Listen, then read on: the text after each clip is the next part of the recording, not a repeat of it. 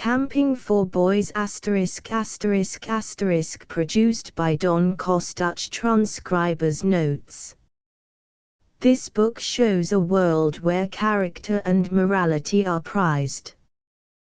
The goal of camp is not just to get the boys out the parents' hair, but to encourage good character and citizenship. Camp leaders are enticed by the contribution they can make to the boys' futures and are selected, or rejected, based on their own moral virtues. There are many practical suggestions for safety and comfort aside from the absence of modern materials and conveniences, like nylon and gas stoves.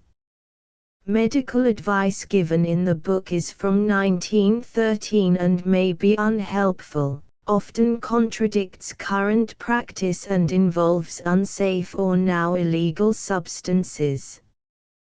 The approximate conversion for prices is 20 to 1. $1 in 1913 is about $20 in 2004. Illustration. Photograph by Joseph Legg. The heart of the camp. Have you smelled wood smoke at twilight? Have you heard the birch log burning? Are you quick to read the noises of the night? You must follow with the others, for the young men's feet are turning to the camps of proved desire and known delight. From Kipling's Feet of the Young Men. Camping for Boys. H. W. Gibson, Association Press, New York, 1913. Copyright 1911 by the International Committee of Young Men's Christian Associations to the 1,000 and more boys who have been my campmates in camps. Shand, Durrell and Beckett. Contents. Forward. General Bibliography. The Purpose of Camping. 2. Leadership, Bibliography, see General Bibliography. 3. Location and Sanitation, Bibliography. 4. Camp Equipment v. Personal Checklist or Inventory. 6. Organization, Administration and Discipline. 7. The Day's Program, Bibliography. 8. Moral and Religious Life, Bibliography. 9. Food X. The Campfire, Bibliography. 11. Tramps, Hikes and Overnight Trips. 12. Cooking on Hikes, Bibliography. 13. Health and Hygiene, Bibliography. 14. Simple Remedies. 15. First Aid. 16. Personal Hygiene. 17. Athletics, Campus Games, Aquatics, Water Sports, Bibliography. 18. Nature Study, Bibliography. 19. Forecasting the Weather, Bibliography. XX. Rainy Day Games, Bibliography. XXI. Educational Activities, Bibliography. XXII. Honor, Emblems and Awards. 23. Packing Up Index. Forward. The author has conducted boys' camps for 23 years, so that he is not without experience in the subject. To share with others this experience has been his aim in writing the book. The various chapters have been worked out from a practical viewpoint, the desire being to make a handbook of suggestions for those in charge of camps for boys and for boys who go camping, rather than a theoretical treatise upon the general subject.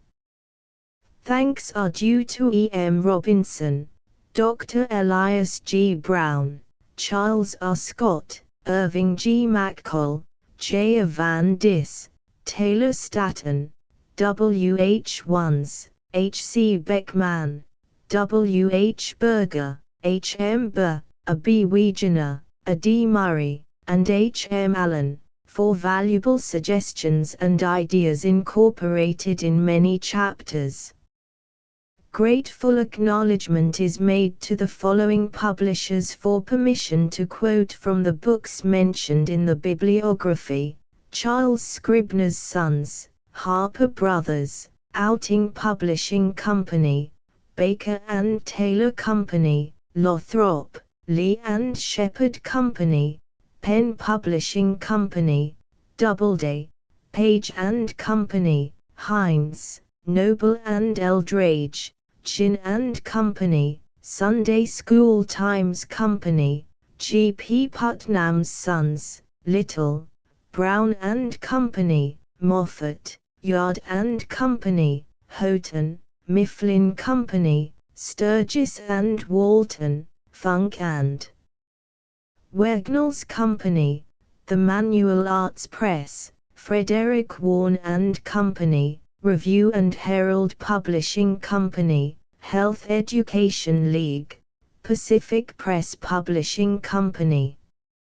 Every leader, before going to camp, should read some book upon boy life, in order, not only that he may refresh his memory regarding his own boyhood days, but that he may also the more intelligently fit himself for the responsibility of leadership. The following books, or similar ones, may be found in any well-equipped library.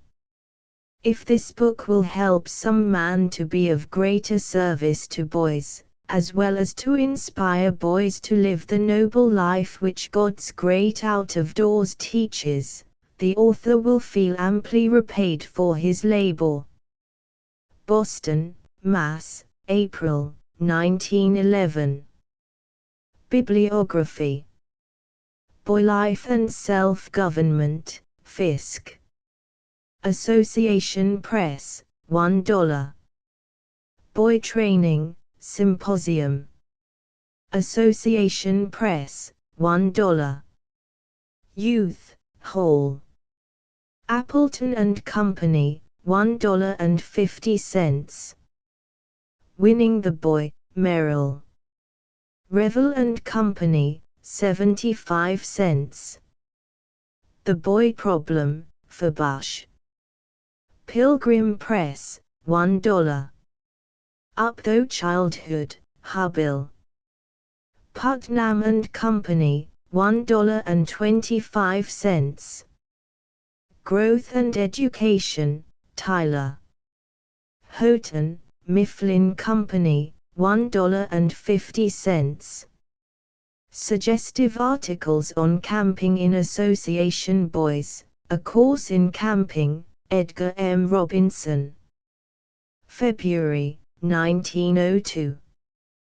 The Sanitary Care of a Boys' Camp, Elias G. Brown, M.D. April and June, 1902. 17 Seasons in One Boys' Camp, G. G. Peck.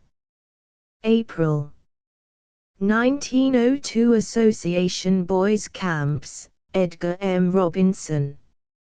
June 1902. Following Up Camp, editorial. October 1902. What Men Think of Camp, Edgar M. Robinson. June 1903.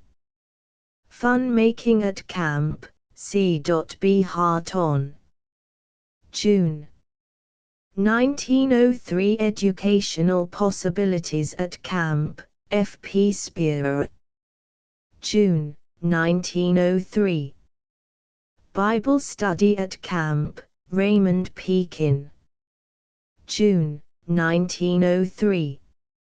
Simple Remedies at Camp, Elias G. Brown, M.D. June 1903. Tuxis System, H. L. Smith. April 1904. Life at Camp Dudley, Raymond Pekin. June 1905. Life Saving Crew, F. H. T. Ritchie. June 1905 Summer Camps, Frank Straithoff. June, 1905. Wayandar Camp, Chas. R. Scott. June 1907 Objectives in Camps for Boys, Walter M. Wood. June 1907. Chapter I. The Purpose of Camping. Vacation time. Need of outdoor life. Purpose of camping. Too much house. Query. Apostles of outdoor life. Heeding nature's call. Character building. Camp mottos. Rough house camps. Boy Scouts. Influence of camp life. It is great fun to live in the glorious open air, fragrant with the smell of the woods and flowers. It is fun to swim and fish and hike it over the hills. It is fun to sit about the open fire and spin yarns, or watch in silence the glowing embers. But the greatest fun of all is to win the love and confidence of some boy who has been a trouble to himself and everybody else, and help him to become a man. H. M. Burr. The summer time is a period of moral deterioration with most boys. Free from restraint of school and many times of home, boys wander during the vacation time into paths of wrongdoing, largely because of a lack of directed play life and a natural outlet for the expenditure of their surplus energy. The vacation problem therefore becomes a serious one for both the boy and his parent. Camping offers a solution. The need. A boy in the process of growing needs the outdoors. He needs room and range.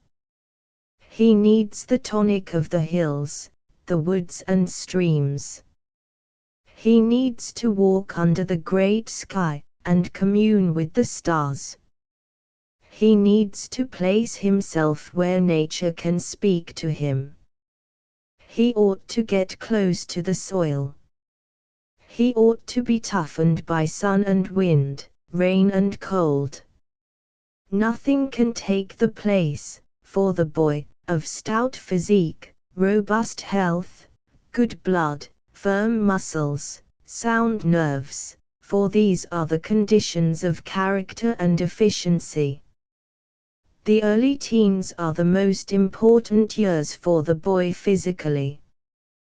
Through the ages of 13 and 15, the more he can be in the open, free from social engagements and from continuous labor or study, the better. He should fish, swim, row and sail, roam the woods and the waters, get plenty of vigorous action, have interesting, healthful things to think about.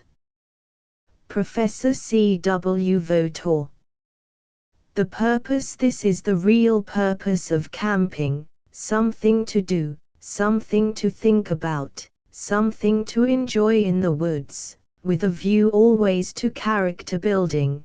This is the way Ernest Thompson Seton, that master woodcraftsman, puts it. Character building. What a great objective! It challenges the best that is in a man or boy. Camping is an experience, not an institution. It is an experience which every live, full-blooded, growing boy longs for, and happy the day of his realization. At the first sign of spring, backyards blossom forth with tents of endless variety. To sleep out, to cook food, to search for nature's fascinating secrets, to make things, all are but the expression of that instinct for freedom of living in the great out-of-doors which God created within him. Too much house, says Jacob Rutis. Civilization has been making of the world a hothouse. Man's instinct of self-preservation rebels, hence the appeal for the return to the simple life that is growing loud. Boys need to get away from the schoolroom and books, and may I say the martyrdom of examinations, high marks, promotions and exhibitions. Medical examinations of school children reveal some startling facts. Why should boys suffer from nerves? Are we sacrificing bodily vigor for abnormal intellectual growth? Have we been fighting against instead of cooperating with nature? The tide is turning, however, and the people are living more and more in the open. Apostles of outdoor life like Henry D. Thoreau, John Burroughs, William Hamilton Gibson, Howard Henderson, Ernest Thompson Seton, Frank Beard, Horace Kefart, Edward Breck, Charles Stidman Hanks, Stuart Edward White, Nessmuk W. C. Gray, and a host of others, have, through their writings, arrested the thought of busy people long enough to have them see the error of their ways and are bringing them to repentance. Camps for boys are springing up like mushrooms. Literally thousands of boys who have heretofore wasted the glorious summer time loafing on the city streets, or as disastrously at summer hotels or amusement places, are now living during the vacation time under nature's canopy of blue with only enough covering for protection from rain and wind, and absorbing through the pores of their body that vitality which only pure air, sunshine, long hours of sleep, wholesome food, and reasonable discipline can supply. Character building in reading over scores of booklets and prospectuses of camps for boys, one is impressed with their unanimity of purpose, that of character building. These are a few quotations taken from a variety of camp booklets. The object of the camp is healthful recreation without temptation.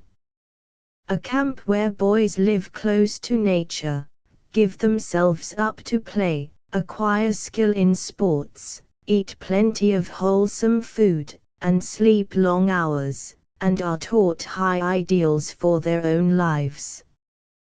To give boys a delightful summer outing under favorable conditions, and to give them every opportunity to become familiar with camp life in all its phases.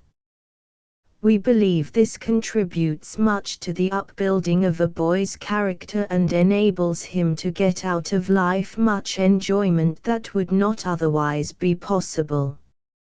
A place where older boys, boys of the restless age, may live a happy, carefree, outdoor life, free from the artificialities and pernicious influences of the larger cities, a place where all the cravings of a real boy are satisfied, a place where constant association with agreeable companions and the influence of well-bred college men in a clean and healthy moral atmosphere make for noble manhood, a place where athletic sports harden the muscles, tan the skin, broaden the shoulders, brighten the eye, and send each lad back to his school work in the fall as brown as a berry and as hard as nails.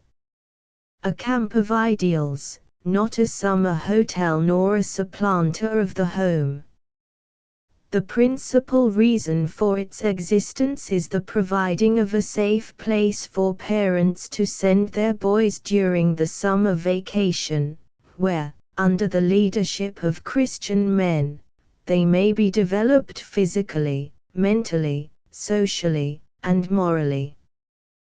Whether the camp is conducted under church, settlement, Young Men's Christian Association, or private auspices, the prime purpose of its existence should be that of character building. Because of natural, physical, social, educational, moral, and religious conditions, the boy is taught those underlying principles which determine character. The harder things a boy does or endures, the stronger man he will become.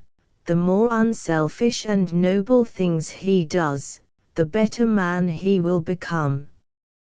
No rough house. The day of the extreme rough house camp has passed. Boys have discovered that real fun does not mean hurting or discomforting others, but consists in making others happy. The boy who gets the most out of camp is the boy who puts the most into camp.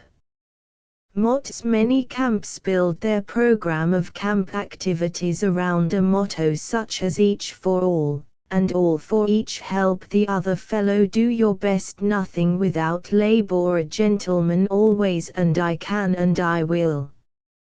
Scout law. Endurance, self-control, self-reliance, and unselfishness are taught the Boy Scouts through what is called the Scout Law. 1. A Scout's honor is to be trusted. 2. Be loyal. 3. Do a good turn to somebody every day. 4. Be a friend to all. 5. Be courteous. 6. Be a friend to animals. 7. Be obedient. 8. Be cheerful. 9. Be thrifty. All these are valuable, because they contribute to the making of character. In the conduct of a boys' camp there must be a definite, clear-cut purpose if satisfactory results are to be obtained.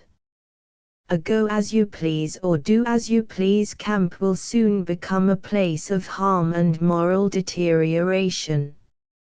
Results camping should give to the boy that self-reliance which is so essential in the making of a life, that faith in others which is the foundation of society, that spirit of altruism which will make him want to be of service in helping other fellows, that consciousness of God as evidenced in his handiwork which will give him a basis of morality, enduring and reasonable, and a spirit of reverence for things sacred and eternal.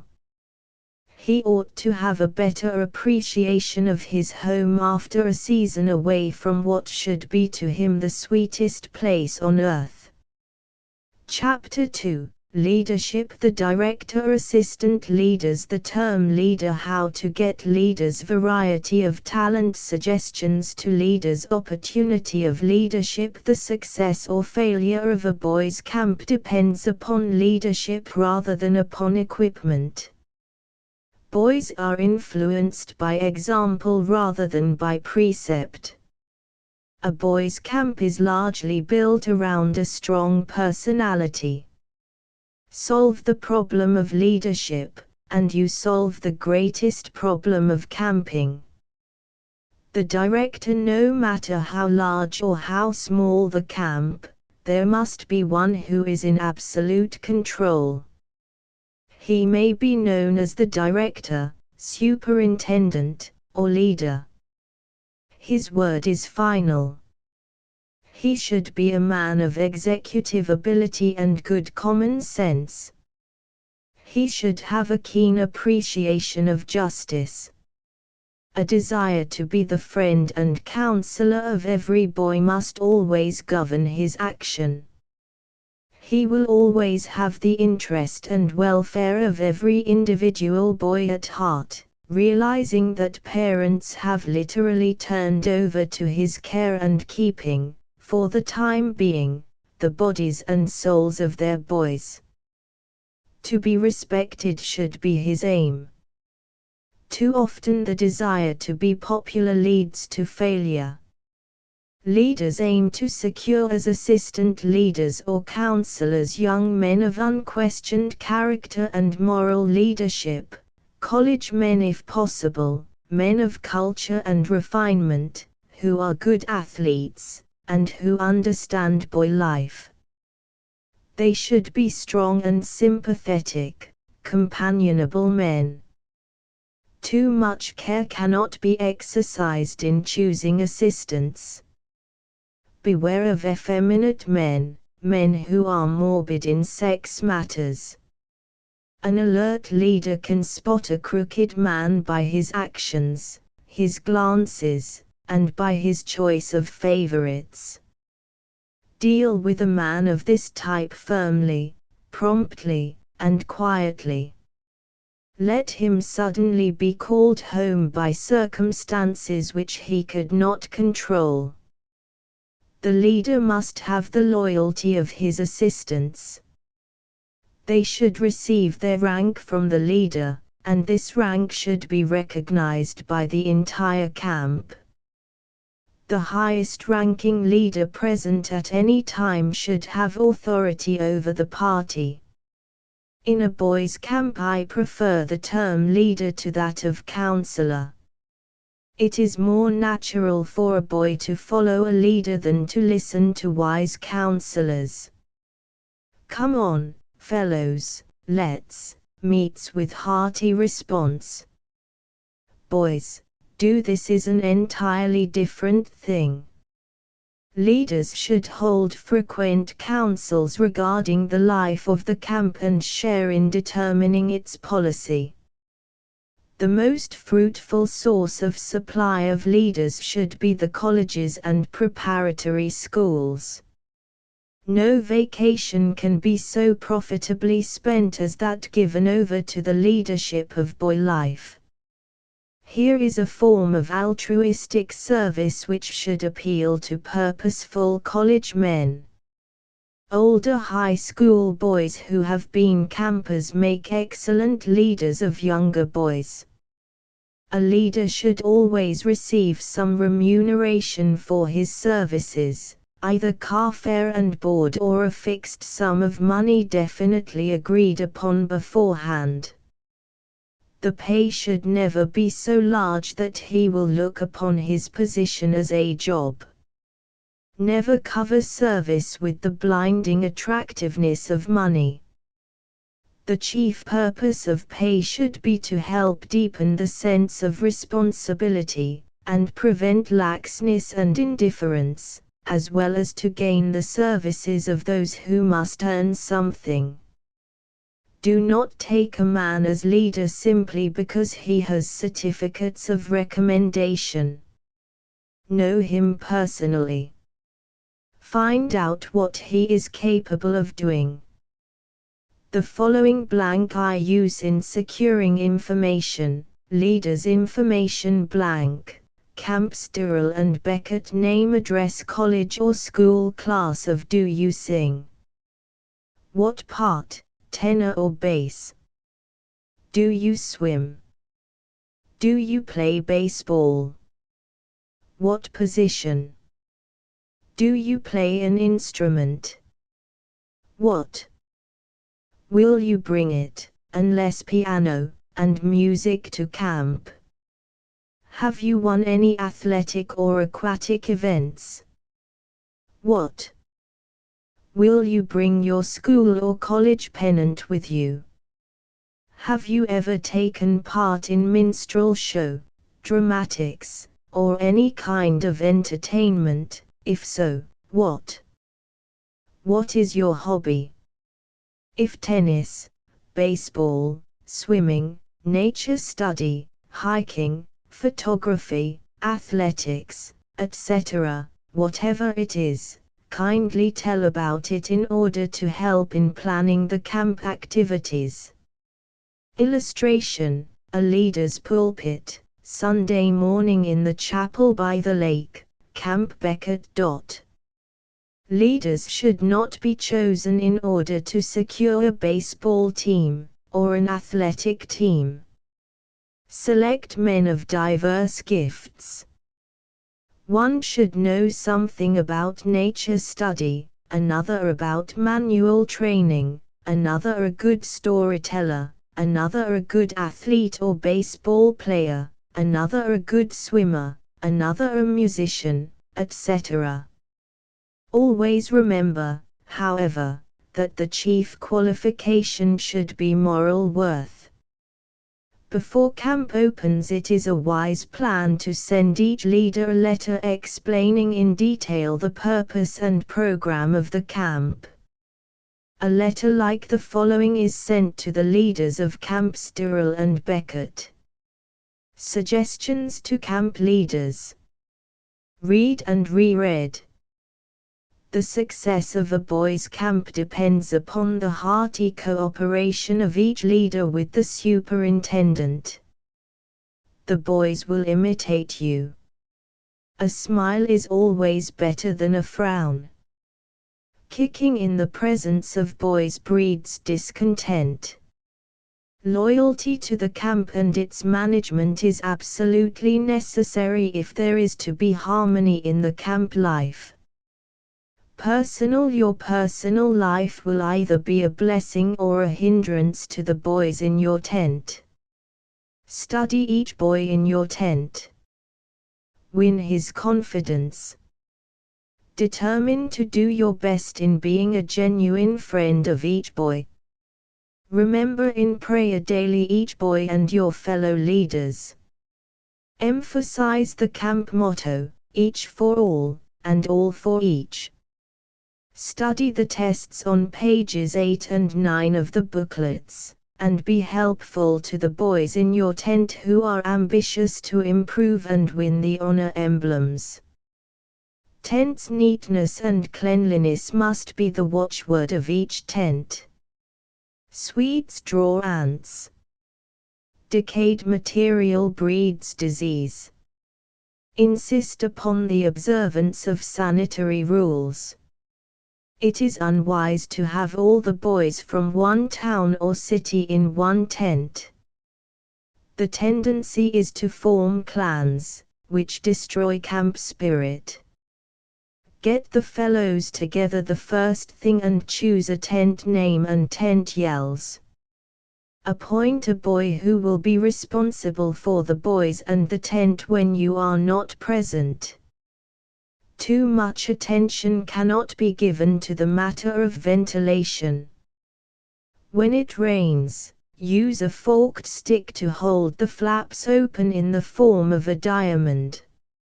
In clear weather, tie one flap back at each end, flap toward the feet, allowing a free draft of air at all times.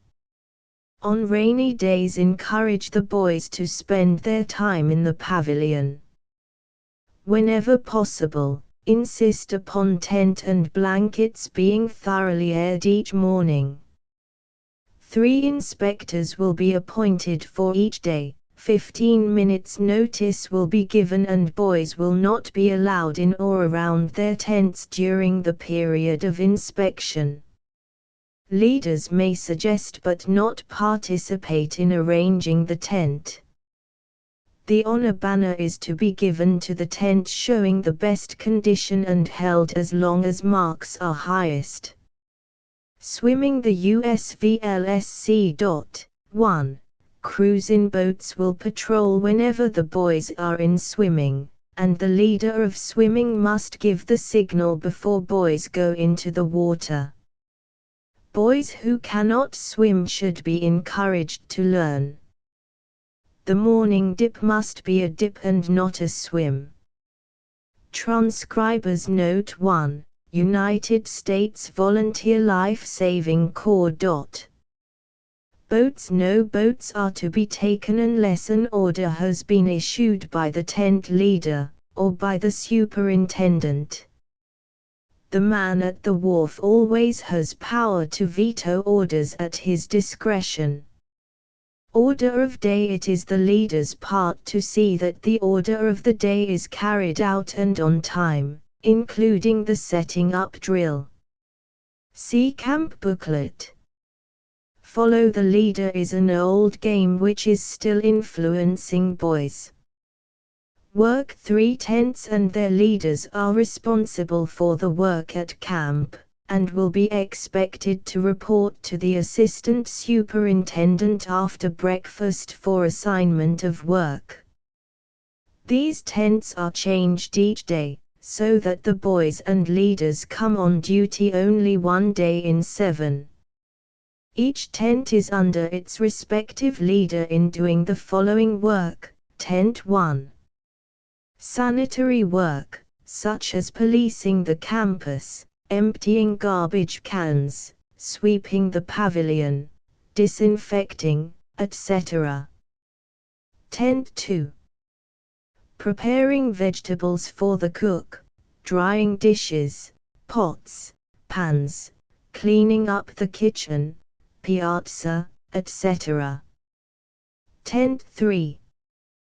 Cleaning the boats, supplying wood for the kitchen, putting ice in the refrigerator, etc. The next day tents 4, 5 and 6 will come on duty, and so on until each tent has been on duty during the week. Leaders for the day will call the squad together after breakfast and explain the day's plans. Encourage the boys to do this work cheerfully. Lead, do not drive the boys when working. Not more than 3 hours should be consumed in camp work. Sports and pastimes bring rule books on athletics. Study up group games. Bring any old clothes for costumes, tambourines and bones for minstrel show, grease paint, and burnt cork, in fact, anything that you think will add to the fun of the camp. Good stories and jokes are always in demand. Bring something interesting to read to your boys on rainy days. Think out some stunt to do at the social gatherings. If you play an instrument, be sure to bring it along with you. Encourage the boys to turn their money and railroad tickets over to the camp banker instead of depositing them with you. Camp council meetings of the leaders will be held at the call of the superintendent. Matters talked over at the council meeting should not be talked over with the boys. All matters of discipline or anything that deals with the welfare of the camp should be brought up at this meeting. Printed report blanks will be given to each leader to be filled out and handed to the assistant superintendent each Thursday morning. Do not show these reports to the boys. Bible study. Each leader will be expected to read to the boys in his tent a chapter from the Bible and have prayers before taps each night. Also to take his turn in leading the morning devotions at breakfast table. Groups of boys will meet for occasional Bible study at sunset under various leaders. Each session will continue 20 minutes, no longer. Sunday morning service will be somewhat formal in character, with an address. The sunset vesper service will be informal. Praying that the camp may prove a place where leaders and boys may grow in the best things of life and anticipating an outing of pleasure and profit to you. I am your friend. Signature. Opportunities in securing men for leadership. Impress upon them the many opportunities for the investment of their lives in the kind of work that builds character. In reading over a small folder, written by George H. Hogeman of Orange, N.J., I was so impressed with his excellent presentation of this theme of opportunities of leadership that the following is quoted in preference to anything I could write upon the subject. The opportunity of the boys' camp leader is, first, to engage in the service that counts most largely in securing the future welfare of those who will soon be called upon to carry on the work that we are now engaged in. Most people are so busy with their own present enjoyment and future success that they pay little heed to the future of others. They may give some thought to the present need of those around them because it more or less directly affects themselves, but the work of character building in boys' camps is one that shows its best results in the years to come rather than in the immediate present. In the second place, the opportunity comes to the camp leader to know boys as few other people know them, sometimes even better than their own parents know them. When you live, eat, sleep with a boy in the open, free life of camp for a month or so, you come in contact with him at vastly more points than you do in the more restrained home life, and you see sides of his nature that are seldom seen at other times. Finally, the opportunity is given to the man who spends his vacation in camp to make the time really count for something in his own life and in the lives of others. To how many does vacation really mean? A relaxation, a letting down of effort along one line, without the substitution of anything definite in its place. But he must be a dull soul, indeed, who can come to the right kind of boys' camp and not go away with his muscles harder, his eye brighter, his digestion better, and his spirit more awake to the things that pertain to the kingdom of God. Then again, the camp leader must have the ability to forget himself in others. Nowhere can the real play spirit be entered into more completely than in camp life. A watchman is the last thing he must be. That spirit of unselfishness which forgets its own personal pleasure in doing the most for the general good, is the ideal camp spirit. As Lowell puts it in the Vision of Sir Lawnful, it is, not what we give, but what we share, for the gift without the giver is bare. The results of all these points which I have mentioned are some very positive things. One is the very best kind of a vacation that it is possible to have. How frequently we hear in response to the question about enjoying a vacation, "Oh, yes, I had a good enough time, but I'll never go back there again." To my mind, that indicates either that the person does not know what a really good time is, or that his surroundings made a good time impossible. Another result of camp is the real friendships that last long after camping days are over. Of these I need not speak. You and I know of many such, and what they mean in the development of Christian character in the lives of our men and boys. And, after all, there is the greatest result of all, the sense of confidence in the ultimate outcome that comes with having a share in the work of bringing others to the measure of the stature of the fullness of Christ. The ideal life for a boy is not in the city. He should know of animals, rivers, plants, and that great out-of-door life that lays for him the foundation of his later years. G. Stanley.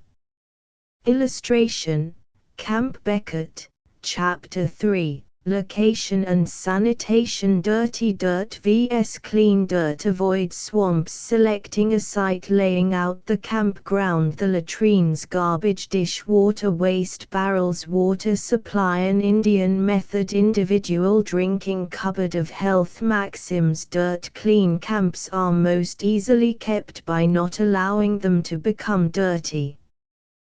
Cleanliness is next to godliness. Godliness means a right relation to things spiritual, cleanliness a right relation to things material. An old definition says that dirt is merely misplaced matter. Of all the vehicles of disease, the most important perhaps is dirt. The word dirt in its strict sense comes from the Anglo-Saxon drit or excrement. Dirt, then, is not earth or clean sand, not clean dirt, but dirty dirt, that is, matter soiled by some of the excreta of the human or animal body.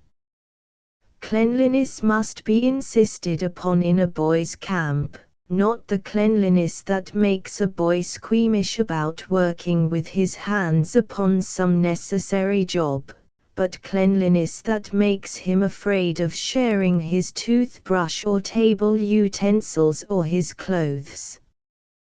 Cleanliness is not the shunning of good, clean dirt, but a recognition of the fact that to pass anything from one mouth to another is a possible source of death and destruction. 1. Death to dirt should be the watchword of the camp. The camp should be a model of cleanliness. Every boy should be taught the value of good sanitation and encouraged to cooperate in making proper sanitation effective. Footnote 1. Dr. Chas. E. Winslow, Camp Conference p. 58. Avoid swamps. The location chosen for a camp should be away from swamps. Avoid swampy and low places as you would a plague. Damp places where there are mosquitoes should be well drained and open to an abundance of sunshine. Mosquitoes breed only in water, but a very little water is sufficient if it is dirty and stagnant. 2 inches of water standing in an old tin can will breed an innumerable horde. These diminutive musicians are not only a nuisance, but dangerous, as malaria and typhoid spreaders by their poisonous stings. The site in selecting a campsite. Bear in mind these things. 1. A sandy subsoil, with good drainage. Avoid very sandy soil. Sand provides but little hold for tent pegs, and there is grave risk of damage should there come a gale. 2. An open campus surrounded by hills or sheltering trees, and facing the water. 3. Plenty of good drinking water and water for swimming. 4. Base from which supplies and provisions are to be drawn should be within convenient distance, not more than 4 miles away. 5. Camp should be away from civilization, far enough to be free from visitors and the temptation to go to town on the part of the boys. Nothing demoralizes a boys' camp so quickly as proximity to a summer resort. Arrangement before opening the camp. Much thought and care should be given to its sanitary arrangement. First of all, the driest section of the campground should be selected for the erection of the sleeping tents. Locate them where they will have the full benefit of the sunshine. Tents erected under trees are liable to mildew, for the want of sunshine, and the contents of the tent will soon get musty. Next in importance to the location of quarters is the location of the kitchen. This should be near the dining tent, so that the serving of food may be quick, and yet far enough away to ensure that disagreeable odors will not destroy the pleasure of eating. If it is very near the sleeping tents, the campers will be awakened too early by the chopping of wood and the necessary noises made in preparation of the morning meal. It should be near water. This is very essential for cooking and cleaning. In some of the large camps, water is carried to the kitchen in pipes from nearby springs or pumped from wells of pure water. The dining quarters naturally should be located near the kitchen so that food may be served warm. Provision should be made for the protection of the boys from cold, wind, rain, and dampness while eating. The toilet should be located rather far away from the camp, and not in the direction from which the prevailing wind comes toward the camp. Make sure that it is on the line of opposite drainage from the water used by the camp. The details of laying out a camp, erection of tents, etc., are given in another chapter. Latrines. Particular precaution should be exercised in location and care of the toilets or latrines, even in a one-night camp. Neglect of this will mean disease. When on a one-night camp, dig a small pit which can be filled in again after use. If the camp is to be continued for a week or longer, dig a pit or trench about 2 or 3 feet deep and about 18 inches wide. Plant posts on each side of the trench, and 18 inches above the ground level. Nail-shaped seating on these posts. The number of seats will be determined by the size of the camping party. It is desirable to erect a 6-foot canvas screen with an opening around the toilet. Dry earth should be sprinkled freely in the trench each time it is used. Also each morning sprinkle plenty of chloride of lime or some good, reliable disinfectant in the trench. Do not permit the throwing of paper about the toilet. Have a box in which paper is to be kept. Flies should be excluded by boxing up the sides of the seats and fastening a hinged lid upon the seats. See illustration. It is an advantage to admit the direct sunlight about the middle of the day because of its bactericidal action on disease germs. In a permanent camp, regular wooden closets should be built, with covered roof for protection from rain and wind. The back of the closet should be arranged either by a hinged door or some other method so that the contents may be removed as often as once a week. A wooden box on rollers placed beneath the seats will facilitate removal. The seats should be scrubbed with hot water, sulfonaphthol, or soap, daily. Springfield oval type of toilet paper prevents unnecessary waste. In one camp the water from a nearby brook is dammed and thus by gravity made to flow by a system of modern plumbing through the urinals and flush closets. This is ideal. Insist upon cleanliness.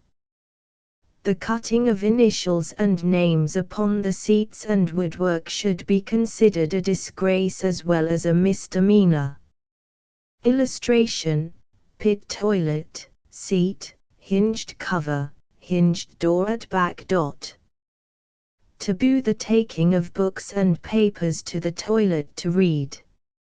It should be an imperative rule that no other place be used. A little carelessness will cause disagreeable as well as dangerous results. By way of reiteration, first, rigid prohibition of the pollution of the surface of the ground by the strictest rules, diligently enforced. Second, the provision of toilets or latrines of adequate size with proper precaution to prevent the dispersal of excreta by wind, flies, or other agencies. The latrines should be located a distance from camp but not so far as to offer temptation to pollution of the ground. Third, boys should be educated when on hikes or tramps in the old Mosaic rule laid down in Deuteronomy 23:12-14. 1. Transcribers footnote 1. Thou shalt have a place also without the camp, whither thou shalt go forth abroad, and thou shalt have a paddle upon thy weapon, and it shall be, when thou wilt ease thyself abroad, thou shalt dig therewith, and shalt turn back and cover that which cometh from thee, for the Lord thy God walketh in the midst of thy camp, to deliver thee, and to give up thine enemies before thee. Therefore shall thy camp be holy, that he see no unclean thing in thee, and turn away. from the garbage, consisting chiefly of trimmings of meat and vegetables, and the waste from the table, if stored in open buckets, soon becomes offensive and is an ideal breeding place in warm weather for flies that drink of cesspools, dine at privy vaults, eat sputum, and are likely to be the most familiar guests at the dinner table, sampling every article of food upon which they walk, leaving in their tracks disease-producing germs which have adhered to their sticky feet where they have previously dined. Declare war upon the fly who won't wipe his feet by keeping the garbage in a covered galvanized iron pail and dispose of it before decomposition takes place. Wash and dry the pail after emptying. If the camp is located near a farm, give the garbage to the farmer. It is the natural food of swine or poultry. Where this is not possible, the garbage should be buried every day in the earth and covered with 3 or 4 inches of dirt. Another and better plan, especially in a large camp, is the burning of the garbage and human excreta in an incinerator, such as the McCall. This is the method of the United States Army. Exercise caution in throwing aside tin cans. The vegetable matter remaining in the can soon decays and attracts flies.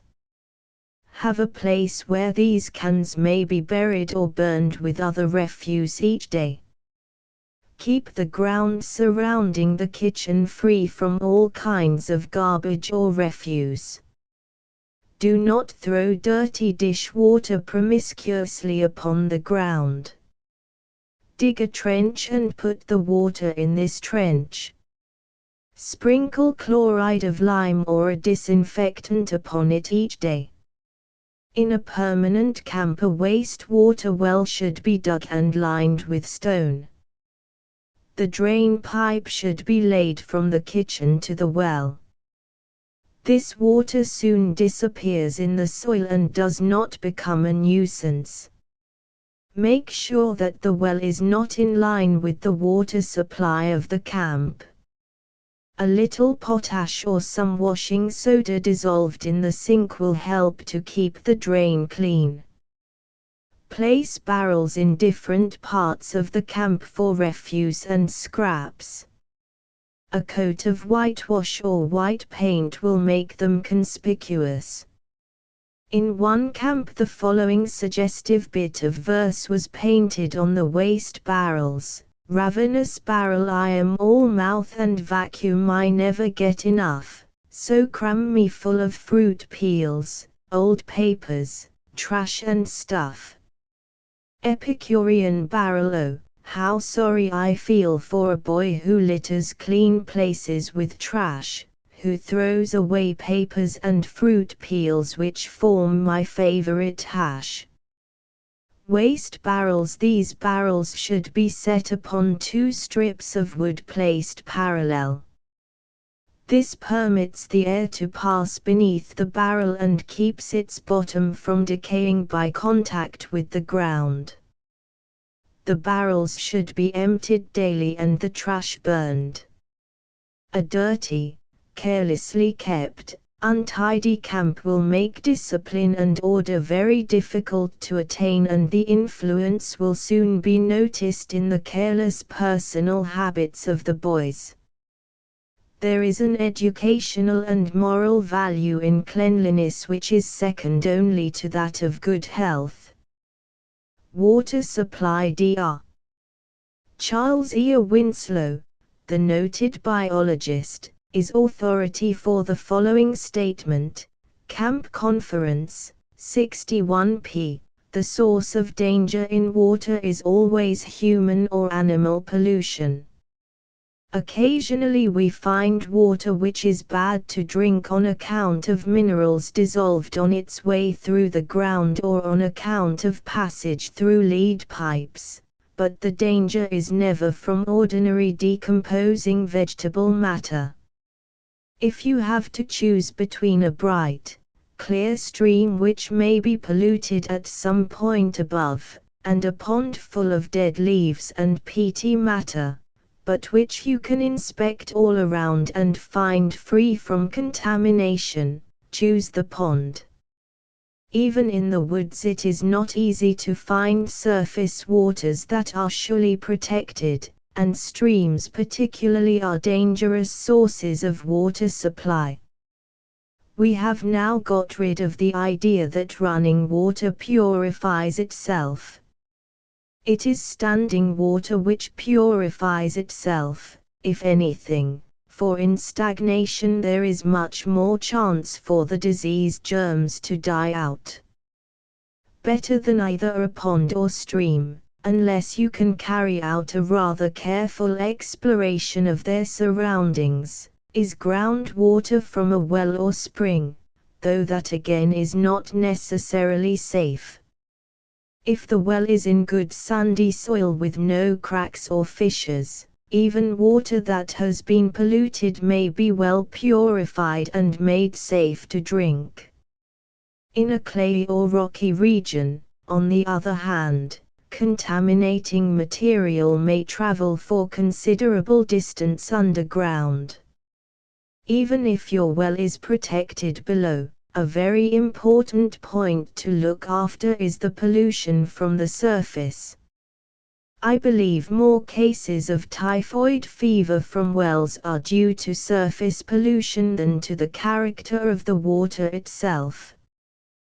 This is a danger which can, of course, be done away with by protection of the well from surface drainage, by seeing that the surface wash is not allowed to drain toward it and that it is protected by a tight covering from the entrance of its own wastewater. If good water cannot be secured in any of these ways, the water must be purified.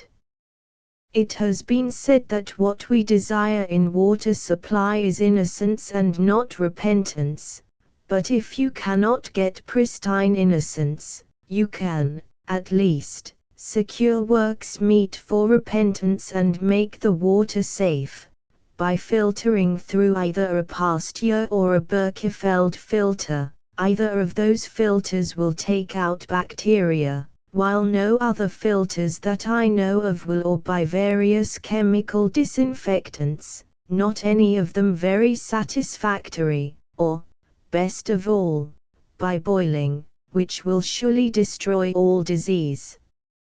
Germs. Indians had a way of purifying water from a pond or swamp by digging a hole about 1 foot across and down about 6 inches below the water level, a few feet from the pond. After it had filled with water, they bailed it out quickly, repeating the bailing process about 3 times. After the third bailing the hole would fill with filtered water.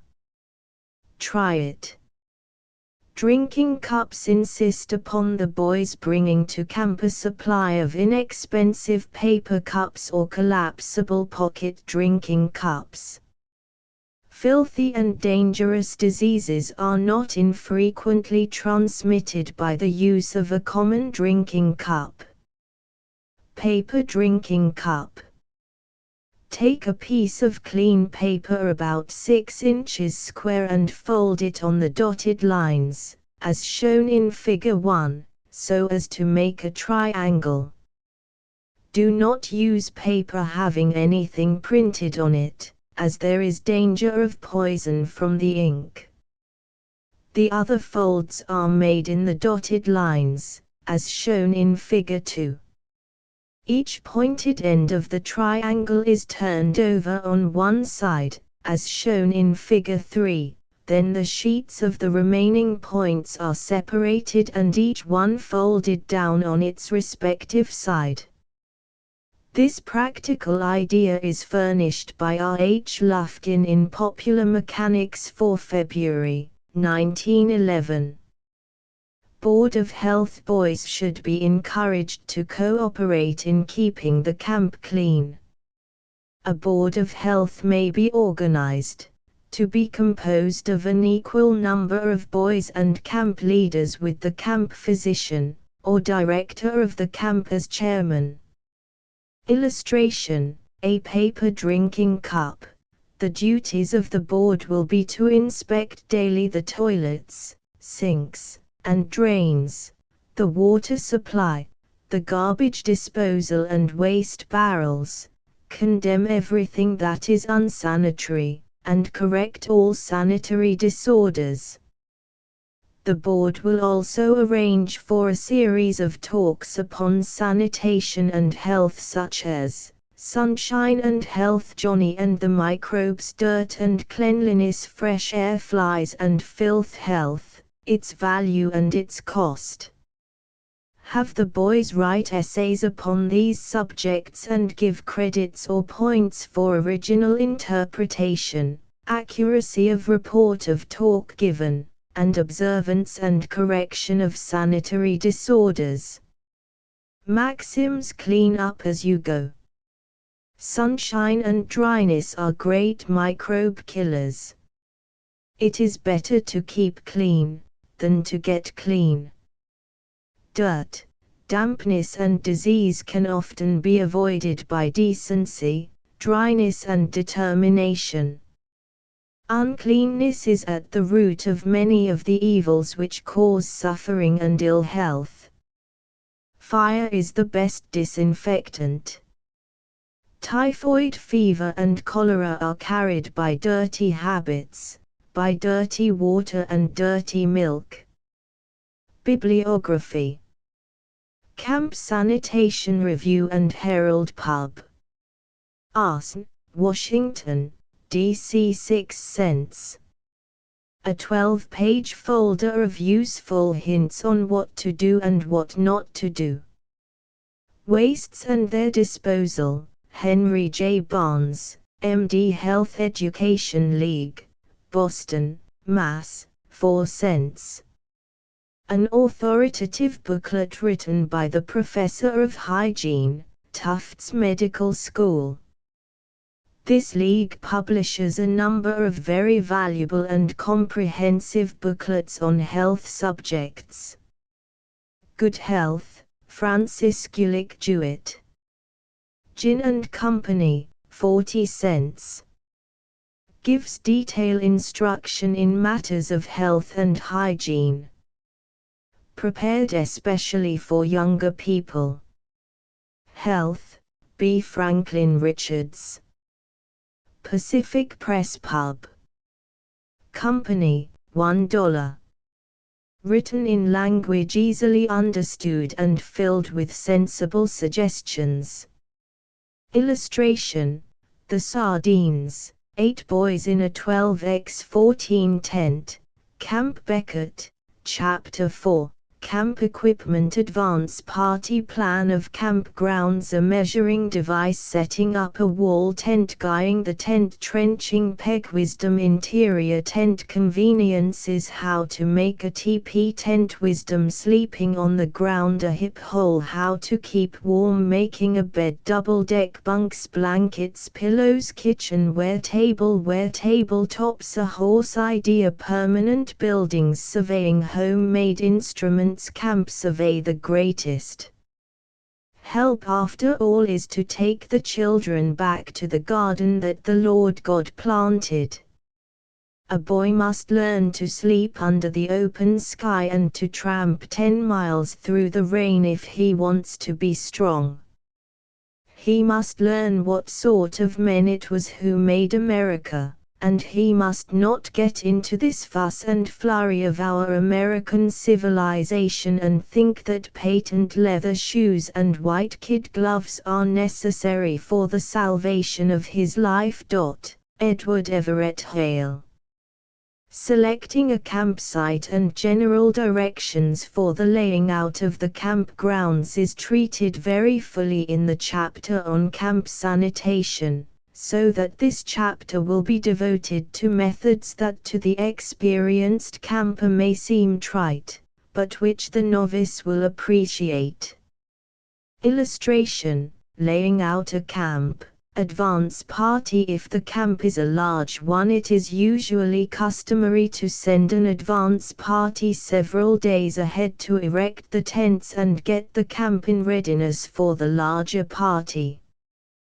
The successful management of a camp depends very much upon placing the tents in such a position as to give plenty of room and yet be compact. When tents are scattered, the difficulty of control is increased. The above diagram is a suggestion for the laying out of a camp which provides for room and control. Plan of grounds. The following hints will help the advance party to lay out the camp in a systematic and scientific manner. To find the right angle of the camp square, drive a peg at A, another 3 feet distant at B, attach a 5-foot cord from the peg at B, and a 4-foot cord from the peg at A. The point at which the 2 cords meet at C, where another peg may be driven in, will be the line at right angles to BA. Illustration: right angle of camp square. Measuring device. The illustrations opposite show a device by which a camp, baseball grounds, running track, tennis court or any distance may be quickly and accurately measured.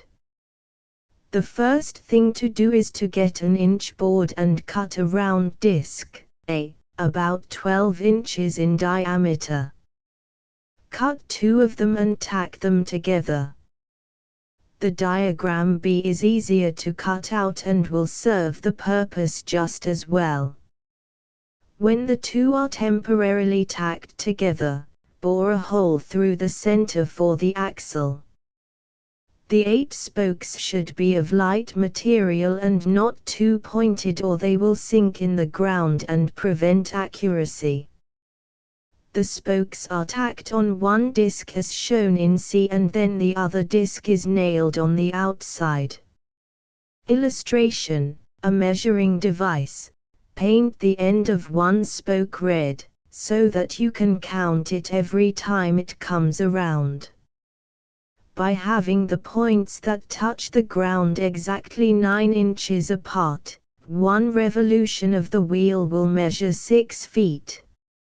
For an axle, use a small piece of broom handle, and for a handle use a long light pole.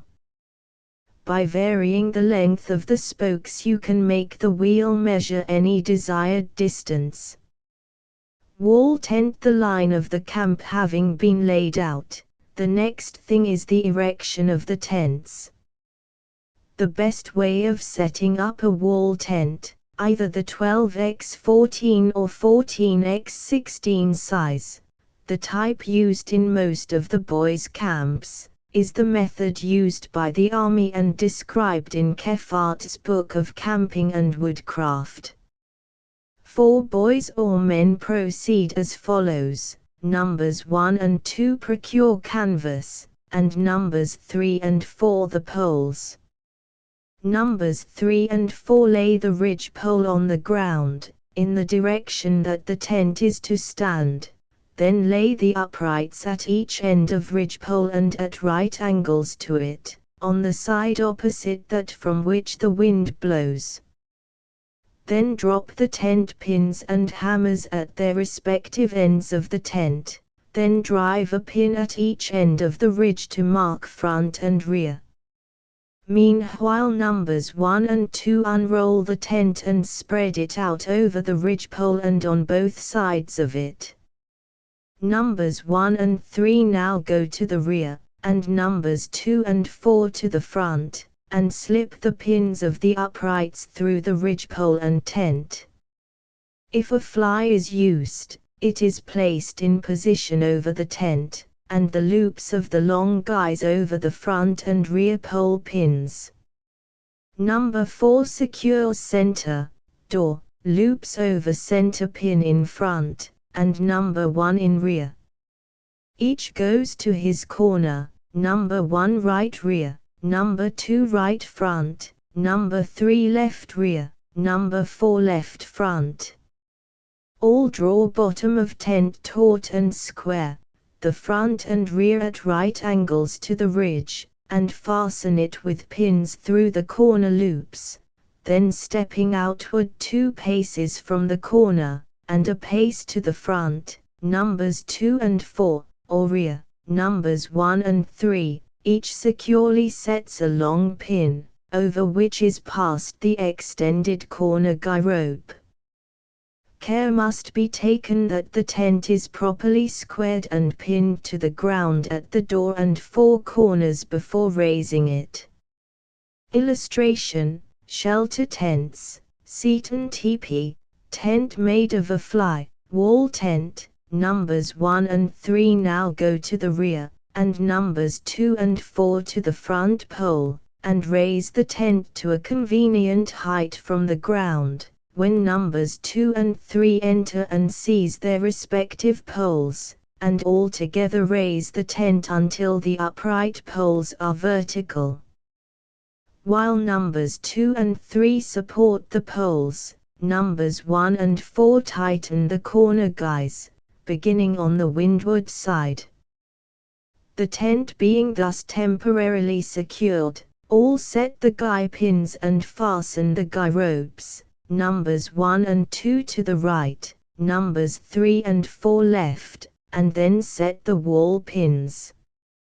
To prevent the upright poles from sinking in the ground under the pressure of the canvas, place a flat stone or piece of wood under the pole. Guying the tent. One of the troubles with tents is their remarkable proclivity for tightening and slackening with the varying conditions of the weather. This means a constant loosening or tightening of the guy ropes, and the longer the guy ropes the more they will shrink or stretch according as they are wet or dry.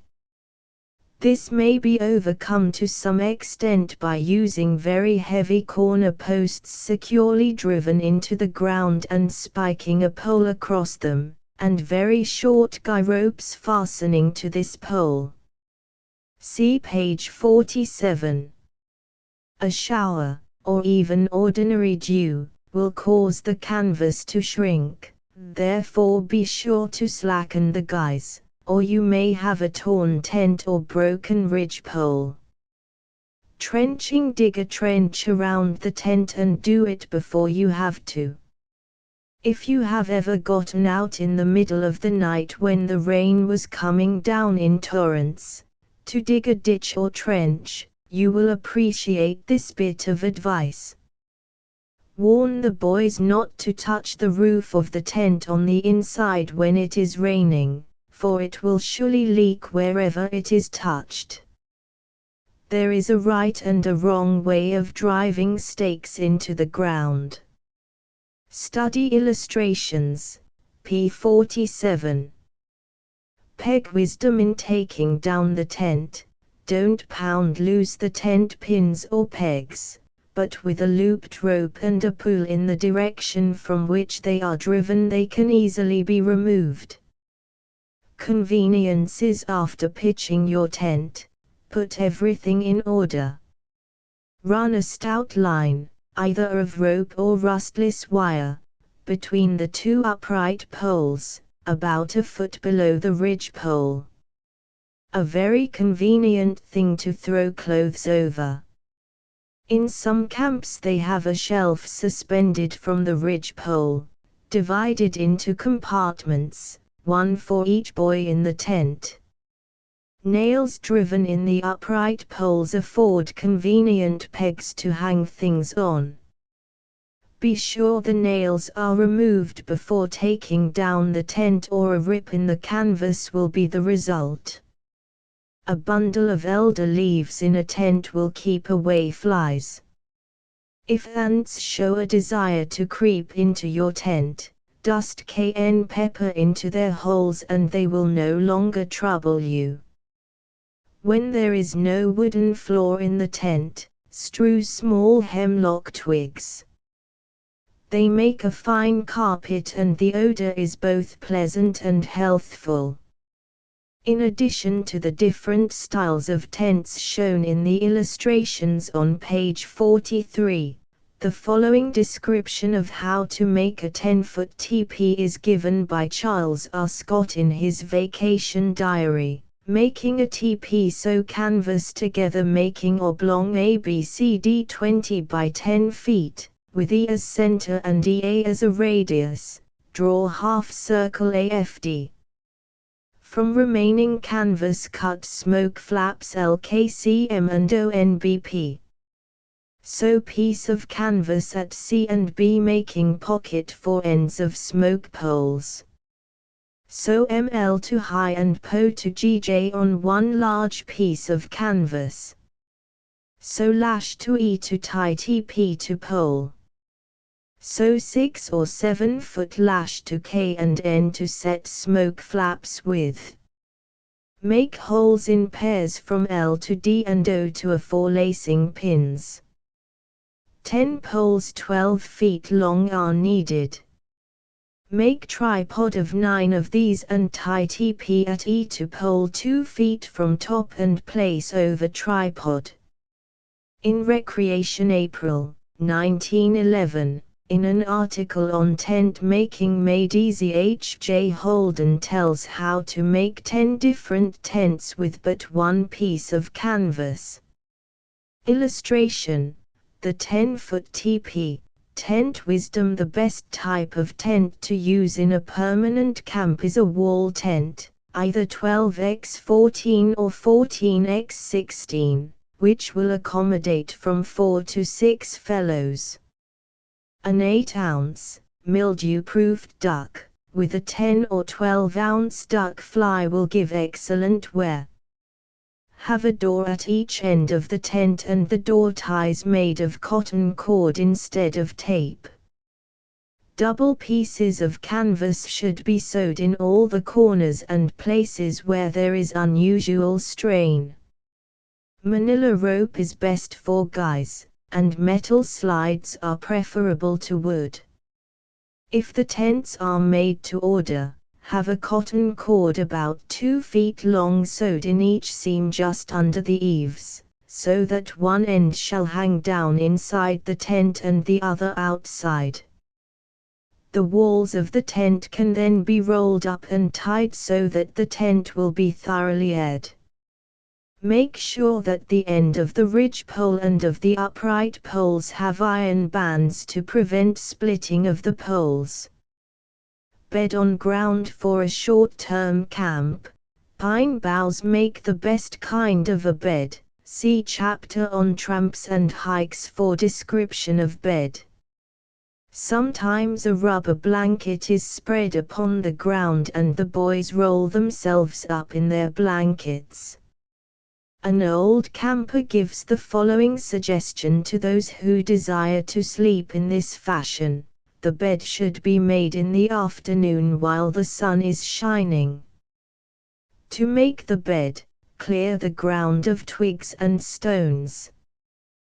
The space should be about 6 x 3 feet. A hip hole, a shovelful of dirt is removed, making a shallow, transverse trench about midway of the bed. This trench is the hip hole, and the making of it properly is what renders the bed comfortable. In making the bed, the following order should be observed: 1. Spread the rubber blanket. 2. The blanket spread so that one half only covers the prepared couch. 3.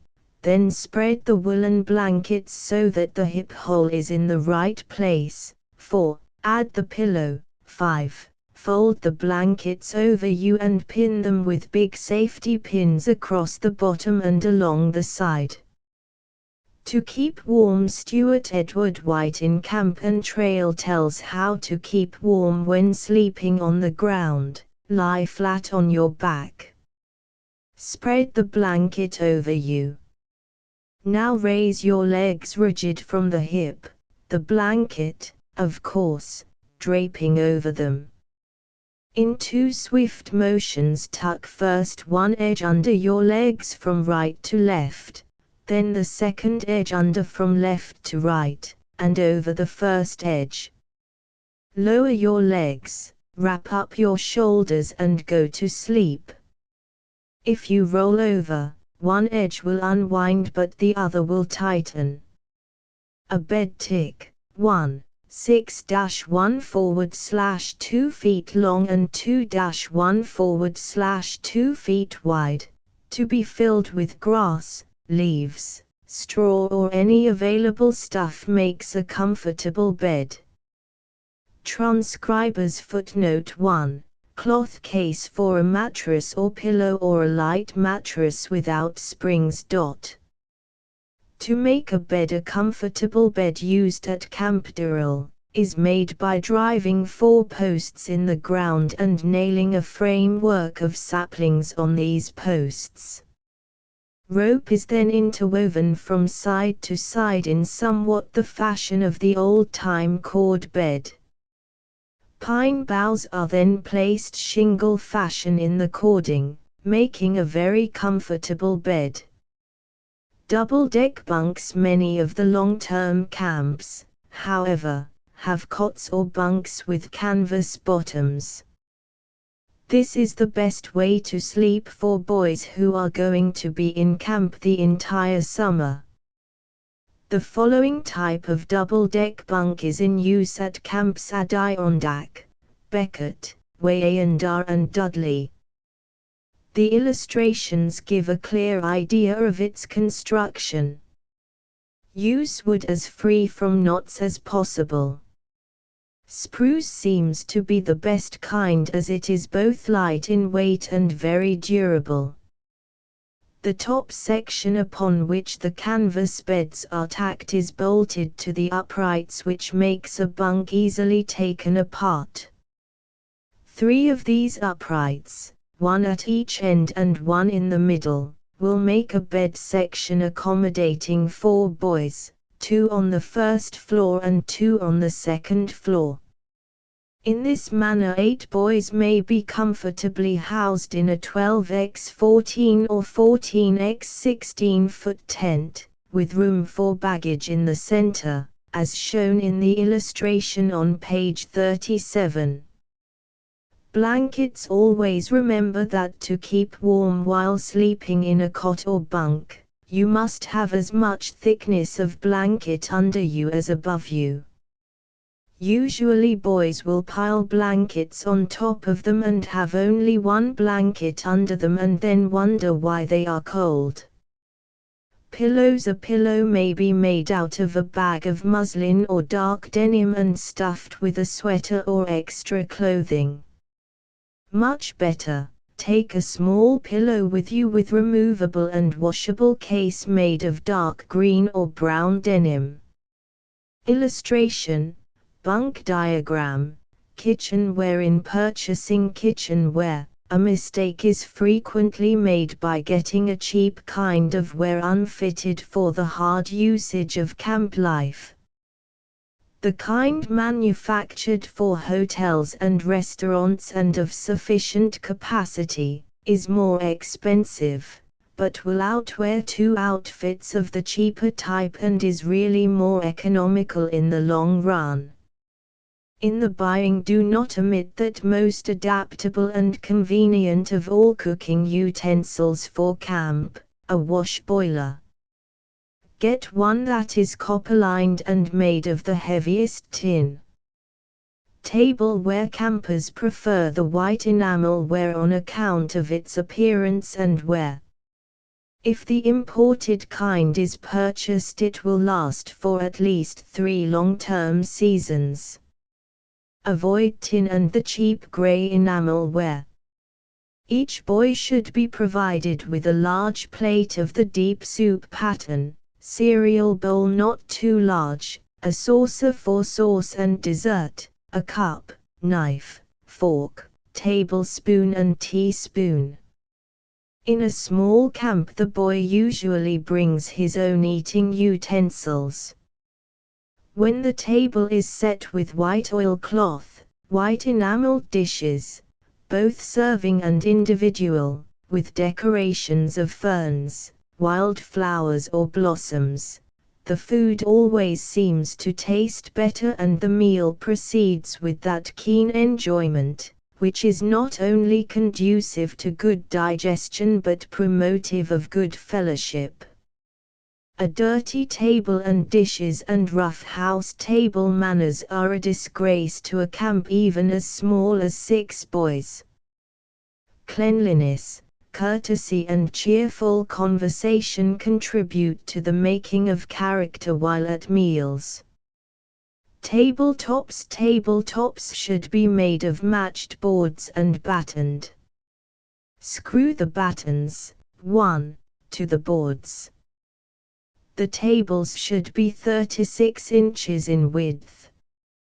The length must be determined by the number of persons to be seated. The seating of boys in tent groups is considered the best plan. Transcribers footnote 1, narrow strip of wood for flooring.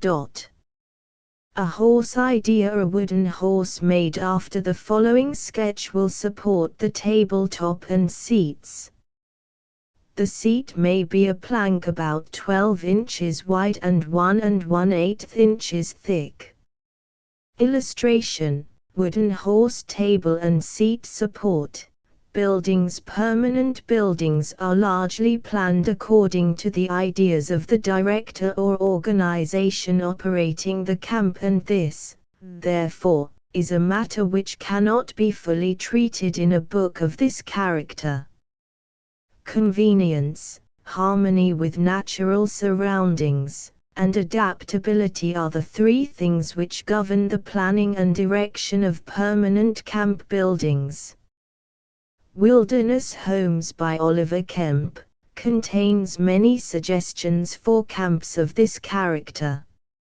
In Recreation for April, 1911, is an excellent article by William D. Brinkle on log cabins. Surveying. The following practical suggestions on surveying in a boys' camp have been especially prepared by H. M. Allen.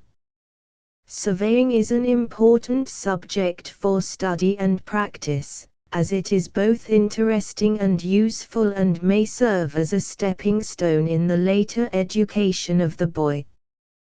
The surveying may be roughly divided into 2 parts, simple and advanced.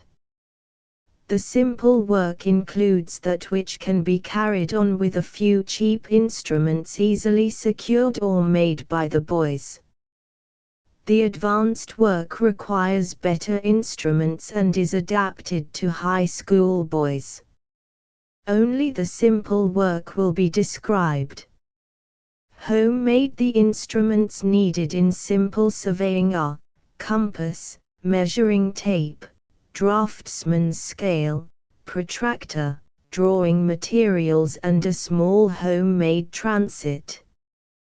The leader should, if possible, become familiar with some good textbook on surveying, such as Wentworth's Plain Trigonometry and Surveying.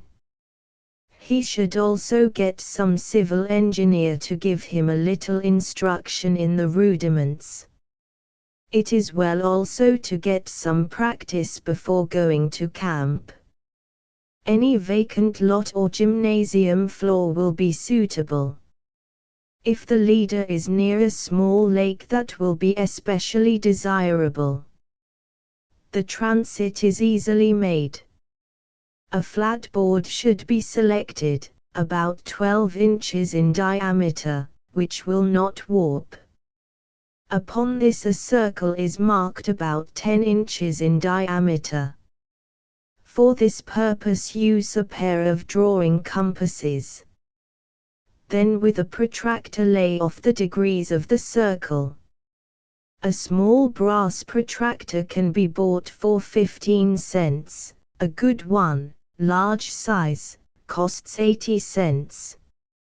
A good plan is to mark the circle on Bristol board, 1, which can be tacked in the board.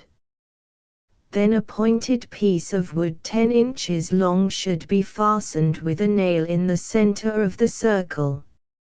At the ends of the pointer pins should be placed vertically so that they are in line with the pivot nail.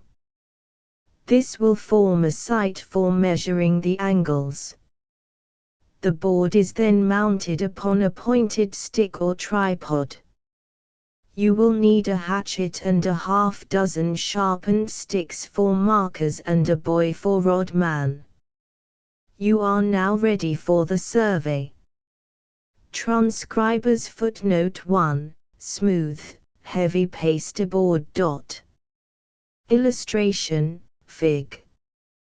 1 top view of transit, protractor, sighting pins, board for circle, support, camp survey. To make a map of the location of the camp, the first thing is to locate a baseline on a level piece of ground. At the two ends A and B stakes are placed and the length carefully measured with the tape. Then from one end of the line stretch a string about 10 feet long, toward the other stake. Under this string place the compass. In this way the direction of the line may be learned. In Figure 1, the baseline runs about 10 degrees west of north. Drive a stake where the tent is to be located. This place will be called C. Then place the transit at A and measure the angle formed by the imaginary lines AC and AB. In the example the angle is about 45 degrees. Then place the transit at B and measure the angle there, formed by the lines AB and BC.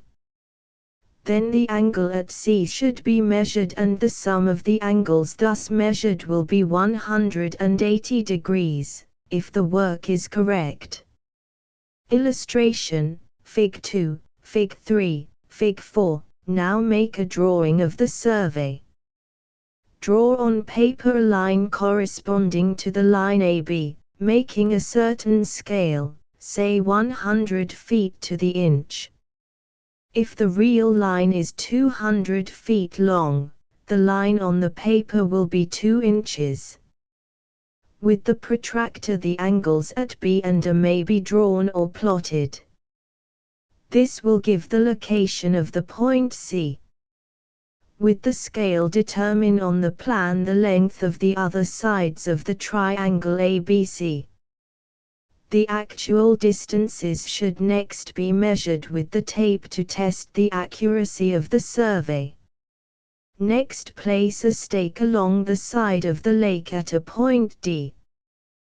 Then in a similar manner measure the triangle with the transit. With the protractor the lines AD and BD can be plotted on the plan. With the scale the length of the lines AD and BD can be estimated from the map. The rest of the lake is surveyed in the same manner. It is only necessary to take other points on the lake and survey the resulting triangles.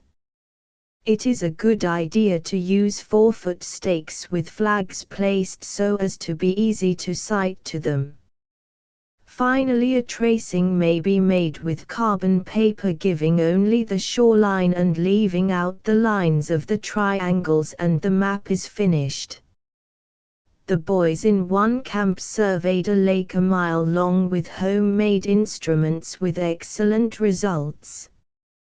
Boys should be taught how to use the compass and a map in tracing their way through an unknown country.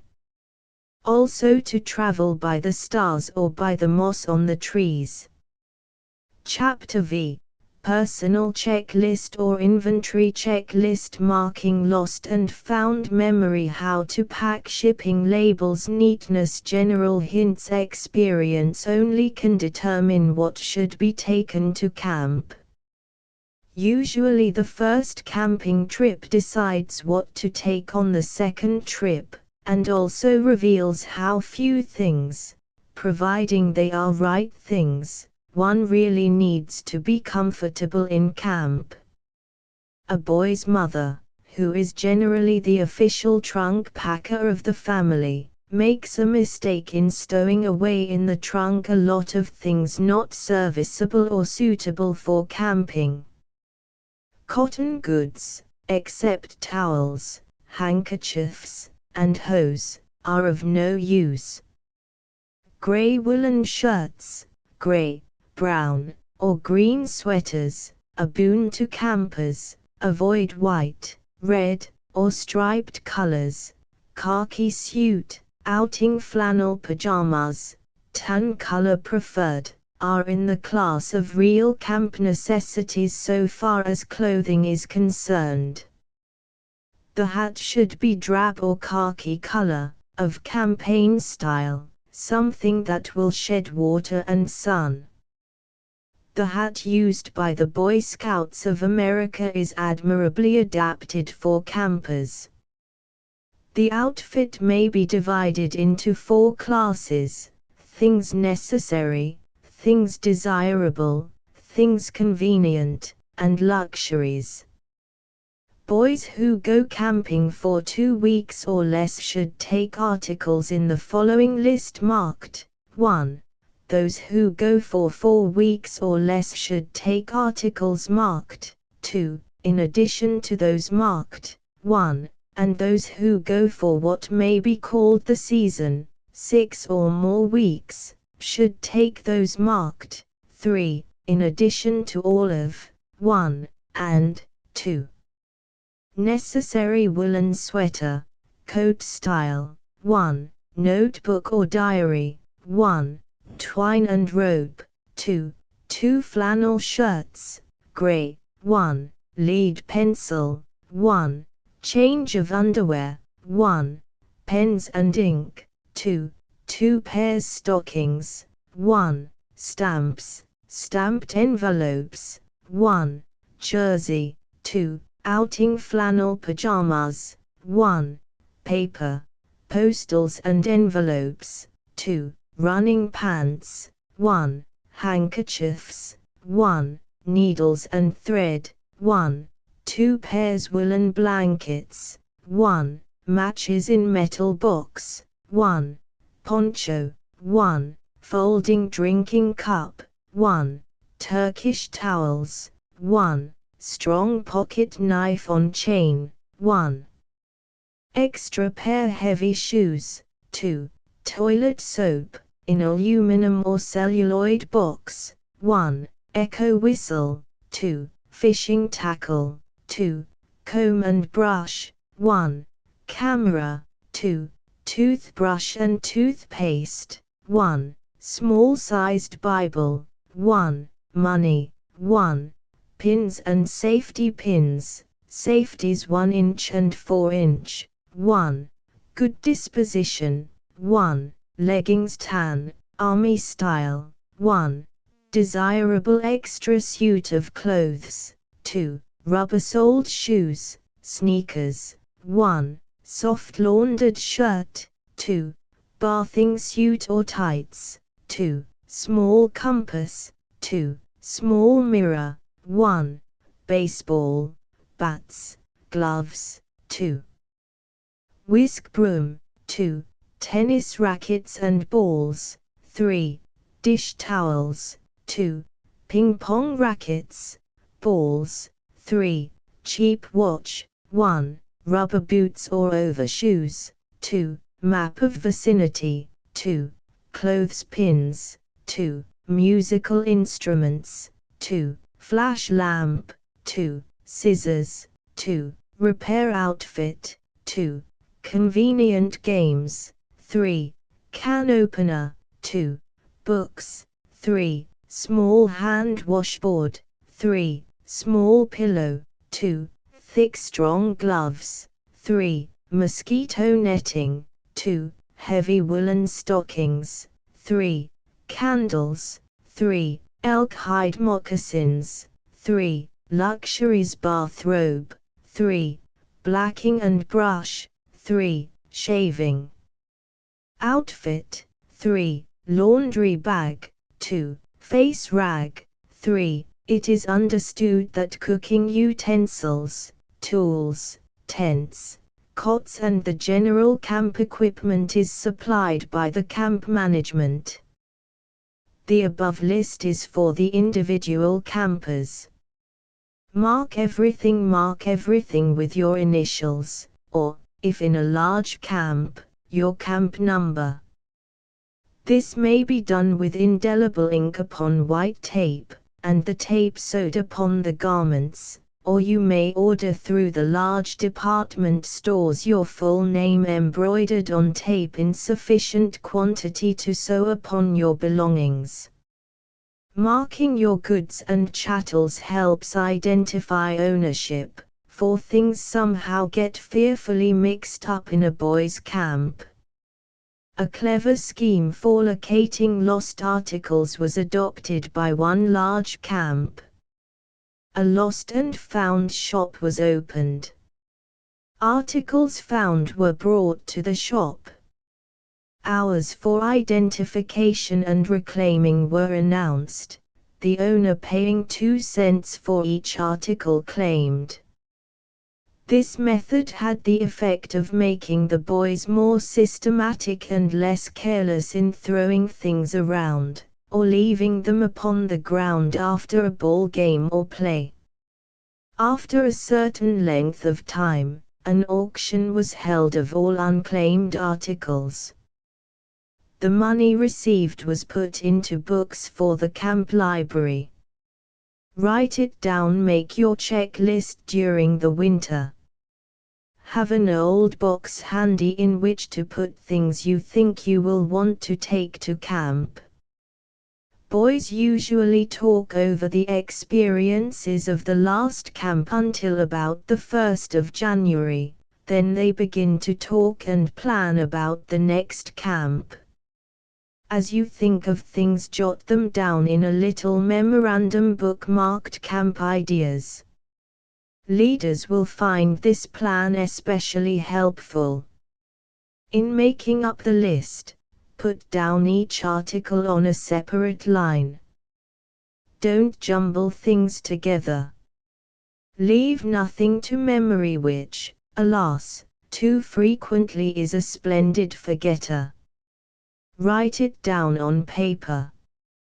Examine your list very carefully, and strike out everything you can do without. Simplicity coupled with comfort should be the guide in making up the list or inventory. Tack the list on the inside of your trunk or camp box. Often the little trifles prove the most valuable things on a camping trip. For instance, a supply of giant safety pins is invaluable for pinning blankets together in sleeping bag fashion. Ever roll out of your blankets or toss them off on a cool night? If so, you know the value of a giant safety pin. What to pack the outfit in and how to pack it is a problem which each must solve for himself. A cracker box, with hinged cover, padlock, and rope handles, is good for a short-time camping trip. It should be of the following dimensions: 30 x 18 x 15 inches. Illustration: camp box. A good strong steamer trunk is about the best thing. It is convenient, easy to handle, and takes up very little space. The boys who are mechanically inclined will want to have the fun of making a camp box. The illustration is a suggestion successfully worked out by a number of boys. The dimensions may be determined by the maker. Don't make it too big, or it will be a burden and also occupy too much room in the tent. It stands upright and serves as a dresser. Boys who spend a summer in camp should have either a steamer trunk or this dresser. If the trunk or box is too small to carry blankets, a good plan is to roll blankets, bedding and such articles in a roll or canvas, the ends and sides of which are doubled inward, so as to prevent articles from dropping out or getting wet. Strap with a good shawl or strong rope. See illustration. Illustration, blanket roll. A dunnage, 1, duffel, or carry-all bag is sometimes used for packing, but there is a possibility of a mess as well as a loss of your good disposition and patience in trying to locate some desired article. Carry your poncho to be used in case of rain en route. Transcribers footnote 1, personal baggage. Shipping. Have your expressman deliver your baggage at the station at least 1 hour before the train starts. If the baggage is delayed, much annoyance and loss of temper is the result. If the camp is a large one, someone should be designated to look after the baggage arrangements. After checking the baggage, this person should receive checks and attend to claiming baggage at destination. Many of the large camps provide mucilaged labels or stickers to paste on the end of the trunk or box, making identification easy at railroad baggage room. Initials and camp number should be painted on outside of trunk or box. Neatness. A place for everything and everything in place should be the real key to find things in your trunk. Neatness is good discipline for the mind, and should characterize every real camper. The trunks of some boys in camp look as if a cyclone had struck them. Full, pressed down, and running over. Every old thing in any old way is both slovenly and unhygienic. About once a week everything should be taken from the trunk or box, and exposed to the sun. Let the sun also get into the trunk or box. Then repack neatly. This will prevent mold and dampness, and be the means of discovering lost articles. Finally, be sure to go over with care your checklist or inventory the day before camp breaks. This will prevent rushing around excitedly at the 11th hour, hunting lost articles. General hints: gray and khaki are the most inconspicuous colors for camping. Shirts should be provided with breast pockets. Each lock should have a duplicate key to be given to the tent leader, or in a large camp, to the camp banker. Have an old laundry bag in which to put soiled clothes. Wash day is a popular day in many camps. No camper need be dirty when there is abundance of water. There is a luxuriance in a piece of soap and a clean towel that only experienced campers can understand and appreciate. Wet towels, swimming suits or tights should not be placed in the trunk or box, but hung upon a rope, or non-rust wire outside of the tent. The poncho is the camper's friend. It makes a good rubber blanket, a wrap, a cushion, a bag, a sail or a tent. Be sure to take enough bedclothes. You will need them on cold nights. Stamps wiped over the hair of your head will not stick together, the oil of the hair does the trick. Take a self-filler fountain pen, no glass filler to break. A small Williams or Colgate shaving stick box, with screw or hinged cover, makes a good matchbox. A better one is a watertight hard rubber box, with screw top. If dropped into a lake or stream it will float, whereas a metal box will sink. Someone has said that good temper is as necessary for camping as water is for swimming. Be sure it is on your checklist. Illustration, Personal Labels, Chapter 6, Organization, Administration and Discipline. A recognized law. Cooperative self-government. Council meetings. Department administration. Rules. Discipline by whistle. Discipline by conscience. Self-imposed discipline. 7 things which God hates. Liars and sneaks. A meditation log and other methods. Private talks. Perfect freedom. The heavens themselves, the planets and this center. Observe. Degree, priority and place, insisture, course, proportion, season, form, office and custom, in all lines of order. Troilus and Cressida. Act 1, Scene 3. Order. It matters very little if the camp be a large or small one.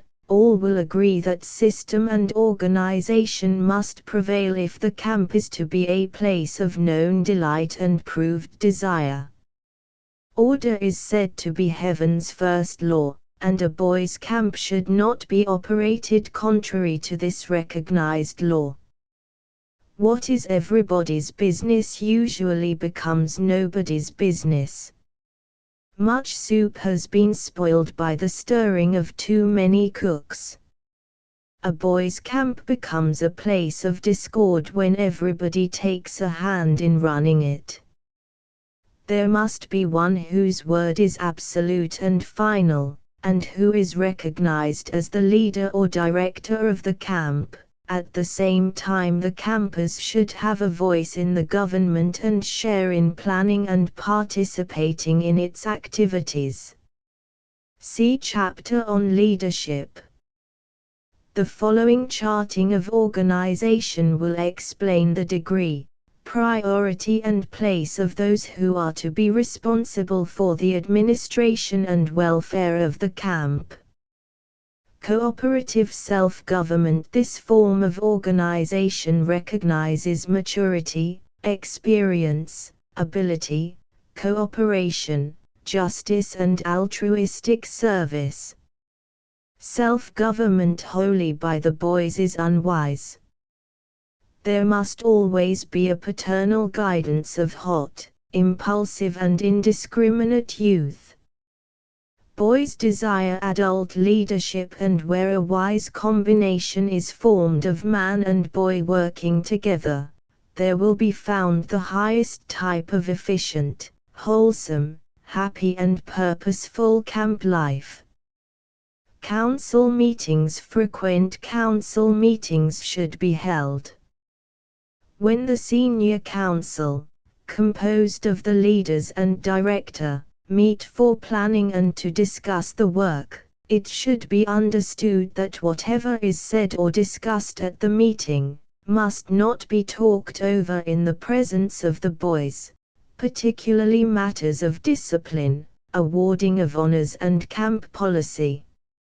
Joint meetings of the junior and senior councils should be held weekly.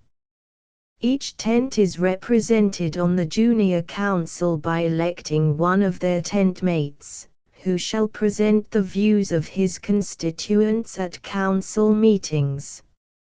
Illustration, Camp Organization Chart. Departments. The director should have the power of appointing the chairman or heads of departments, and the chairman the privilege of selecting associates from the 2 councils.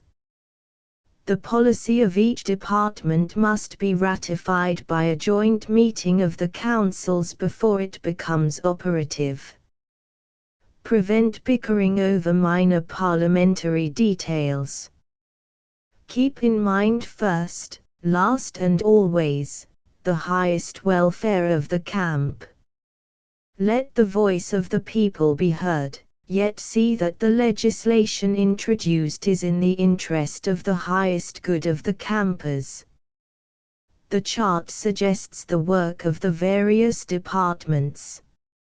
Rules in all well-organized and purposeful camps for boys. 3 rules are considered absolutely essential for the safety and welfare of the campers. These rules are: 1. No firearms, air rifles or explosives of any kind allowed. 2. No one of the party shall enter the water for swimming or bathing, except during the designated period. 3. No tobacco used in any form. Every boy going to camp agrees, in signing his application, to observe whatever rules are decided upon as best for the welfare of all. Boys should be trusted and expected to do as the majority think best. There should be a happy understanding and mutual confidence existing, which should make a long list of rules unnecessary. When the boys arrive in camp, the director should outline and explain the purpose and policy of the camp in kind, but unmistakable terms. A camp of a dozen boys and their school teacher, in the White Mountains, was operated for 3 delightful weeks, upon the following agreement which all the boys and their leaders signed.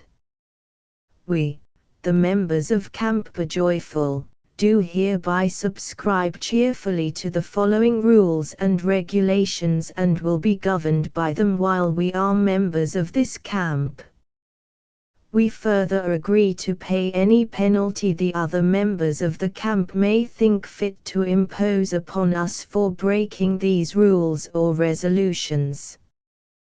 We will not lose our tempers. We will not use any language we would not use in the presence of ladies. We will not tell stories we would not tell or want told to our sisters. We will perform cheerfully any duties our camp master asks us to perform. We will at all times respect the rights and feelings of others. We will remember that the command to remember the Sabbath day and keep it holy is obligatory at all times and in all places. The motto of this camp shall be Noblesse oblige. The whistle unless the camp is conducted under the auspices of the Boys' Brigade or some military organization, where boys prefer the military discipline, it is unwise to introduce it in a camp for boys. The type of discipline to be used will depend upon the type of leader. Some camps are controlled by the use of a whistle. When the attention of the boys is desired, the leader blows a shrill blast of the whistle and the boys immediately respond by absolute silence and await the announcement or whatever the leader or director desires to say to them. Never blow the whistle unless necessary. Secure first the attention of the boys if you want their interest. Camp boys become accustomed to continuous blowing of the whistle in the same manner that city boys become used to the noise of the streetcar gong. Blow your whistle and wait. Cause for a second blast should be considered serious. Conscience in a camp where through the thoughtlessness of a boy a misdemeanor had been committed. The leader explained at the campfire how mean the action was and said that he did not believe there was a boy in camp who, if he had realized its contemptible nature, would for one moment have thought of doing such a thing. He concluded his remarks by saying, "If there is any boy here who knows who did this thing, I earnestly request that he will keep it to himself and not breathe the name of the offender to anyone in camp." Especially did he request that on no account should the offender's name be told to him. There were a few rather red faces about the campfire, but the name of the offender was never known and no similar misdemeanor occurred while the camp was open.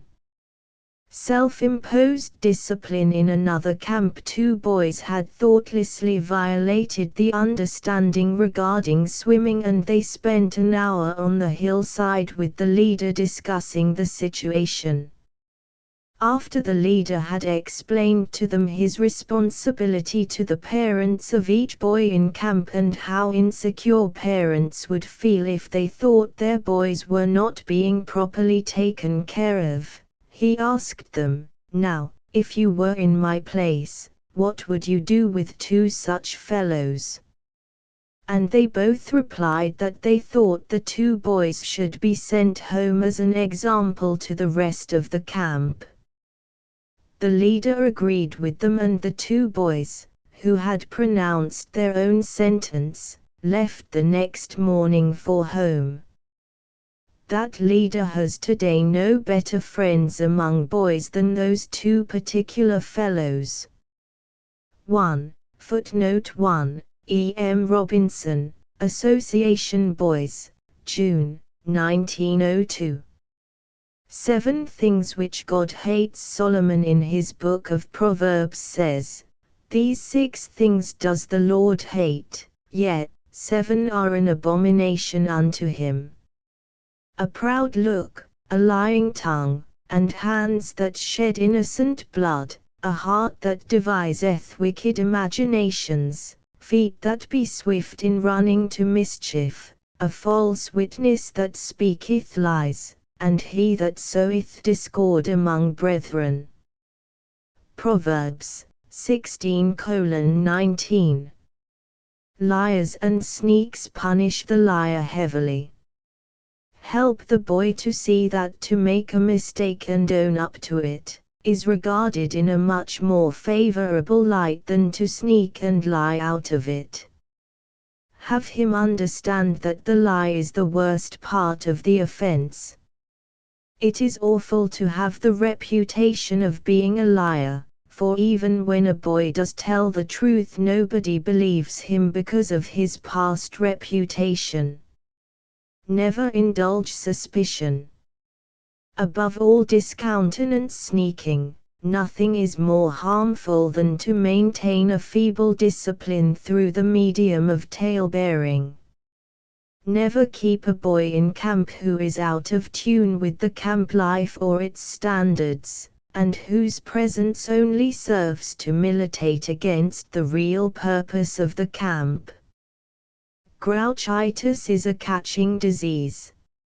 Meditation log. The methods of punishment are as varied as the colors of the rainbow. In one camp, a meditation log upon which the boy sits and thinks, and thinks, and thinks, and no doubt he is a sadder and wiser boy for his period of meditation. A woodpile where boys saw from 1 to 5 or more sticks of cordwood into stove lengths, is an economic mode of punishment, for it not only provides wood for the kitchen stove, but hardens the boy's muscle as well as helps him to remember his mistakes and to avoid repetition. Walking around the campus for a certain length of time carrying an oar over the shoulder is another method. Curtailing a boy's privileges, such as swimming, boating, taking away his dessert, are other methods in vogue in boys' camps. When a boy swears, if he is a scout, the other scouts pour a cup of cold water down the offender's sleeve or back, for each offense. Some boys have been cured of swearing by having their mouths washed out with welcome soap publicly, along the shore of the lake or stream, with campmates as silent spectators. Make the punishment fit the crime, but always the kind of punishment which the boy will acknowledge is deserved and just. Never punish in anger. Private talks. A heart-to-heart talk with the boy during a walk in the woods, or in some quiet place of the camp, will do more good to get him to see and realize his need of adjustment to camp life and enlist his willingness to try again and to do his best than any form of physical punishment. When it becomes necessary to send a boy home, always telegraph or write his parents, telling them on what train or boat they may expect him and the reason for sending him home. Illustration: Raising the Flag, Camp Kainio. Chapter 7.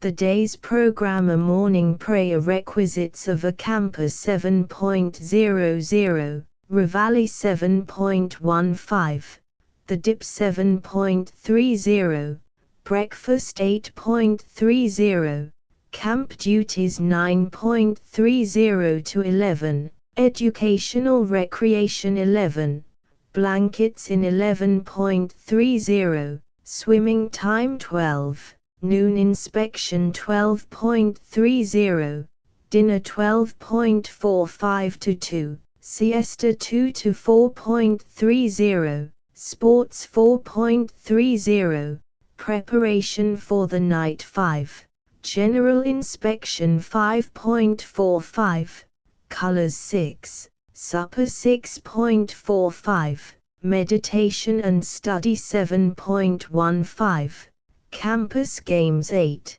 campfire and entertainment 8.45, tattoo and hymn 9, taps and good night. A morning prayer. The day returns and brings in the petty round of irritating concerns and duties. Help us to play the man, help us to perform them with laughter and kind faces. Let cheerfulness abound with industry. Give us to go blithely on our business all the day. Bring us to our resting beds weary and content and undishonored, and grant us in the end the gift of sleep. Robert Louis Stevenson. Requisites. All the major habits of life are formed during the teen period of life. If camping teaches a boy anything, it teaches him the habit of being systematic.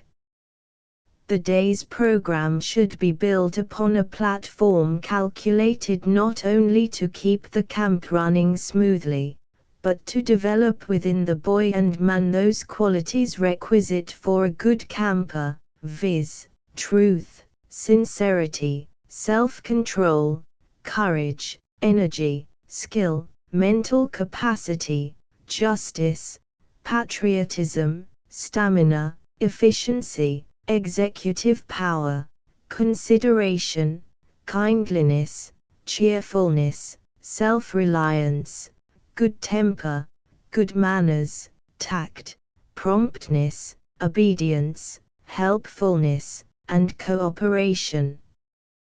Camping has as good an effect on a boy's character as it has upon his health. It teaches him to be self-reliant, to look after his own wants, and not to be abnormally self-centered. It is marvelous how much more tidy and considerate a boy becomes after he has had a season in camp, looking after himself and his own belongings, as well as sharing in keeping his tent neat and clean, and having his part in the day's work. From Reveille at 7 a.m. to taps at 9 p.m. the day's program should be definitely planned. In order to make this chapter of practical value, the different periods of the day and its activities will be described very fully and enough suggestions given to make the day purposeful, educational, recreational and attractive in either a large or small camp. 7 o'clock is usually the hour of beginning the day, although some camps make the rising hour 6:30 o'clock. The first morning in camp, boys want to get up around 4 o'clock, thinking it about 3 hours later, on account of the sun streaming into their tent. After the first morning, boys who wake early should be expected to keep silent and remain in their tent until Reveille sounds. Consideration should be shown toward those who desire to sleep. 7.00 When the bugle sounds reveille, everybody turns out in pajamas or swimming tights and indulges in a brisk 10-minute setting up exercise. This should be made snappy, giving particular attention to correcting stooping shoulders and breathing. Boys should not be excused from this exercise unless ill. At the end of the exercise the flag is raised and the campers salute the stars and stripes as they are flung to the morning breeze. A small cannon is fired in some camps when the flag is raised. The honor of raising the flag may be given to the boys of the tent having won the honor tent pennant of the preceding day or to boys specially assigned. The spirit of patriotism is fostered by respect to the flag. 7.15 Flag raising is followed by a dip in the lake. It should be understood that this is to be a dip or plunge and not a swim. 5 minutes is sufficient time to be in the water. Place some responsible person in charge of the dip. A safe rule is never to permit boys in the water unless supervised. The boys should take soap, towels and toothbrushes with them when they go for the dip. A good morning scrub of the teeth with a brush saves many hours of pain. Boys are woefully negligent, because ignorant, of the care of their teeth. Saturday is scrub day in many of the large camps when all are required to take a soap scrub.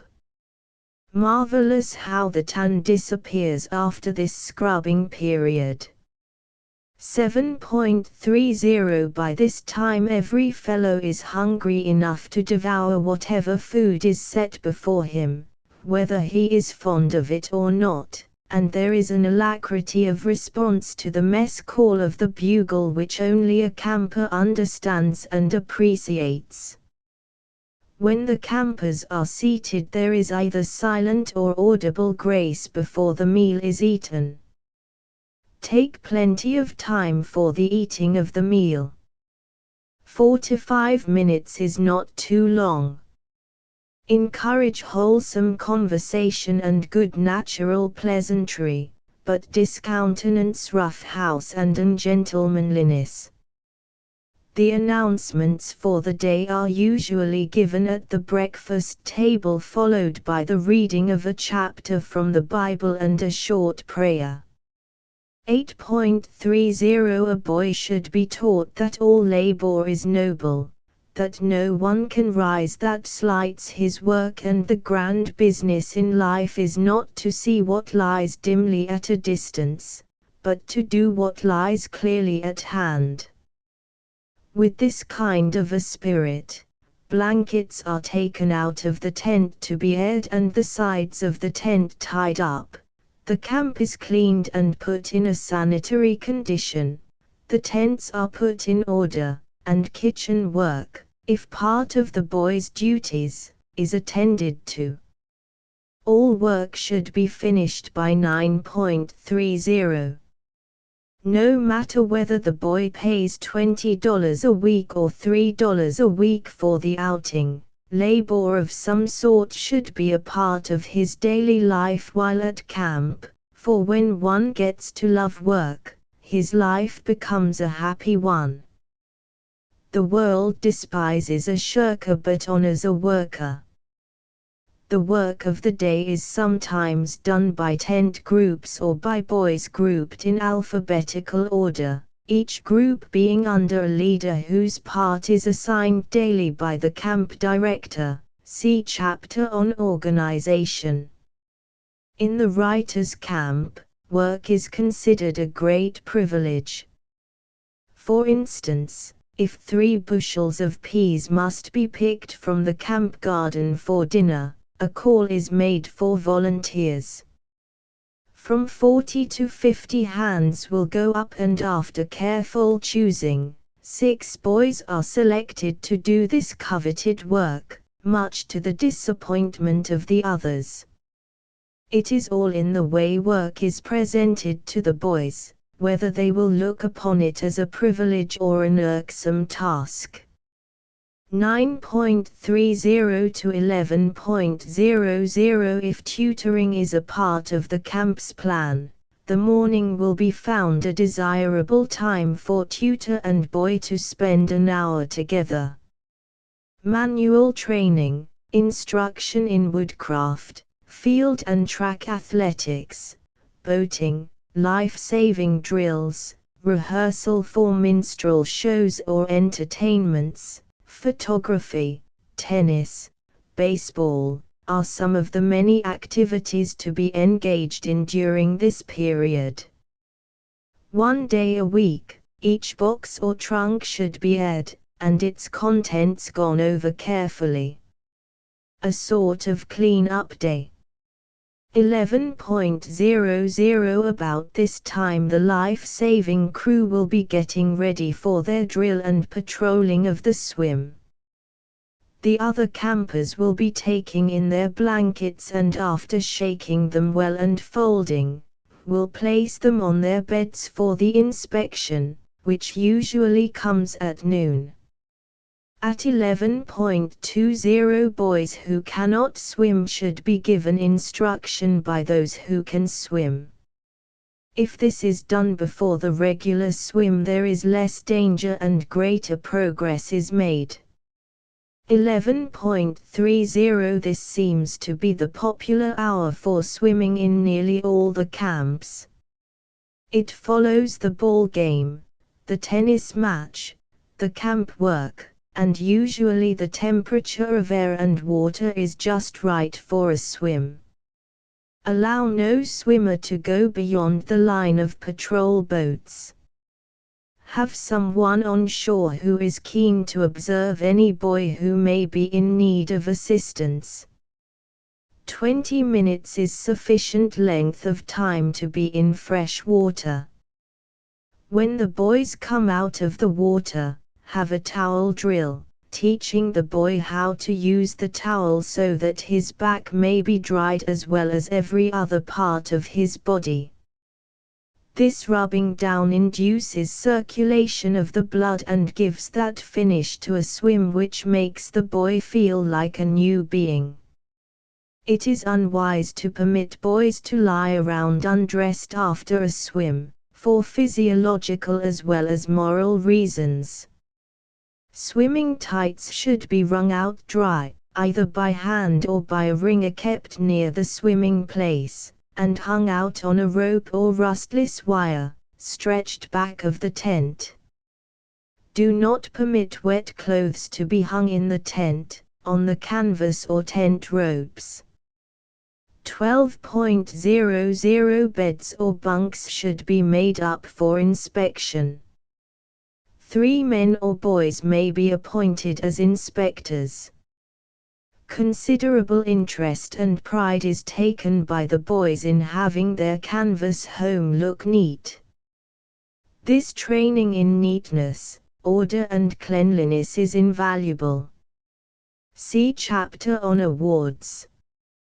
The inspection should not take over 20 minutes.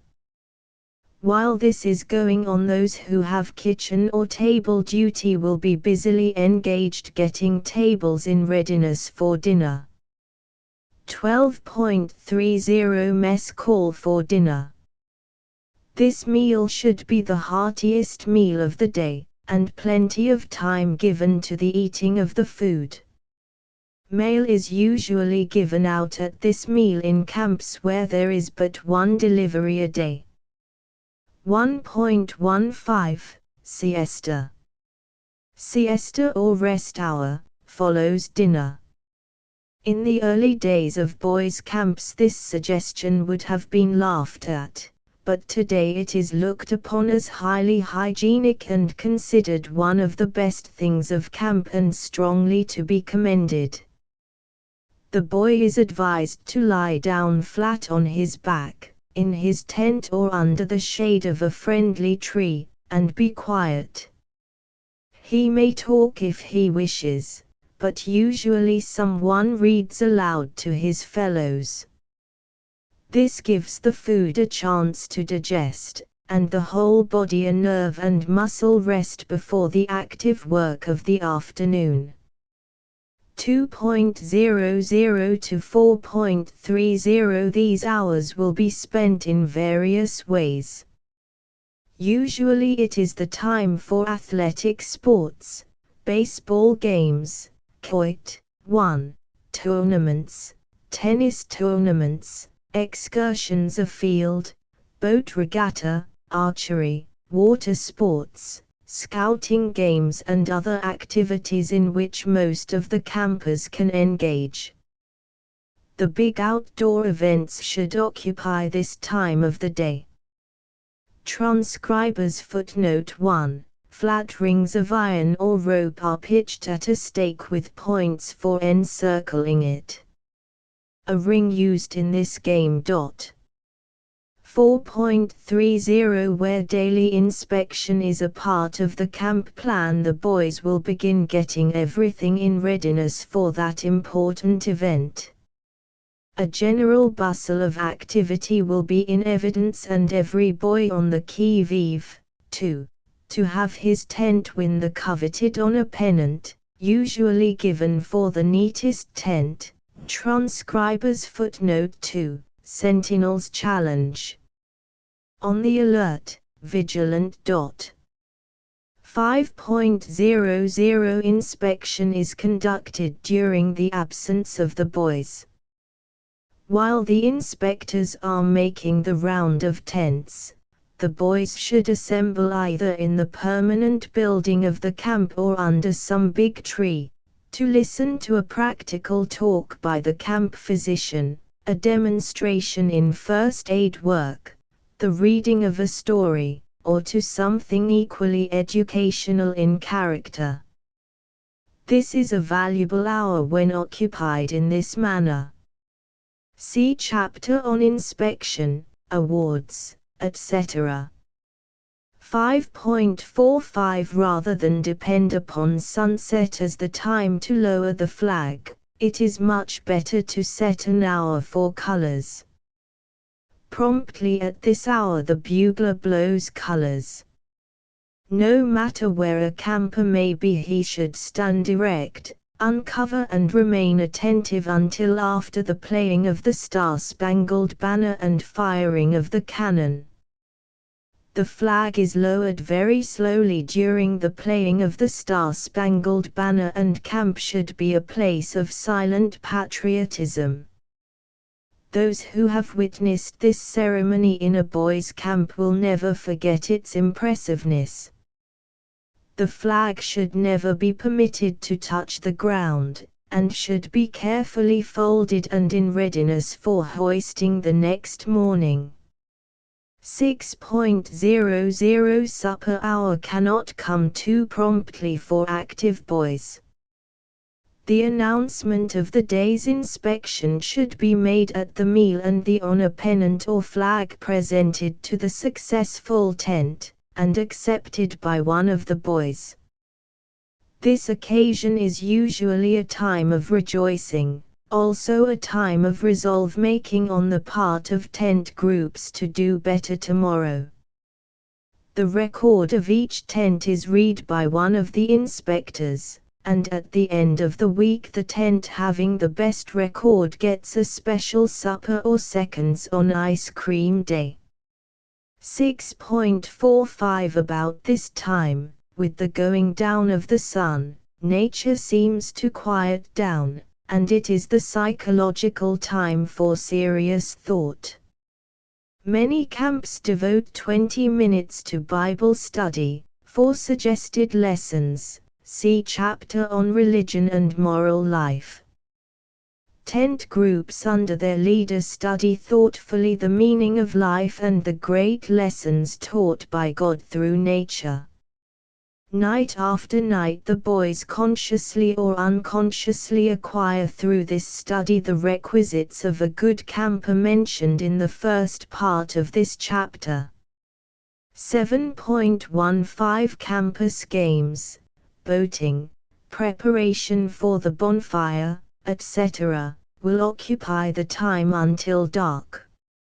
Every boy should be engaged in some recreative play, working off whatever surplus energy he may have at hand so that when the time for turning in comes, he will be physically tired and ready for bed. 8.00 The evening program varies. Some nights there will be a minstrel show, other nights a campfire, or mock trial, an illustrated talk, or village school entertainment or a play, or a musical evening or vaudeville. Leave about 2 nights a week open. The boys prefer to have occasional open evenings when they are free to loaf around, and go to bed early. Plan the evening stunts very carefully. 8.45 The bugler blows tattoo, 1, which means all intents. After the boys have undressed and are ready for bed, the leader reads a chapter from the Bible, and in many camps the boys lead in volunteer prayer, remembering especially the folks at home. Transcribers footnote 1. Signal on a drum or bugle to summon soldiers to their quarters at night. Continuous, even drumming or rapping. From a hill near camp, or from a boat on the lake come the notes of a familiar hymn such as Abide with me lead, kindly light the day is past and over son of my soul or nearer, my God to thee played by the bugler. Every boy listens and the ear records a suggestion which helps to make the night's sleep pure and restful. Try it. Taps played slowly, follows the hymn. As the last notes are being echoed upon the still night air, the lights are being extinguished in the tents, so that when the final prolonged note ends the camp is in darkness and quiet, and all have entered into a 9-hour period of restoration of body and mind. Who knows, but God Himself, how many of the boys, and even leaders, while wrapped warmly in their blankets have silently breathed out that old prayer so full of faith, which has been handed down from generation to generation. Now I lay me down to sleep, I pray thee Lord my soul to keep. A prayer echoed by the camp director, for now is the only time of the day's program when he begins to breathe freely, and is partially able to lay aside his mantle of responsibility. A cough, a sigh, and even the moaning of the wind disturbs this ever-vigilant leader, and he thinks of his charges, until finally, weariness conquers and sleep comes. The well-ordered day, how shall the day be ordered? To the sage the young man spoke. And this was his reply, a morning prayer. A moment with thy God who sends thee dawn up from the east, to thank heaven for the care that kept thee through the night, to give thy soul, with faith serene, to his complete control, to ask his guidance still along the way. So starts the day. A busy day. Do with a will the task that lies before. So much there is for every man to do, and soon the night when man can work no more. And none but he to life's behest is true who works with zeal and pauses only when he stretches forth his hand to help the men who fail or fall beside him on the way. So runs the day. A merry evening. When toil is done, then banished be the care that frets the soul. With loved ones by the hearth the evening hour belongs to joy and mirth, to lighter things that make life fresh and fair. For honest work has earned its hour of play. So ends the day. John Clare Minot in the Independent Bibliography Association Boys Camps, Edgar M. Robinson. Association Boys, Volume I, Number 3, 1902. The Day's Program, C. Hamford Henderson. How to Help Boys Volume 3, Number 3, 1903. The Camp Conference, Secretary's Report, 1905-06, out of print. The Camp Conference, How to Help Boys July, 1903. Illustration, The Story Hour, Sunday afternoon, Camp Wayanda, Chapter 8, Moral and Religious Life. The Religious Instinct, Nature's Teachings, Sunday in Camp Bible Study. How and when to teach the Bible course of Camp Bible Study course for Boy Scouts. Devotions, Intent, Daily Bible Readings, a novel, bonfire reading of stories on Sunday, purposeful reading, chapel services. Bibliography. The aspect of nature is devout. Like the figure of Jesus, she stands with bended head and hands folded upon her breast. Emerson. Camp life should help boys to grow not only physically and mentally, but morally. Religion is the basis of morality. The highest instinct in man is the religious. Man made the city with all its artificiality, but, as someone has said, God made the country. Everything that the city boy comes in contact with is man-made. Even the ground is covered with buildings and paving blocks, the trees are set in rows like telegraph poles, the sunlight is diluted with smoke from the factory chimneys.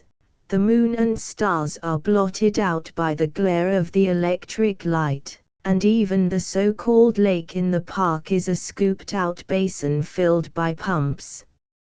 Little wonder that a boy who grows up under these conditions has little reverence for a God whose handiwork he has not seen. 1. Footnote 1. Walter M. Wood in Association Boys, June 1907. Nature's Teachings. When a boy's soul is open to the influence of nature, he feels the presence of the divine in the forest. There is an uplift, an inspiration, a joy that he never experiences in the city. He does not know how to express himself, but somehow he feels the spiritual atmosphere pervading the woods which his soul breathes in as really as his nostrils do the pure air, and he is ready to go forth, under the open sky, and listen to nature's teachings. Bryant. For as Martin Luther said, God writes the gospel not in the Bible alone, but in trees and flowers and clouds and stars. Sunday in a boys' camp should be observed by the holding of a service in the morning, with song, scripture reading, prayer and a short talk. The afternoon is usually occupied by letter writing, Bible study, or reading, the day closing with a vesper service in the evening just as the sun is setting. Boisterousness should not be encouraged. Unnatural restraint, however, is contrary to the spirit of the day. The day should be different from other days. Many camp boys date their first real awakening to the best and highest things in life from a Sunday spent in camp. Every real camper has experienced a Sunday similar to this one described by Howard Henderson. A quiet Sunday in the deep woods is a golden day to be remembered for many a year. All nature combines to assist the camper in directing his thoughts to the great author of all the beauty that he beholds. The heavens declare the glory of God, and the firmament sheweth his handiwork. The trees under which one reclines rear their heads heavenward, pointing their spire like minarets far up toward the blue vaulted roof. It inspires the very soul to worship in these unbuilt cathedrals with wilderness of aisle and pillars, which for elegance and beauty have never been equaled by the architects of any age. And the music of the trees combined with the notes of the bird songsters, give a joy which is unknown in listening to a city choir. Bible study. The Bible becomes a new book to boys when studied under such an environment. As one boy wrote home to his father after a Sunday spent in a camp where Sunday was observed in this manner, "Dad, it is so different here, from a Sunday at home. I understood the talk and the Bible study was great, it was a bully day." The following Bible course was worked out by the author and has been used in scores of boys' camps. These lessons were taught to groups of boys at Eventide when nature seemed to quiet down and the boys were most responsive to good, sensible suggestion.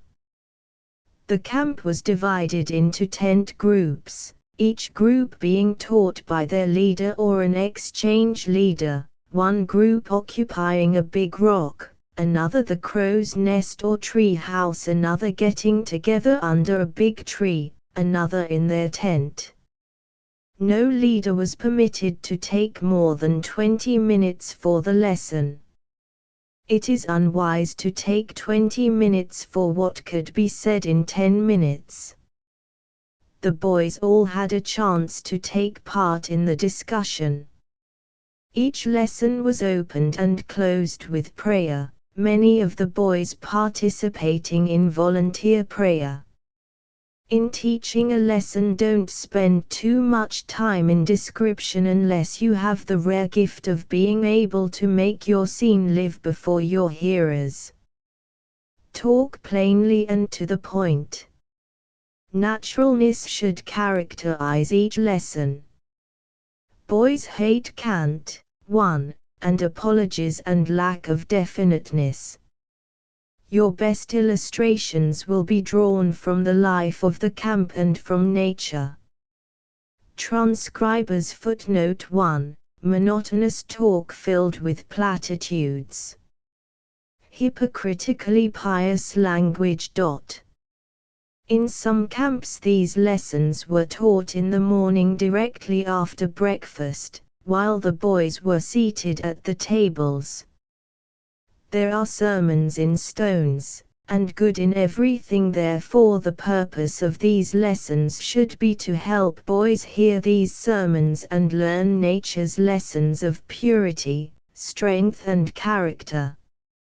A course in Bible study. Lesson 1.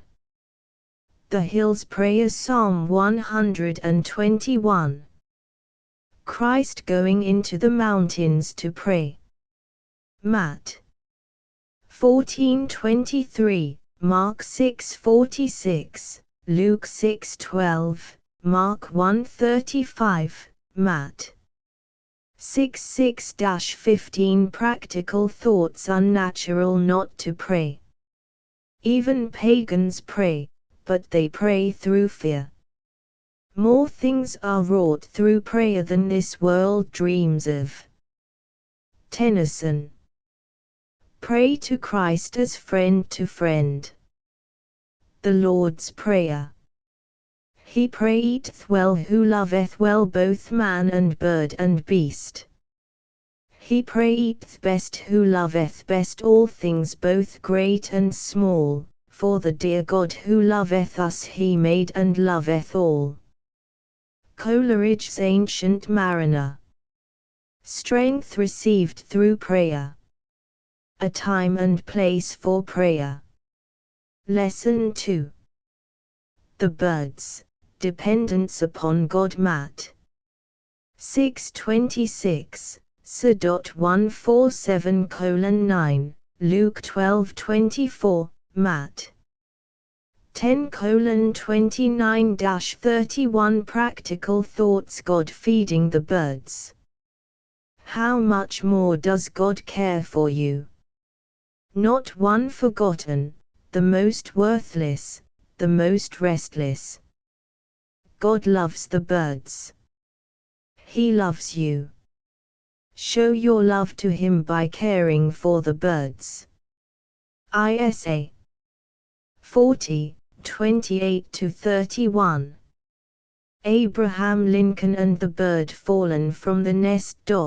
Gentlemen, I could not have slept tonight if I had not helped that little bird in its trouble, and put it back safe in the nest with its mother. Lesson 3. Flowers Purity. Matt. 6:28-30 Beauty of flowers.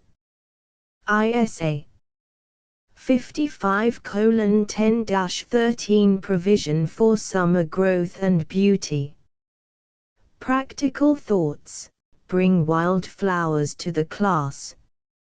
Flowers come up out of the dirt yet unsoiled. Possible for boys to keep clean and pure, surrounded by evil. Evil thoughts determine evil deeds. My strength is as the strength of 10 because my heart is pure. Sir Galahad. Purity of character, the lily. Know thyself. Keep thyself pure. 1 Cor. 3:16-17 White Cross Pledge. Virtue never dwelled long with filth and nastiness. Count Rumford. Lesson 4. Trees, Growth. Psalm 1. Hold the session under the biggest and best proportioned tree. Practical thoughts. Cedars of Lebanon, strong in the Lord. The oaks, from acorns grew. The fruit tree, living for others. By their fruits ye shall know them. Stunted trees. Crooked trees. Scarred trees. Grafted trees. Matt. 1:16-20, J. 11:7-8. Things that interfere with a boy's growth. Lesson 5. Water life. Hold the session along the shore. So. 65:9-13 God's liberality. Isa 55:1. Freeness of the Gospel. John 4:14. Woman at the well. Revelation 22:11. The last invitation in the Bible. Practical thoughts. The joy of living. The fun at camp. Friendship. Temporal life versus eternal life. Water will only satisfy thirst temporarily. Water revives, Christ satisfies. Eternal life for the asking. Lesson 6. Rocks, character. Hold the session on or near some big boulder or rock. Matt. 7:24-27 A good foundation. 1 Cor. 3:9-14 Practical thoughts. All boys are building character day by day. All builders have a choice of foundation. All foundations will be tried. Only one foundation will stand. Jesus Christ is the Rock of Ages. Every thought that we've ever had its own little place has filled. Every deed we have done, good or bad, is a stone in the temple we build. Sargent. Character, not reputation, will alone stand the final test. Lesson 7. Storms, Trouble Mat. 8:23-27 Need of help. Phil 4:6. A strong deliverer. So 107:28-30 A safe place. Practical thoughts. Boys have real troubles, real temptations, real shipwrecks. Difficulties in school life, at home, in camp. Almost ready to give up. Have faith in Christ as a Savior. The inner side of every cloud is bright and shining, I therefore turn my clouds about, and always wear them inside out to show the lining. Look ever to Jesus. He'll carry you through. Lesson 8. Sports, Mastery. Teach this lesson after a field day. 1 Core 9:24-27 The race of life. Mastery of self. Heb 12:1-2. Run with patience. 1 Tim 6:12 A good fight. Revelation 2:10. Faithfulness. Esl 9:11 Not always to the swift. Ekel 9:10 Wholeheartedness. Practical thoughts. Each victory of self will help you some other to win. Self-control. Value of training. You are either master or slave. The Bible, the book of instruction. Solomon's rule of self-defense. Proof. 15:1. Lesson 9. Night, Sinso. 19 Night unto night. John 3:19-20.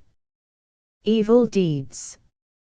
Rom 13:11-14 Awake out of sin. Practical thoughts. Bad thoughts come to us in the dark. Dark places productive of crime. Mischief at camp during the night. Darkness cannot hide us from God. Thou God seest me. North Star a guide for sailors, Jesus Christ a safe guide. Character is what a man is in the dark. D. L. Moody. Lesson 10. Chums, Friendship 1 Sam 18:1-4 True friendship. 1 John 4:11. Love one another. 1 Cor 13:4-7 to the end. Practical thoughts. Chum means to abide with, to share the same tent. Camp chums. David and Jonathan. The genuine article.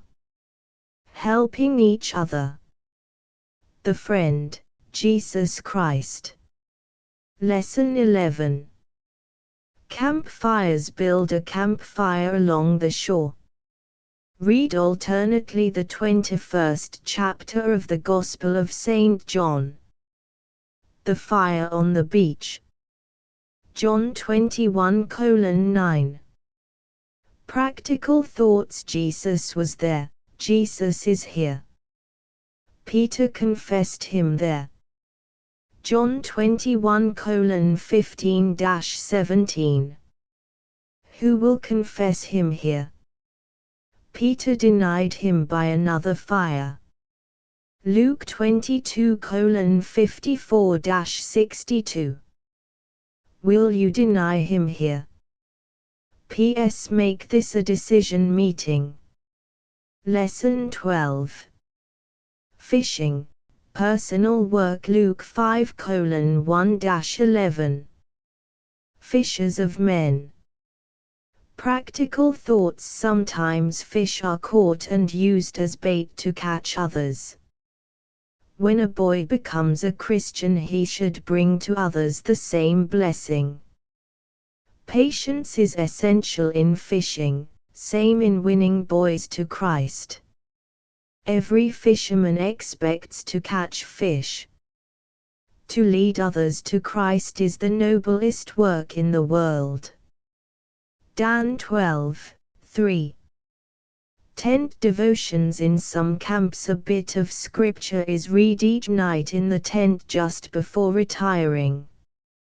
The following readings having been prepared by W. H. Wands, C. C. Robinson, Arthur Wilson and Charles R. Scott for use at Camp Wayanda.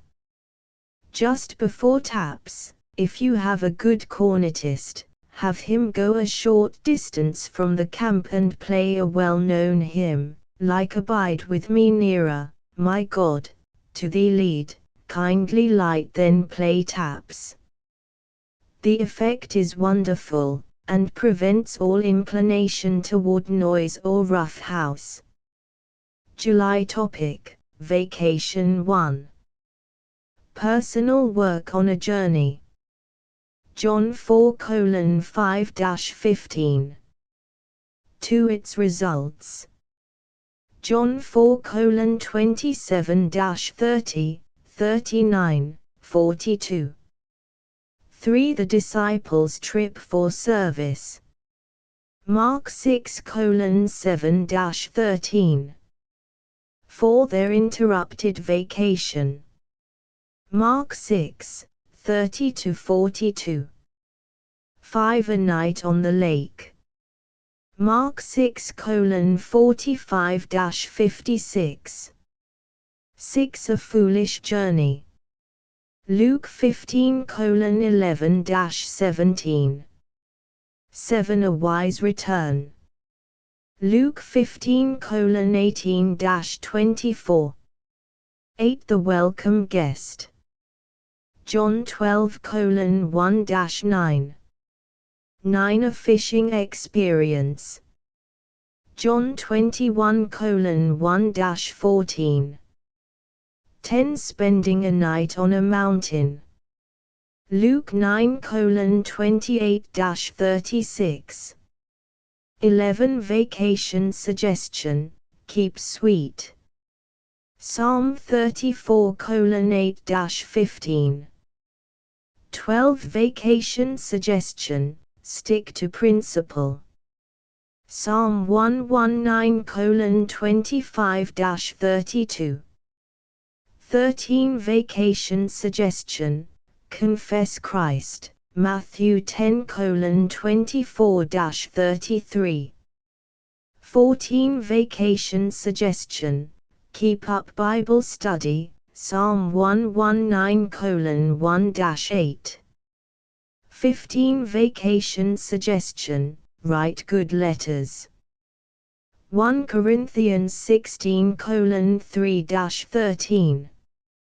16. Speaking for Christ while traveling, Acts 8:26-39. 17. A Queen's visit. 1 Kings 10:1-10. 18. An adventurous voyage.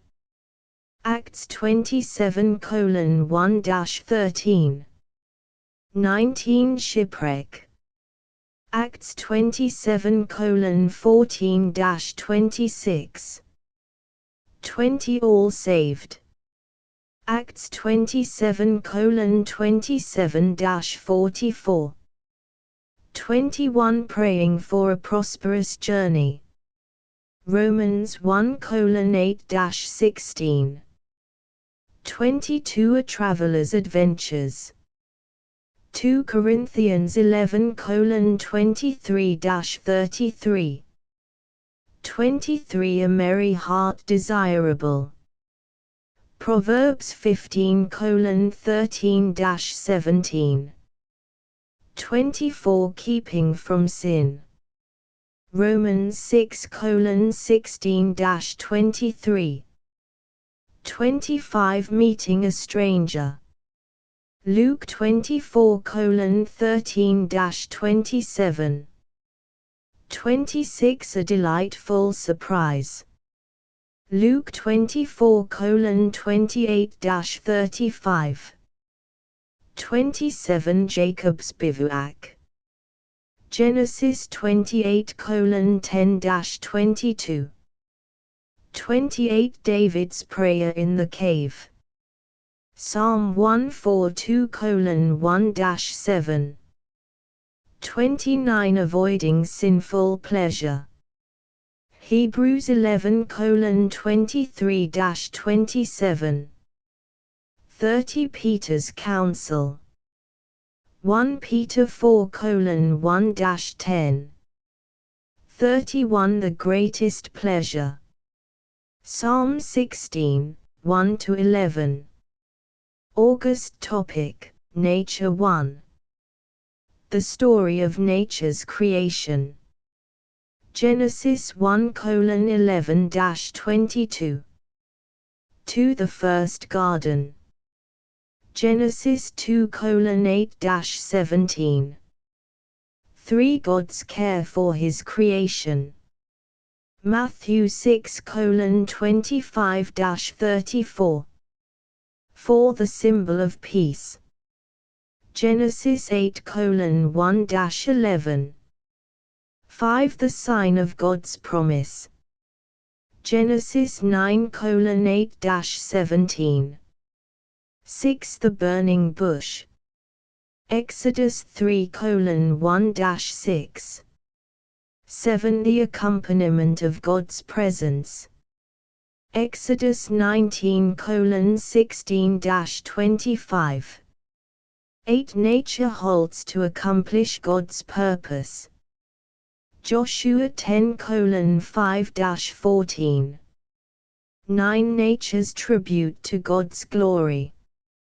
Psalm 97:1-12. 10 The midnight hymn. Psalm 8:1-9. 11 The sunrise hymn. Psalm 19:1-14. 12 The thunderstorm hymn. Psalm 29:1-11. 13 The God of storm. Matthew 8:23-33. 14 Nature has no perils for the God-fearing man. Job 5:8-27. 15 The full year. Matthew 13:1-9 18-23. 16 Harmful weeds. Matthew 13:24-30, 36-43. 17 The God of nature protects us. Psalm 121:1-8. 18 He cares for us. Psalm 147:1-20. 19 God's voice after the storm. 1 Kings 19:5-13. 20 The tree of life. Proverbs 3:13-21. 21 The trees desire a king. Judges 9:8-15. Joshua 2400 hours 15. 22 The root out of dry ground. Isaiah 53:1-12. 23 Water without price. Isaiah 55:1-13.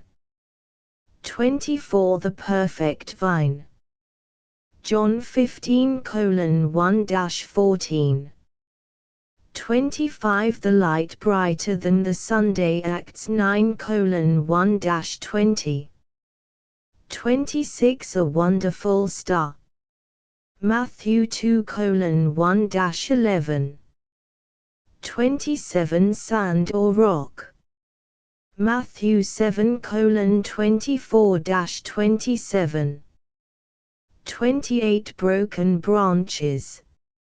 Matthew 21:1-11. 29 the unprofitable tree. Matthew 7:15-21. 30 the profitable tree. Psalm 1:1-6. 31 do good in all seasons.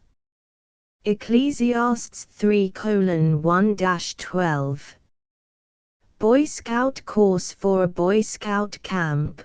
The following course, Boy Scout Guidebook Study, was prepared by W. S. Dillon. The Scout's Oath Lesson 1. To do my duty to God and my country. Daniel 1:8, 6:4-10. Lesson 2. To help other people at all times. Exodus 3:1-11. Lesson 3. To obey the Scout Law. Exodus 20:3-17, Luke 10:26, 27, Matthew 7:12. The Scout Salute and Sign Lesson 4. Judges 12:6, Acts 4:12, Galatians 6:14. 3 classes of Scouts. The Tenderfoot Lesson 5. Luke 5:1-11. The Second Class Scout Lesson 6. Have at least 1 month's service as a tenderfoot. 2 Samuel 15:1-6. Lesson 7. Signaling. 1 Samuel 20:20-22, 35-39. Lesson 8. Lay and light a fire. Fire lighting contest. 1 Kings 18:22-24. First Class Scout Lesson 8. Signaling. Daniel 5:1-31. Lesson 9. Go on foot to a given point and return and give a report of the trip. Numbers 13:1-3, 17-21, 23-33. Lesson 10. Produce an article of carpentry, joinery or metal work. 2 Chronicles 2:11-16. Lesson 11. Bring a tenderfoot trained in the points required for a tenderfoot. John 1:40-42. The Scout Law Lesson 12.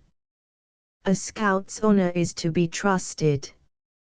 Genesis 39:7-10. Lesson 13. Loyalty. Esther 4:8-16. Lesson 14. A Scout is a friend to all, and must never be a snob. Luke 9:46-48. Lesson 15. A friend to animals.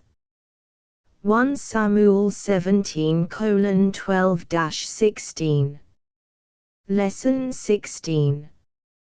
Obey orders. Jonah 1:1-3. Lesson 17. Cheerfulness and willingness. Acts 16:25, Philippians 4:11-13. Lesson 18. Thrift. Matthew 6:19-21. The Great Scout Master Lesson 19. Matthew 23:10. Novel bonfire. The author experienced something very unusual one Sunday afternoon in a camp where he was invited to speak.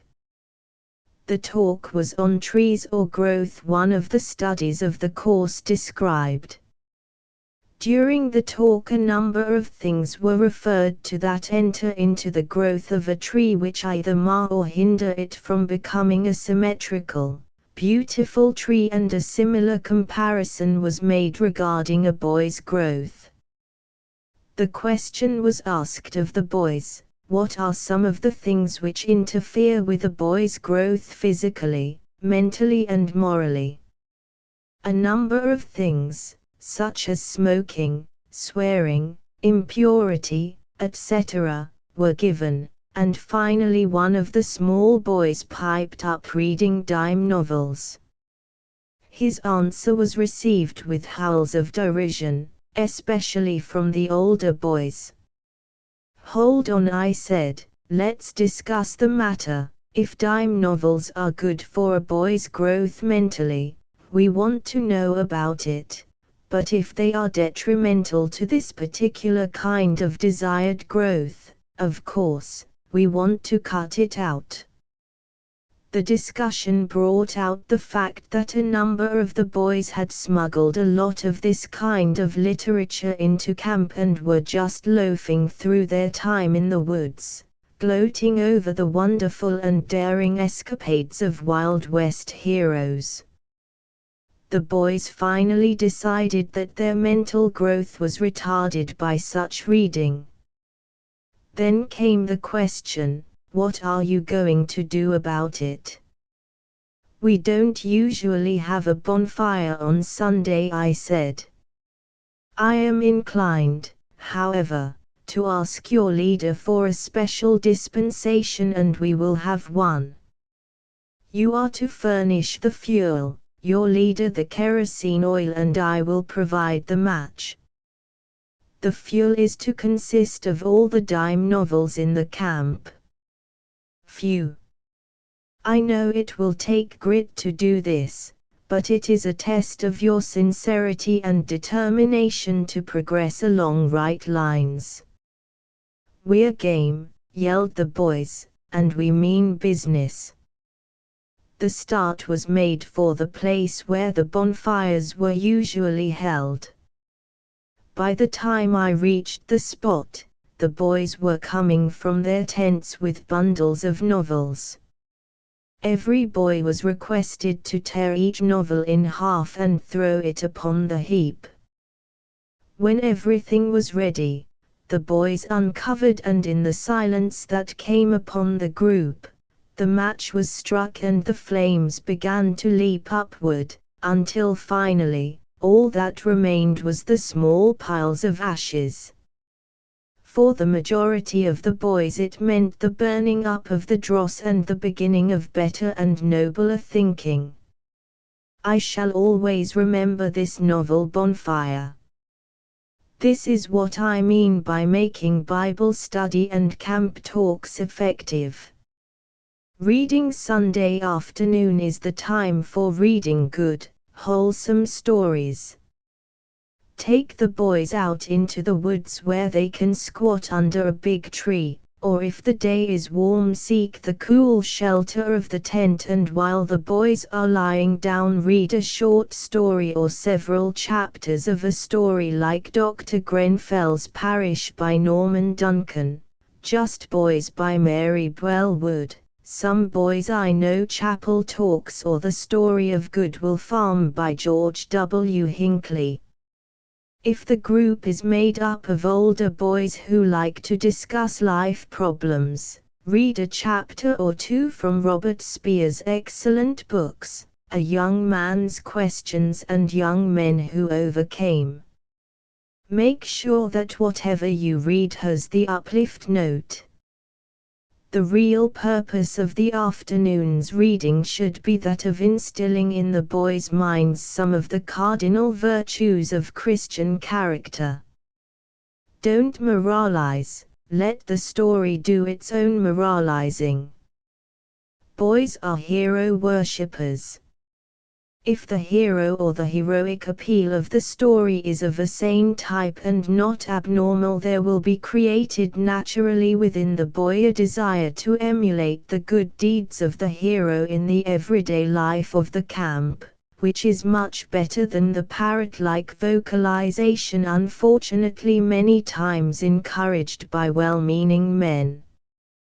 Chapel: a pile of stones made to serve as an altar or pulpit. A chapel having the branches of a friendly pine as its roof and under which are built a reading desk and seats of white birch, a cathedral with towering columns of pine and cushions of pine needles, a rocky shore along the ocean, all are places where boys have heard the appeal for right living and responded with an earnest decision that marked an advance step in their moral and religious growth. Make much of the music at these outdoor services on Sunday. A choir of men and boys responding in the distance to the hymns of the camp boys, in antiphonal manner, a cornetist playing a hymn in the distance, make an impression never to be forgotten. The great test of camp life is not the fun the boy had, or his gain in weight, height or lung capacity, or the friendships formed, or his increased knowledge in woodcraft, but his advancement in character making and gain in spiritual vigor. Bibliography: books helpful in the preparation of Bible study lessons, Lessons from Life, Animal and Human, Thomas Whitaker. Macmillan, $2.50. Sermons in Stones, Amos R. Wells.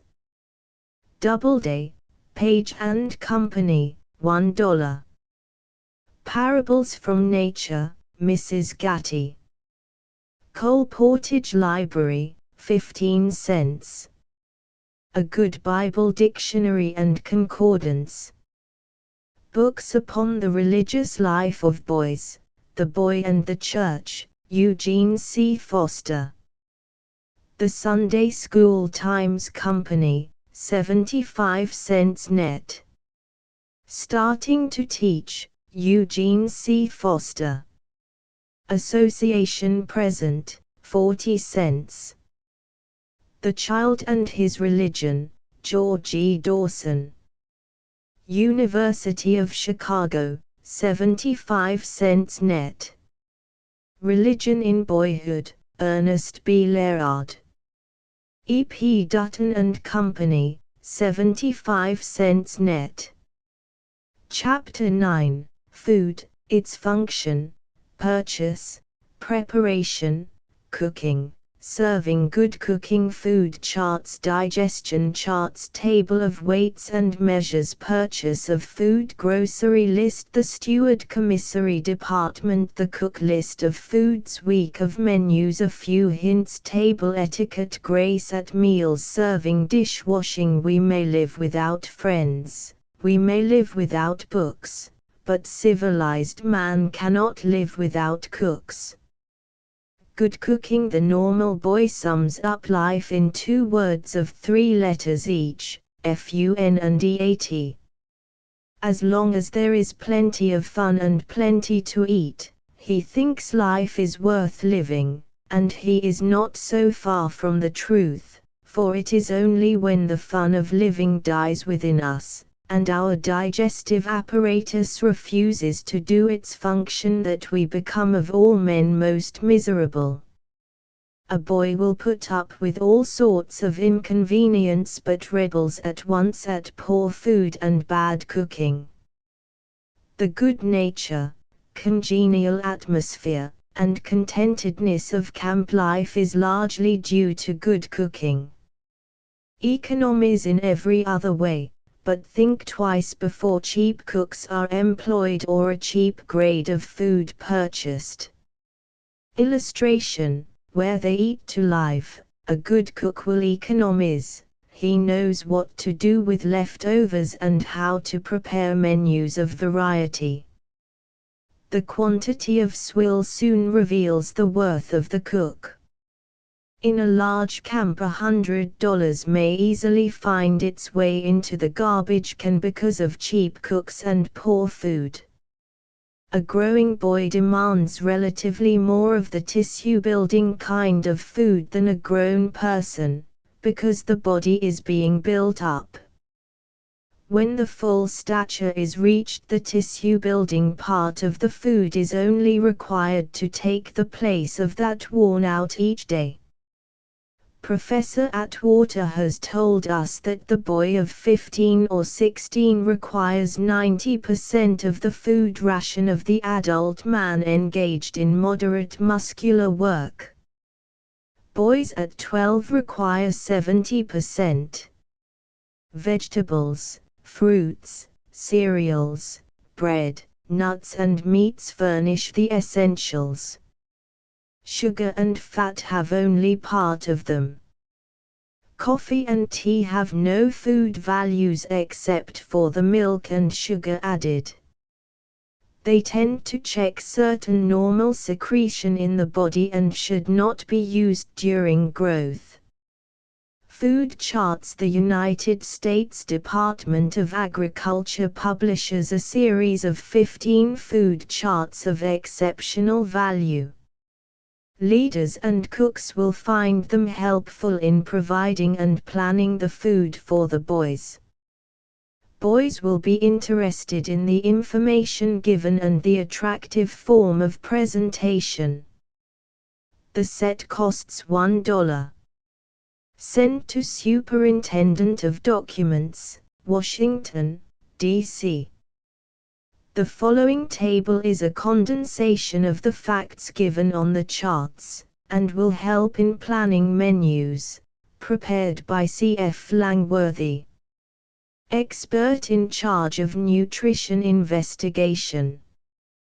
Calories chart 1 protein fat drats water per whole milk 3.34.05.00.787.0 310 skim milk 3.40.35.10.790.5 165 buttermilk 3.00. 54.80.791.0 160 cream 2.5 18.54.5 865 chart 2 whole egg 14.8 10.5 1.073.7700 egg white 13.00.2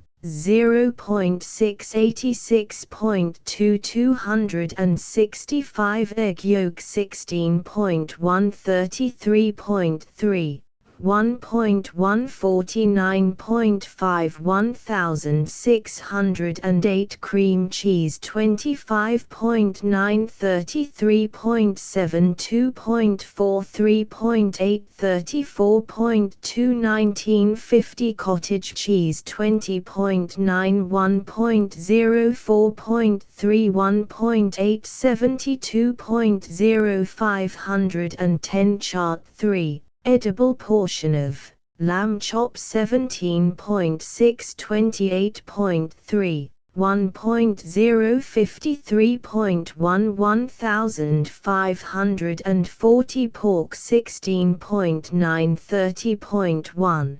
1.052.0 1580 smoked ham 16.1 38.8 4.8 40.3 1940 beef steak 18.6 18.5 1.061.9 1130 dried beef 30.06.6 9.154.3 840 chart 4 cod lean fish 15.80.4 1.282.6 325 cod Salt 21.50.3, 24.7 53.5 410 Oyster 6.21.23.72.0 86.9 235 Smoked herring 36.4 15.8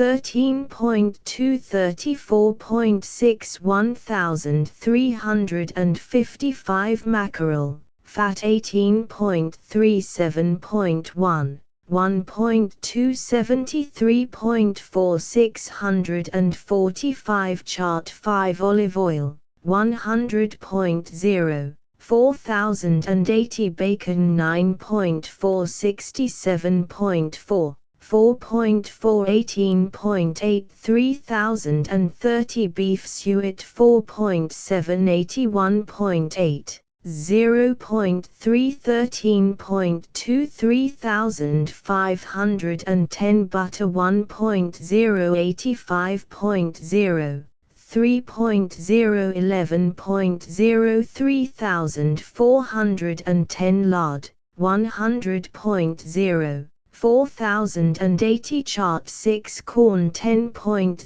4.3 73.4 1.5 10.8 1800 Wheat 12.2 1.7 73.7 1.8 10.6 1750 Buckwheat 10.0 2.2 73.2 2.0 12.6 1600 Oat 11.8 5.0 69 9.23.0 11.0 1720 Rice 8.0 2.0 77.0 1.0 12.0 1720 Rye 12.2 1.5 73.9 1.9 10.5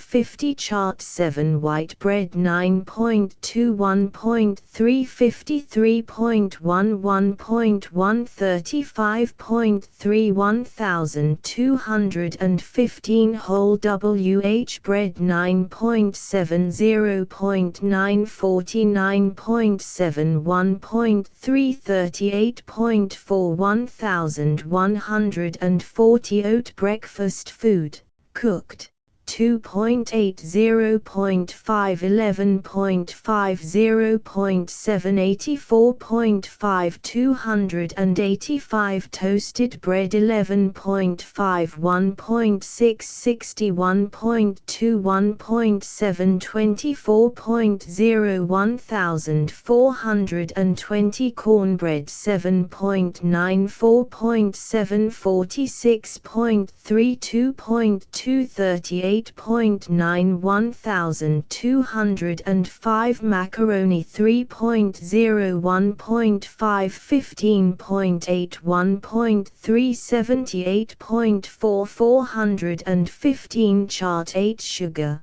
granulated, 100.0 1860 Molasses 2.4 69.33.2 25.1 1290 Stick candy 96.5 0.53.0 1785 Maple sugar 82.8 0.9 16.3 1540 Honey 0.4 81.2 0.2 18.2 1520 Chart 9 Parsnip 1.6 0.5 13.5 1.4 83.0 230 Onion 1.6 0.3 9.9 0.6 87.6 225 5 potato 2.20.118.41.078.3 385 celery 1.1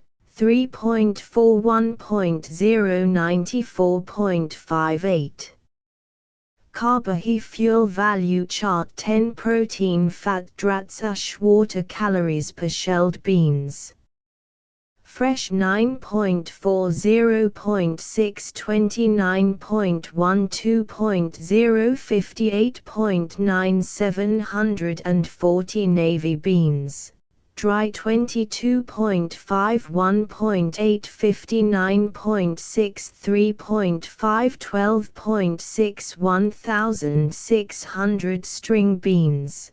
Green 2.30.37.40.8 195 corn.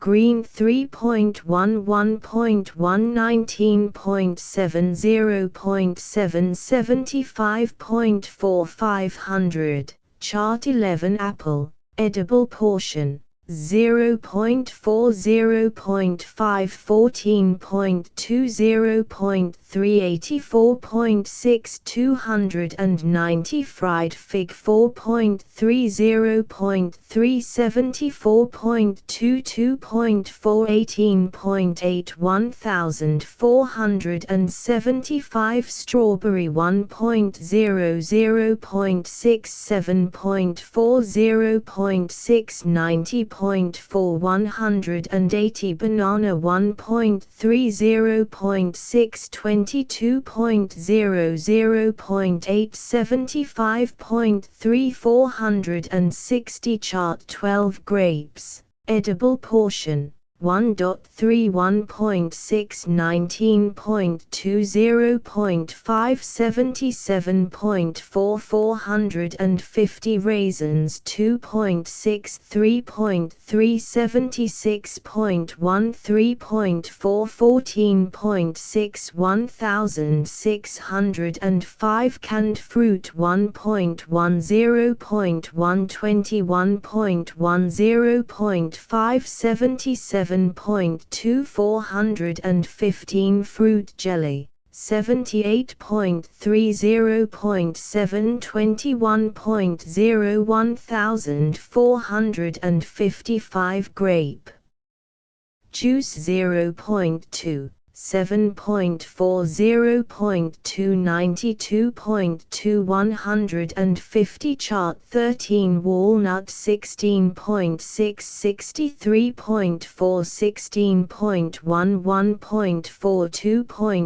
3285 chestnut 10.7 7.0 74.22.25.9 1875 peanut 25.8 38.6 22.4 2.09.2 2500 peanut butter 29.3 46.5 17.15.0 2.1 2825 coconut desiccated 6.357.4 31.5 1.33.5 3121 illustration chart 14 functions and uses of food constituent of food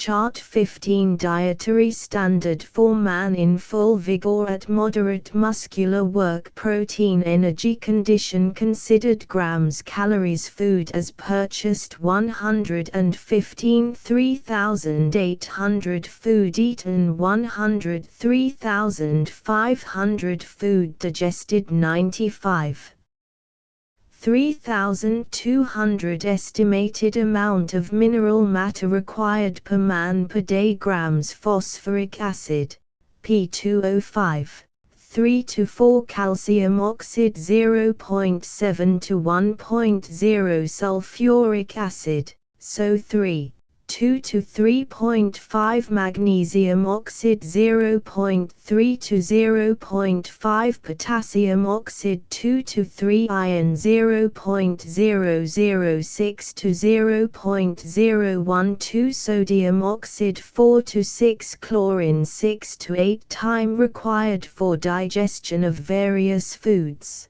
Hours min apples, sweet 130 apples, sour 2 beans.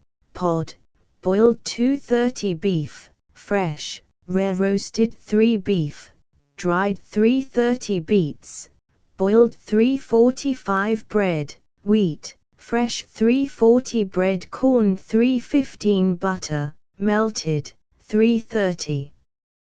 Cabbage, raw, with vinegar 2 cabbage, boiled 430 cheese 330 codfish 2 custard, baked 245 ducks, wild, roasted 430 eggs, fresh, soft-boiled 3 eggs, fresh, hard-boiled 330 eggs, fresh, fried 330 lamb, fresh, boiled 230 milk, raw 215 milk, boiled 2 parsnips, boiled 230 mutton, roast 315 mutton, boiled 3 mutton, broiled 3 pork, roast 515 potato, boiled 330 potato, baked 230 rice, boiled 1 sago, boiled 145 salmon, boiled 4 soup, beef, vegetable 4 soup, chicken 3 tapioca, boiled 2 trout. Boiled or fried 130 turnips, boiled 330 veal, fresh, boiled 4 food naturally falls into 4 classes. Potatoes and grains furnish starches. The starchy foods are heat and force producers. Eggs, meats, nuts, milk, dried beans, peas and lentils furnish nitrogen, and are flesh and muscle producers. Butter, oil, lard, and fatty meats supply fats. Sugar, molasses, honey, fruit, etc., furnish sugar. Starchy foods should be cooked at a high temperature and either boiled or baked. Nitrogenous and fatty foods at lower temperature, prolonging the time. Meats are much better broiled, roasted, or stewed than fried. Vegetables should be steamed or baked so that the juices may not be wasted. Veal and pork, except ham and bacon, should have no place in the menu of a boys' summer camp. Both require from 4 to 5 hours and 15 minutes to digest. Study carefully the above tables and then plan your meals intelligently. Table of approximate weights and measures 3 teaspoonfuls equals 1 tablespoon. 4 tablespoonfuls equals 1 wine glass. 2 wine glasses equals 1 gill. 2 gills equals 1 tumbler or cup. 2 cupfuls equals 1 pint. 1 quart sifted flour equals 1 pound. 1 quart granulated sugar equals 1 pound, 9 ounces. 1 pint closely packed butter equals 1 pound. 3 cupfuls sugar equals 1 pound. 5 cupfuls sifted flour equals 1 pound. 1 tablespoonful salt equals 1 ounce. 7 tablespoonfuls granulated sugar equals 1/2 pint. 12 tablespoonfuls flour equals 1 pint. 3 coffee cupfuls equals 1 quart. 10 eggs equals 1 pound. Buying food. The purchase of food is an important item of expense in operating a boys' camp, large or small. If the camp is a large one, 100 or more boys, and you have a good-sized refrigerator and storehouse, always purchase in bulk form from a wholesale firm. Canned goods, such as peas, tomatoes, corn, and apples, buy in gallon cans in case lots and save cost of extra tin and labels. Cocoa may be purchased in 5-pound cans. Condensed milk, unsweetened, in 20-ounce cans. Flour and sugar by the barrel. Beans by the bushel. Butter by the firkin, 1. For instance, a good heavy 200-pound hind quarter of beef will furnish a roast beef dinner, a steak breakfast, a meat stew supper, a meat hash breakfast, and a good thick soup full of nourishment from the bones. The suet may be rendered into lard. There will be no waste, and you get the very best of meat. Buy lamb whole and fowl cleaned, and eggs by the crate. Keep an accurate inventory, also the cost of foods. It will be found interesting to make a resume of food at the end of each season, listing quantities, costs, and amounts used each day and ascertain the actual cost per day for each boy. Transcriber's footnote 1, about a quarter of a barrel or 9 gallons, 34 liters.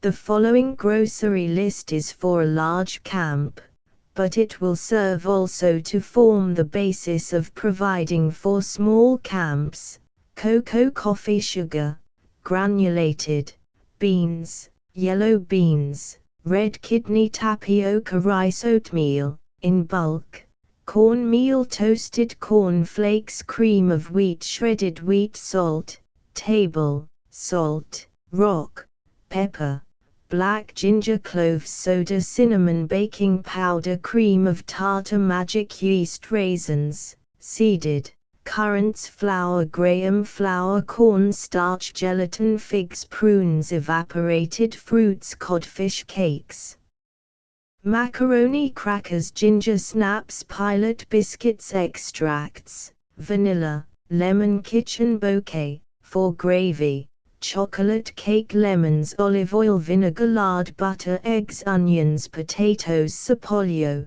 soap, gold dust, laundry soap, mustard, dry mustard, prepared in mugs, chow chow, pickles, piccalilli, chili sauce, bacon, ham, dried beef, salt, pork, cheese, matches, candles, kerosene oil, lantern wicks, chloride of lime. Canned goods: corn, sliced peaches, tomatoes, shredded pineapple, peas, strawberries, lima beans, clams, for chowder, beets, condensed milk, unsweetened, apples, salmon, plums. The steward, a reliable person, should be in charge of the food supplies. In some camps he is called the steward. He will see that the supply is sufficient, arrange the menus in consultation with the chef, keep his storeroom neat and scrupulously clean. As a matter of record and for the purpose of ascertaining cost of feeding the boys, a number of camps keep a daily record like the illustrated form. The cook is the keynote of happiness or unhappiness. Get a good cook, professionally and morally, one who understands that he is not in camp for a vacation. A capable cook will take care of 50 boys without any assistance, except what help the boys may render in the preparation of vegetables. For years 2 cooks have looked after the meals of 175 to 200 boys in the camps conducted each season by the writer. The wages of the head cook or chef range from $2 to $3.50 a day. Some camps secure cooks from the hotels and restaurants, others from the lumber camps. No matter where he is secured, be sure that he is clean, in person, in habits, and in speech. Do not permit boys to loaf about the kitchen. In the planning of menus, food value and variety must be considered. The following represents the staple articles of food for a boys' camp. Illustration: Commissary Department Camp Beckett, suggested list of dishes for boys' camp's breakfast: fruit, bananas, raspberries, blueberries, cantaloupes, apples, stewed prunes, apple sauce, baked apples, stewed apricots, stewed figs. Cereals: oatmeal, shredded wheat, cream of wheat, toasted corn flakes, cornmeal mush and milk, hominy grits, puffed rice, wheatlets. Eggs: fried, boiled, scrambled, omelette, poached on toast. Meats and fish: bacon, meat hash, meat stew, chopped meat on toast, codfish cakes, creamed codfish, fried fresh fish, creamed dried beef, fresh sausage. Vegetables: potatoes baked, creamed, mashed, browned, German fried, baked beans. Drinks: cocoa, milk, coffee, only occasionally, pure water. Bread: toasted bread, corn bread, muffins, biscuits, hot cakes. Dinner soups: old-fashioned vegetable soup, bean soup, clam or fish chowder, corn chowder. Thick soups are preferable for camps. Meats: roasts, beef, lamb, chicken. Stews: beef, lamb, steak, fricassee of chicken, fricassee of lamb, haricot of lamb, pot roast of beef, Hamburg steak, corned beef, boiled ham, meat pie. Fish: baked, fried, boiled, escalloped salmon, salmon croquettes. Vegetables: potatoes, mashed, boiled, French fried, browned. Cabbage. Corn, stewed, escalloped, corn pie, corn on cob. Peas, creamed with carrots. Lima beans. Summer squash. Tomatoes, stewed, escalloped, or gratin with tomatoes. Apple sauce, creamed onions, cabbage slaw. Green spinach, beet tops. Desserts: ice cream, vanilla, chocolate, strawberry, preserved, raspberry, lemon, coffee, caramel, peach, pineapple, shredded, orange, lemon. Sherbet: lemon, orange, pineapple, raspberry. Rice pudding: plain with fruit sauce, rice with raisins. Tapioca pudding with apples or fruit. Bread pudding. Cottage pudding, lemon sauce or fruit sauce. Banana pudding. Sliced peaches with cream.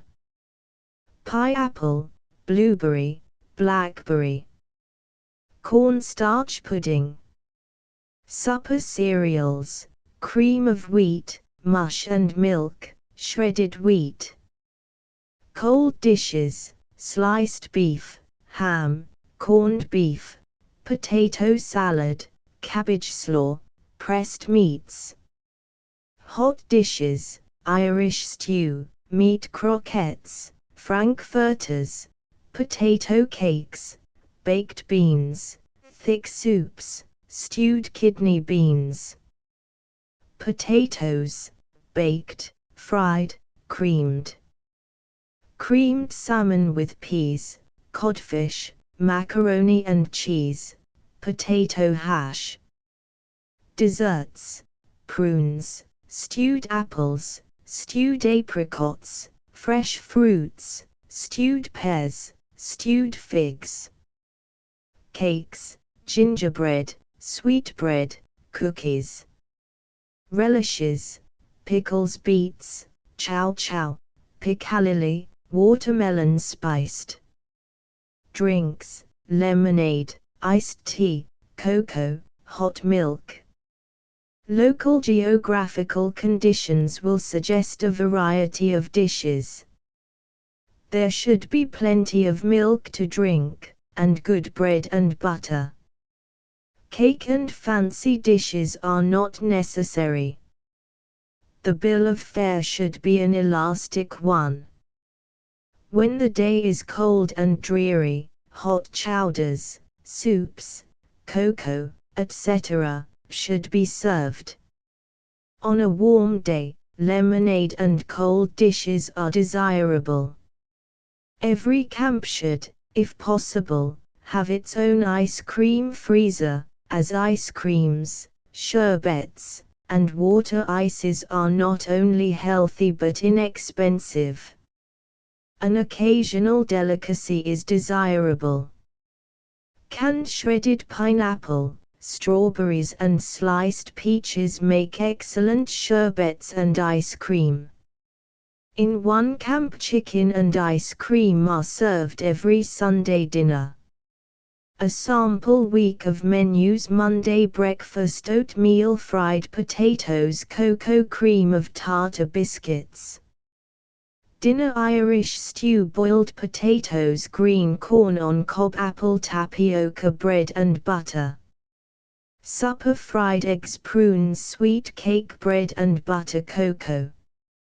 Tuesday breakfast, toasted corn flakes, fish cakes, corn bread, cocoa. Dinner, beef steak, mashed potatoes, peas, corn starch pudding, bread and butter. Supper, vegetable soup, stewed figs, gingerbread, bread and butter. Wednesday breakfast, cream of wheat, meat hash, cocoa, bread and butter. Dinner, roast lamb, tomato sauce, boiled potatoes, lemon sherbet, bread and butter. Supper, creamed fish, apple sauce, sweet cake, bread and butter. Thursday breakfast, shredded wheat, baked potatoes, creamed codfish, bread and butter, cocoa. Dinner, boiled beef, mashed potatoes, corn starch pudding with strawberry sauce. Supper, creamed dried beef, apple sauce, gingerbread, bread and butter. Friday breakfast, oatmeal, codfish cakes, bread and butter, cocoa. Dinner, fried weak fish, stewed tomatoes, boiled potatoes, vanilla ice cream. Supper, vegetable soup, bread and butter, sweet cake. Saturday breakfast, puffed rice, fried eggs, bread and butter, cocoa. Dinner, escalloped salmon, rice, boiled tomatoes, cucumbers, bread and butter. Supper, Boston baked beans, tomato ketchup, sweetbread. Sunday breakfast, cream of wheat, bananas, fried mush and maple syrup, coffee. Dinner, roast chicken, creamed onions, mashed potatoes, pineapple sherbet, bread and butter. Supper, cold beef, apple sauce, sweet cake, bread and butter. Serving, each table is provided with meat platter, vegetable dishes, bread plate, butter dish, sugar bowl, milk pitcher, water pitcher, salt and pepper shakers, etc. The only need of a waiter is to bring the food to the tables and replenish the dishes. Each boy takes his turn at waiting. If there are 7 boys in a tent, a boy serves 1 day in 7. He usually sits at the right side of the leader and eats his meal with the others. This does away with a second or waiter table.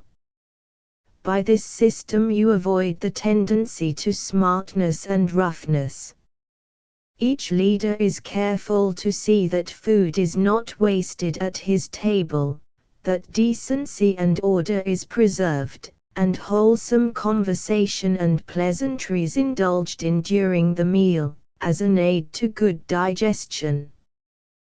Dishwashing. Some camps pay for all work done and give boys more freedom, but experience has clearly proven that the successful camp is the one where boys all have responsibility and definite duties to perform.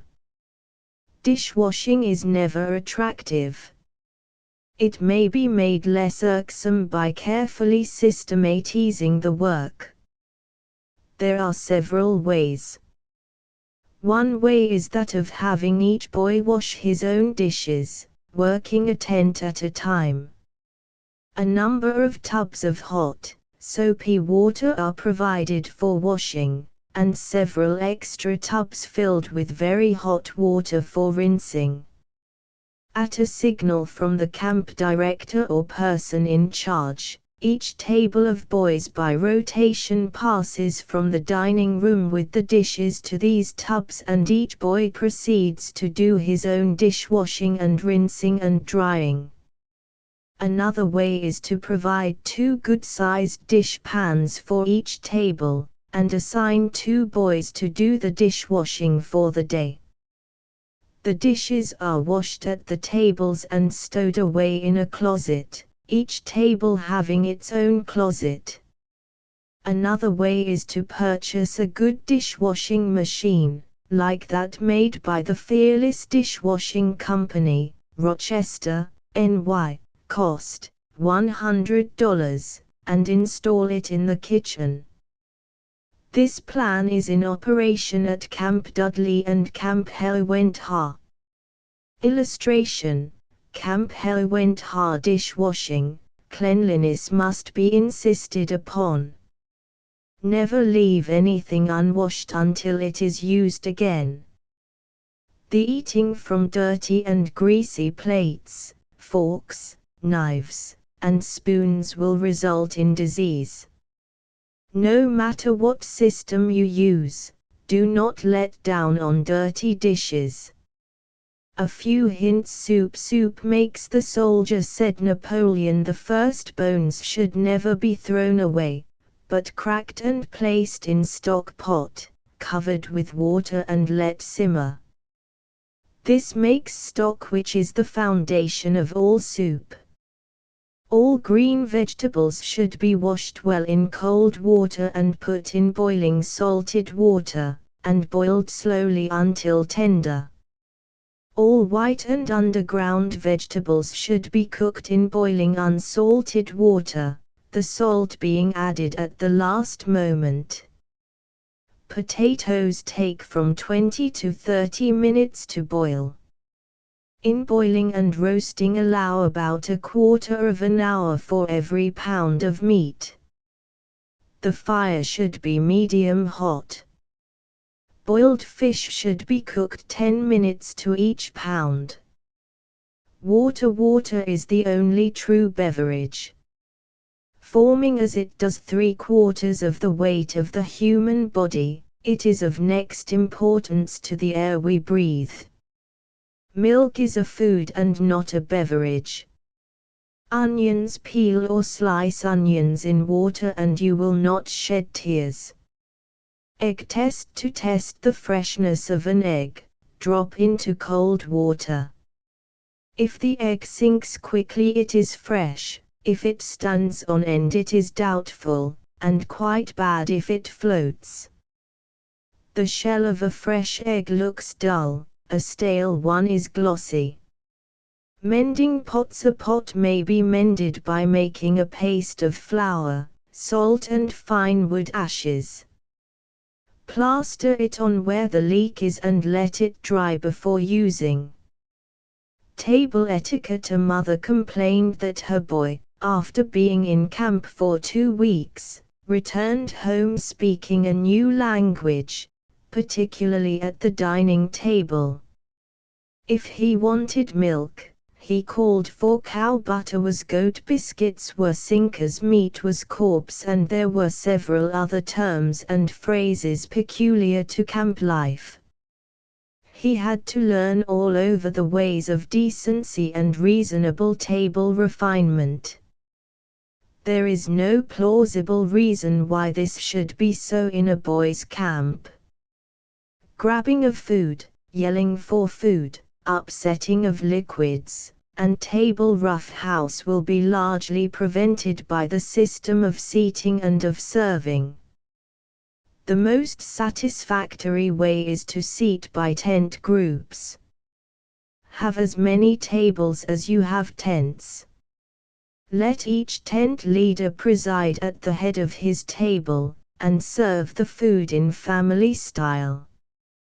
The leader serves the food, and sees that the boys observe the same delightful table life in camp as at home. Grace at meals. Grace should be said before each meal, either silently or audibly.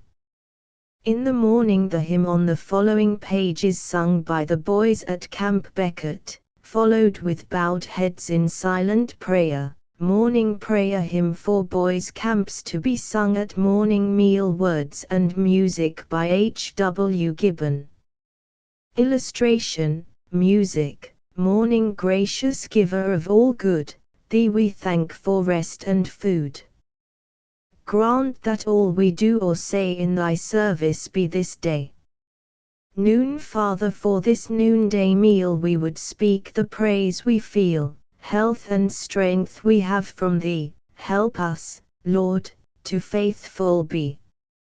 Night tireless guardian of our way, thou hast kept us well this day.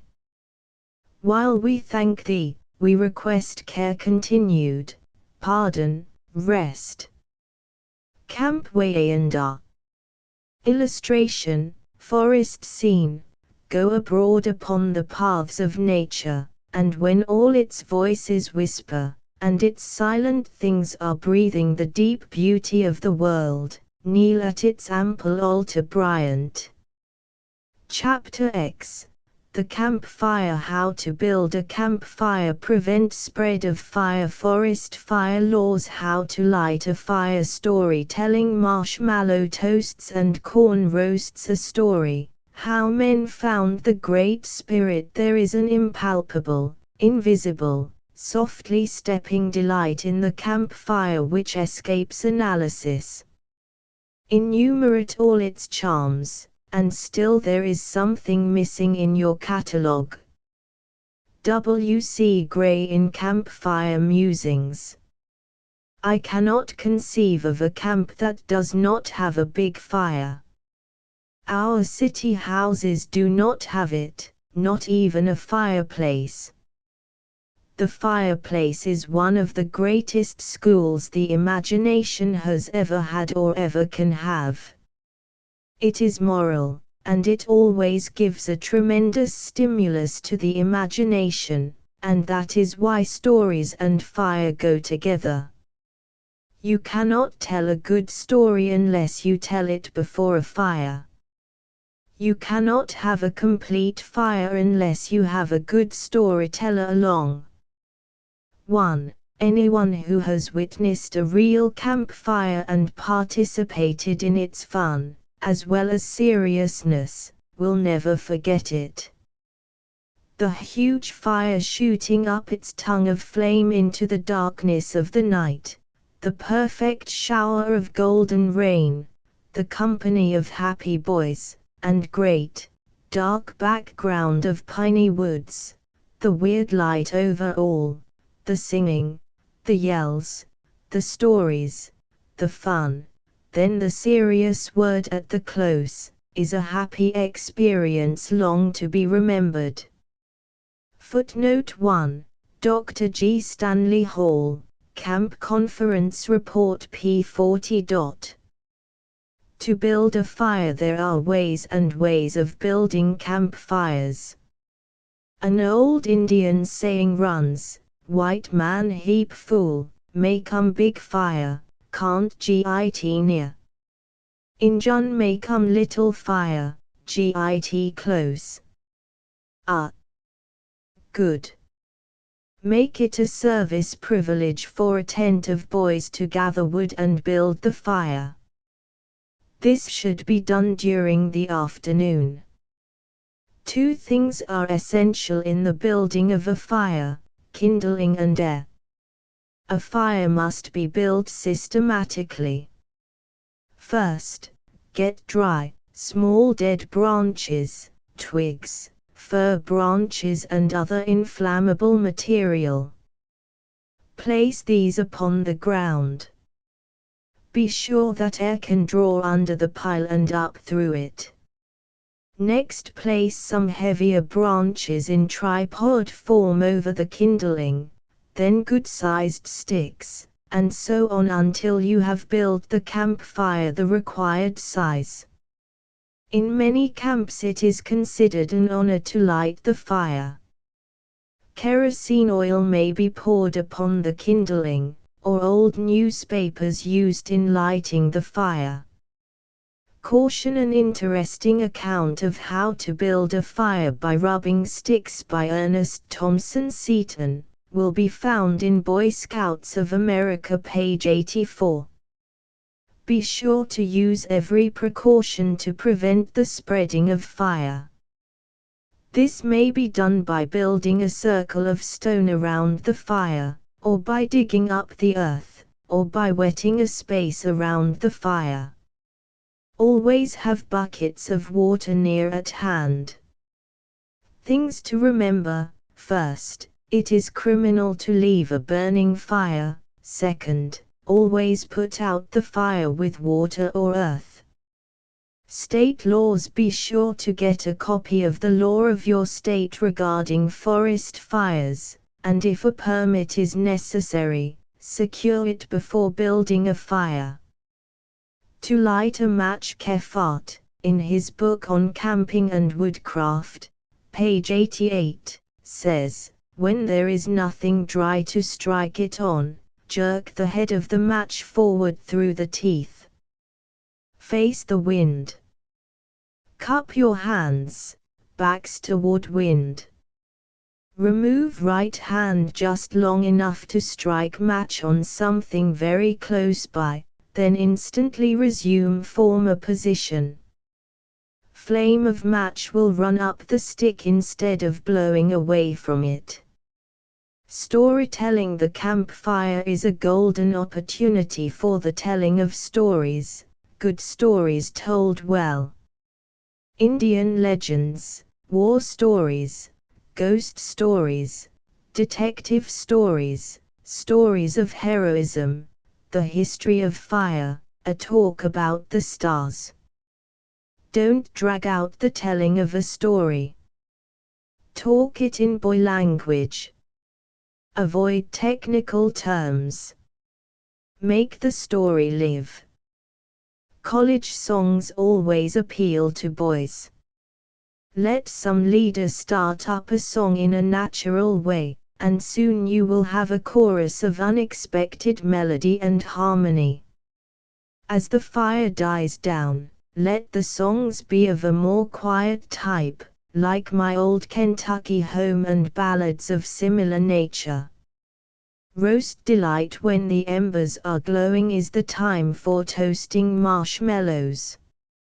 Get a long stick sharpened to a point, fasten a marshmallow on the end, hold it over the embers, not in the blaze, until the marshmallow expands. Oh, the deliciousness of it! Ever tasted one?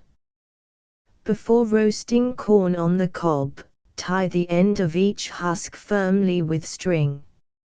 Soak in water for about an hour. Then put into the hot embers. The water prevents the corn from burning and the firmly tied husks enable the corn to be steamed and the real corn flavor is retained. In about 20 minutes the corn may be taken from the fire and eaten. Have a bowl of melted butter and salt on hand. Also a pastry brush to spread the melted butter upon the corn. Try it. A good story. For an example of a good story to be told around the campfire, this Indian tale by Professor H. M. Burr, of the Springfield Training School, is given. How men found the Great Spirit in the olden time, when woods covered all the earth except the deserts and the river bottoms, and men lived on the fruits and berries they found and the wild animals which they could shoot or snare. When they dressed in skins and lived in caves, there was little time for thought.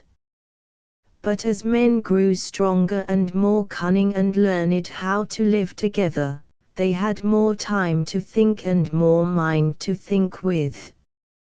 Men had learned many things. They had learned that cold weather followed hot, and spring followed winter, and that the sun got up in the morning and went to bed at night. They saw that the great water was kindly when the sun shone, but when the sun hid its face and the wind blew upon it, it grew black and angry and upset their canoes. They found that knocking flints together or rubbing dry sticks would light the dry moss, and that the flames, which would bring back summer in the midst of winter and day in the midst of night, were hungry and must be fed, and when they escaped devoured the woods and only the water could stop them. These and many other things men learned, but no one knew why it all was or how it came to be. Men began to wonder, and that was the beginning of the path which led to the Great Spirit. In the ages when men began to wonder, there was born a boy whose name was Woe, which meant in the language of his time whence. As he lay in his mother's arms, she loved him and wondered, his body is of my body, but from whence comes the life, the spirit which is like mine and yet not like it? And his father, seeing the wonder in the mother's eyes, said, Whence came he from? And there was no one to answer, and so they called him Woe to remind them that they knew not from whence he came. As Woe grew up, he was stronger and swifter of foot than any of his tribe. He became a mighty hunter. He knew the ways of all the wild things, and could read the signs of the season.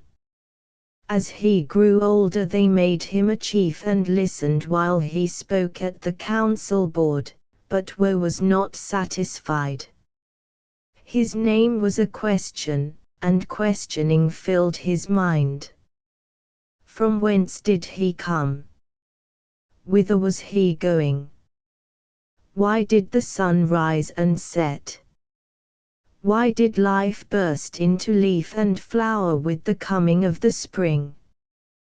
Why did the child become a man and the man grow old and die? The mystery grew upon him as he pondered.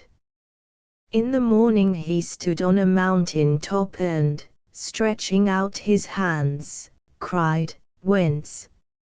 At night he cried to the moon, Whither? He listened to the soughing of the trees and the song of the brook and tried to learn their language. He peered eagerly into the eyes of little children, and tried to read the mystery of life. He listened at the still lips of the dead, waiting for them to tell him whither they had gone. He went about among his fellows silent and absorbed, always looking for the unseen and listening for the unspoken. He sat so long silent at the council board that the elders questioned him. To their questioning he replied, like one awakening from a dream, Our fathers since the beginning have trailed the beasts of the woods. There is none so cunning as the fox, but we can trail him to his lair. Though we are weaker than the great bear and buffalo, yet by our wisdom we overcome them. The deer is more swift of foot, but by craft we overtake him. We cannot fly like a bird, but we snare the winged one with a hair. We have made ourselves many cunning inventions by which the beasts, the trees, the wind, the water, and the fire become our servants. Then we speak great swelling words, how great and wise we are. There is none like us in the air, in the wood, or in the water. But the words are false. Our pride is like that of a partridge drumming on his log in the wood before the fox leaps upon him. Our sight is like that of the mole burrowing under the ground. Our wisdom is like a drop of dew upon the grass. Our ignorance is like the great water which no eye can measure. Our life is like a bird coming out of the dark, fluttering for a heartbeat in the teepee and then going forth into the dark again. No one can tell us whence it comes or whither it goes. I have asked the wise men, and they cannot answer. I have listened to the voice of the trees and wind and water, but I do not know their tongue. I have questioned the sun and the moon and the stars, but they are silent. But today, in the silence before the darkness gives place to light, I seemed to hear a still small voice within my breast, saying to me, "Woe, the questioner, rise up like the stag from his lair, away, alone, to the mountain of the sun. There thou shalt find that which thou seekest." I go, but if I fall by the trail another will take it up. If I find the answer I will return. Waiting for none, Woe left the council of his tribe and went his way toward the mountain of the sun. For 6 days he made his way through the trackless woods, guided by the sun by day and the stars by night. On the 7th he came to the great mountain, the mountain of the sun, on whose top, according to the tradition of his tribe, the sun rested each night. All day long he climbed, saying to himself, "I will sleep tonight in the teepee of the sun and he will tell me whence I come and whither I go." But as he climbed the sun seemed to climb higher and higher. As he neared the top a cold cloud settled like a night bird on the mountain. Chilled and faint with hunger and fatigue, Woe struggled on. Just at sunset he reached the top of the mountain, but it was not the mountain of the sun. For many days' journey to the west the sun was sinking in the great water. A bitter cry broke from Woe's parched lips. His long trail was useless. There was no answer to his questions. The sun journeyed farther and faster than men dreamed, and of wood and waste and water there was no end. Overcome with misery and weakness, he fell upon a bed of moss with his back toward the sunset and the unknown. And Woe slept, although it was unlike any sleep he had ever known before, and as he slept he dreamed. He was alone upon the mountain waiting for the answer. A cloud covered the mountain, but all was silent. A mighty wind rent the cloud and rushed roaring through the crags, but there was no voice in the wind. Thunder pealed, lightning flashed, but he whom Woe sought was not there. In the hush that followed the storm Woe heard a voice low and quiet, but in it all the sounds of earth and sky seemed to mingle, the song of the bird, the whispering of the trees, and the murmuring of the brook. Woe, I am he whom thou seekest, I am the Great Spirit, I am the All-Father. Ever since I made man of the dust of the earth and so child of the earth and brother to all living, and breathed into his nostrils the breath of life, thus making him my son, I have waited for a seeker who should find me. In the fullness of time thou hast come, woe, the questioner, to the answerer. Thy body is of the earth and to earth returns. Thy spirit is mine, it is given thee for a space to make according to thy will, then it returns to me better or worse for thy making. Thou hast found me because thy heart was pure and thy search for me tireless. Go back to thy tribe and be to them the voice of the Great Spirit. From henceforth I will speak to thee and the seekers that come after thee, in 1,000 voices and appear in 1,000 shapes. I will speak in the voices of the wood and streams and of those you love. I will appear to you in the sun by day and the stars by night.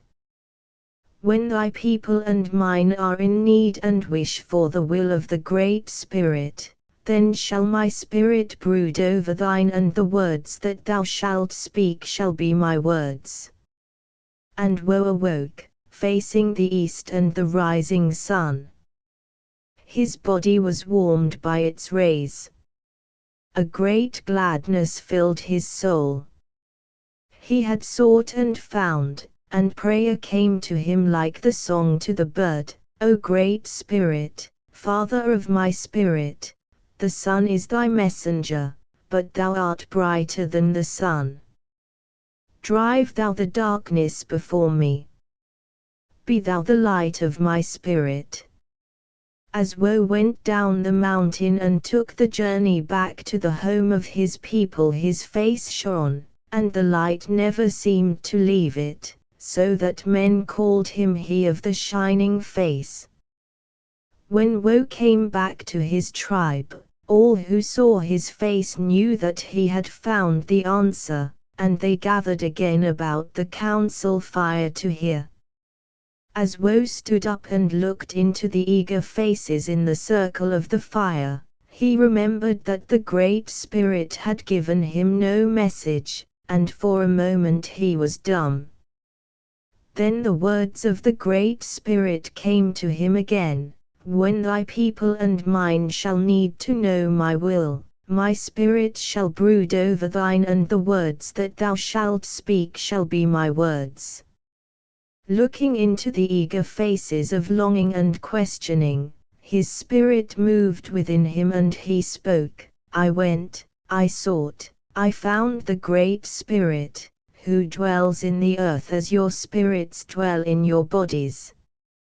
It is from him the Spirit comes. We are his children. He cares for us more than a mother for the child at her breast, or the father for the son that is his pride. His love is like the air we breathe, it is about us, it is within us.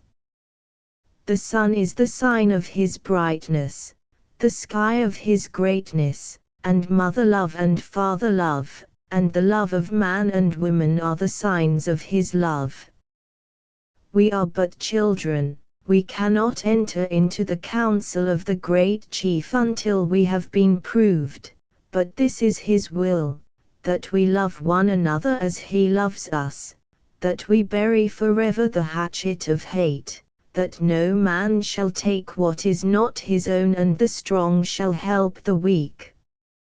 The chiefs did not wholly understand the words of Woe, but they took a hatchet and buried it by the fire, saying, Thus bury we hate between man and his brother, and they took an acorn and put it in the earth, saying, Thus plant we the love of the strong for the weak. And it became the custom of the tribe that the great council in the spring should bury the hatchet and plant the acorn. Every morning the tribe gathered to greet the rising sun, and, with right hands raised and left hands upon their hearts, prayed, "Great Spirit, hear us, guide us today, make our wills thy will, our ways thy way." And the tribe grew stronger and greater and wiser than all the other tribes, but that is another story. Association Seminar, December, 1910. Bibliography Campfire Musings William C. Gray. Fleming H. Revel Company, $1 net. A book full of the spirit of the woods and of camp life. Campfire Stories. In Camp with Boys, G. W. Hinckley. Central Maine Pub Company, $1. The Shadowless Man, Adelbert von Chamisso. Frederick Warne and Company, $1 net. Mystery and Detective Stories, 6 volumes. Review of Reviews Company, illustration, Pathfinders, Hikers, Chapter 11, Tramps, Hikes, and Overnight Trips. An Old Tramper's Advice. Map reading. Shoe wisdom. The pack, the lean-to or shack bed. Making a hot stone wrinkle. Night watchers. Observation practice. Camera snapshots. Camp lamp. Handy things to make afoot and light-hearted. I take to the open road, healthy, free, the world before me, the long brown path before me, leading wherever I choose. Whitman. An Old Tramper's Advice. It is an excellent thing for the boys to get away from the camp routine for a few days, and walk the long brown path, stopping overnight, doing their own cooking, building their lean-to or shelter, and roughing it. Walking is probably one of the best all-round cures for the ills of civilization. Several things should be remembered when one goes on a hike. First, avoid long distances. A foot-weary, muscle-tired, and temper-tried, hungry group of boys surely is not desirable. There are a lot of false notions about courage, and bravery, and grit, that read well in print but fail miserably in practice, and long hikes for boys is one of the most glaring of these notions. Second, have a leader who will set a good, easy pace, say about 3 miles an hour, prevent the boys from excessive water drinking, and assign the duties of pitching camp, etc. Third, observe these 2 rules given by an old woodsman. 1. Never walk over anything you can walk around. 2. Never step on anything that you can step over. Every time you step on anything, you lift the weight of your body. Why lift extra weight when tramping? Fourth, carry with you only the things absolutely needed, and roll in blanket and poncho, army style. Map reading. Before starting on a hike, study carefully the road maps. The best maps are those of the United States Geological Survey, made on a scale of 2 inches to the mile, and costing 5 cents each. The map is published in atlas sheets, each sheet representing a small quadrangular district. Sent to the Superintendent of Documents, at Washington, D.C., for a list. Illustration, Universal Map Measure. A mountaineer in Tennessee said, "We measure miles with a coonskin, and throw in the tail for good measure." A better way is to purchase the Universal Map Measure, costing $1.50, imported and sold by Dame, Stoddard Company, 374 Washington Street, Boston, Mass., which accurately measures the distance upon the government survey maps. Shoe wisdom for tramping: the boy needs the right kind of a shoe, or the trip will be a miserable failure. A light-soled or light-built shoe is not suited for mountain work, or even for an ordinary hike. The feet will blister and become road-weary. They must be neither too big nor too small nor too heavy, and be amply broad to give the toes plenty of room. The shoe should be watertight. A medium weight, high-topped lace shoe is about right. Bathing the feet at the springs and streams along the road will be refreshing, if not indulged in too frequently. See chapter on health and hygiene for care of the feet and proper way of walking. It is well to carry a spare shirt hanging down the back with the sleeves tied round the neck. Change when the shirt you are wearing becomes too wet with perspiration. The most practical and inexpensive pack is the one manufactured for the Boy Scouts of America. Price, 60 cents. It is about 14 by 20 inches square, and 6 inches thick, made of waterproof canvas, with shoulder straps, and will easily hold everything needed for a tramping trip.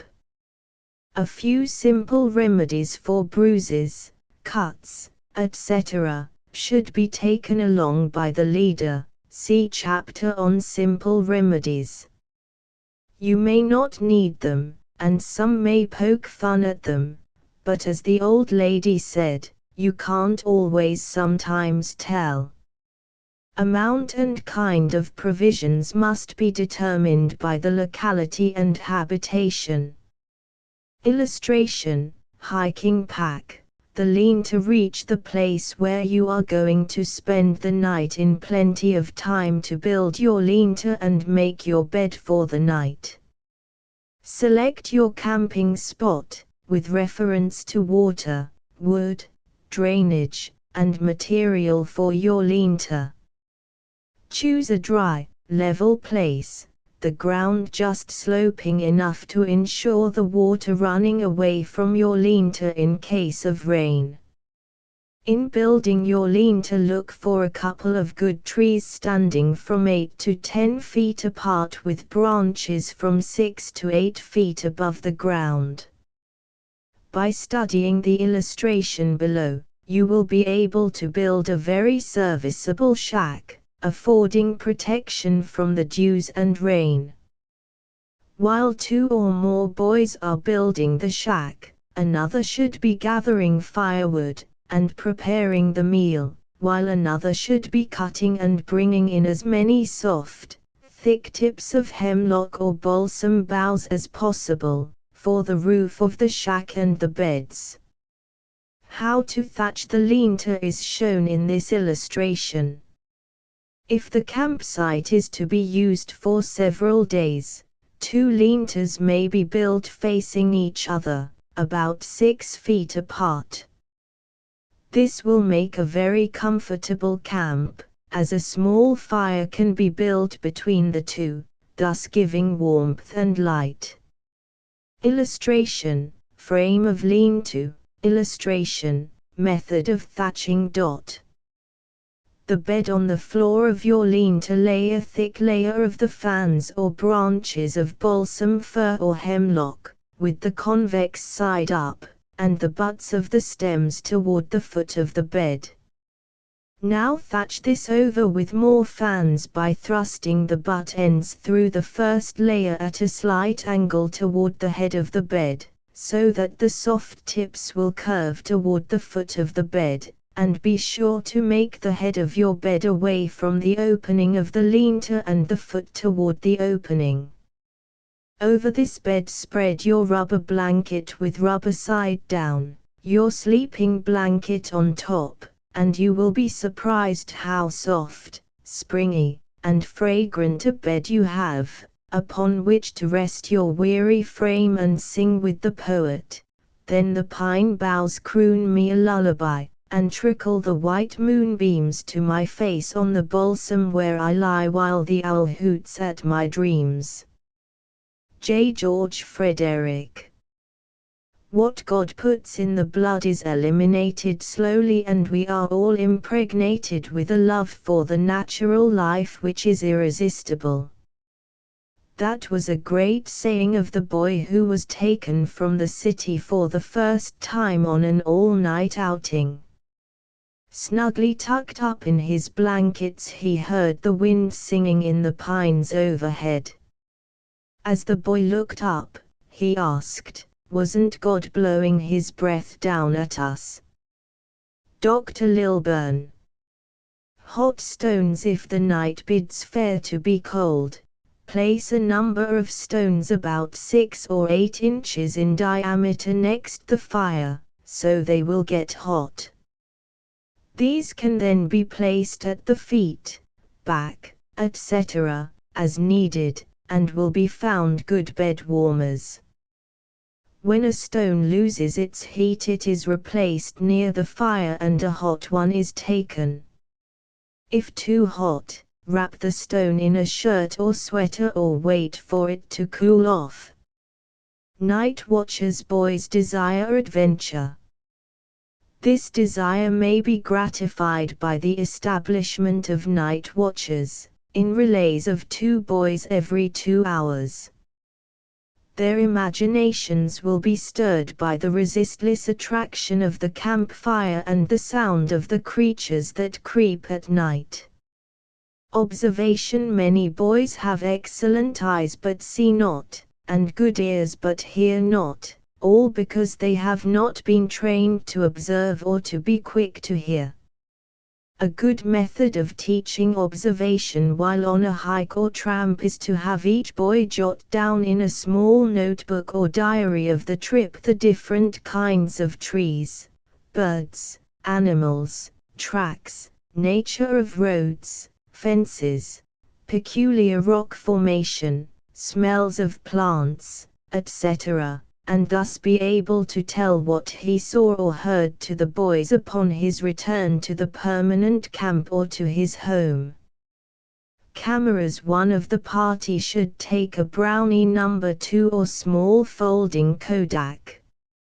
Photos of the trip are always a great pleasure and a memory reviver. A practical and convenient method of carrying small folding cameras is described in Forest and Stream. A strap with a buckle having been attached to an ordinary leather belt is run through the loops at the back of the camera case. The camera may be pushed around the belt to the point where it will be least in the way. Lamps. A very convenient lamp to use on a hike is the Baldwin Camp lamp, made by John Simmons Company, 13 Franklin Street, New York City. Price, $1.00. It weighs only 5 ounces when fully charged with carbide, and is but 4-3/4 inches high. It projects a strong light 150 feet through the woods. A stiff wind will not blow it out. It can be worn comfortably in your hat or belt. The Rocky Mountain searchlight, made of a discarded tomato can, a candle, and a bit of wire for a handle, is a camp product that will be found to be very useful in an emergency. Illustration: Rocky Mountain lantern. The can is carried lengthwise, with the wire handle run through a hole in the closed end on through the entire length of the can and out the open end. Do not wrap the handle wire around the can. It will slip off. 2 cuts, crossing each other, make the candle opening, with the cut edges bent inward. The candle is pushed upward as it burns down, the flame being kept in the middle of the can. The cut edges prevent it from falling out until the last hold is melted away. The searchlight gives good service when hung in the tent or on a nearby tree, but is especially valuable in lighting up a rough path on a rainy, windy night. Camp hanger. The camp hanger shown in the illustration can be hung from the ridge pole of the tent, and is particularly useful when from 2 to 4 persons occupy the tent. It can be raised and lowered at will by attaching the hanger to a pulley arrangement. The hanger may be made of wood in any length. Ordinary coat hooks are fastened to the side with screws. A common screw eye is used for the line at the top. A snap hook attached to the rope facilitates its removal at will. A boy of ingenuity can make a number of convenient things. A good drinking cup may be made from a piece of birch bark cut in parallelogram shape, and twisted into pyramid form, and fastened with a split stick. See illustrations on opposite page. A flat piece of bark may serve as a plate. A pot lifter may be made from a green stick about 18 inches long, allowing a few inches of a stout branch to remain. By reversing the same kind of stick and driving a small nail near the other end or cutting a notch, it may be used to suspend kettles over a fire. A novel candlestick is made by opening the blade of a knife and jabbing it into a tree, and upon the other upturned blade putting a candle. A green stick having a split end which will hold a piece of bread or meat makes an excellent broiler. Don't pierce the bread or meat.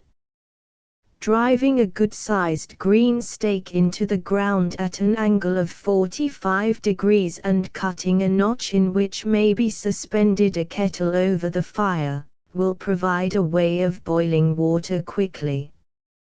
For suggestions in building a campfire and cooking on hikes, see chapter on cooking on hikes.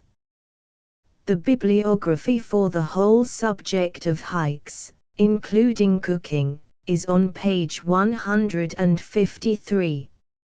Illustration: birch bark cup, campfire tongs, camp broiler, bark plate, a novel candlestick, pot lifter, pot hook, to boil water quickly.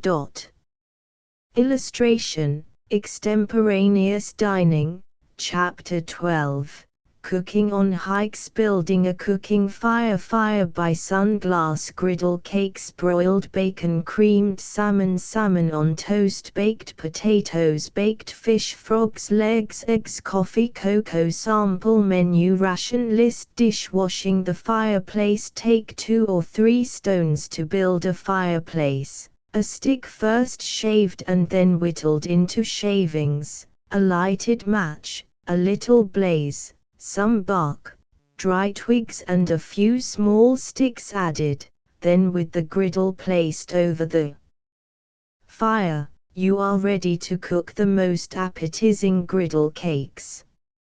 After the cakes are cooked, fry strips of bacon upon the griddle. In the surplus fat fry slices of bread, then some thinly sliced raw potatoes done to a delicious brown, and you have a breakfast capable of making the mouth of a camper water. Another way of building a fire: place 2 green logs side by side, closer together at one end than the other. Build fire between. On the logs over the fire you can rest frying pan, kettle, etc. To start fire, have some light, dry wood split up fine. When sticks begin to blaze, add a few more of larger size and continue until you have a good fire. Sunglass: when the sun shines, a fire may be started by means of a small pocket sun or magnifying glass.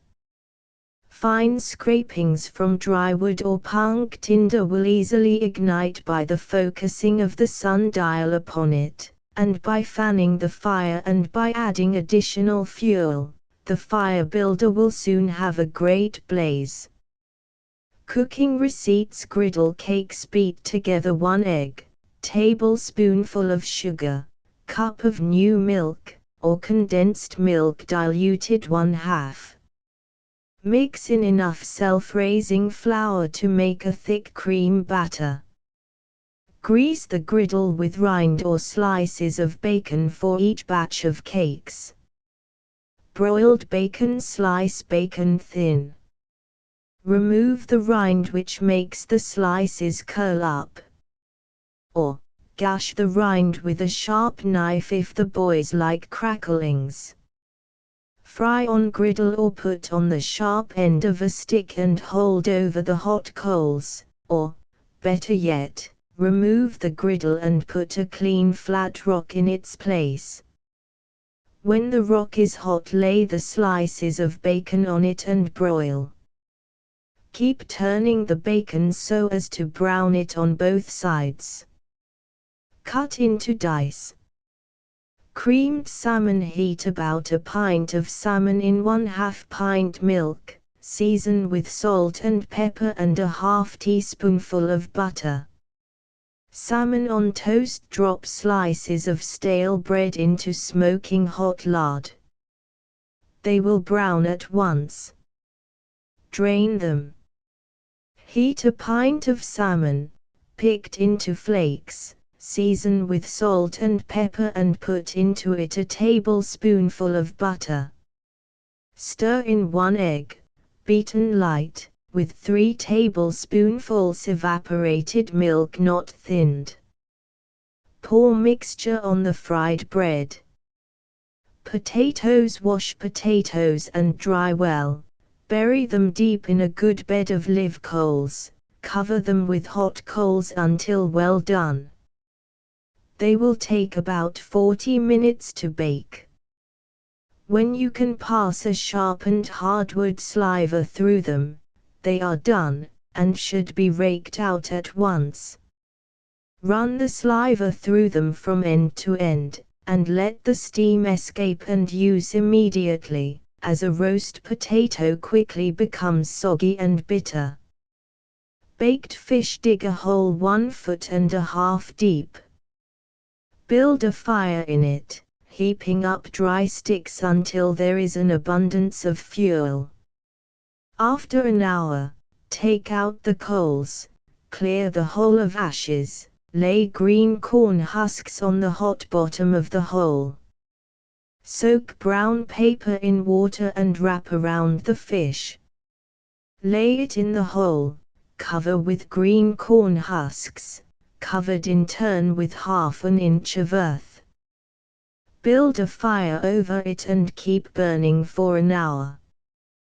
Then remove and you have something delicious and worth the time taken to prepare. Fried fish: clean fish well. Small fish should be fried whole, with the backbone severed to prevent curling up. Large fish should be cut into pieces, and ribs cut loose from backbone so as to lie flat in pan. Rub the pieces in cornmeal or powdered bread crumbs, thinly and evenly, that browns them. Fry in plenty of very hot fat to a golden brown, sprinkling lightly with pepper and salt just as the color turns. If fish has not been wiped dry, it will absorb too much grease. If the frying fat is not very hot when fish are put in, they will be soggy with it. Frogs' legs: after skinning frogs, soak them an hour in cold water, to which vinegar has been added, or put them for 2 minutes into scalding water that has vinegar in it. Drain, wipe dry, and cook. To fry: roll in flour seasoned with salt and pepper, and fry, not too rapidly, preferably in butter or oil. Watercress is a good relish with them. To grill, prepare 3 tablespoonfuls melted butter, 1/2 teaspoonful salt, and a pinch or 2 of pepper, into which dip the frog legs, then roll in fresh breadcrumbs and broil for 3 minutes on each side. Eggs boiled. Raise water to boiling point. Place eggs in carefully. Boil steadily for 3 minutes if you prefer them soft. If you want them hard-boiled, put them in cold water, bring to a boil, and keep it up for 20 minutes. The yolk will then be mealy and wholesome. Fried. Melt some butter or fat in frying pan. When it hisses, drop in eggs carefully. Fry them 3 minutes. Scrambled. First stir the eggs up with a little condensed cream and a pinch of salt, and after putting some butter in the frying pan, stir the eggs in it, being careful not to cook them too long. Poached. First put in the frying pan sufficient diluted condensed milk which has been thinned with enough water to float the eggs. When the milk is hot, drop in the carefully opened eggs and let them simmer 3 or 4 minutes. Serve the eggs on slices of buttered toast, pouring on enough of the milk to moisten the toast. Coffee. For every cup of water allow a tablespoonful of ground coffee, and 1 extra for the pot. Heat water to boiling point first, add coffee, boil 5 minutes, settle with 1/4 cup cold water and serve. Some prefer to put the coffee in a small muslin bag, tied loose, and boil for 5 minutes longer. Cocoa. Allow a teaspoonful of cocoa for every cup of boiling water. Mix the powdered cocoa with hot water or hot milk to a creamy paste. Add equal parts of boiling water and boiled milk, and sugar to taste. Boil 2 or 3 minutes. Sample menu for an overnight and a day hike or tramp breakfast: griddle cakes with caro syrup or brown sugar and butter, fried bacon and potatoes, bread, coffee, preserves. Dinner: creamed salmon on toast, baked potatoes, bread, pickles, fruit. Supper: fried eggs, creamed or chipped beef, cheese, bread, cocoa. These recipes have been tried out. Biscuit and bread making have been purposely omitted. Take bread and crackers with you from the camp. Amateur biscuits are not conducive to good digestion or happiness.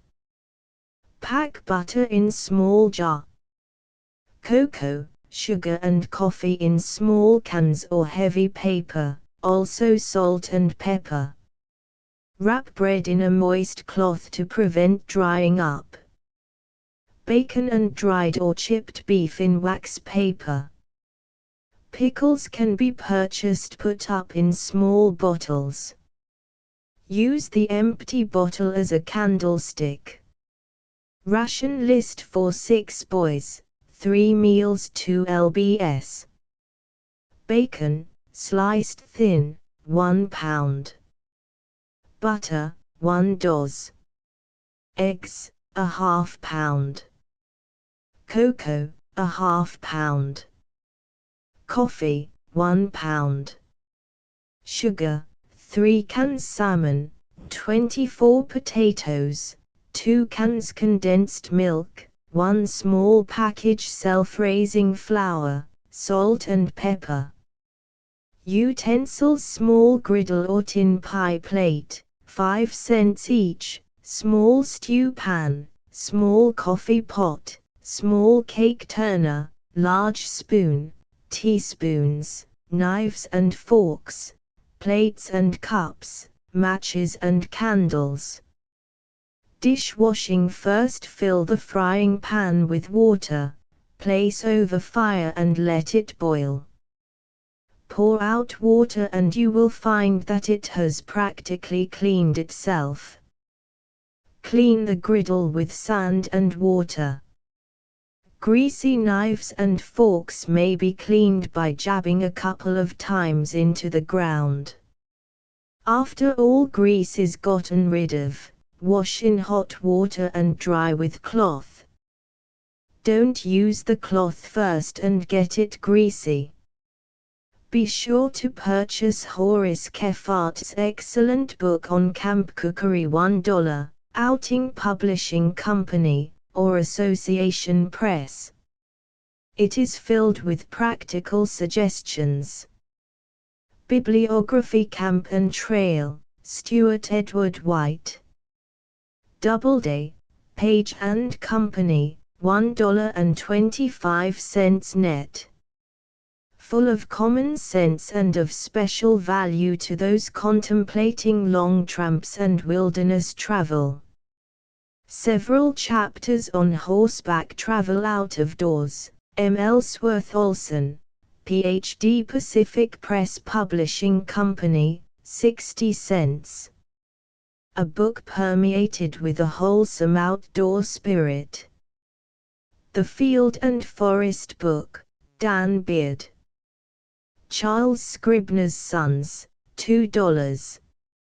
Written in Beardesque style, filled with his inimitable illustrations and crammed with ideas. The Way of the Woods, Edward Breck.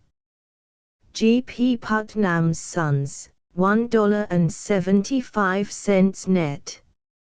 Simple, terse, free from technical terms, and calculated to give the novice a mass of information. Written for northeastern United States and Canada, but of interest for every camper. Illustration: The Morning Dip, Chapter 13, Health and Hygiene, Physical Examination, Hospital Tent and Equipment, Physiological Facts, Pulse Rate, the Tongue, Temperature, Pain, Surgical Supplies, Medical Stores, Simple Remedies, First Aid to the Injured, Drills, Health Talks, Red Cross Society, Prevention from Drowning, Personal Hygiene, Bibliography. Better to hunt on fields for health unbought than fee the doctor for a nauseous draught. The wise, for cure, on exercise depend. God never made his work for man to mend. Dryden examination: a boy should be examined by his family physician before going to camp in order that he may receive the greatest good from the camp life and be safeguarded from physical excess. An examination blank like that shown on the next page is used in many of the large camps. When the boy arrives in camp, the physician or physical director examines the boy. Take his height, weight, lung capacity, condition of heart, lungs, condition of muscles, whether hard, medium or soft, and state of digestion. For this purpose you will need a wet spirometer, measuring rod, stethoscope and platform scales. A second blank with carbon duplicate is kept of every boy. Illustration: Wisconsin Boys Camp Physical Examination Record. Give dates of first examination on arrival and final examination before departure from camp. The original is given to the boy to take home and the carbon copy is retained by the camp, filed in alphabetical order. Most remarkable gains have been made by boys, particularly in lung capacity, height, and hardening of muscles. The active life of the camp is not conducive as a rule to great gain in weight. Each tent leader should be given the important facts of the examinations of the boys in his tent, so that there may be intelligent cooperation between the physician, or physical director, the tent leader, and the boy in securing health efficiency. Average physical types for boys of 5 to 16 years, compiled from the measurements of 5,476 school children. Lengths, inches, age, weight, height span of breadth, sitting arms, head, chest, waist, 16 116.38 64.45 33.55 66.25 5.95 9.85 9.15 15 103.29 62.25 32.15 63.15 5.90 9.30 8.65 1487.41 59.45 30.70 60.00 5.85 8.95 8.25 1378.32 57.10 29.60 57.50 5.80 8.70 7.95 12 72.55 55.25 28.95 55.30 5.80 8.50 7.70 11 64.89 53.10 28.20 53.40 5.75 8.25 7.45 1061.28 51.55 27.60 51.20 5.75 8.00 7.209 55.15 49.55 26.80 49.10 5.70 7.80 7.108 50.90 47.75 26.00 47.00 5.65 7.65 6.95 7 46.85 45.55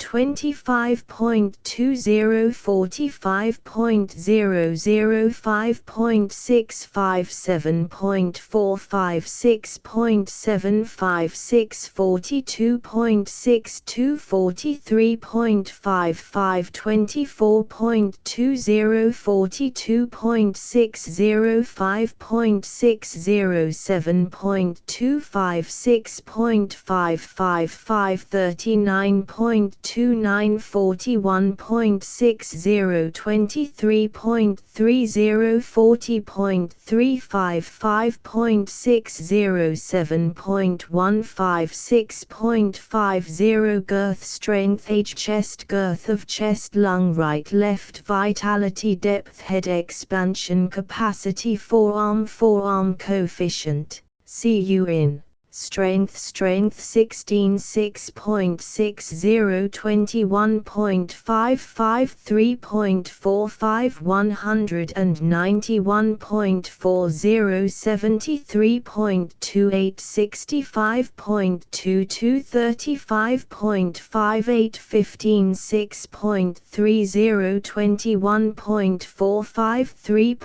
3.30 161.00 63.47 54.30 26.09 14 5.95 21.30 3.35 140.12 55.81 50.70 21.97 13 5.65 21.103.25 123.58 49.69 45.07 18.28 12 5.60 21.00 3.05 111.33 43.29 40.56 15.55 11 5.45 20.85 2.90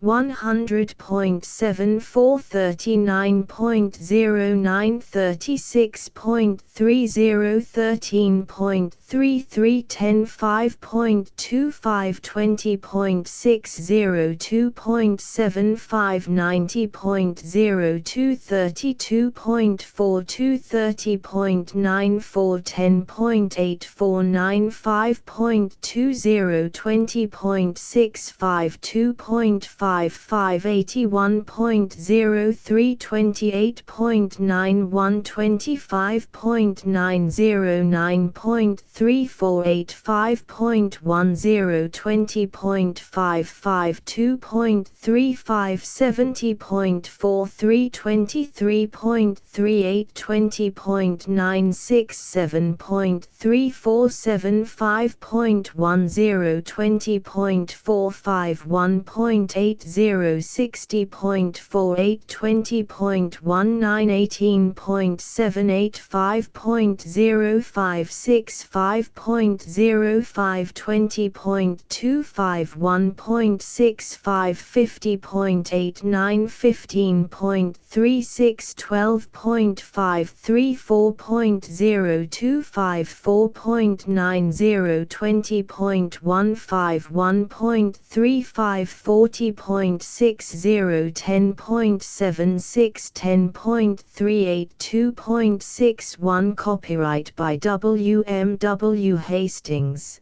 Ph.D. Hospital tent. If a boy is ill, minor aches and pains which are frequently only growing pains, accepted, isolate him from the camp, so that he may have quiet and receive careful attention. Illustration: hospital tent at Camp Couchiching. A tent, with fly and board floor, known as the hospital tent or Red Cross tent, should be a part of the camp equipment. There may be no occasion for its use, but it should be ready for any emergency. The physician may have his office in this tent. Boys should not be coddled. At the same time, it must not be forgotten that good, sympathetic attention and nursing are 2/3 responsible for speedy recovery from most ills.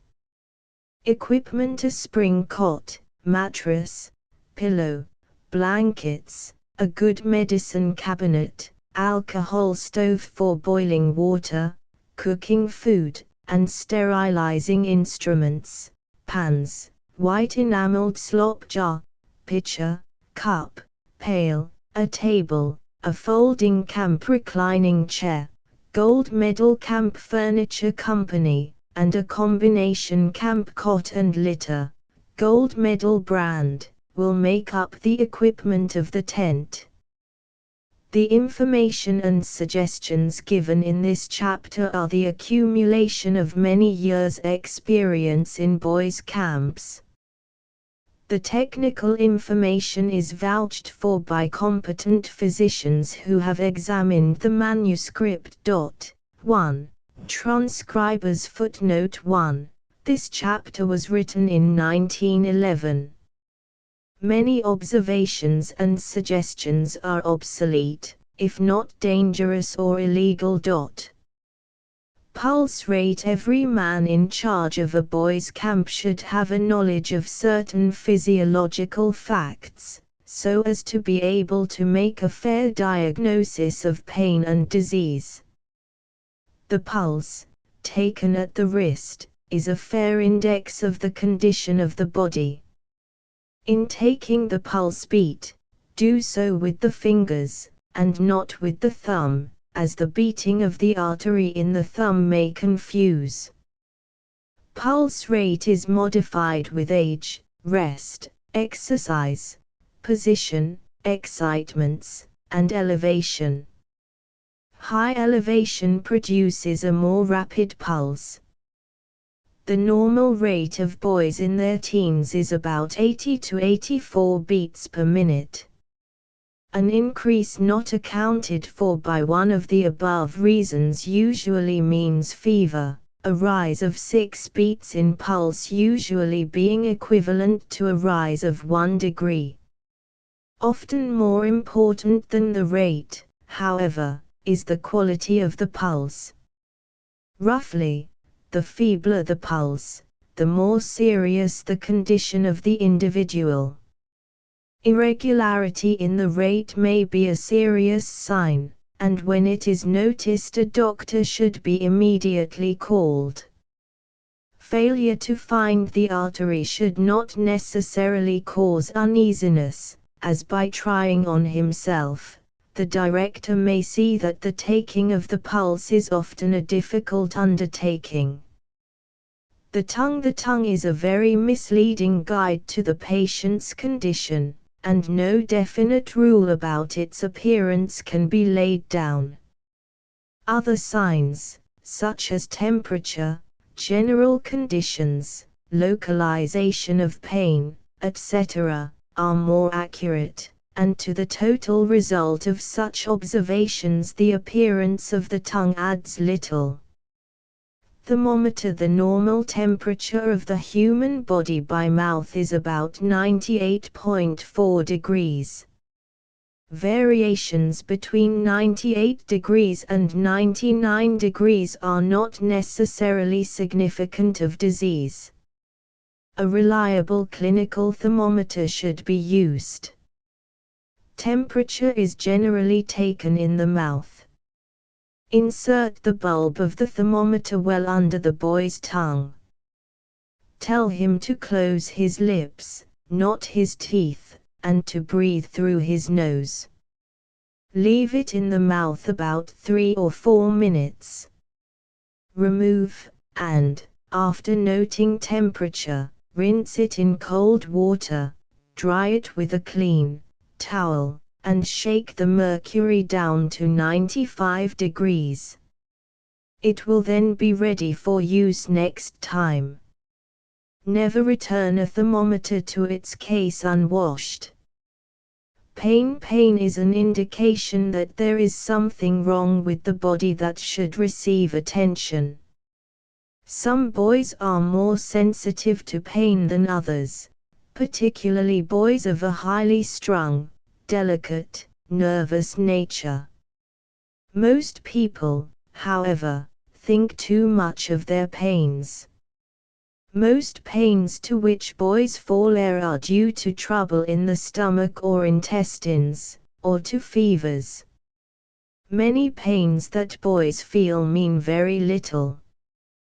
They are often due to a sore or strained muscle or nerve. A hot application or massage will often bring relief. Sharply localized pain, except as the result of external injury, is not common among healthy boys, and, if found, particularly in the well-known appendix area, and if accompanied by other disquieting signs, temperature, pulse, etc., should receive medical attention. In a general way, any abdominal pain that does not yield in 24 hours to rest in bed with application of external heat, should call for the advice of a physician. Any severe attack of vomiting or diarrhea, accompanied by temperature, and not immediately traceable to some indiscretion in diet, is cause for study, and if improvement does not soon show itself, a physician should be called. Pains in the extremities, particularly joints, if not clearly showing signs of improvement in 2 or 3 days, should also be the object of a physician's visit, as a fracture near a joint, if not correctly treated early, may result in permanent deformity. The camp physician, or director, if he himself assumes the medical responsibilities, should enforce the rule that all boys who do not have a daily movement of the bowels see him, and he should always be ready to receive such cases and give them the necessary treatment. The drawings by Albert G. Wegener illustrate in a general way what the trouble is when one feels a distinct, persistent pain. Among healthy boys, in camp, thoracic pains, other than those due to muscular strain, are uncommon, but when severe, especially if accompanied by a rise of temperature, over 99.5 degrees, and not readily succumbing to rest in bed, should be investigated by a physician. Illustration, sites of pain. Pain. The accompanying diagrams indicate what ailment may be looked for if there is a persistent pain. Adapted from Butler, diagnosis. 1. Disease of bone. Tumor or abscess in chest. Weakening of the aorta. Stomach trouble. 2. Catarrh. 1. Or cancer or ulcer of stomach. Disease of spinal column. Inflammation of pancreas. 3. Lack of blood. Neuralgia of rib nerves. Pneumonia. Enlarged glands. Disease of chest wall. Disease of backbone. Shingles. 4. Liver disease. Weakness of abdominal aorta. Heart disease. 5. Disease of diaphragm or large intestines. 6. Heart disease. Large intestines. Locomotor ataxia. 2. 7. Pleurisy. Violent vomiting. Coughing. 8. Colic. Gravel. Movable kidney. Enlarged spleen. Dyspepsia. Lack of blood. Debility. 9. Sharp abdominal pains indicate the following: ulcer or cancer of stomach, disease of intestines. Lead colic. Arsenic or mercury poisoning. Floating kidney. Gas in intestines. Clogged intestines. Appendicitis.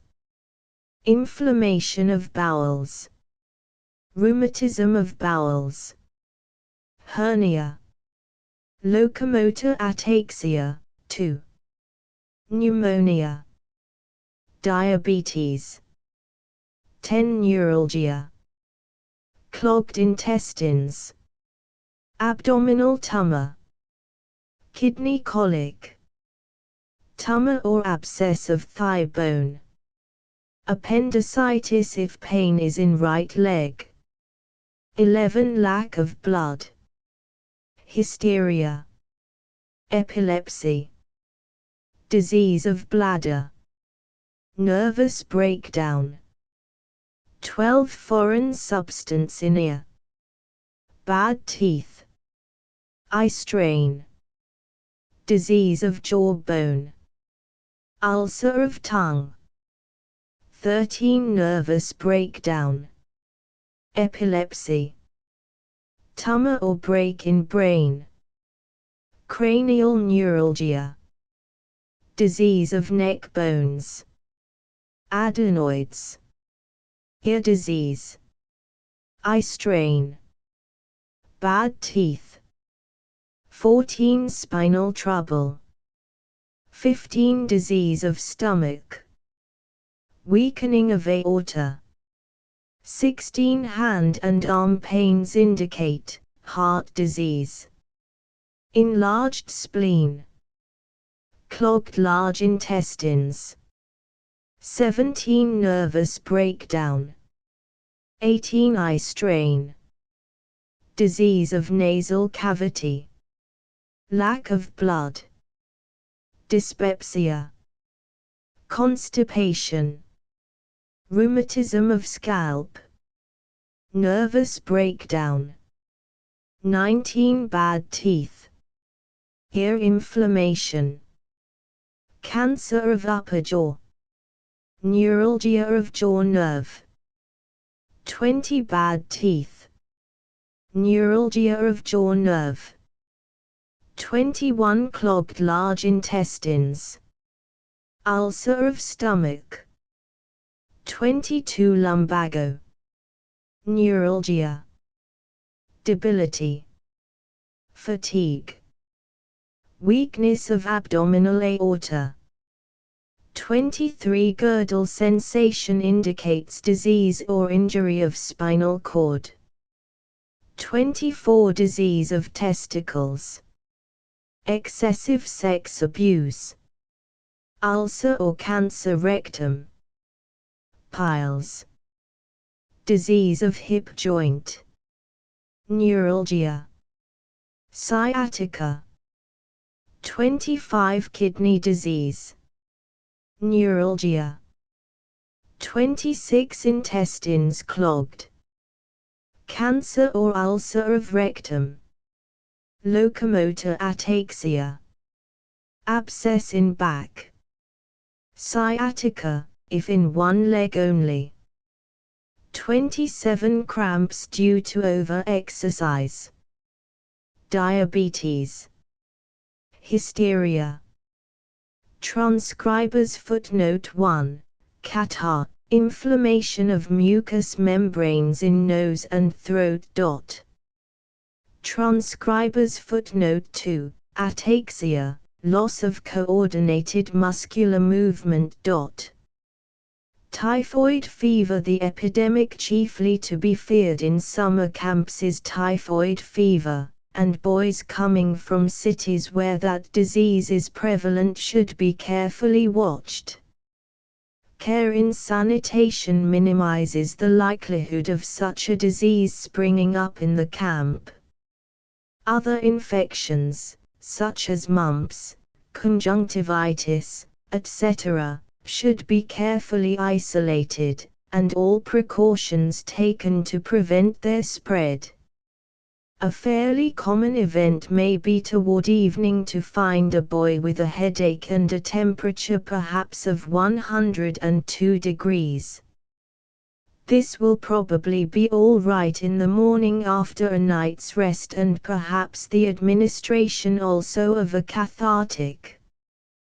The dentist. The importance of a visit to the dentist before coming to camp cannot be overestimated. Everyone knows the torture of a toothache, and realizes how unbearable it must be for a boy away from home and among other boys, sympathetic, of course, but busy having a good time, and with only a few patent gums to relieve the misery, and the dentist perhaps not available for 2 days. Parents cannot have this point too forcibly thrust upon them, as by even a single visit to a competent dentist all the sufferings of toothache may usually be prevented. Surgical supplies. The following list of surgical supplies will be found necessary. The quantity must be determined by the size of the camp, and the price by the firm from whom purchased. Surgical supplies: 1/2 dozen assorted gauze bandages, sizes 1 to 3 inches, 10 cents each.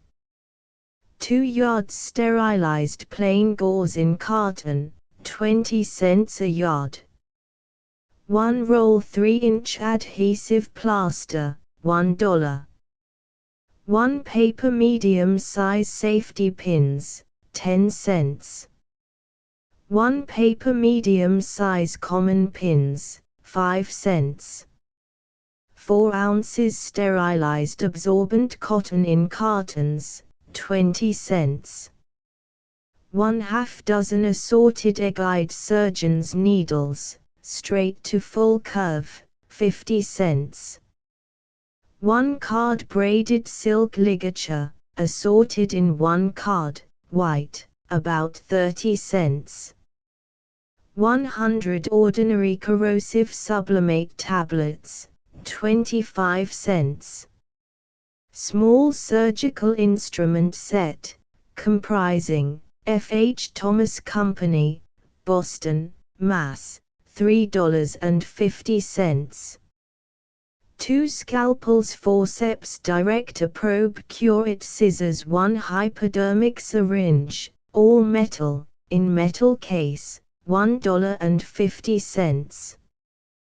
1 fountain syringe, for animator and ears. 1 1-minute clinical thermometer in rubber case, $1.25. Get best registered instrument. 1 number 9 soft rubber catheter, 25 cents.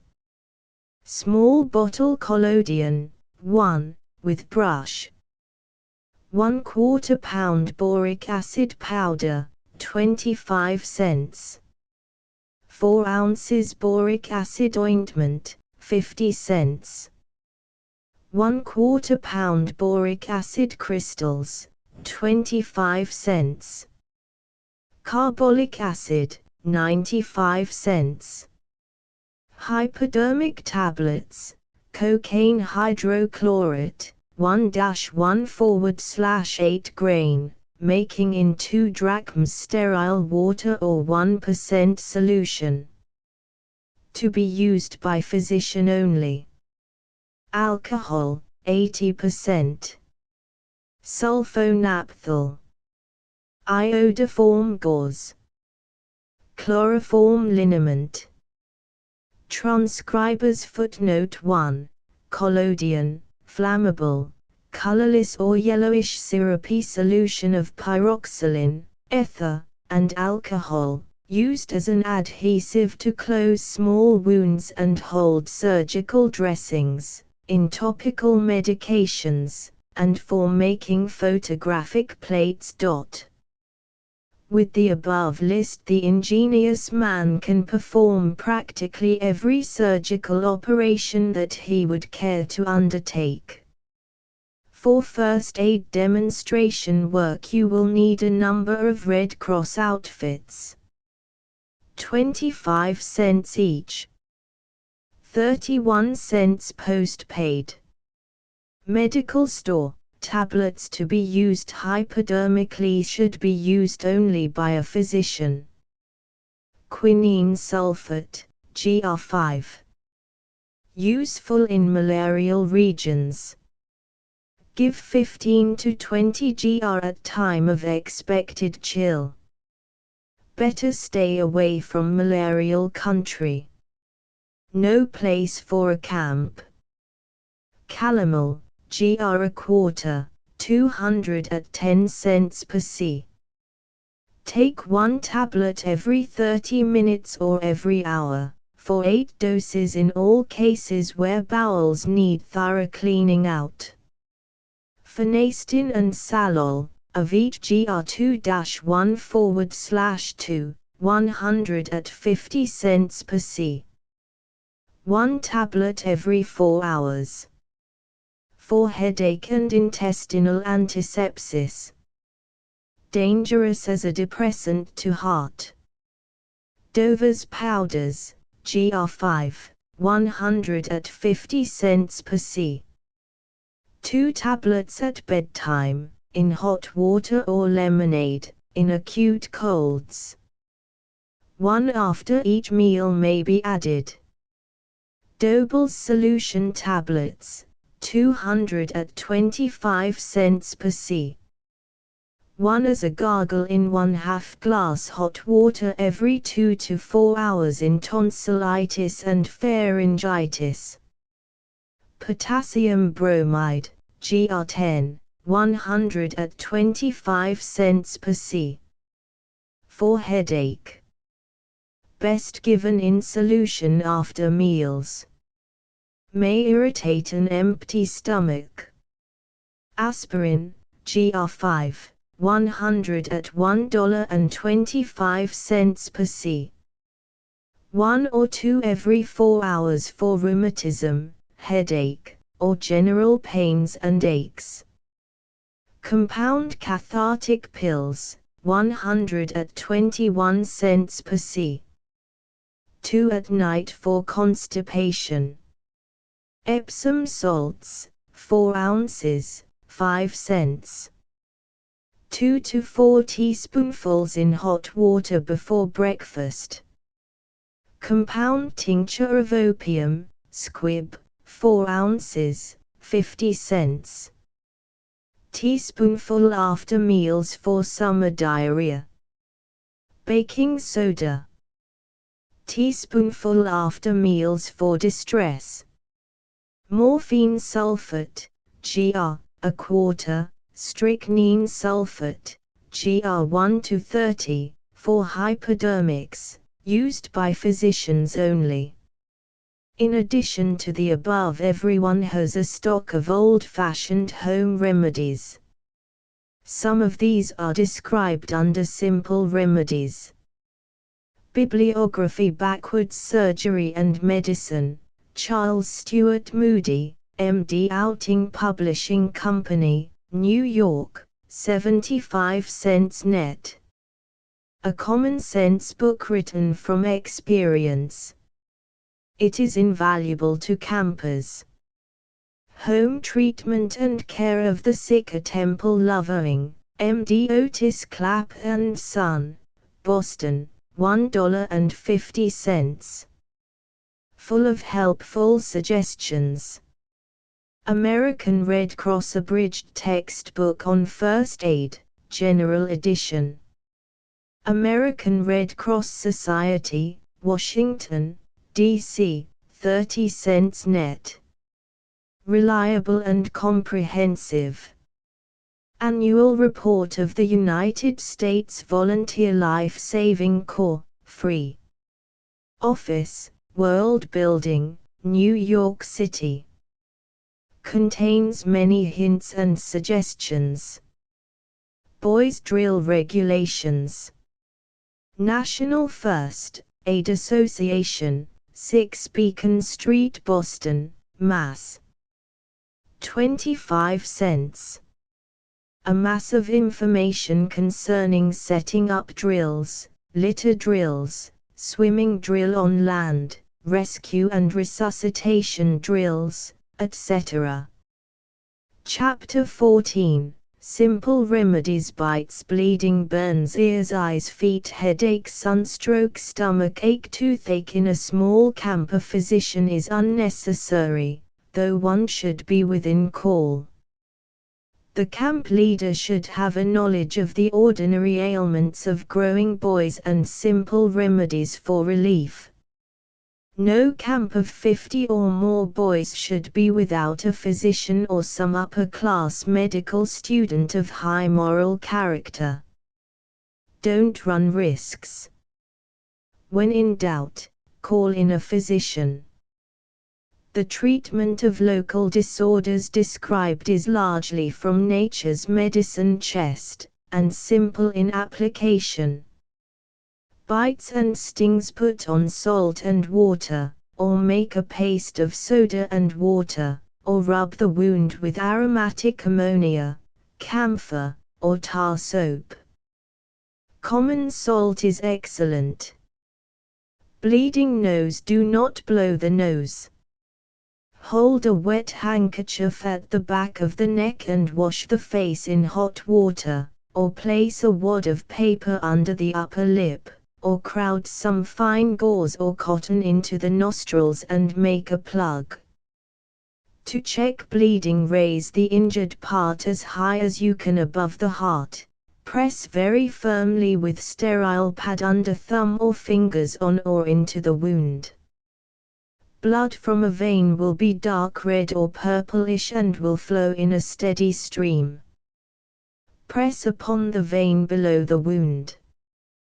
Put on a clean pad and bind it upon the wound firmly enough to stop bleeding. Blood from an artery will be bright red and will probably spurt in jets.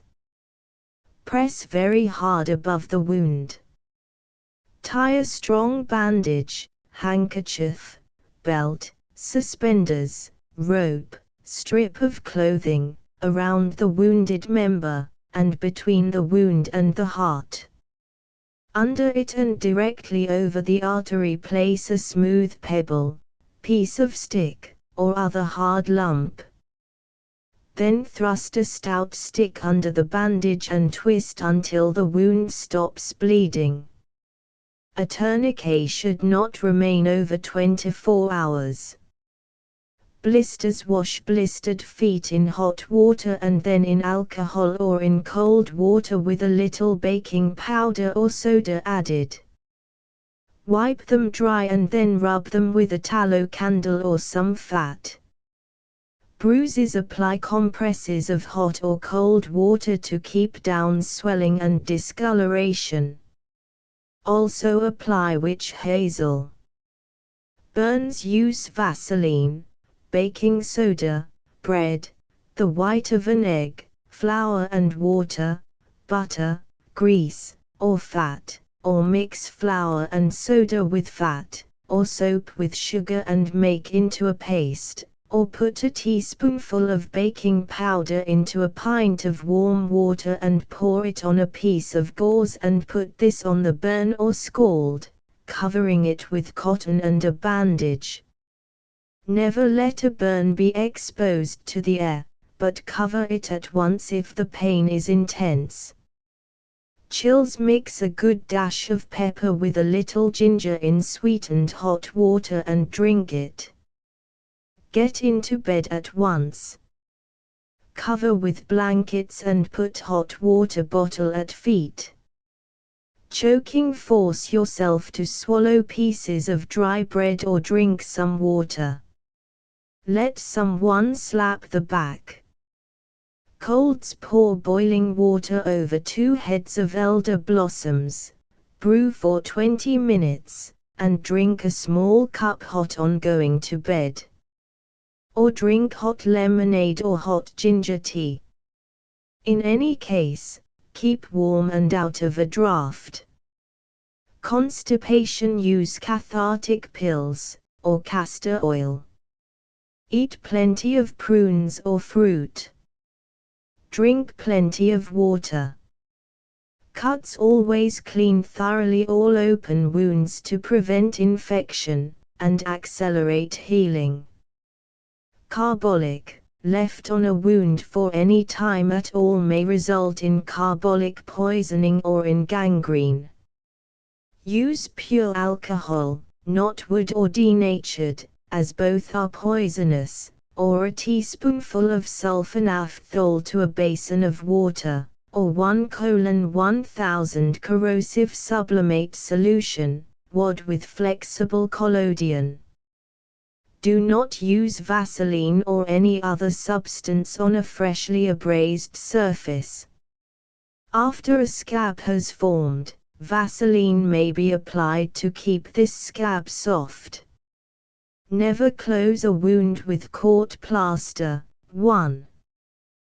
The only legitimate uses for sticking or adhesive plaster are to hold dressings in place where bandaging is difficult, or in case of a cut to keep edges closed without sewing the skin. Transcriber's footnote 1. Cloth coated with adhesive substance to cover cuts or scratches on the skin.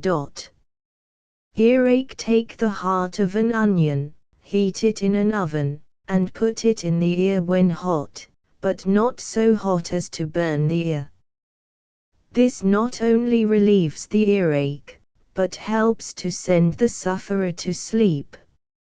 Hold hot water bag to ear.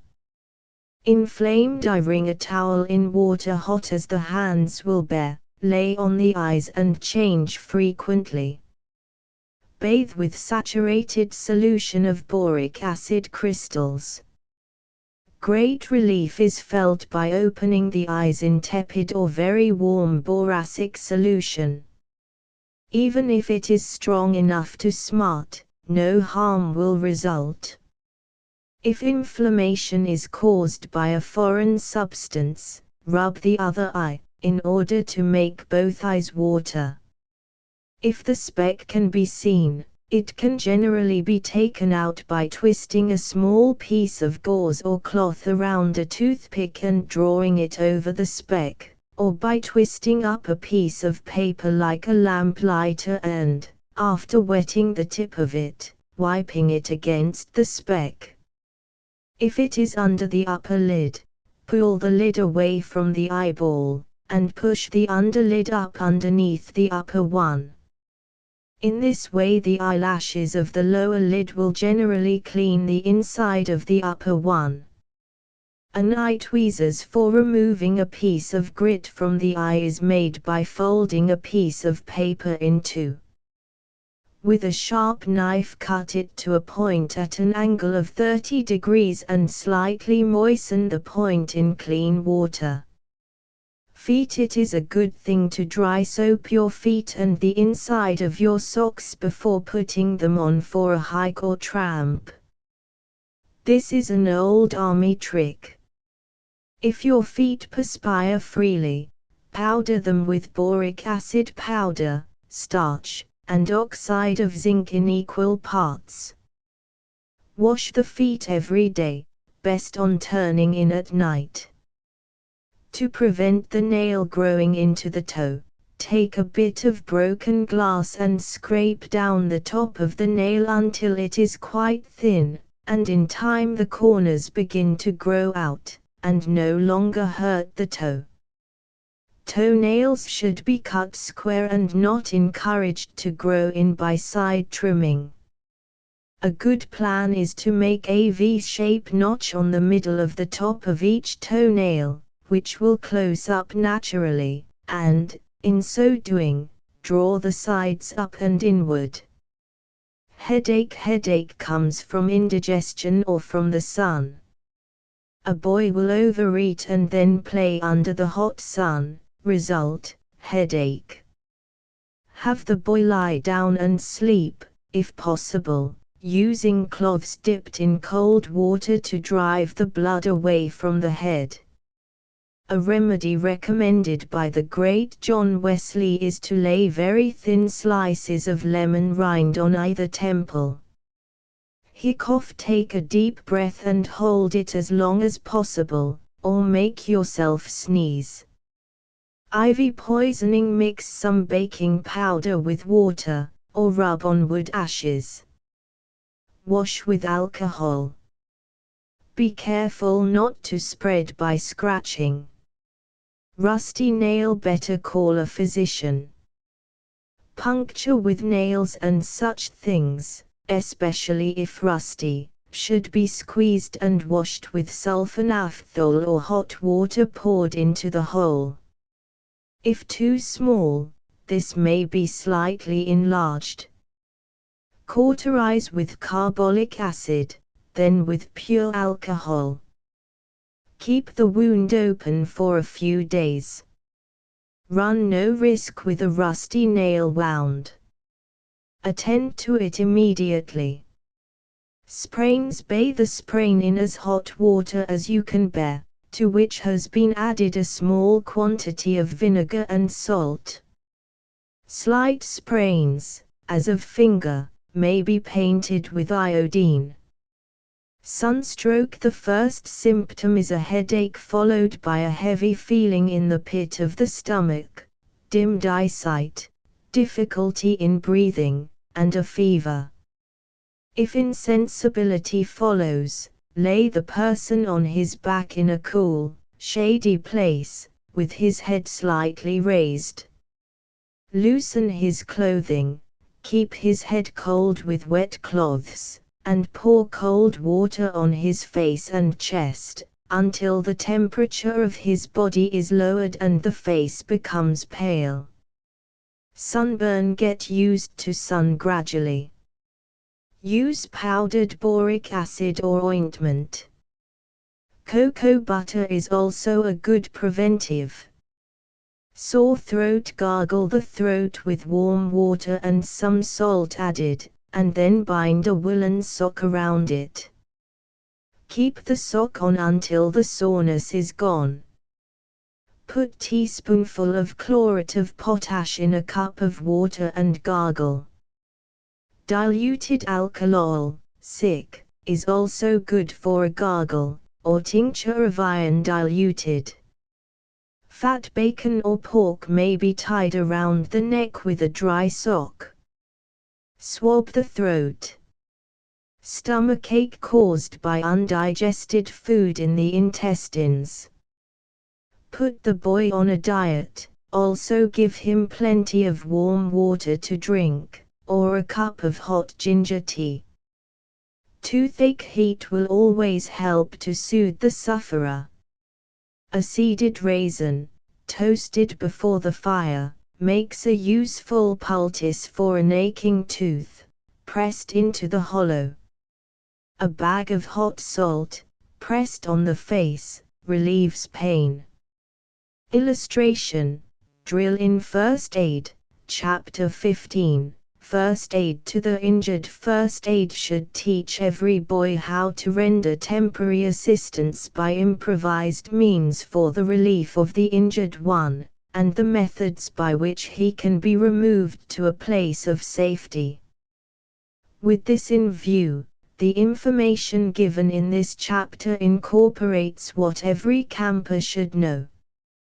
Before going to camp, boys should be taught the use of the triangular bandage. This bandage is used by the United States government, and is well suited for an emergency bandage. It can be easily made from a handkerchief or a piece of linen.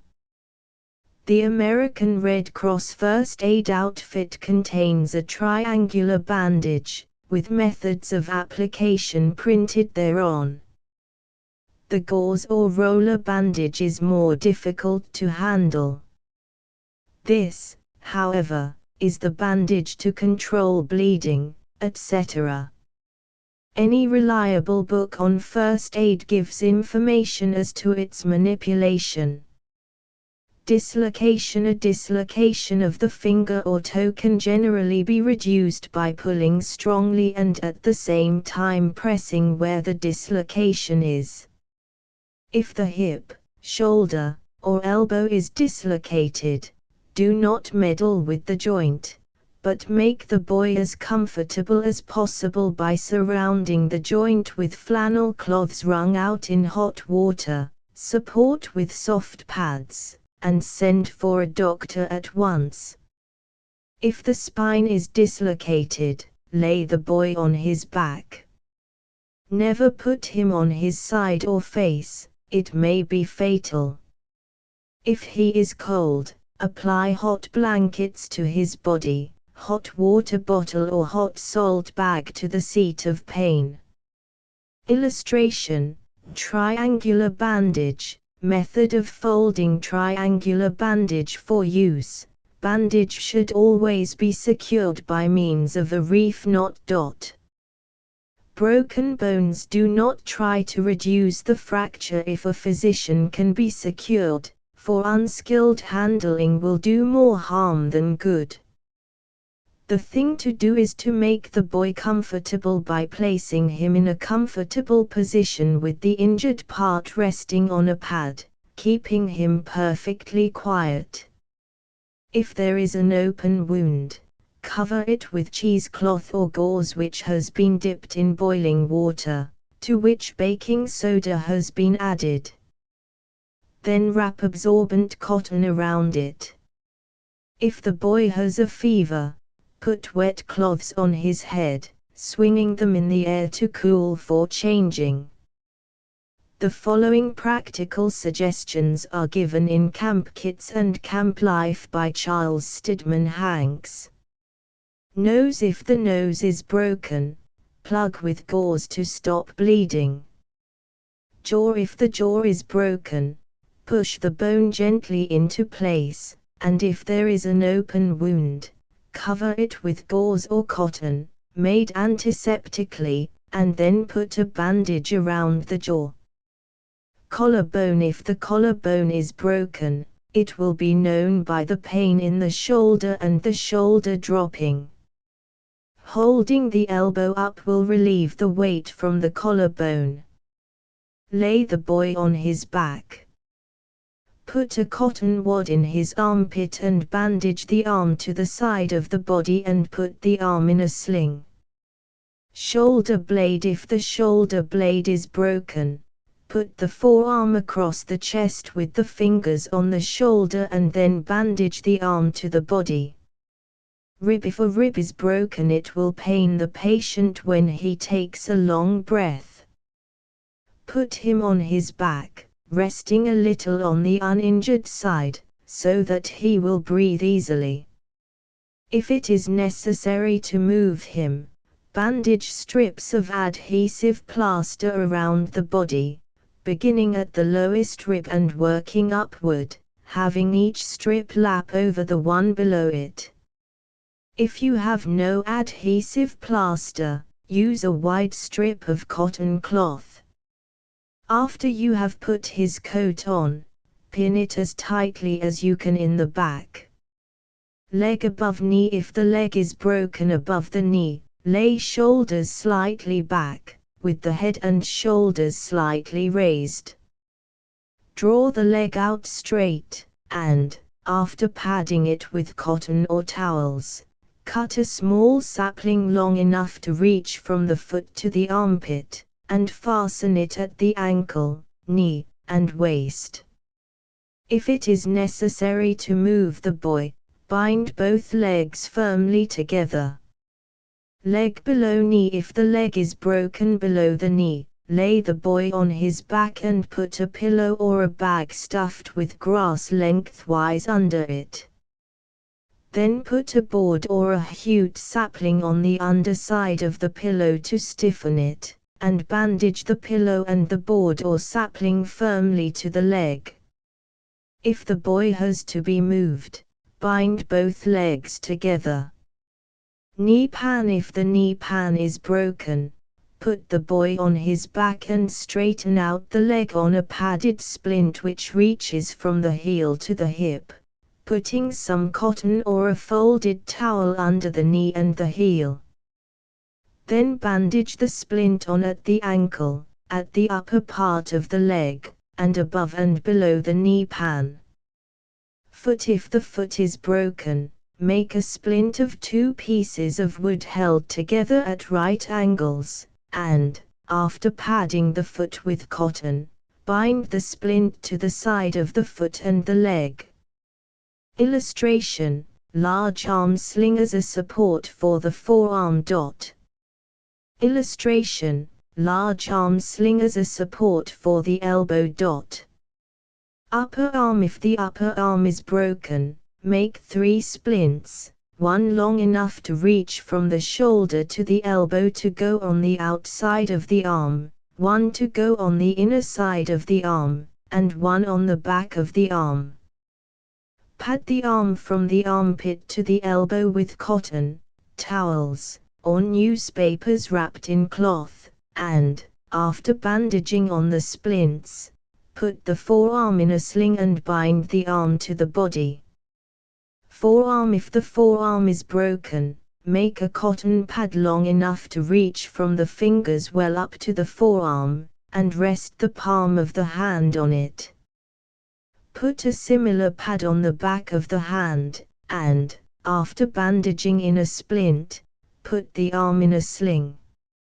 Hand. If the hand is broken, put a cotton pad on the palm and over it a thin splint long enough to reach from the tips of the fingers to the forearm.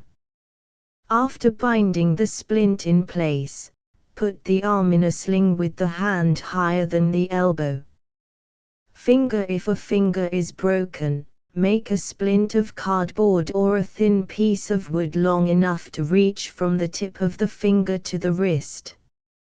Cover the finger with gauze or cotton, and, after binding on the splint, support the hand in a sling. Fainting comes from too little blood in the head. Lay the boy on his back with feet higher than his head. Loosen tight clothing and let him have plenty of fresh air. Sprinkle his face with cold water and rub his arms with it. For an attack of dizziness, bend the head down firmly between the knees. If his face is flushed, raise the head. Stunned, lay the boy on his back with head somewhat raised. Apply heat, such as bottles of hot water, hot plates or stones wrapped in towels to the extremities and over the stomach, but keep the head cool with wet cloths. Do not give any stimulant, it would drive blood to the brain. A stretcher may be improvised in one of the following ways: a shutter, door, or gate covered well with straw, hay, clothing, or burlap bagging.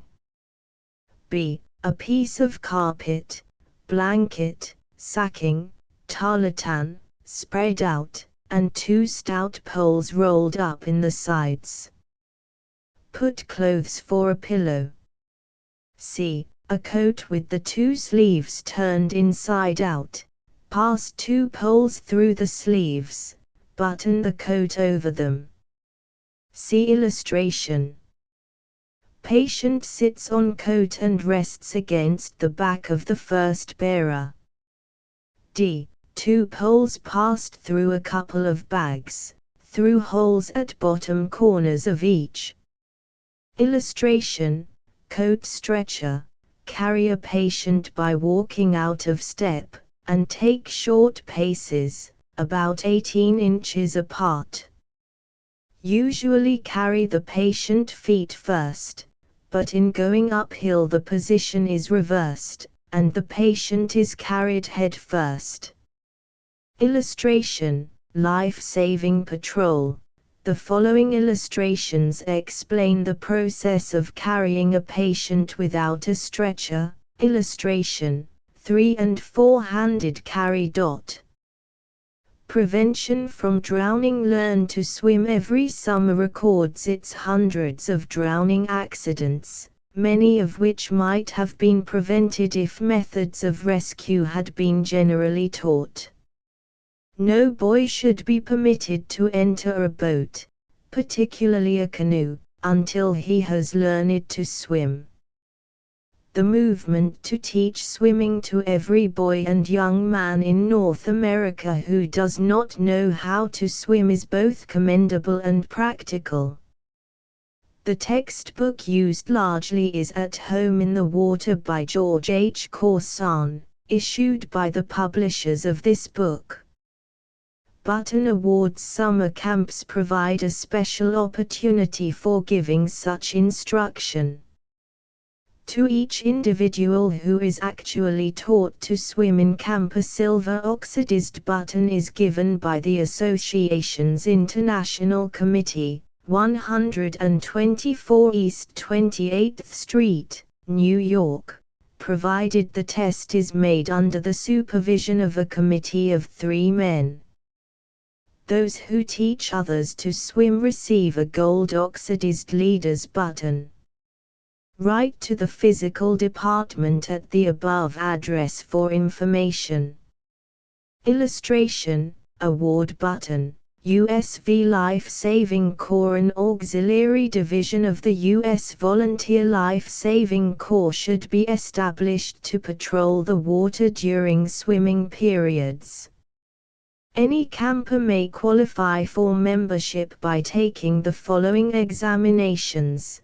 The boy to receive not less than 6 points in 10-point subjects, and not less than 3 points on 5-point subjects, with a total of 75 points. Those receiving less than 75 points may become members of auxiliary crews. Illustration. Award button. How to qualify. 1. Swimming not less than 100 yards and 25 yards on back. 10.2 Diving, plunging, floating, fetching. 10.3 Rescue drill on land and water. 10.4 Release drill on land and in water. 10.5 Resuscitation. 10.6 Names of parts of a row boat. 5.7 Rowing and boat handling. 10.8 Use of life-saving appliances. 10.9 First aid work and remedies. 10.10 Written examination on work in water. 5.11 Written examination on work in boats. 5.12 Written examination on work on land. 5. Organization to organize at camps. Officials will proceed by conducting the above-mentioned examinations. Should there be 5 or more successful competitors, crews can be organized as follows: the regular form of enrollment being employed and no enlistments required. 5 men constitute a crew entitling one of the 5 to the rank of acting third lieutenant. 10 men constitute 2 crews with acting second and third lieutenants. 15 men constitute 3 crews with acting first, second, and third lieutenants. 20 men constitute 4 crews, or a division, with acting captain, first, second, and third lieutenants, lieutenant surgeon, quartermaster, boatswain, and 1 coxswain for each crew or 3 coxswains. Auxiliary members over 18 years of age may become active members after leaving camps and receive active membership commissions, provided they affiliate with some active permanent crew in their home district. Auxiliary members holding our certificates shall be entitled to auxiliary membership buttons, but active members only are entitled to wear the official badge of membership of the Corps. Summer camps will be equipped, at the discretion of headquarters, on the following conditions: that they shall pay all express on supplies to and from camps, that they shall report at the end of each season the exact condition of the supplies and make provision for the safekeeping of same for future seasons, or return same. Medicine chests must be returned. Instructors will be sent to the various camps, at the discretion of headquarters, whenever possible. All expenses, traveling, board, etc., but not services, must be covered by the camps. Examination questions will be found in our book, Instruction on Subjects for Examination for Membership. If desired, camp officials can make examinations more rigid than outlined by us. Examination papers furnished on request. The above information was furnished by K.F. Meertens, Assistant Secretary, United States Volunteer Life Saving Corps, 63-65 Park Row, New York City. Training course. Efficient life saving comes from thorough experience and training, not from a theory. These subjects for instruction may be taught preparatory to the summer camp, as well as during the camping season. Swimming to include straightaway, swimming with clothes on, floating, diving, fetching, strokes, perfect breaststroke, side stroke, overhead stroke, crawl stroke. Rescue methods to include rescuing a supposedly drowning person. Use of life-saving apparatus. Methods of release to include grasping by the wrist, clutch around the neck and grasp around the body. Resuscitation of the apparently drowned, including the Sylvester method described on page 194, and the simple first aid rules. Boat handling to include rowing a boat, taking a person into a boat from the water, clinging to a boat without capsizing it, etc. Knot tying to include all kinds of knots and their value in connection with life-saving work, and the use of them on life-saving appliances. Wigwagging to include the committing to memory of the U.S. Naval Wigwag Signal Code. The following is used at Camp Wyandotte, New Jersey boys. Wigwag code signaling by wigwag is carried on by waving a flag in certain ways, represented by the figures 1, 2 and 3, and thus letters are made and words spelled. 2 wigwag flags are used, one a square white flag with a red square in the center, and the other a square red flag with white square in the center. Only one flag is used in signaling, and that one is selected which can best be seen against the boy's background. Illustration, interval, signal 1, signal 2, signal 3, U.S. Naval Wigwag Signal Code. Alphabet.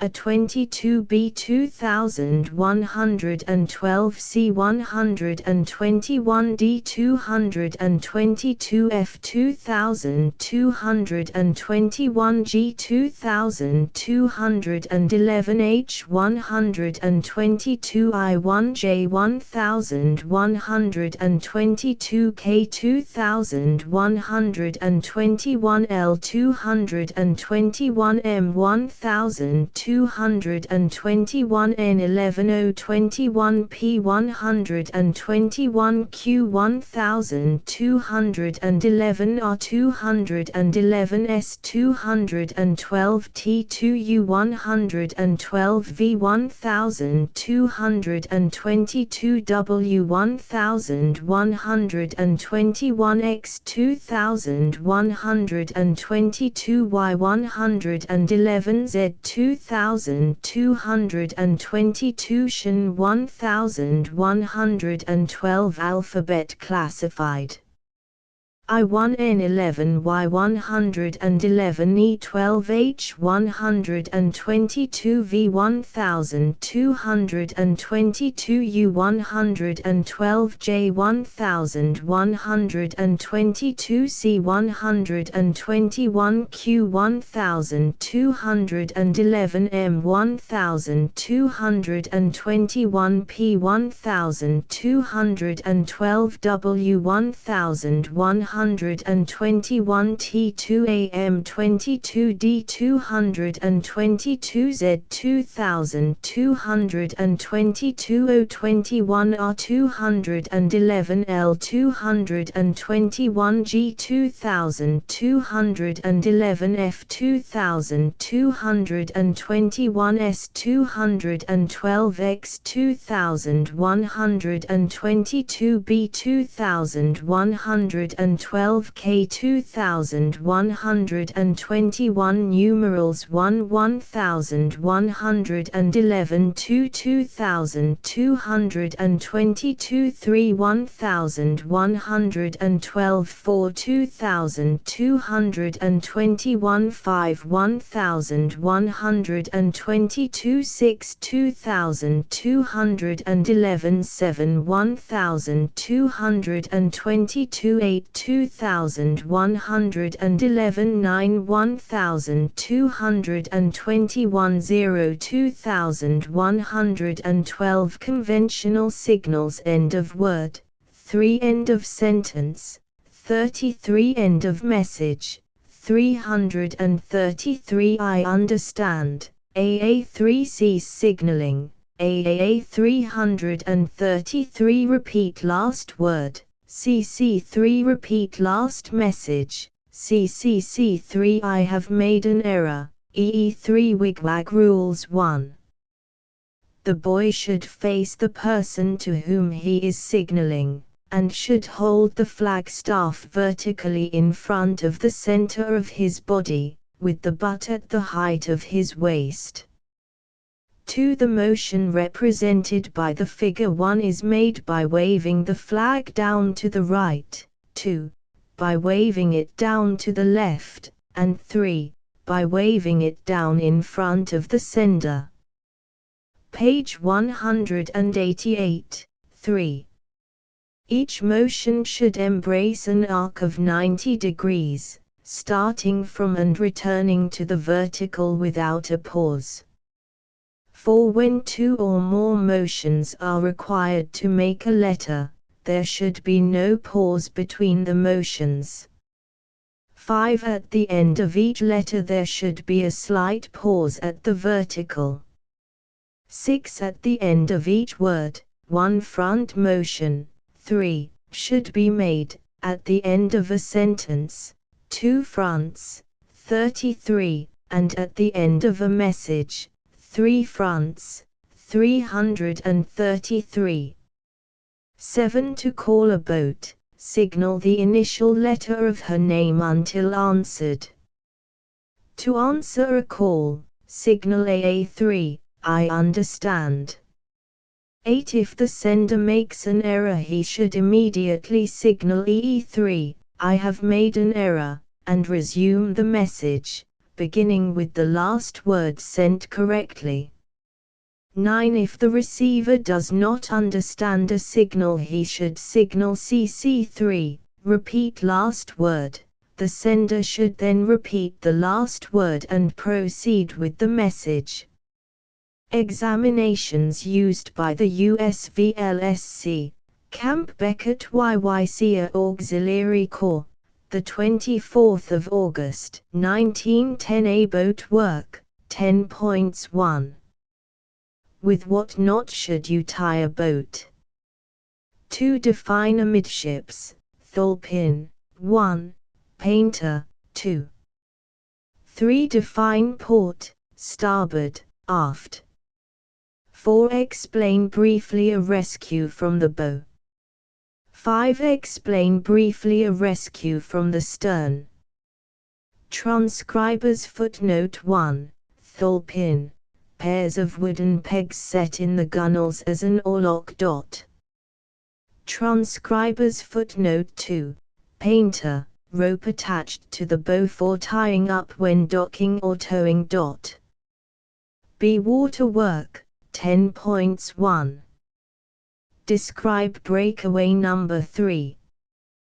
2. Before jumping into water for rescue, be sure to do what? 3. Give 2 ways to locate a body. 4. If you are seized and cannot break away, what should you do? 5. If in a strong outsetting tide, it is advisable when rescuing to do what? C. General First Aid, 10.1. How and where do you apply a tourniquet? 2. Give the treatment for fainting.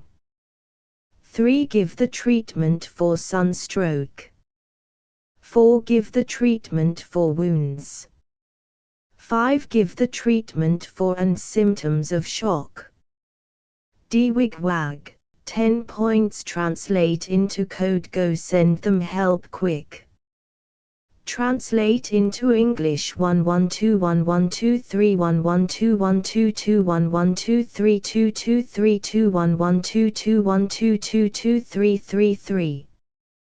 Write an essay on general methods, precautions, etc., for rescuing. 20 points. F. Write an essay on how you would restore an apparently drowned man to consciousness. 20 points. G. Practical first aid, make appointment with the doctor. General hints. Kick. If you work your hands like paddles and kick your feet, you can stay above water for several hours, even with your clothes on. It requires a little courage and enough strength of mind not to lose your head. Cramps. Many boy swimmers make the mistake of going into the water too soon after eating. The stomach and digestive organs are busy preparing the food for the blood and body. Suddenly they are called upon to care for the work of the swimmer. The change is too quick for the organs, the process of digestion stops. Congestion is apt to follow, and then the paralyzing cramps. Indian method. The Indians have a method of protecting themselves from cramps. Coming to a bathing pool, an Indian swimmer, after stripping off and before entering the water, vigorously rubs the pit of his stomach with the dry palms of his hands. This rubbing probably takes a minute, then he dashes cold water all over his stomach and continues the rubbing for another minute, and after that he is ready for his plunge. If the water in which you are going to swim is cold, try this Indian method of getting ready before plunging into the water. Rule. The rule for entering the water, in most camps, is as follows: no one of the party shall enter the water for swimming or bathing except at time and place designated. Laxity in the observance of this rule will result disastrously. Rescue from drowning. Illustration, Fig. 1. Rescue. To rescue a drowning person from the water, always try to pull him out with an oar, a rope, a coat, holding the end of one sleeve and throwing him the other, or some other convenient object.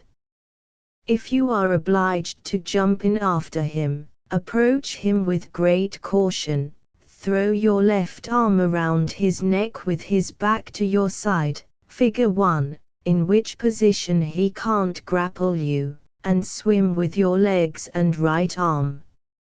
If he should succeed in grasping you, take a long breath, sink with him, place your feet or knees against his body, and push yourself free.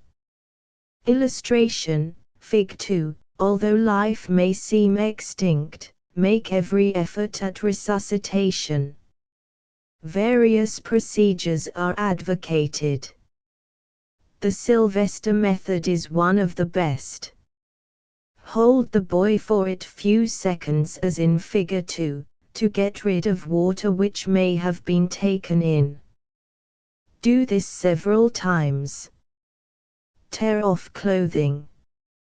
Rub briskly the legs and arms toward the body.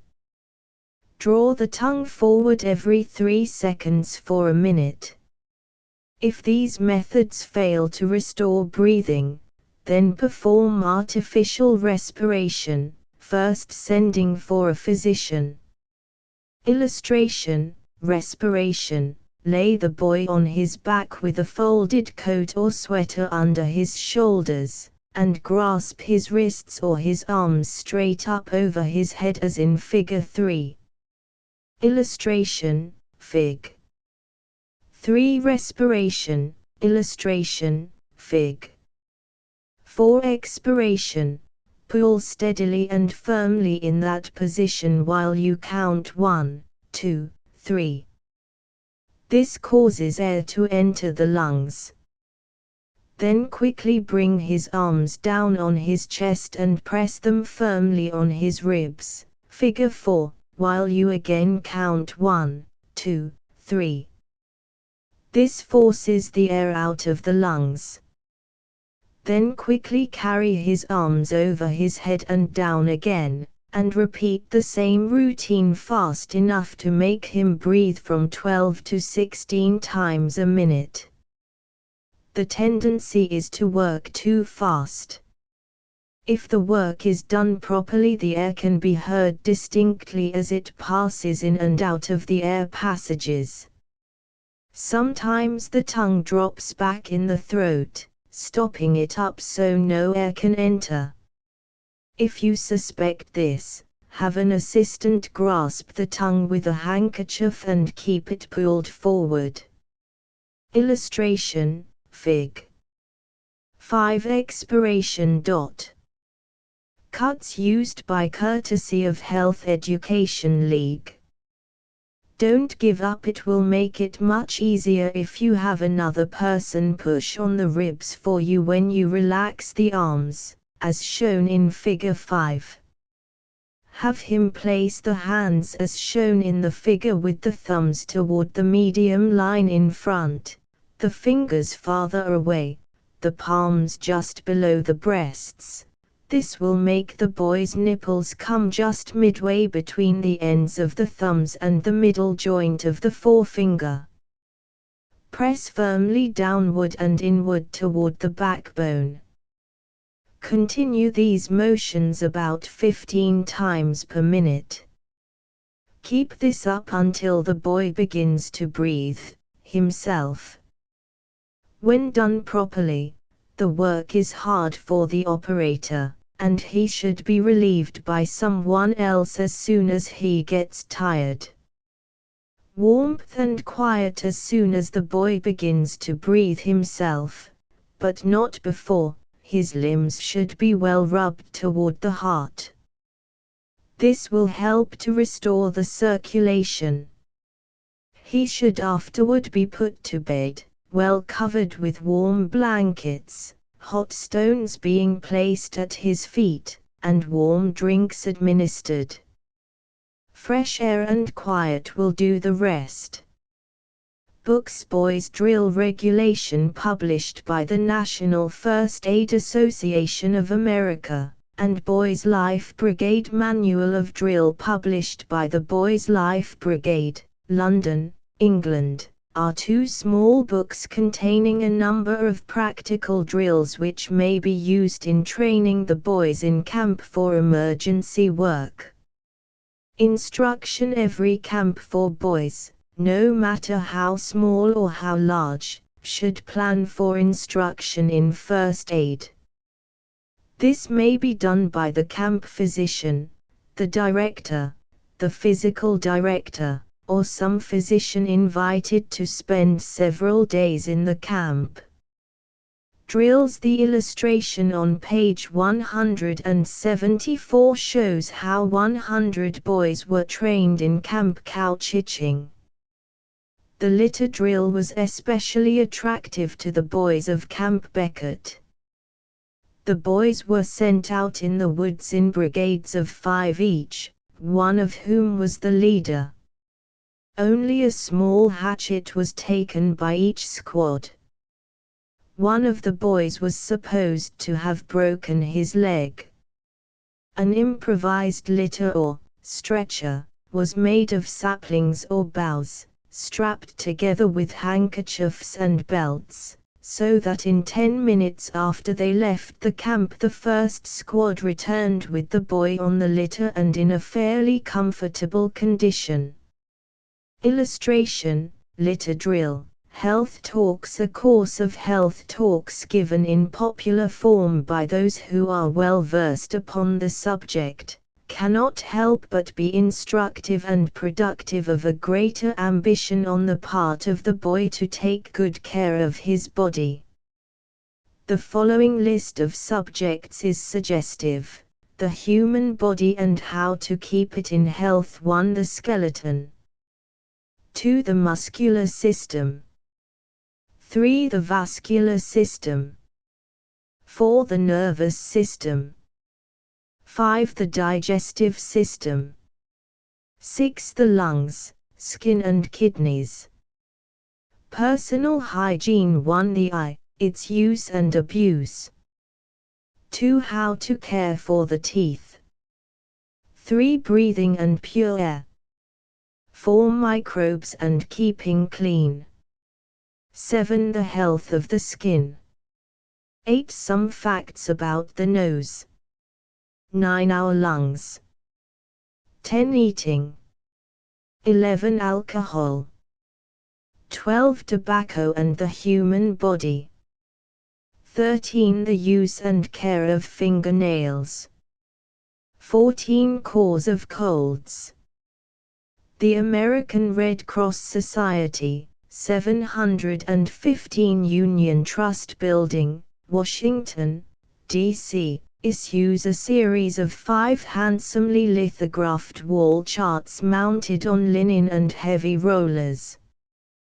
These charts are numbered as follows and may be purchased for $2.50 for the set. Chart I. The skeleton, Chart 2. The muscles, Chart 3. Scheme of systematic circulation, Chart 4. Fracture and dislocation, Chart V. Arteries and points of pressure for controlling hemorrhage. These charts will make the talks doubly attractive. Honor points are given boys for essays written upon the health talks. Some camps found that boys were desirous of taking examinations in first aid. In one camp 23 boys won the certificates of the American Red Cross Society. For information write to the Educational Department of the International Committee, Young Men's Christian Association, 124 East 28th Street, New York, or the American Red Cross Society. See address above. Chapter 16. Personal hygiene. Eating, teeth, hands, eyes, ears, nose, hair, feet, internal organs, bathing, sleep, clothing. Eating. Very little thought is given by the boy to what he eats, as long as it suits his taste, and there is an ample supply. The causes of most skin diseases are largely traceable to diet. Chew the food slowly. Don't bolt food. Your stomach is not like that of a dog. Food must be thoroughly masticated and moistened with saliva. Hasty chewing and swallowing of food makes masses which tend to sour and become poison. This often accounts for the belching of gas, sense of burning and pain, and other forms of distress after eating. Drink before or after meals. Don't overeat. Conversation aids digestion. Eating between meals is detrimental to good digestion. Regular meal hours should prevail. After dinner is the best time to eat candy or sweets. Illustration: camp toothbrush. The teeth. If the toothbrush gets lost, make one out of a dry stick, about 6 inches long, which can be frayed out at the ends like the illustration. A clean mouth is as important as a clean body. The teeth should be cleaned twice a day, morning and evening. Insist upon the bringing of a toothbrush to camp. Impress upon the boys that time spent upon teeth cleansing will prevent hours of agony upon a dentist chair. Cleansing the teeth of sticky deposits by running fine threads between them, in addition to the use of a brush and a simple powder, prevents deposits from becoming the starting point of decay. The hands. Care of hands and nails is much neglected in camp. Nails should be properly trimmed and the morning removed from underneath the nails. The habit of biting the fingernails is dangerous. Fingernails should be cut once a week with sharp scissors or clip. If the nails be neglected and a scratch received from the infected fingers, the system may be inoculated with disease. The cleansing of the hands after using the lavatory needs special emphasis, for in no place do more germs collect and spread. Boys should not be permitted to use each other's towels, combs, brushes, or soap. A towel may carry germs from one boy to another. The eyes never strain the eyes.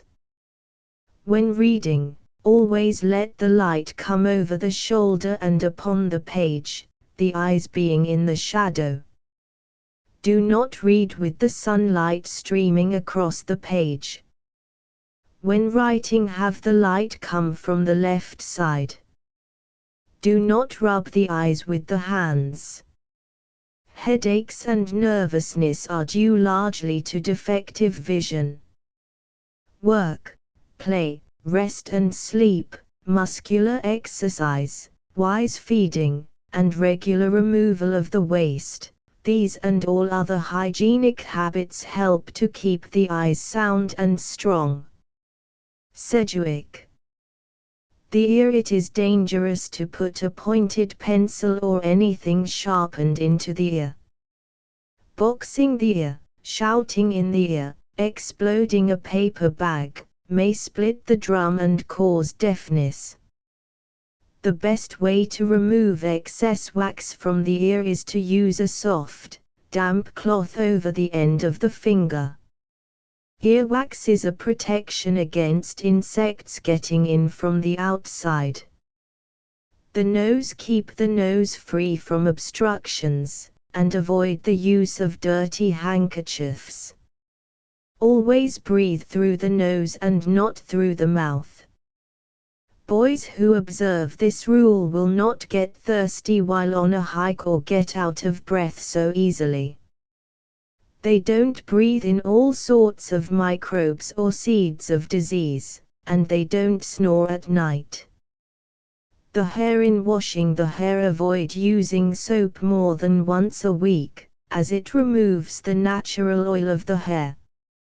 Frequent combing and brushing adds to the luster, and the head gets a beneficial form of massage. Wear no hat at camp, except to protect from sun rays or rain.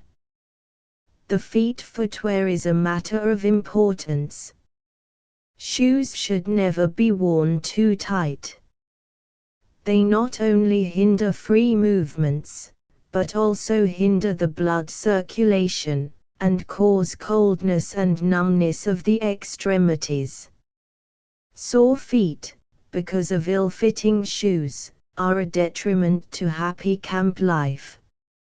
Have good, well-fitting, roomy shoes, and fairly stout ones. Keep the feet dry. If they are allowed to get wet, the skin is softened and very soon gets blistered and rubbed raw. Illustration, Figure 1. Figure 2.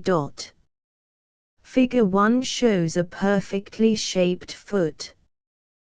This is the natural shape, and if the boy is allowed to go barefooted or wear sandals, his foot will assume this shape. Figure 2 shows the distorted shape brought about by cramped shoes. The best thing to wear is thick moccasins of moose hide. Internal organs. Constipation is a frequent camp complaint, and is usually the result of change in diet and drinking water. The habit of having a daily movement of the bowels is of great importance to a boy's health.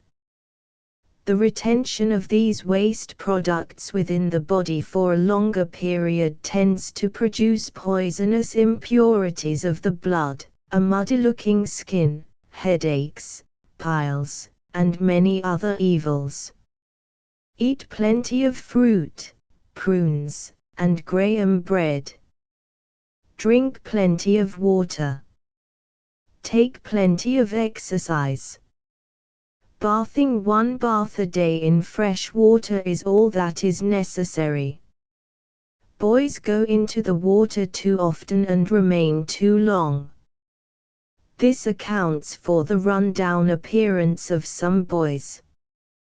The body gives off heat every minute it is in cool water, and also when exposed wet to the breezes, and heat is life.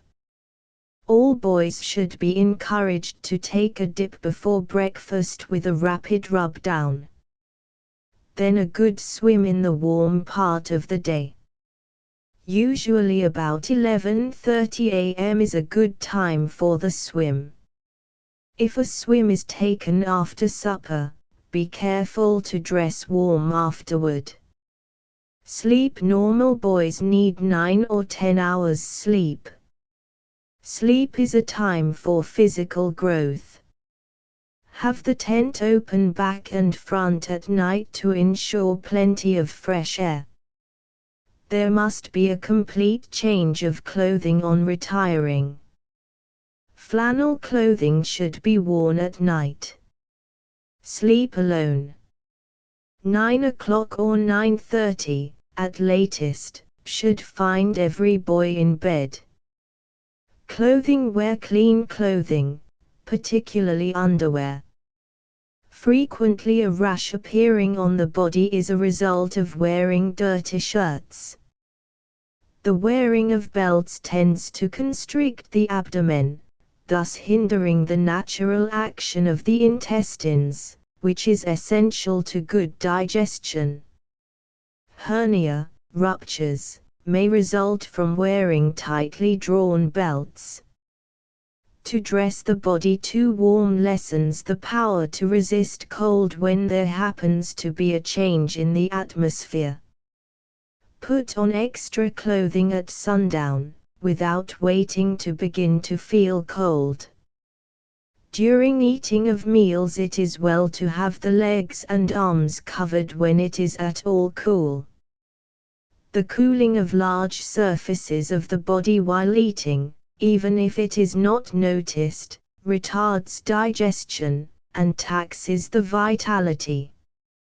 Many a boy gets a cold by neglecting to take this precaution. General hints: 2 flannel shirts are better than 2 overcoats. Don't wring out flannels or woolens. Wash in cold water, very soapy, and then hang them up dripping wet, and they will not shrink. If you keep your head from getting hot, and keep your feet dry, there will be little danger of sickness. If your head gets too hot, put green leaves inside your hat. If your throat is parched and you can get no water, put a pebble in your mouth. This will start the saliva and quench the thirst. Health maxims and quotations: keep thyself pure. Health is wealth. A sound mind in a sound body. Fresh air and sunshine are necessary to good health. Cleanliness is the best guard against disease. A clean mouth is as important as a clean body. Virtue never dwelt long with filth. Temperance, exercise, and repose slam the door on the doctor's nose. Longfellow. Cleanliness is next to godliness. Health and cheerfulness naturally beget each other. Addison. Nor love, nor honor, wealth nor power, can give the heart a cheerful hour, when health is lost. Be truly wise. With health, all taste of pleasure flies. Gay. Health is a second blessing that we mortals are capable of, a blessing that money cannot buy. Walton. There are 3 wicks, you know, to the lamp of a man's life: brain, blood, and breath. Press the brain a little, its light goes out, followed by both the others. Stop the heart a minute, and out go all 3 of the wicks. Choke the air out of the lungs, and presently the fluid ceases to supply the other centers of flame, and all is soon stagnation, cold, and darkness. O. W. Holmes. Illustration: Bending the Bow, Camp Kineo, Chapter 17, Athletics, Campus Games, Aquatics and water sports. Purpose of games. Baseball league group classification. What to avoid. Athletic events. Awards. Making athletic apparatus. Campus games. Circle jumping. Wolf rover. All come over. Indian and white man. German bowling. Tetherball. Volleyball. Aquatic sports. Water games. Water basketball. Water baseball. Old clothes race. Tilting canoe. Tag whale hunt. Making a shoot. The shoot. Archery. The target. The bow. Making a bow. Making arrows. Essential points in archery. Bibliography. If I can teach these boys to study and play together, freely and with fairness to one another, I shall make them fit to live and work together in society. Henry Van Dyke. Purpose of games. The spirit of camping is too frequently destroyed by overemphasis upon competitive games. Play is necessary for the growing boy, and play that engages many participants has the most value. America today is suffering from highly specialized, semi-professional athletics and games. When athletics degenerate into a mere spectacle, then is the stability of the nation weakened. Greece led the world, while the youth of that great country deemed it an honor to struggle for the laurel leaf, and gymnasiums were everywhere and universally used, and the people saw little good in an education that neglected the body. It is a significant fact that the degeneracy of Greece was synchronous with the degrading of athletics into mere professional contests. What had been the athletics of the people became a spectacle for the people. 1. Footnote 1. Emmett D. Angel in Play p19. Baseball League do not allow the athletics and games of the camp to become a mere spectacle for the campers. Something should be planned for every boy, and every boy encouraged to participate in the program. Nothing has yet taken the place of the good old American game of baseball.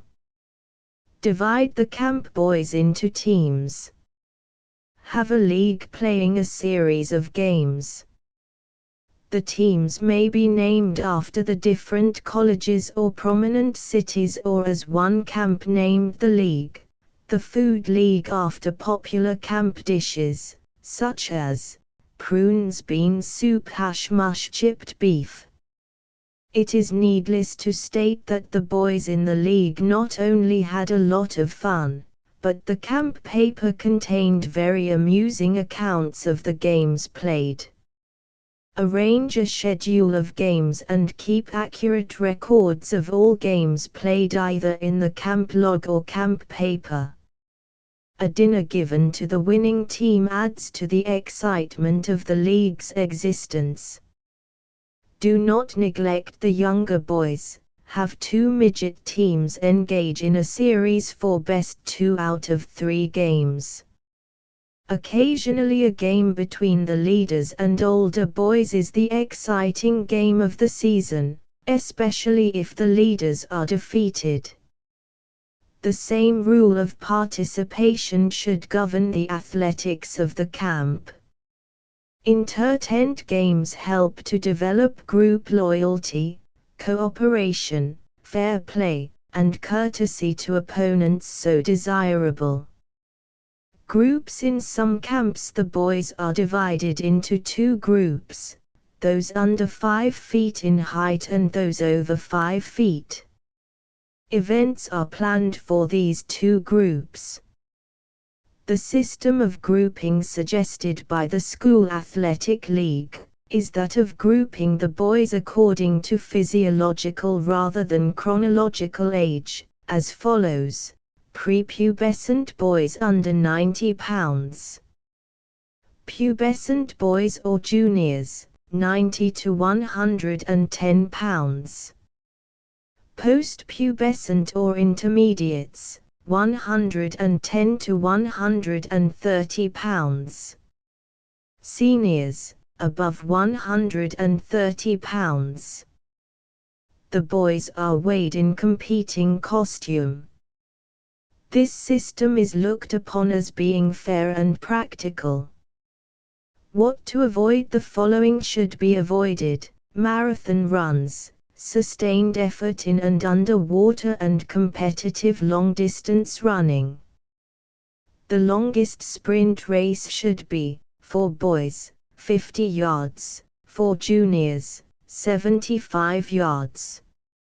No adolescent who is not past the pubescent stage should run sprint races longer than 100 yards. Cross-country running is beneficial when taken at a slow pace and without competition. Every boy should be examined for heart weakness before entering the strenuous games. The above is the opinion of physical directors from 21 different states and may be considered authoritative. This same opinion prevails among most of the experienced camp leaders and workers among boys.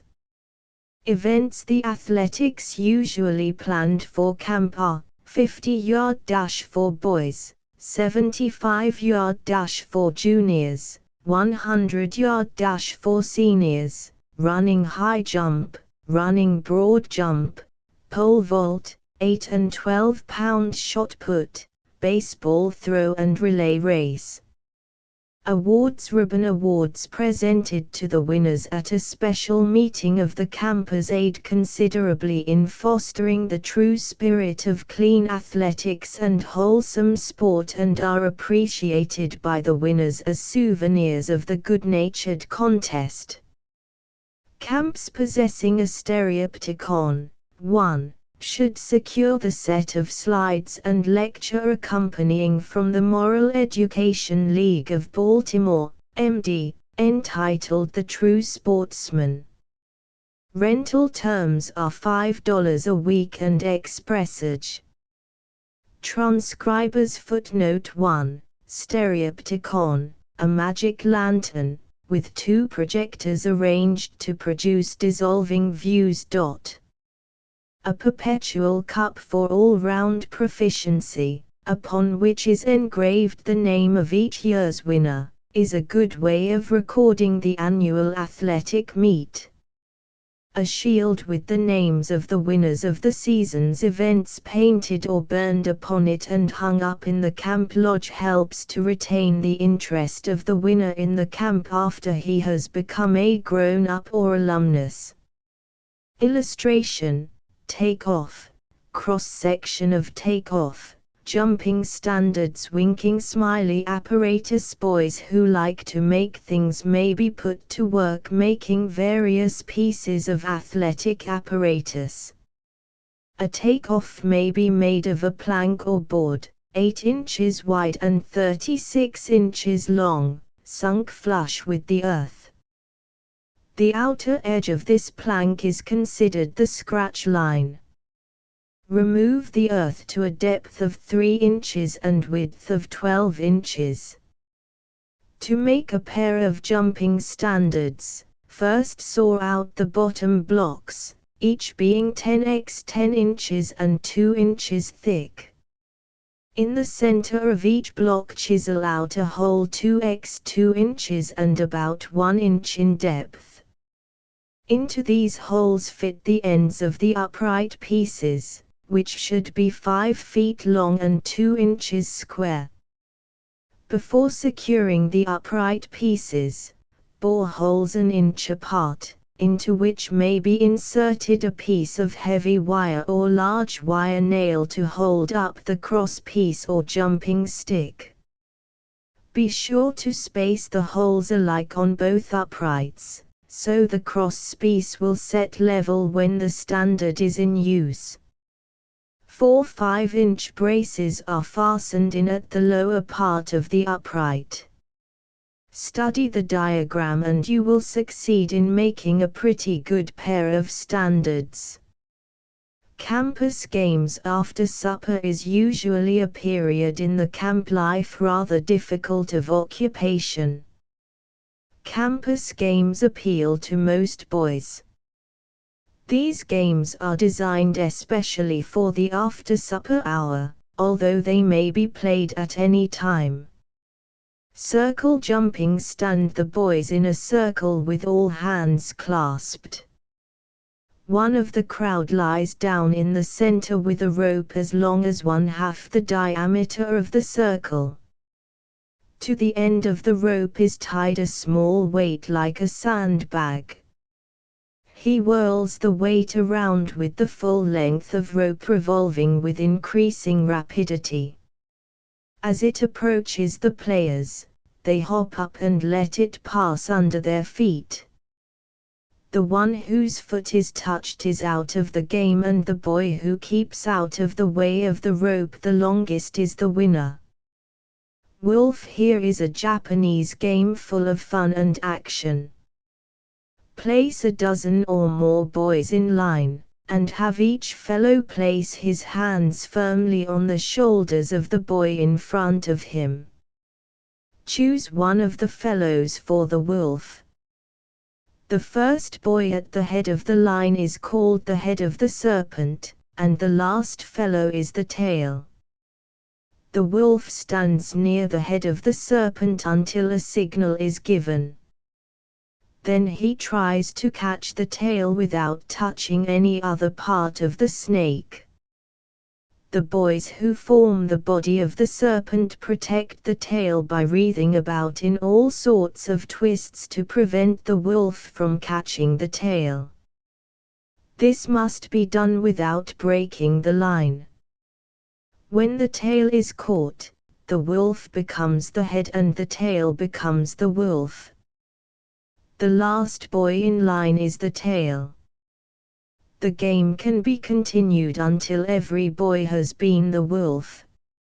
Rover, all come over a line is marked dividing the campus. All the boys gather on one side.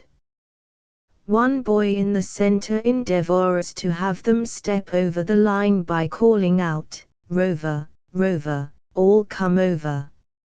At the word over, everybody is expected to run and cross the line, while the center man endeavors to catch one. The one caught must help him catch the others. If anyone runs over before the center man calls over, he has to go to the aid of the catcher. When all are caught, the game begins again. Illustration: German 9 pins. Camp Beckett, Indian and White Man. The game of Indian and White Man is interesting. A circle is drawn on the campus. It is supposed that the white people are traveling over the prairie, and at night time they prepare to camp. The circle represents their camp. The whites lie down to sleep and sentries are posted. The Indians discover the camp and endeavor to capture the whites. Then comes the battle royal. Every Indian captured in the white man's circle counts 1, and every white man captured by the Indians outside the circle counts 1 for their side. The game continues until all of either side are captured. The players are divided into 2 groups. The Indians are concealed in the bushes or some place unseen by the whites, and they make the attack. Such games as 3 Deep Bull in the Ring tag game Leapfrog will be found to interest the boys during the after-supper period. The following are campus games requiring apparatus. German bowling, plant in the ground 2 posts, leaving at least 15 feet above ground. Spike a 10-foot piece across the top, see page 218. An ordinary ball used in bowling is used by plugging shut the holes and inserting a screw eye in one of the plugged holes. Tie tightly to this screw eye a strong piece of rope. A good-sized screw eye is fastened in the cross piece of the frame, and to this tie the ball. 9 bowling pins are used. The score is the same as bowling. The pins are knocked off by the return of the ball, as shown in the diagram. Illustration: German bowling. Tether ball. The upright pole should be standing 10 feet out of the ground and firmly embedded in the earth so as not to vibrate. Illustration: Tether ball. The pole should be 7-1/2 inches in circumference at the ground and tapering toward the upper end. Paint a black or white 2-inch band around the pole 6 feet above the ground. Draw a circle about the pole on the ground having a 3-foot radius. A 20-foot line must bisect the circle. Use a tennis ball having a netted or tightly fitting linen cover. The ball is fastened to a string with a ring and suspended from the top of the pole by a piece of heavy braided fish line. The cord should allow the ball to hang 7-1/2 feet. Tennis rackets are used. The two players stand at point marked with an X in the diagram. In the toss-up for courts, the loser is the server. The ball may be struck in any manner with the racket, the endeavor being to wind the string upon the pole above the painted band. Volleyball. Stretch a tennis net across the campus and mark a court 50 feet long, to be divided equally by the net. The play consists in keeping in motion the ball over the net from one side to the other, until one fails to return it, which counts as an out. The ball used is similar to a football, only smaller. The game consists of 21 points. Many of the camps have tennis courts and hold tournaments. This game is so universal and familiar that no description will be made. Aquatic sports and water games. Aquatic sports may be arranged so that active interest will be taken by all the boys, or they may be simply an exhibition of the swimming abilities of several boys. The former is decidedly preferable. Events should be arranged for the small as well as the large boys. Illustration: The human frog at Camp Kineo. Athletics and water sports. 221. The program of events should include a short dash, swimming underwater, diving for form, fancy swimming and special stunts, ribbon awards or inexpensive cups to be given the winners. The life-saving corps will have an opportunity to give an exhibition of their skill and alertness, as well as patrol the swimming beach. Good reliable fellows should be appointed to watch each swimmer when in the water. Run no chances at any time that boys are in the water. The following water games have been suggested by a Norwegianer. 1. Three-legged swimming. 2. Tug of war. 3. Bobbing for corks. 4. Plunging through hoops for height or distance. 5. Diving for objects. 6. Egg race, holding the egg in a spoon either in the mouth or hand. 7. Tag games. 8. Potato race, using corks instead of potatoes. 9. Candle race, candles are lighted and must be kept lighted. 10. Various land games may be adapted for water use, such as ball passing, using a water polo ball, relay race, etc. Water basketball. 2. Peach baskets, or rope baskets, or 2 iron rings are hung upon poles 5 feet above the water and 40 feet apart. The game is played similarly to basketball, except that the players are allowed to advance with the ball. Tackling and ducking are fouls and penalized by allowing a free throw for goal from a point 15 feet away. There is no out of bounds, and a basket may be thrown from any place in the water. A field goal counts 2 points, and a goal from a foul 1 point. Water baseball. The outfit required is a tennis ball, a broomstick and 4 rafts, 1 large and 3 small. The batsman and catcher stand on the big raft. On a small raft, 10 yards away, stands the pitcher and the other 2 rafts are placed at easy swimming distance for bases. In striking, everything counts: bunt, swat or foul tip. The moment bat and ball come in contact, the batsman starts for first base. There are 5 men on a side. Lots of fun. Avoid remaining in fresh water too long as it has a tendency to weaken vitality. Old clothes race. The contestants are dressed in a full suit of old clothes. At the word go they dive into the water and swim to a float placed at a certain distance away, undress and return. This is a very funny race. Tilting. 2 boats manned by 4 boys each.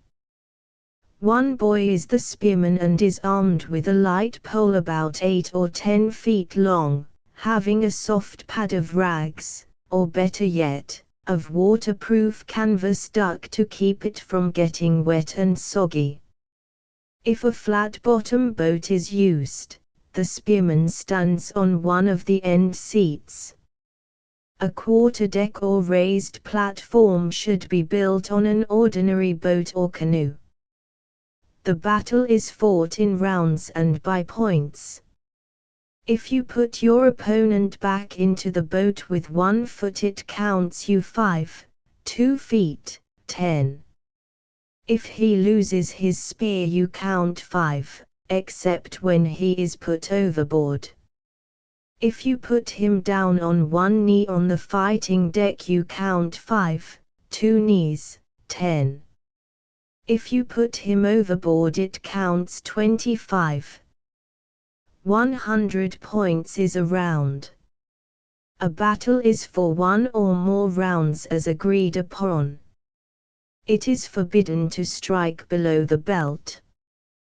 The umpire may dock for fouls. Canoe tag. Any number of canoes or boats may engage in this water game. A rubber football is used. The game is to tag the other canoe or boat by throwing this into it. The rules are as in ordinary cross tag.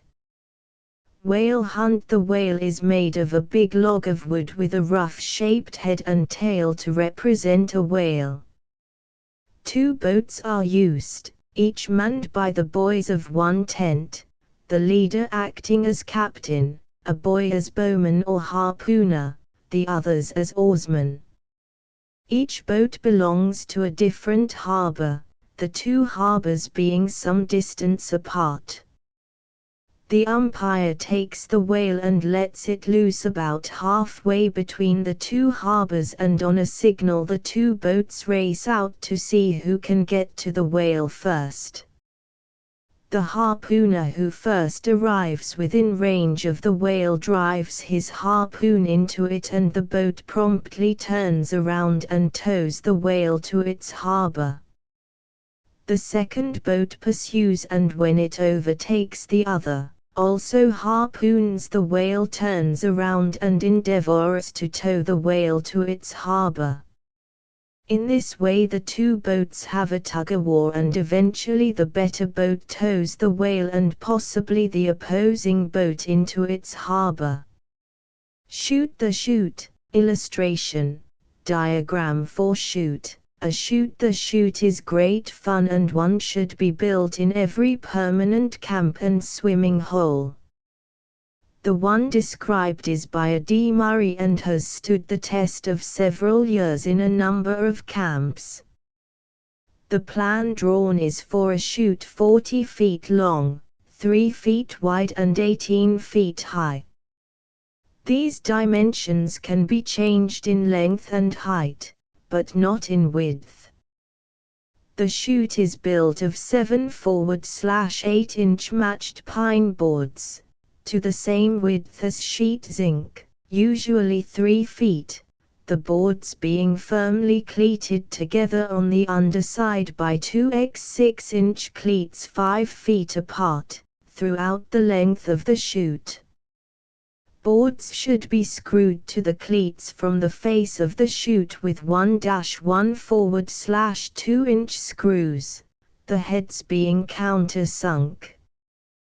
The several lengths of zinc are soldered into one piece, the joints being on the underside, as shingles on a roof, fastened to the boards with 8-ounce tacks, set in from the edge about 1 inch and about 6 inches apart. The side strips of maple, softwood will not do on account of the danger of splintering, 2 inches wide and 3 inches high, rounded slightly on upper edge, are placed directly over the edge of the zinc and covering the tacks. Screw the strips firmly to the chute with 2-inch screws from the underside. These ought to be placed not more than 2 feet apart. Probably each will have 2 or more strips in making a piece of sufficient length. If so, care should be taken to have the pieces joined on a bevel with a slant from outer edge toward bottom of chute so as to leave no edge. The utmost care should be used to have a perfectly smooth surface on the inside of the chute. A pump or bucket is needed at the top of the chute to wet the surface before the swimmer starts his slide. The supports A, B, C should be firmly braced with 2x4-inch timber, D, and lower end of chute should extend over the pier at least 1 foot and not nearer the surface of the water than 3 feet perpendicularly, allowing the swimmer to enter the water as in a dive. The chute can be fastened to the supporting braces through timber Z, F, into maple side strips with a good heavy log screw. A platform 3 feet wide and 4 feet long near the top of chute, and set just waist deep from the top of chute will make starting easy. Archery. Richard the Lion-Hearted, of England, said the 5 essential points of archery, standing, knocking, 1, drawing, holding, and loosing, honestly represented all the principles of life. Archery develops the muscles in all-round fashion, particularly those of the shoulder, arm and wrist. Transcribers footnote 1. A nock is the groove at either end of a bow for holding the bowstring or the notch in the end of an arrow that fits on the bowstring dot. The target. A target can be made of a burlap sack, or oilcloth, about 5 feet square. Stuff this with hay or straw. It may be flattened by a few quilting stitches put right through with a long packing needle. On this the target is painted. In scoring, the center is 9, the next circle 7, the next 5, the next 3 and the last circle 1. The shortest match range for the target is 40 yards. The bow may be made from any of the following woods: mulberry, sassafras, southern cedar, black locust, black walnut, apple, slippery elm or hickory. In making a bow, Select wood with straight grain. The length of the bow should be about the height of the boy using it, or if the boy is between 10 and 15 years of age, his bow should not be less than 4 feet in length and not more than 5 feet. When buying a bow, get one of lancewood backed with hickory. Making a bow. The making of the bow and arrow is described by a Neely Hall, as follows. Cut your piece of wood 5 feet long, and, after placing it in a bench vise to hold it in position, shape it down with a draw knife or plane until it is 1 inch wide by 1/2 inch thick at the handle, and 3/4 inch wide by 1/4 inch thick at the ends. The bow can be made round or flat on the face toward the archer. Cut a notch in the bow 2 inches from each end, as shown in the illustration, from which to attach the bowstring. A cord with as little elasticity as possible should be used for this. A good string can be purchased for 25 cents. Illustration: notch for bowstrings, length of bow 5 feet. Wire nail with head cut off, arrow head, old canvas stuffed, target, loop, in bowstring, slip knot dot. With a homemade bowstring, a loop should be made in one end and bound with thread, as shown in illustration, p. 227. Slip the loop over the upper notch, bend the bow until the center of the string is about 5 inches away from the handle, and attach the loose end to the lower notch by means of a slip knot similar to that shown in the drawing. The bow should then be sandpapered until smooth, and thoroughly oiled with linseed oil. Glue a piece of velvet about 3 inches wide around the center for a handle. Making arrows. Arrows are divided into 3 parts: the head, sometimes called the pile, the shaft and the feathers. The shaft is generally made of hickory, ash, elm or pine, and its length is dependent upon that of the bow. For a 5-foot bow, make the length 2 feet and the width and thickness about 1/2 inch. For target practice, a wire nail driven into the end of the pile, as shown on page 227, with the head of the nail filed off and pointed, makes an excellent head. Feathering is the next operation. Turkey and goose feathers are generally used.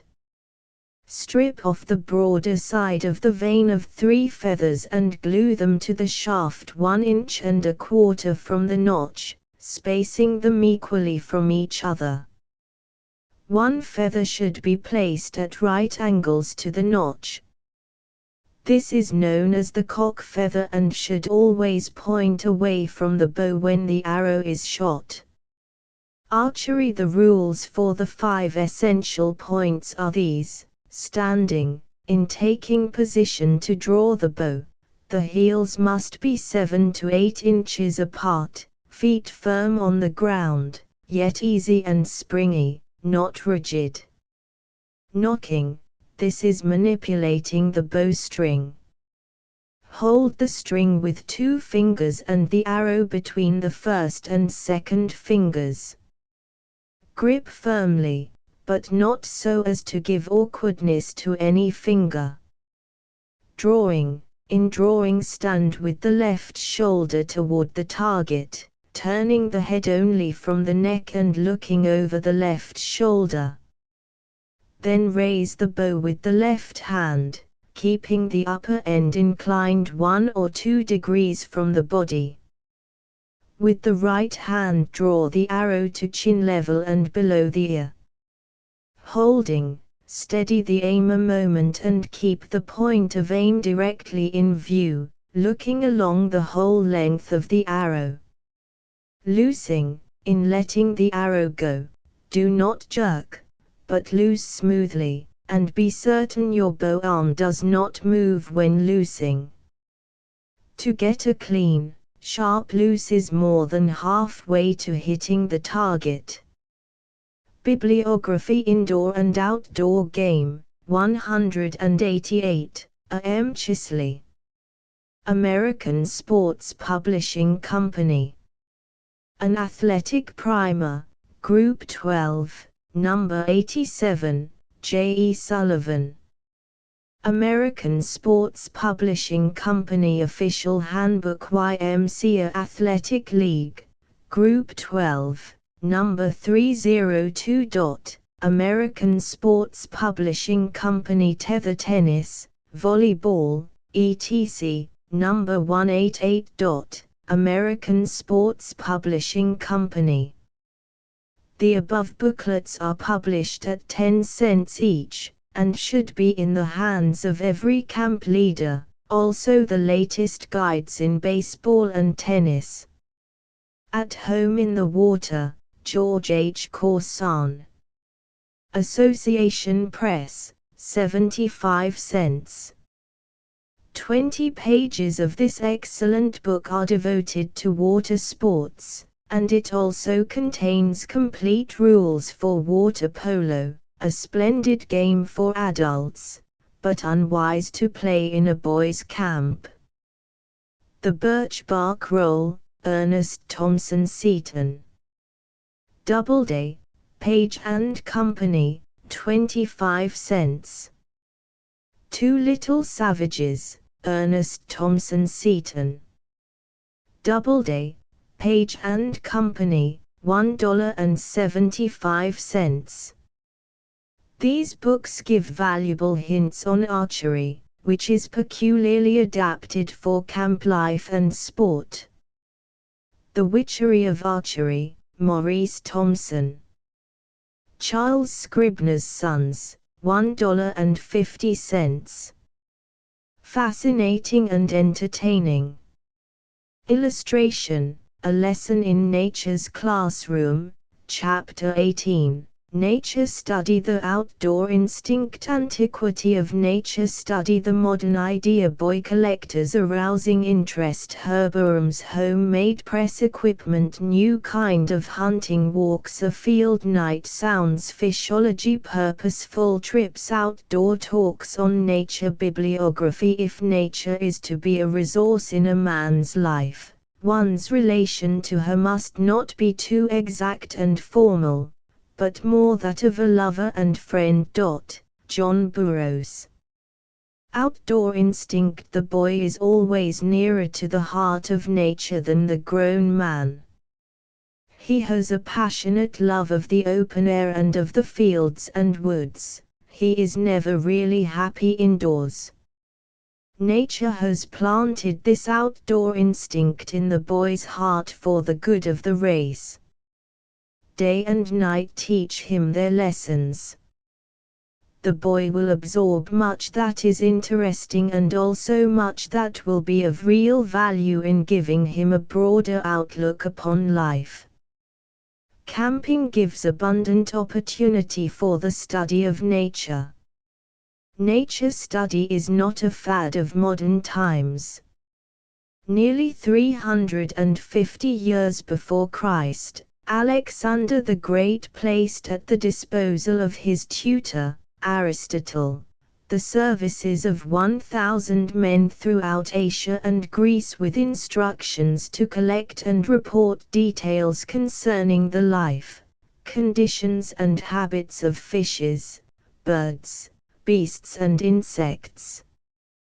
To this magnificent equipment of assistance, Alexander added $15,000 in gold for books and laboratory supplies. Professor L. H. Bailey says, "The modern idea of nature study is, to put the boy in a sympathetic attitude toward nature for the purpose of increasing the joy of living. Nature study is not science. It is not knowledge. It is spirit. It is concerned with the boy's outlook on the world. This nature spirit is growing, and there are many ways of knowing the fields and woods. A new literature has been born. It is the literature of the out-of-doors. Collectors' boys are natural-born collectors. They are interrogation points, full of curiosity, like the man from Missouri. They want to know. The wise leader will say, "Let us find out something about this tree, or plant, or bird, or whatever it may be, and together we will be learners." The textbook method will not work in a boys' camp. "Go find me a flower" is the true method, and let us see what it is. Nature study books and leaflets should be used merely as guides, not as texts.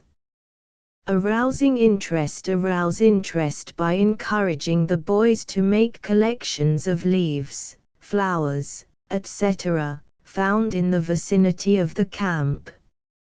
Leaves and flowers may be pressed in a homemade press and mounted upon heavy paper or cardboard. The following suggestions are given by Dan Beard and quoted by permission of Charles Scribner's Sons from his book, The Field and Forest Handy Book. Illustration: the Verland Press, Herbarium. The illustration shows how the press is made. In using the press, first place the plants or leaves, enclosed in their wrappers and dryers of newspapers, on the bottom board. Put the top board over them, bring the hinged lever down and bind the whole together with a stout strap put around the end of the lever and the handle of the bottom board. As this strap is drawn tight, the lever bends, and so keeps a constant pressure on the plants and leaves even when they shrink in drying. Dryers should be changed at least every day. Mount specimens on separate herbarium sheets of standard size, 1-1/2x16-1/2. Each specimen should be mounted with name, common and botanical, where found, date and any other facts of interest. This label is usually pasted in the lower right-hand corner of the herbarium sheet. Equipment: if the camp has a permanent building, these specimens make a most attractive decoration as well as help to recall the happy days of the hunt. The material equipment for nature study should consist of a good loose-leaf notebook, something that will stand the outdoor wear. Get quadrille-ruled sheets. They will simplify sketching in the matter of proportion and scale. A pocket magnifying glass will serve for identification of the specimens. An inexpensive combination tweezer and magnifying glass is made by Asher Kleinman, 258th Avenue, New York, 50 cents. Best of all is a high-power microscope, especially where the camp has a permanent building with suitable room, having a good light and table facilities. A camera will help in securing permanent records of trees, ferns, flowers, birds, freaks of nature and scenes other than the usual camp groups. A few reliable books on nature study are needed to complete the outfit. Hunting a bird hunt was a popular sport in one of my camps. We started off early one morning, a group of boys, each loaded with a big lunchbox crammed with good things, a notebook, a book on bird life, and a gun. The gun we used was a powerful pair of field glasses. On the way we counted the number of bird homes we saw. Just as we were thinking about stopping and having breakfast, we heard a most ecstatic song. Creeping close to the place where the sound came from, we discovered the songster to be a song sparrow. Focusing our gun upon the bird, we made note of its coloring and marking, making sure that if we heard or saw another we would recognize it at once.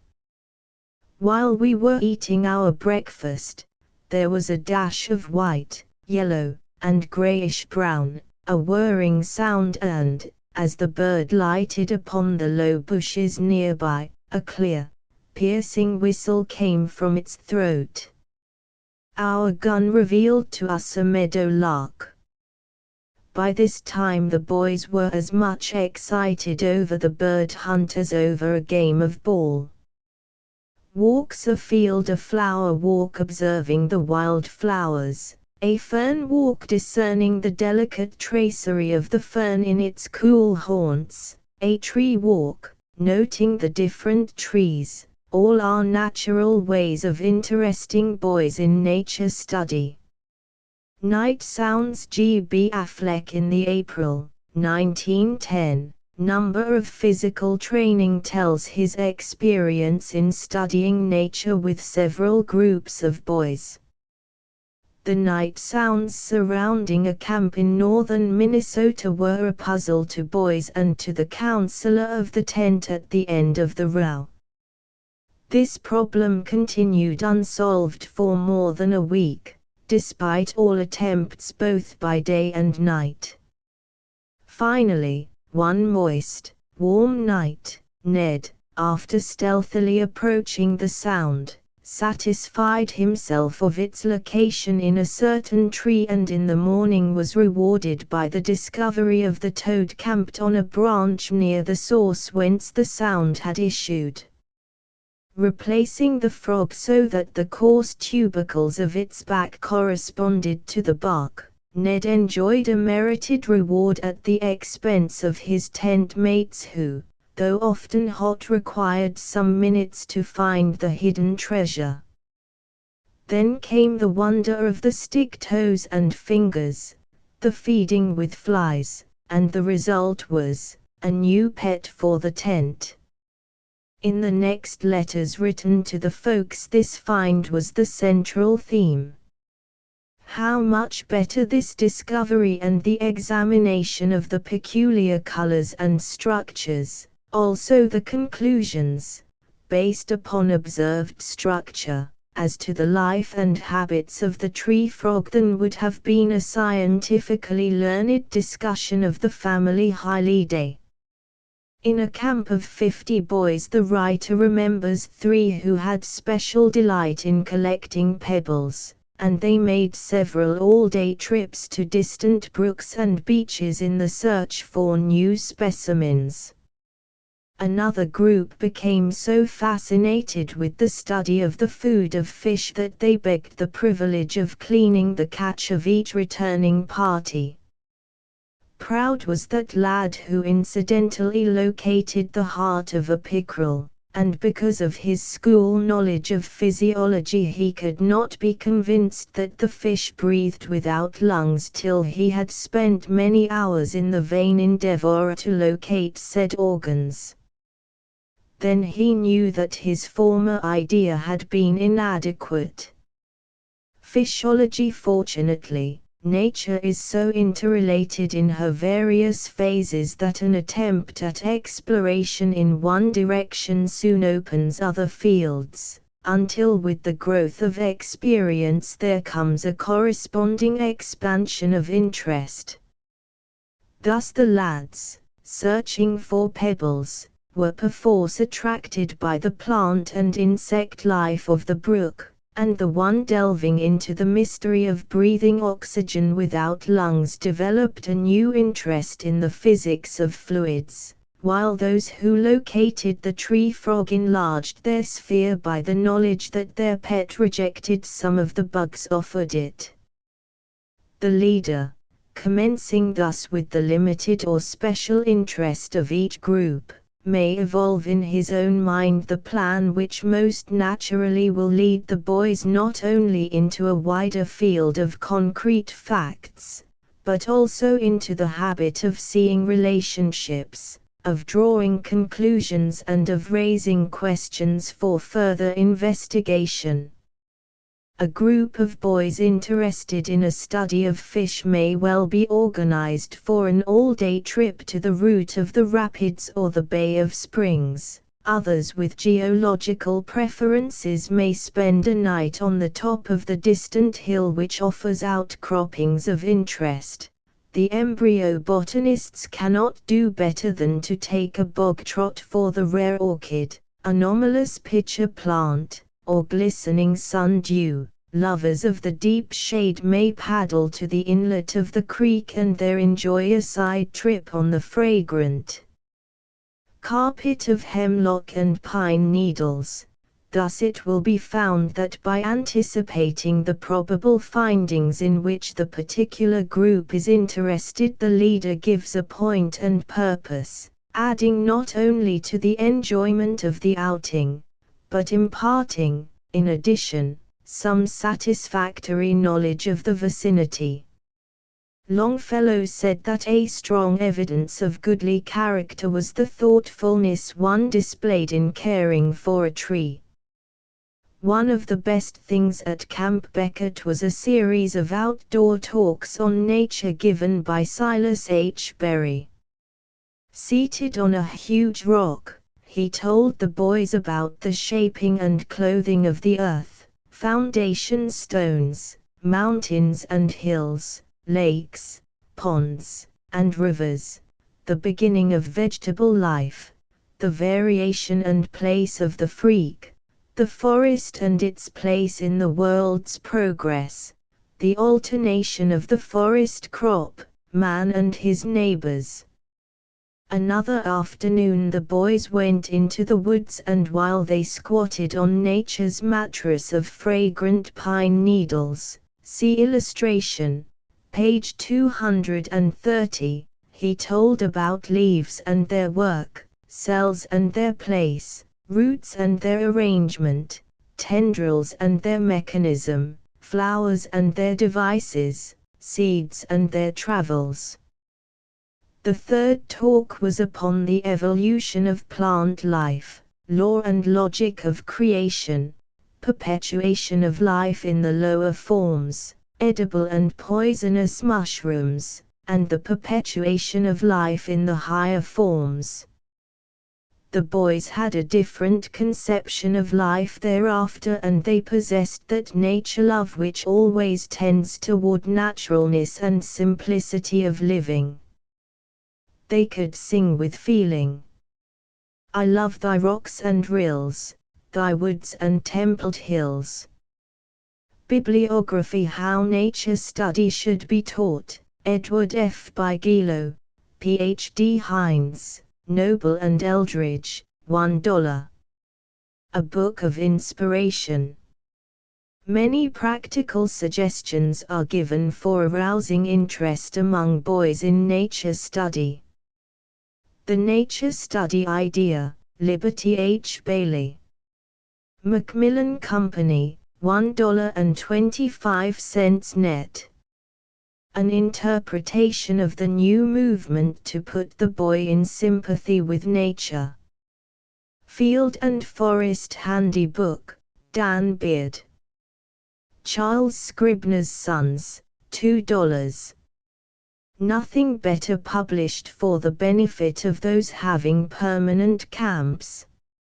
It should be placed in the hands of every boy. Outdoors, Indoors, and Up the Chimney, Charles McIlvaine. Sunday School Times Company, 75 net.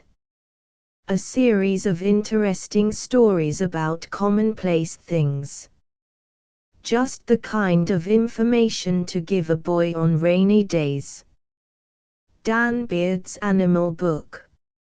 Moffat, Yard and Company, $1.75 net. Filled with the kind of incidents about animals that boys delight to hear, including the famous bear stories. Also tells about the Campfire Club of Animals. How to Study Birds, Herbert K. Job. Outing Publishing Company, $1.50 net. Takes up the practical side of bird study. Describes the outfit necessary for studying the birds in the open. A valuable book. Manual of Common American Insects, William Buten Muller. 25 cents. Manual of Common Butterflies and Moths, William Buten Muller. Funk and Wagnalls Company, 25 cents. 2 pocket manuals in which the insects, butterflies and moths are reproduced in natural colors with their common and scientific names. Wilderness Pets at Camp Buckshaw, Edward Breck. Houghton, Mifflin Company, $1.50 net.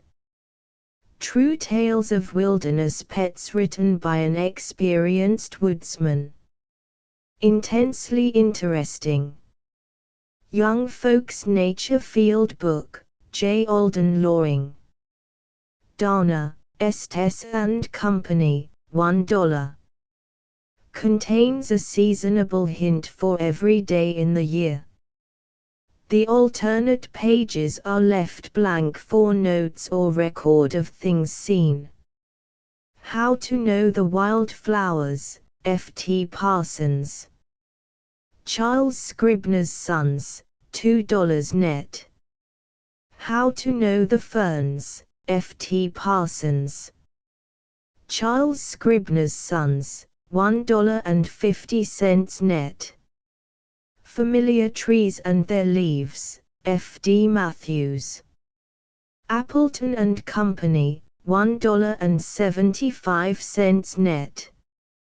3 reliable handbooks written in popular style. An Out-of-Door Diary, Marion Miller. Sturgis and Walton Company, $1.25 net. Suitable for very young boys.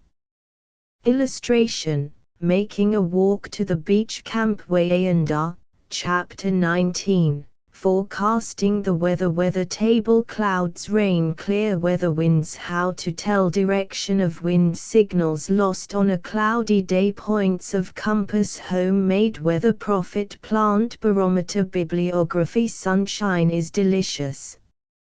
Rain is refreshing. Wind braces up. Snow is exhilarating. There is really no such thing as bad weather. Only different kinds of good weather. Ruskin. It is said that this weather table by Buzzackett is so near the truth as seldom or never to be found to fail.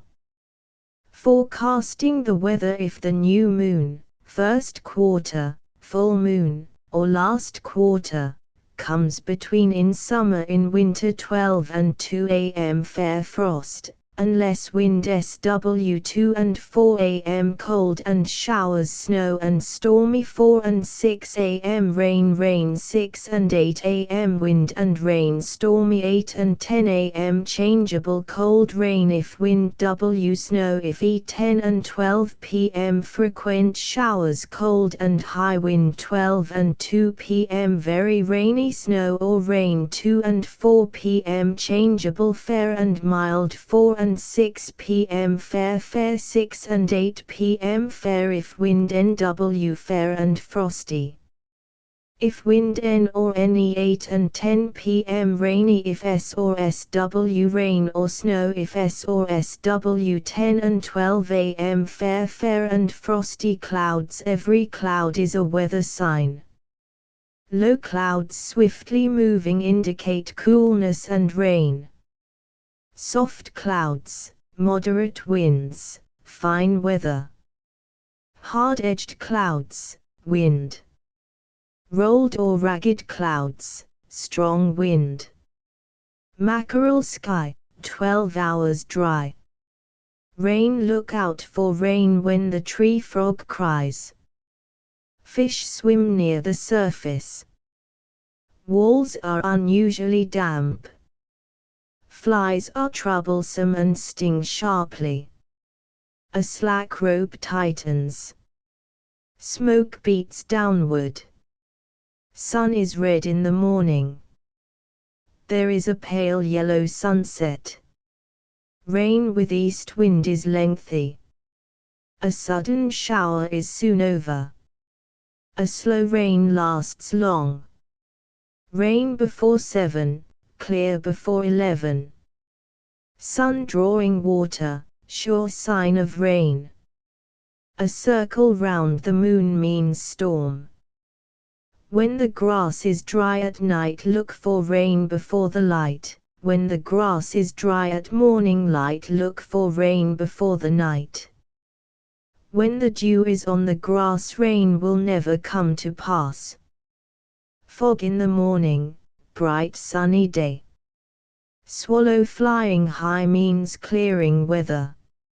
If the sun goes down, cloudy Friday, sure of a clear Sunday. Busy spiders mean fine weather. The wind's east wind brings rain. West wind brings clear, bright, cool weather. North wind brings cold. South wind brings heat. Birds fly high when the barometer is high, and low when the barometer is low.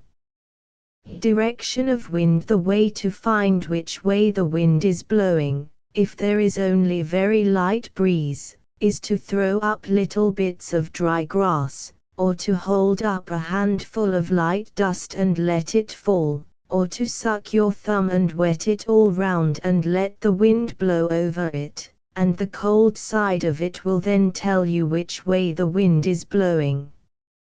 Weather Bureau. The U.S. Department of Agriculture Weather Bureau publishes a classification of clouds in colors which may be had for the asking. If you are near one of the weather signal stations, daily bulletins will be sent to camp upon request, also the weather map. A set of flag signals run up each day will create interest. The flags are easily made, or may be purchased. Keep a daily record of temperature. A boy in charge of the Weather Bureau will find it to be full of interest, as well as to offer an opportunity to render the camp a real service. He will make a weather vane, post a daily bulletin board, keep a record of temperature, measure velocity of wind and rainfall. If you have lost your bearings and it is a cloudy day, put the point of your knife blade on your thumbnail, and turn the blade around until the full shadow of the blade is on the nail. This will tell you where the sun is, and decide in which direction the camp is. Points of compass: face the sun in the morning. Spread out your arms straight from body. Before you is the east, behind you is the west, to your right hand is the south, to the left hand is the north. A homemade weather prophet. For a homemade barometer you need a clean, clear glass bottle. Take 1 drachm, 1, each of camphor gum, saltpeter and ammonia salts, and dissolve them in 13 drachms of pure alcohol. Shake till dissolved. Then pour in bottle and cork tightly. Hang the bottle of mixture against the wall facing north, and it will prove a perfect weather prophet. When the liquid is clear, it promises fair weather. When it is muddy or cloudy, it is a sign of rain. When little white flakes settle in the bottom, it means that the weather is growing colder, and the thicker the deposit, the colder it becomes.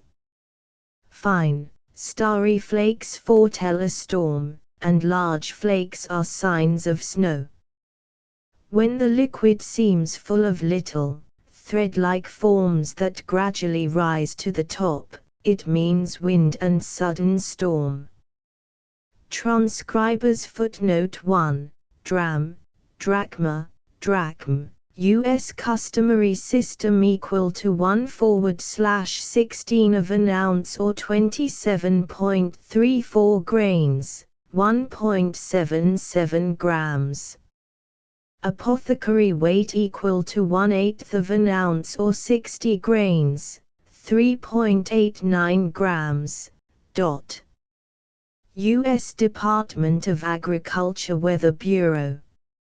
Explanation of flag signals. Illustration. Flags. Number 1, alone, indicates fair weather, stationary temperature. Number 2, alone, indicates rain or snow, stationary temperature.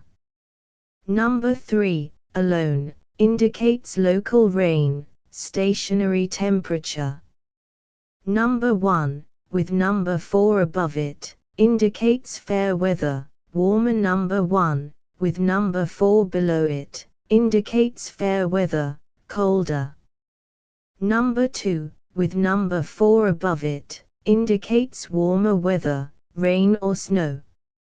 Number 2, with number 4 below it, indicates colder weather, rain or snow. Number 8, with number 4 above it, indicates warmer weather with local rains. Number 3, with number 4 below it, indicates colder weather with local rains. Number 1, with number 5 above it, indicates fair weather, cold wave. Number 2, with number 5 above it, indicates wet weather, cold wave. Forecasts made at 10 a.m. and displayed between 12 and 1 p.m. forecast the weather for the following day until 8 p.m. forecasting the weather. 245 plant barometers. The dandelion is an excellent barometer, one of the commonest and most reliable. It is when the blooms have seeded and are in the fluffy, feathery condition that its weather prophet facilities come to the fore. In fine weather the ball extends to the full, but when rain approaches, it shuts like an umbrella. If the weather is inclined to be showery, it keeps shut all the time, only opening when the danger from the wet is past. The ordinary clover and all its varieties, including the trefoil and the shamrock, are barometers. When rain is coming, the leaves shut together like the shells of an oyster and do not open again until fine weather is assured. For a day or two before rain comes, their stems swell to an appreciable extent and stiffen so that the leaves are borne more upright than usual. This stem swelling when rain is expected is a feature of many towering grasses. The fingers of which the leaves of the horse chestnut are made up keep flat and fan-like so long as fine weather is likely to continue. With the coming of rain, however, they droop, as if to offer less resistance to the weather. The scarlet pimpernel, nicknamed the poor man's weather glass or wind cope, opens its flowers only to fine weather. As soon as rain is in the air, it shuts up and remains closed until the shower or storm is over. Bibliography. Talk About the Weather, Charles Bernard. Funke and Wagnalls Company, 75 cents. A little book of valuable hints and suggestions about the weather and the philosophy of temperature and rainfall in their relation to living things. Woodcraft, Jones and Woodward. C. Arthur Pearson, Limited, 35 cents. Contains an excellent chapter on weather law in addition to a mass of valuable information on woodcraft. Bulletin of the U.S. Weather Bureau, Washington, D.C., Illustration: the library, 1,200 volumes given by the boys. Camp Beckett, Chapter XX, Rainy Day Games and Suggestions. Delights of a rainy day: accumulated energy, handkerchief, tussle, potato joust, terrier fight, circle ball, leg wrestle, hand wrestling, rooster fight, shoe and sweater race, peanut relay race. Interesting tests. Bibliography: we knew it would rain, for the poplars showed the white of their leaves, and amber grain shrunk in the wind, and the lightning now is tangled in tremulous skeins of rain. Aldrich. Rainy days break the monotony of continuous sunshiny days. There is nothing that is so fascinating to a boy in camp as listening to the patter of the raindrops upon the roof of his canvas house, especially at night, if he is snug and warm in his blankets and the tent is waterproof.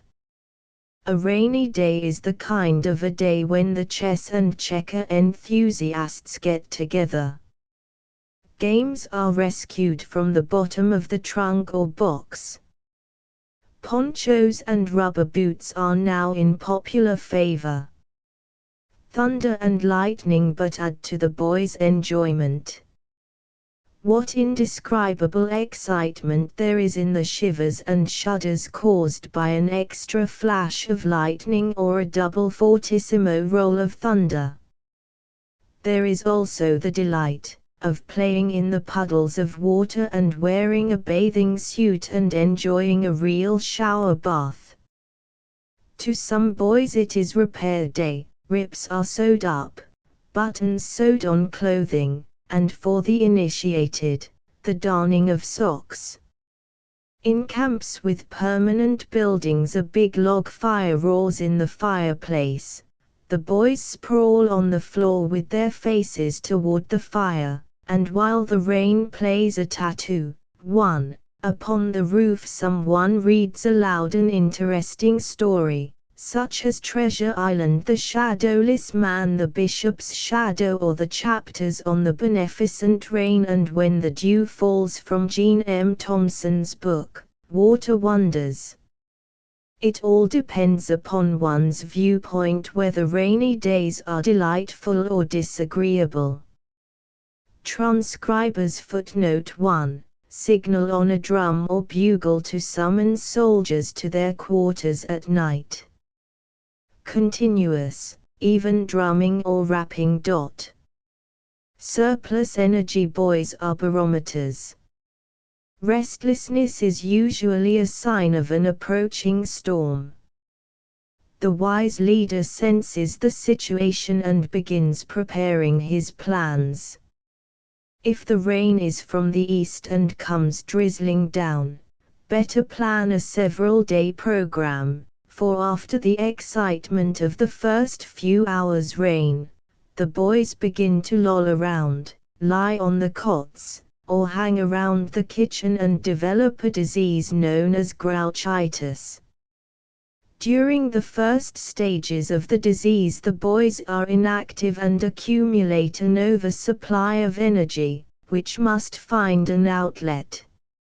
Here is where the leader plays an important part in handling the case. He provides an outlet for the expenditure of this surplus energy by planning games demanding use of muscle and the expenditure of energy and noise. The big mess tent, or dining hall, is cleared and romping games are organized. The games suggested are adapted for rainy days and selected from a catalogue of several hundred games. Rainy day games: few sports are better calculated than a potato joust to amuse boys on rainy days. It has all the joys of a combat, and yet, try as he will, there is no possibility for any boy to become rough. Potato joust: in the potato joust each warrior is armed with a fork, on the end of which is a potato. The combatants take their position in the center of the playroom, facing each other. They should be separated by not less than 3 feet. Each must lift a leg from the floor. See illustration, next page. The fighters may use their own discretion as to which leg shall be lifted from the floor and may hold it up with either hand they prefer. A small cushion placed under the knee will add materially to the comfort of the contestants. The battle is decided by one of the warriors knocking the potato from his opponent's fork. Toppling over 3 times is also counted as defeat. If one of the knights is obliged to let go of his foot in order to keep his balance, it is counted as a fall. Every time the battle is interrupted in this way, either of the contestants is at liberty to change the foot he is resting upon. If one of the warriors falls against the other and upsets him, it is counted against the one who is responsible for the tumble. You are not likely to realize on your first introduction to a potato joust the amount of skill and practice required to really become expert in handling the fork. A slight turn of the wrist, a quick push, and the practiced knight will defeat the novice so deftly, so easily that you are amazed. Move your fork as little as possible. Long sweeping strokes are more likely to throw off your own potato than to interfere with that of your opponent. The most dangerous stroke is one from underneath. Always maneuver to keep your potato below that of your antagonist. Illustration, handkerchief tussle, potato joust. Handkerchief tussle. Study the illustration and see if you can discover a way for the boys to get apart. To make it really exciting, a number of couples should be set going at once, and a second on ice cream offered to the pair who get apart first. To separate, the boys have only to push the center of one of the handkerchiefs under the loop made by the other handkerchief when it was tied about the wrist, and then carry the loop over the hand. Rough house is the expression used by the boy of today when he is describing a general scuffle, and he always smacks his lips over the word. But rough house has its disadvantages, as many sprains and bruises can testify, and if the same amount of fun may be had from less trying amusement, an amusement, say, which is quite as energetic and quite as exciting, the boy of today will certainly adopt it in preference to rough house. Illustration, a terrier fight. Terrier fight is exciting, and it is funny. It is also energetic, and victory depends quite as much upon the skill of the fighter as upon his strength. Furthermore, a terrier fight is not brutal. No boy will hurt himself while engaged in this sport. 2 boys are placed facing each other in the center of the room, hands clasped beneath the knees and a stick just under the elbows, as shown. Each contestant endeavors to push the other over, but as it requires considerable attention to keep the balance at all when in this position, the attack is no easy matter. To give way suddenly is a maneuver almost sure to upset your adversary, but unfortunately it is very apt to upset you at the same time, and only after considerable practice will you be able to overcome a man in this way. The pivot, a sudden swing to the right or left, is safer, though not quite as effective. Always remember that the best terrier fighter invariably makes his opponent throw himself. Give way at some unexpected point, and unless he is a skillful man, he is sure to go over. Never try a hard push except in the last extremity when everything else has failed. A terrier fight consists of 3 one-minute rounds, with 30 seconds rest between each round.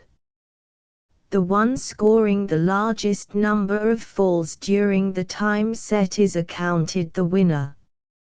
Circle ball. A large circle of players throw a lawn tennis ball at one in the center. The object of the player in the center is to remain in as long as possible without being hit. If he catches the ball in his hands, it does not count as a hit. Whoever hits him with the ball takes his place. The player who remains in longest wins. Leg wrestle. Lie down on the back, side by side, by twos, the feet of each boy of a two being beside the other boy's head. At the word go, each brings the leg nearest his opponent at right angles with his body and then lowers it. This may be done twice or 3 times, but the last time the leg is raised he should catch his opponent's and endeavor to roll him over, which is a defeat.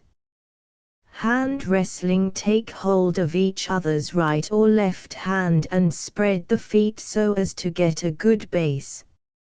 At the word go, each one endeavors to force his opponent to lose his balance, so as to move one of his feet. This constitutes a throw. The opponent's arm is forced quickly down or backward and then drawn out to the side directly away from him, thus making him lose his balance. The one moving his foot or touching his hand or any part of his body to the floor, so as to get a better base, is thrown. The throw must be made with the hand. It is thus not rulable to push with the head, shoulder or elbow. Rooster fight. The combatants are arranged facing each other in 2 front, open ranks. The first 2 opposites at either or both ends, or if the floor is large enough all the opposites, may combat at the same time. The boys should fold their arms forward, and hop toward each other on one leg. The butting is done with the shoulder and upper arm, and never with the elbow, and the arm must remain folded throughout the combat.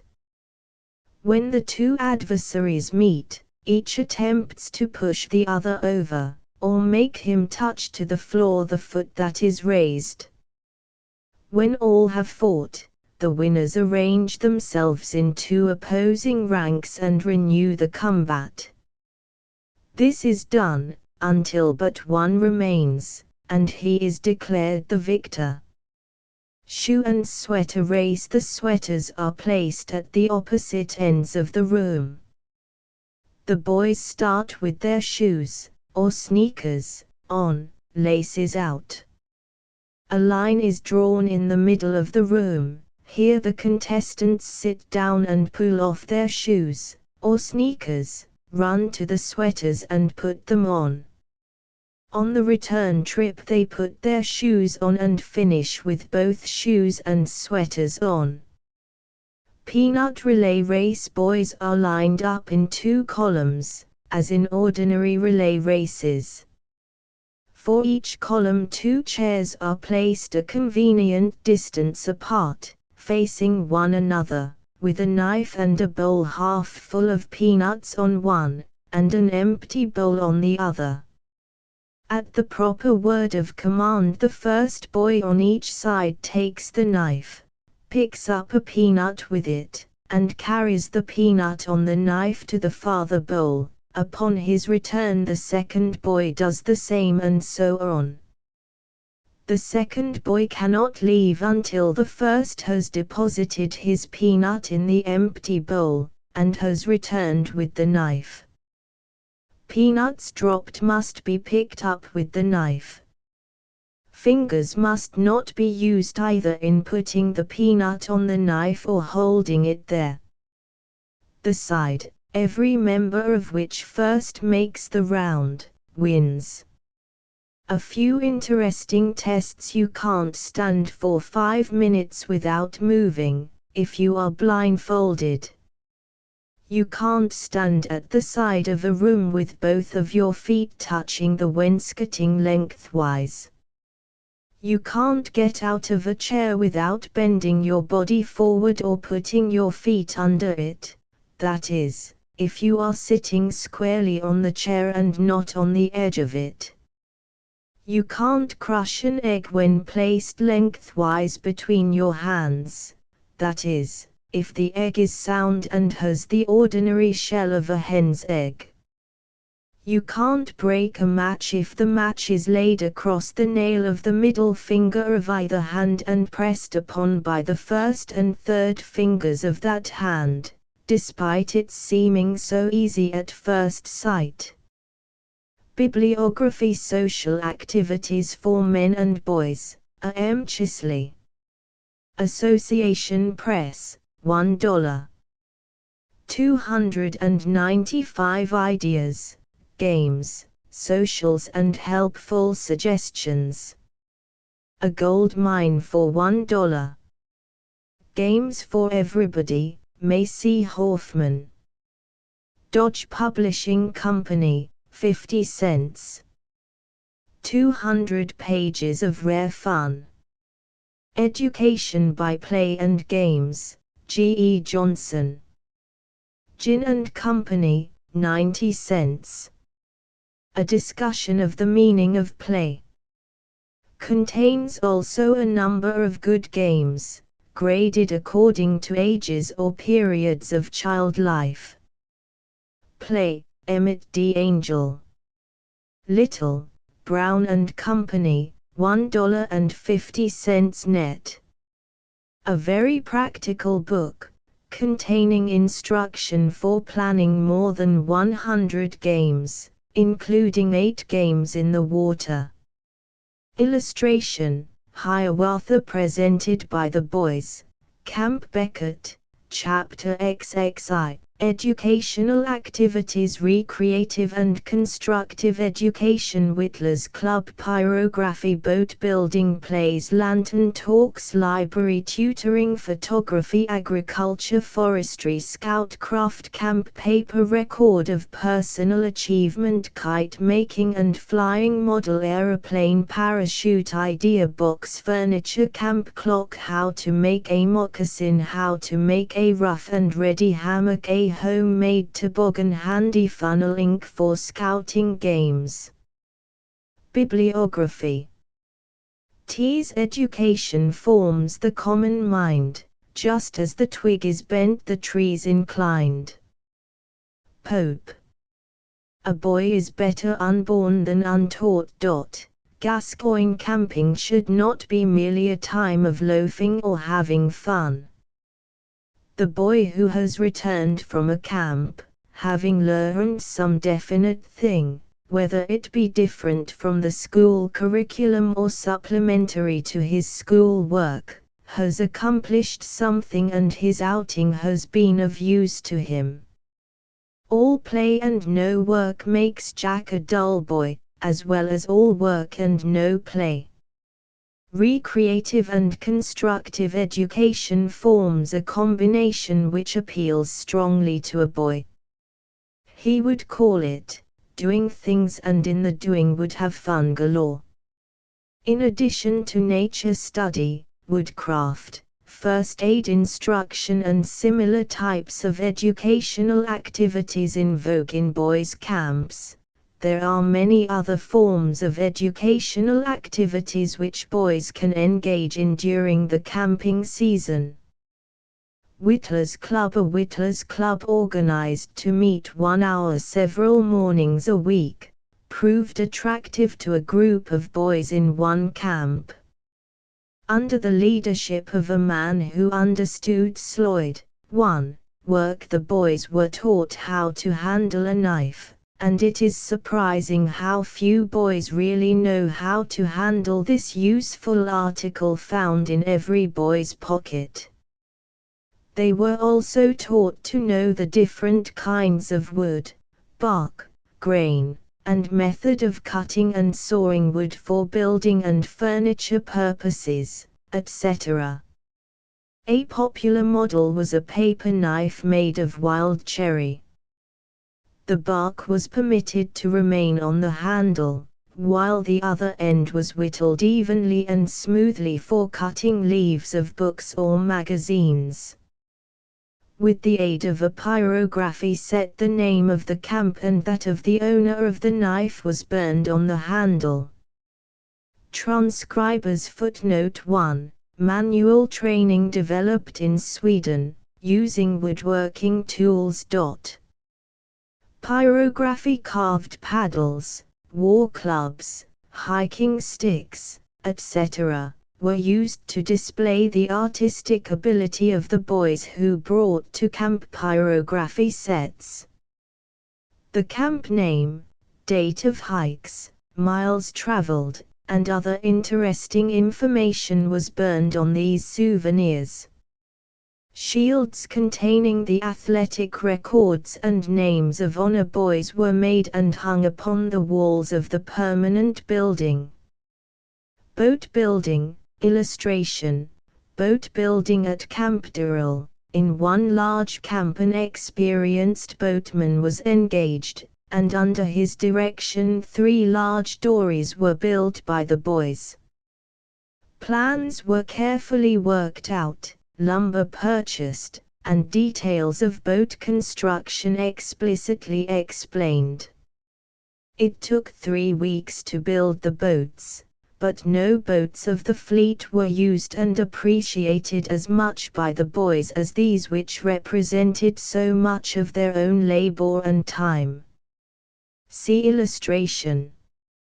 Working plans and knocked down material for building boats may be purchased from a number of firms. Building a boat during the winter by boys who are contemplating going camping aids to the anticipation of the delightful summertime. Illustration: Pyramus and Thisbe players seen from Midsummer Night's Dream. Camp Beckett plays The players seen from Midsummer Night's Dream has been given several times outdoors with great success in the camps conducted by the writer. The boys were coached by a graduate of a school of oratory. Costumes were made by the boys out of all sorts of material. Makeup was bought from a theatrical supply house and the scenery supplied by nature. Footlights were lanterns set in front of reflectors made from old tomato cans. The path leading to the natural amphitheater was lighted by Japanese lanterns and the guests were seated on the ground. In the words of Hamlet, the plays The Thing and boys and visitors are always enthusiastic over the presentation, while the players get a new conception of Shakespeare's plays and writings. Hiawatha was given with equal enthusiasm and success. Lantern talks. Since the invention of the inexpensive reflectoscope, illustrated talks in camp are now possible. Travel talks, using postal cards from different parts of the world, postals telling the story of the flag state seals and their mottos, etc., are now published in series, and will be found to be very interesting and instructive. A number of the large camps have stereopticons. Lantern slides with accompanying lecture may be rented at reasonable rates, such as the True Sportsman and Personal and National Thrift sent out by the Moral Education League, Baltimore, MD, for the East. Any first-class firm dealing in lantern slides can furnish a number of valuable lectures with slides. A sheet hung between 2 trees on a dark night makes an excellent screen on which to show pictures.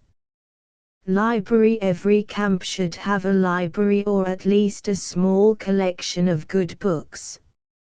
In most cases, arrangements can be made with a nearby library or with the state library for the loan of books for a certain period of time.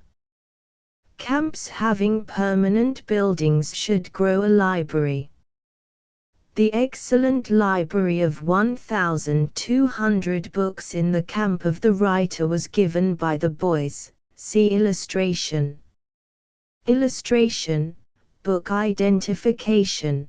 Gummed book labels were sent to each boy with the suggestion that he paste them in books which he could bring to camp to present to the library.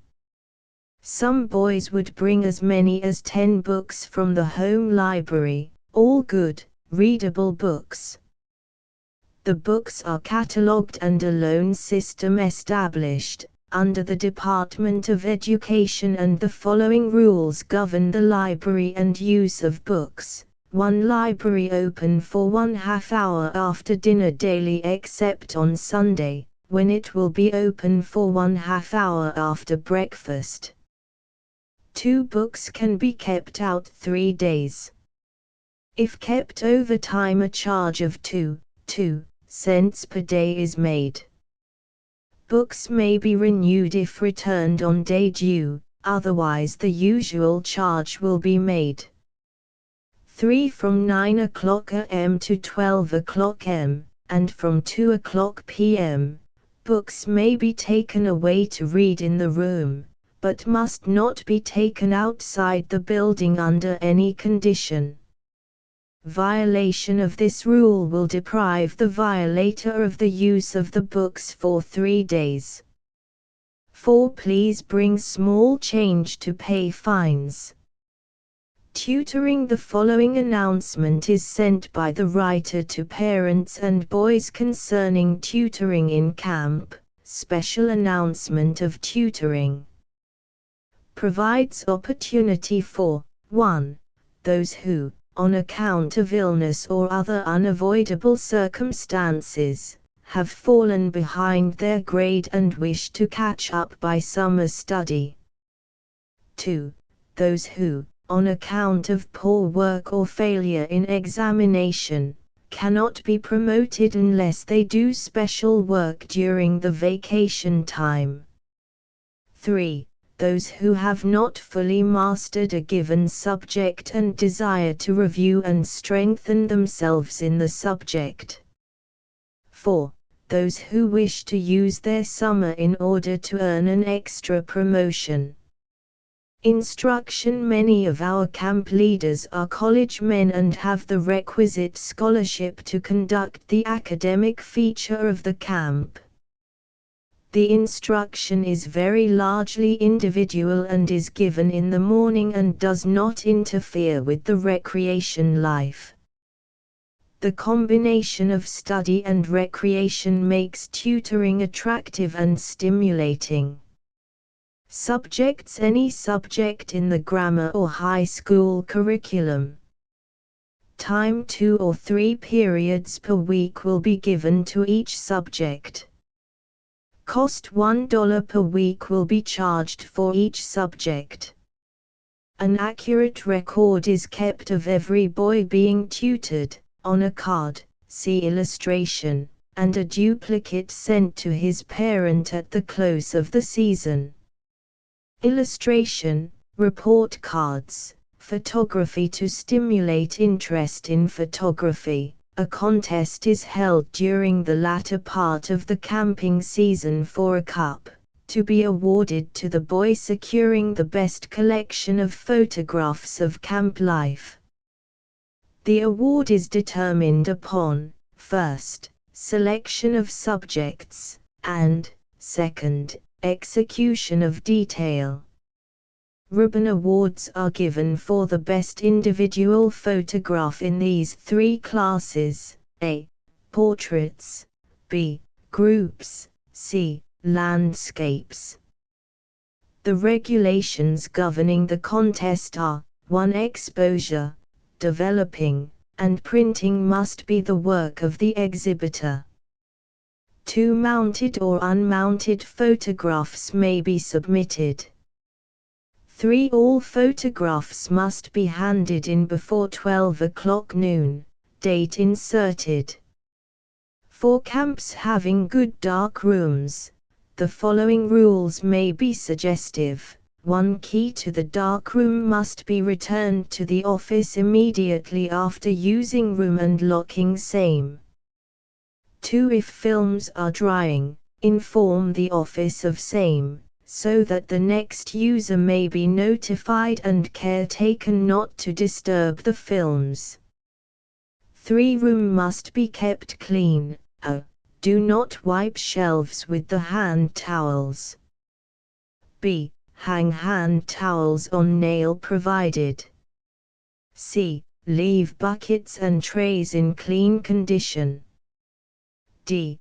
Put paper, empty tubes, etc., in box provided for same and not upon the floor.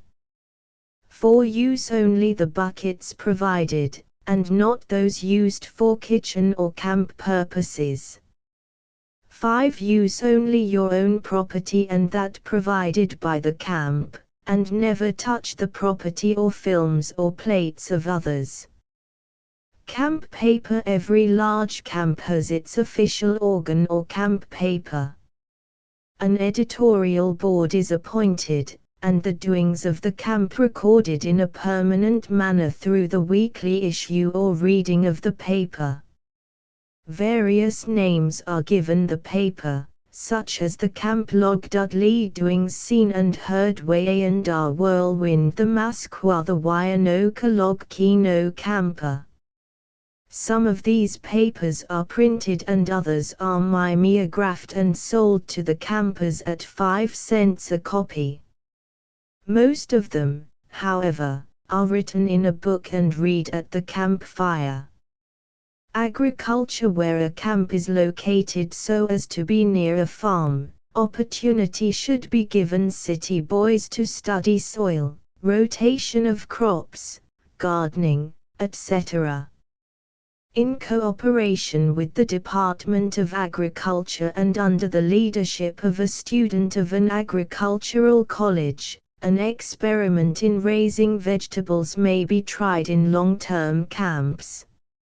A plot of ground may be plowed and harrowed, and subdivided into as many plots as there are tents, each tent to be given a plot and each boy in the tent his own row to hoe, the boy to make his own choice of seed, keep a diary of temperature, sunshine, rainfall, when the first blade appeared, make an elementary analysis of soil, use of fertilizer and other interesting data. Prepare for an exhibit of vegetables. Whatever the boys raise may be cooked and eaten at their table. Free agricultural bulletins will be sent upon application to the United States Department of Agriculture, Washington, D.C. Farmers Bulletin 385 tells about boys' agricultural clubs. Forestry. The subject of forestry is akin to camping. Much valuable instruction may be given boys regarding the forests of the locality in which the camp is located, kind of land, character and use of woods, how utilized, conservatively or destructively, for saw timber, or other purposes, protection of forests, forest fires, etc. Sent to United States Department of Agriculture, Washington, D.C., for Forest Service Circular 130, Forestry in the Public Schools, Farmers Bulletin 173, A Primer of Forestry Part I, Farmers Bulletin 358, A Primer of Forestry Part II. Scoutcraft. The Handbook of the Boy Scouts of America is full of information regarding knot tying, signaling, tracking, use of compass, direction and time calculator, etc., which every boy should know. Scoutcraft would furnish recreational education for scores of boys. Record books. Boys like to carry home some permanent record of personal achievements while at camp, autographs of fellow campers, etc. A rather unique record is used by the boys at Camp Wayanda. The illustration shows the card which was used. A vacation diary in the form of vest pocket memorandum book, bound in linen, is published by Charles R. Scott, State YMCA Committee, Newark, N.J. Price, 10 cents. Kites. Scientific kite flying is one of the best things a boy can indulge in. Hiei Shoto, a Japanese, gives this interesting information about kites. To all Japanese, the kite is symbolic of worthy, soaring ambitions, such as the work upward to success in school, or in trade, and so on. When a child is born, little kites are sent up by modest households to announce the arrival. Kites are also flown to celebrate birthdays. To lose a kite is considered an omen of ill luck. For the control of a box kite, I prefer the lightest steel wire to a cord. This wire is about the thickness of an ordinary pin, with a tensile strength at the point of breaking of quite 300 pounds. In handling a kite with such a wire-ground connection, a boy should always have rough gloves on his hands, that the wire may not cut them. Having a kite of this kind, or even 2 and 3, so that on a single wire he can keep sending them higher and higher into the atmosphere, a boy can begin what we were wont to call in Udo our kite education. First, he can make himself his own weather prophet. Self-registering thermometers are no longer very expensive. He can wire one of these to his kite, and, by knowing the length of wire he has in hand and the amount he pays out while the kite is up, ascertain just what the air temperature is: 200 feet, 500 feet, 1,000 feet, 3,000 feet above him.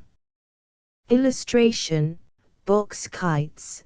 There are wind gauges of cheap construction, moisture gauges which will note the coming of rain, small cameras that will automatically take pictures while the kite is in the air, that may be attached to these kites, and from the work of which valuable information may be obtained. The following instruction for making a box kite was given in the American Boy, April, 1909. Any boy can make a box kite. The material used may be any tough, light wood, such as spruce, cypress, basswood, or cedar.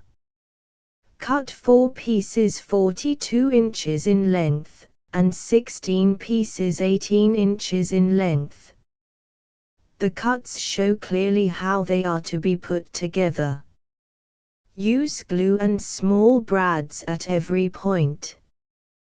The bridle cord is fastened 6 inches from each end of the box. This is best done before the cloth is put on the kite. Light cheesecloth may be used, and should be secured with glue and small brads at the last lap. When the cloth is in place, paint it with thin varnish or glue to fill up the meshes and stretch it. The reason why box kites made by boys have a tendency to lie down flat on the ground is that they are not proportioned correctly. The proportions given here are correct. The painting, decorating, and tinting are matters of personal taste and skill. The principle of kite flying is simple.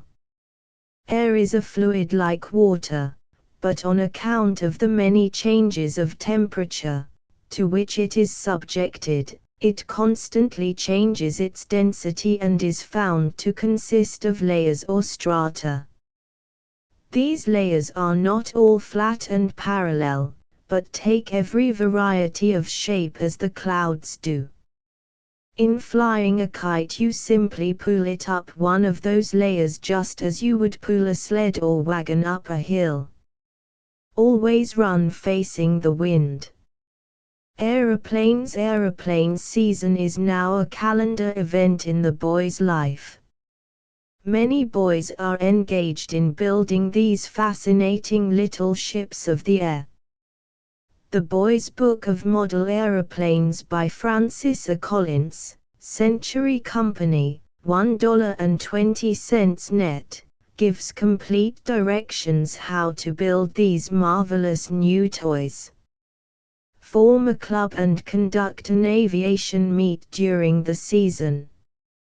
Spong and Chamberlain, 123 North Liberty Street, New York City, sell a complete full-sized set of drawings for building 3 model aeroplanes. Price, 50 cents. Parachutes, illustration, a parachute idea. The parachute, in its various forms, has always been a favorite with boys. The idea is to make an umbrella-shaped contraption out of tissue paper and a stick, so that when it descends from any considerable height it will open out and float slowly to the ground. This part is easy enough. The trouble has always been to get it up in the air high enough to repay one for his efforts in making it. The idea that a common slingshot had propelling power sufficient for this purpose led to experiments which proved that the idea was a happy one. The combination of slingshot and parachute makes a very fascinating outdoor amusement device. Every time you shoot it into the air you try to make it go higher than last time. To make the parachute, get a tough stick about 2 feet long and whittle it to a shape similar to fig. The bottom must be heavy enough to fall first so that the parachute will fall in the right direction to be opened out. You can weight the end by tying a piece of lead or a spool on it. Cut your tissue paper to a shape shown in Fig. 2 and place a thread through every scallop. If the paper tears right through, a good plan is to reinforce the edges of the circle by pasting a strip of tough paper or muslin all around. A parachute made of silk or any fine mesh cloth will be much more lasting, but not quite so buoyant. The slingshot is made with a rubber band, some string, and a forked stick. The greater its propelling power, the more successful will the toy be. Box furniture. Instead of using for firewood the boxes in which groceries, etc., are shipped to camp, have the boys make useful camp furniture from them. Get the book, Box Furniture by Louise Bryham, The Century Company, price, $1.50.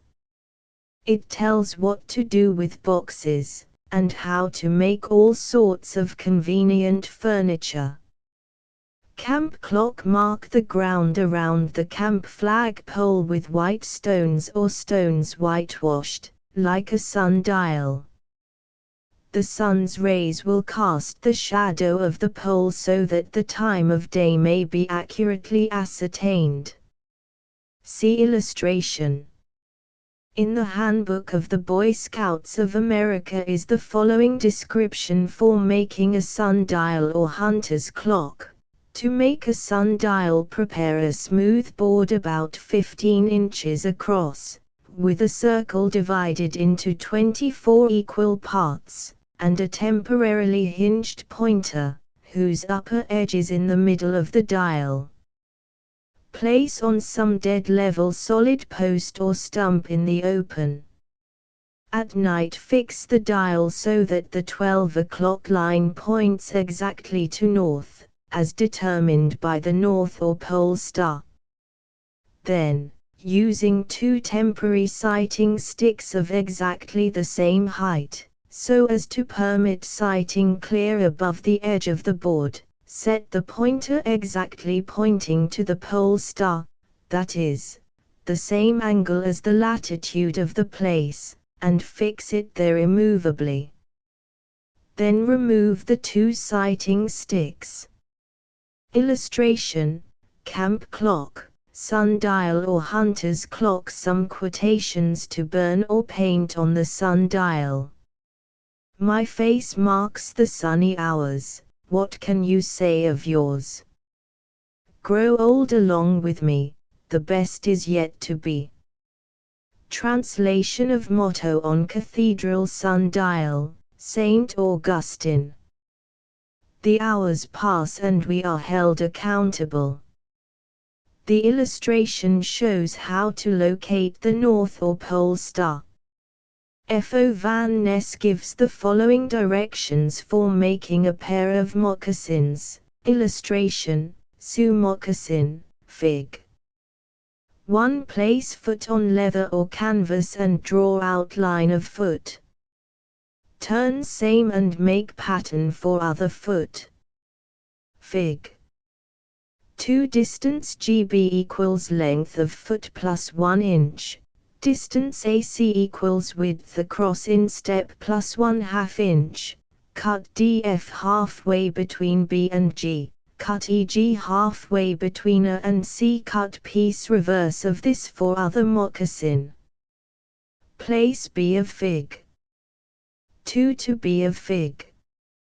1, and sew overhand with wax cord the edges from B to A and B to C, bringing A and C of Fig. 2 together at A of Fig. 1. Sew AG to CG. Fig. 3 is the tongue and DF of Fig. 3 is sewed to DF of Fig. 2. Cut pairs of 1/2 inch slits A, B, C, D in Fig. 2, and run lace through. Hammock making for the afternoon siesta. Make a rough and ready hammock, by taking apart a flour barrel or sugar barrel, and in the end of each stave bore a 3/4 inch hole with a heated poker, or bit and auger. Then lace thin rope, clothesline is good, through the holes. This can be accomplished easily by noting method of lacing in Figure A. The stay blocks B should be 12 inches long.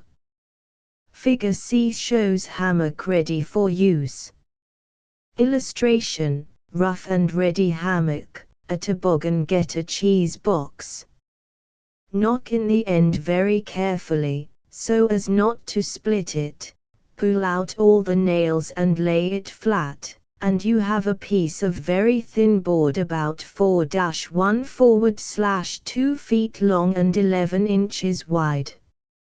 Next, take a piece of inch plank of same width as the cheese box, and 3 feet in length, and to this fasten the unrolled cheese box by using small lath nails, letting one end curl up over the plank. To the edge of this protruding piece of cheese box tack a narrow strip of wood. Tie a heavy cord to its ends, run the cord through the 2 hooks screwed into the planks and draw down the end until it is curved just right. The illustration shows how it is made. Illustration: homemade toboggan. Handy funnel. Illustration: a handy funnel, A funnel may be made by taking an ordinary envelope and cutting off the parts shown in dotted lines as in the illustration. Then clip a little off the point, open out, and you have an excellent funnel. Onion ink. Dip a pen in an onion and press until the juice comes. Then, with plenty of juice on the pen, write your message. To read it, warm it over the fire, when the writing will stand out clearly. Bibliography. List of books on handcraft and construction, Field and Forest Handy Book, D.C. Beard. Charles Scribner's Sons, $2. Jack of All Trades, D.C. Beard. Charles Scribner's Sons, $2. The Boy Pioneers, D.C. Beard. Charles Scribner's Sons, $2 net. The Boy Craftsman, Neely Hall. Lothrop, Lee and Shepherd Company, $2. Woodworking for Beginners, C.G. Wheeler. Putnam and Company, $2.50. Amateur Mechanics, Numbers 1 and 2. Popular Mechanics, 25 cents each. How to Build a Biplane Glider, A. P. Morgan. Spong and Chamberlain, 50 cents net. Problems in Furniture Making, Fred D. Crawshaw. Manual Arts Press, $1.20. Box Furniture, Louise Bryham. Century Company, $1.60 net. The Boy's Book of Model Aeroplanes, Francis A. Collins. Century Company, $1.20 net. Postage Extra. Chapter XXII, Honor Emblems and Awards. Non-competitive awards. Dudley Plan. The Order of the Adirondack Camp Eagle. Order of the Phantom Square. Flag of Honor. Green Rag Society. Durrell and Beckett Plan. Proficiency Cup. Hall of Fame. Honor is purchased by the deeds we do. Asterisk asterisk asterisk. Honor is not won until some honorable deed be done. Marlowe. Illustration, Camp Dudley Arad, non-competitive awards. Achievement and cooperation based upon altruism should be the underlying principles in determining the giving of emblems and awards. To give every boy an opportunity to do his best to measure up to the camp standard, is the thing desired in the awarding of emblems. Non-competitive tests are being recognized as the best lever of uplift and the most effective spur in arousing the latent ability of boys. The desire to down the other fellow is the reason for much of the prevailing demoralization of athletics and competitive games. Prizes should not be confused with honors. An honor emblem should be representative of the best gift the camp can bestow, and the recipient should be made to feel its worth. The emblem cannot be bought, it must be won. Dudley Plan. Camp Dudley has the distinction of introducing the honor system in boys' camps. Boys pass tests which include rowing, swimming, athletics, mountain climbing, nature study, carpenter work, manual labor, participation in entertainments, unknown point, unknown to the camp, given secretly to the boy, and securing the approval of the leaders, in order to win the CD. After winning this emblem, the boys try to win the camp pennant, the tests for which are graded higher. Camp Eagle. The Order of the Adirondack Camp Eagle is established at Camp Adirondack for boys who qualify in the following tests: Obedience is required to the few camp rules. Promptness is required at the regular bugle calls, reveille, assembly for exercise, mess call, and tattoo and taps, and erect posture is required at meals. In addition to this, there is a general personal standard, embracing neatness at meals and courtesy, etc. Boys coming up to the standard are initiated into the order and receive the emblem, the bronze eagle button. Boys who reach an especially high standard receive the silver eagle. Boys reaching this higher degree may compete for the golden eagle, the highest camp honor. To obtain this, it is necessary for a boy to swim 100 yards, do the high dive, about 12 feet, be able to row well and paddle a canoe skillfully, recognize and name 25 trees, and pass a practical examination in other nature work and in practical camping and woodcraft, and answer questions in physical training and care of the body along lines covered in campfire talks. Honor emblems and awards. 281. The Order of the Phantom Square was organized at the Wisconsin State Boys Camp for boys who succeed in qualifying in the tests named below. Illustration: Order of the Phantom Square. Illustration: Phantom Square, honor emblem, bronze, silver and gold pins are awarded as follows: bronze, 60 points, 15 in each division. Silver, 80 points, 20 in each division. Gold. 100 points, 25 in each division. Physical. 30 points. Possible event A, 16 to 17, B, 14 to 15, C, 12 to 13 points. *1. Run 100 yard 12 seconds 13 seconds 7.2 seconds, 50 yard. 1 *2. Run 440 yard 113 125 134 1 *3. Running broad jump 14 feet 13 feet 11 feet 1 *4. Running high jump 4 feet 3 feet 10 inches. 3 feet 6 inches. 1 *5. Shot put 8 pound. 30 feet 25 feet 20 feet 1 *6. Swim 25 yard 19 seconds 22 seconds 25 seconds 1 *7. Swim on back 25 yard, 1 *8.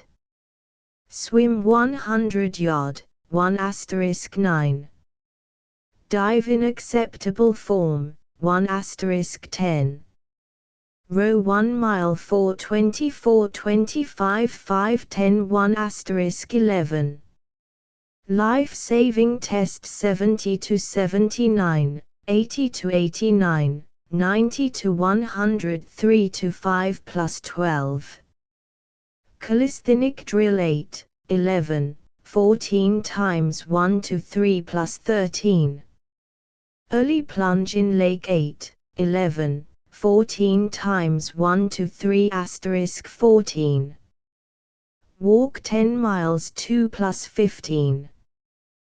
Cleanliness 1 to 5. Social activity points *16. Teach other boys in aquatics, athletics, or mental tests 1 to 5 *17. Perform other good turns to individuals 1 to 5 plus 18. Congeniality with campmates 1 to 4 plus 19. Neatness in care of personal property, tent and table 1 to 5 plus 20. promptness in responding to bugle calls, signals and camp duties 1 to 3 *21. Participating acceptably in evening entertainments 1 to 5 *22. Participating acceptably in camp orchestra or glee club 3 mental test points *23. Pass written test in life-saving examination with grade of 70 to 79, 80 to 89, or 90 to 103 to 5 *24. Name and describe different kinds of trees and birds 1 to 5 *25. Name and point out star groups 1 to 3 *26. Answer questions on campfire talks 1 to 4 *27. Read and orally answer questions on youth to manhood 1 to 5 *28. Read and tell story of other acceptable books 1 to 3 *29. Compose an acceptable song or yell for Camp 5 moral activity points *30. Daily Bible reading with written answers to questions 1 to 5 plus 31. Reverence at religious exercises 1 to 3 plus 32. Attendance at church on Sundays during Camp 3 plus 33. Cheerful and faithful performance of camp duties 1 to 5 plus 34. Extra volunteer service at camp 1 to 5 plus 35. Self-control 1 to 4 plus 36. General conduct and disposition 1 to 5 tests marked thus, asterisk, are judged by certain leaders delegated for the purpose. Tests marked thus, plus, are judged by all tent leaders for boys in their tents.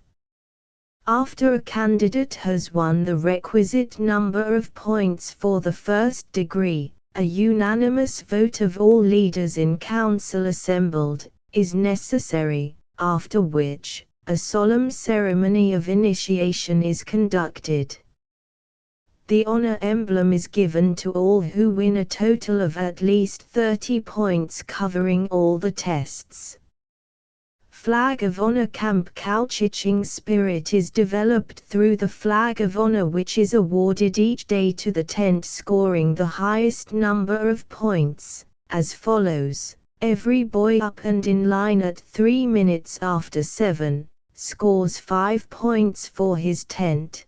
The morning dip, 5 points.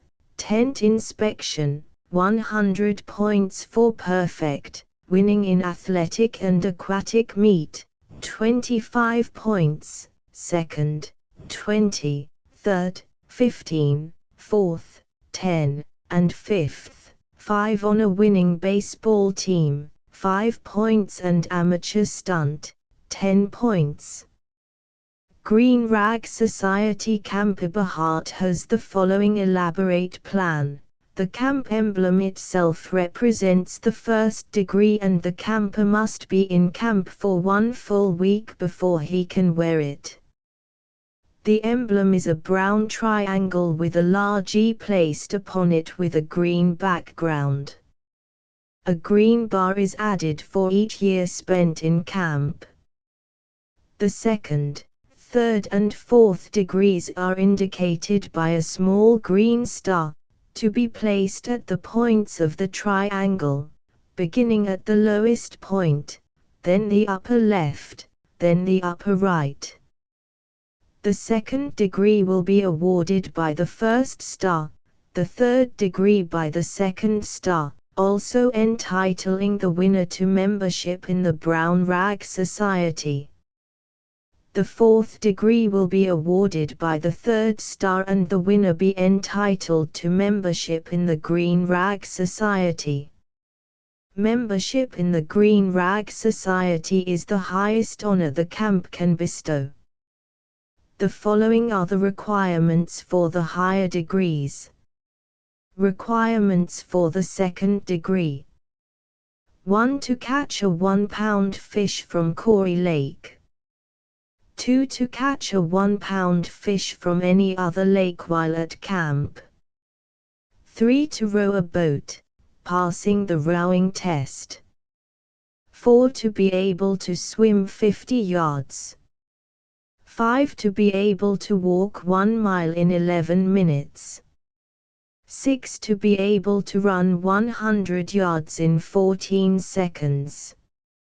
7. To be able to start 3 consecutive fires with 3 consecutive matches in the woods, with fuel found in the woods, one of the fires to be built in a damp place. If one fire fails, the entire test must be repeated. 8. To bring in mounted 5 different butterflies. 9. To bring in mounted 5 different moths. 10. To bring in mounted 5 different beetles. 11. To collect and press 25 different wildflowers. 12. To jump 6 feet in standing broad jump. Requirements for the third degree. 1. To be able to start a fire with a fire drill, the fuel and material used to be found in the woods. 2. To be able to tell the correct time by the sun at least twice a day. 3. To be able to swim 200 yards. 4. To be able to row a boat 1 mile in 10 minutes. 5. To measure the correct height of a tree without climbing it. 6. To be able to tie and untie 8 different standard knots. 7. To catch a 2-pound fish. 8. To be able to know and name 15 different trees in the woods. 9. To be able to perform on a stunt night acceptably. 10. To be able to know and name 25 different birds as seen around the camp. 11. To lead in the evening devotions at least twice. 12. To run 100 yards in 13 seconds. Requirements for the fourth degree. 1. To catch a 3-pound fish. 2. To be able to run 100 yards in 11 seconds. 3. To be able to run 100 yards in 12 seconds. 4. To conduct evening devotions. 5. To teach one boy how to swim, test 100 feet. 6. To influence one boy into the Christian life. 7. To know and to name 25 different trees as found in the woods. 8. To be able to make 12 standard knots in a rope. 9. To conquer 1 bad habits while at camp. 10. To accomplish at least 1 definite piece of service as prescribed by the camp. 11. To become a member of the camp council. 12. To be able to jump 16 feet in the running broad jump. The tests in Camp Stirrell and Beckett are based upon Baden-Powell's book, Scouting for Boys, and have proven very successful. They are as follows: Honor Emblems and Awards 285 Honor Plan Discipline.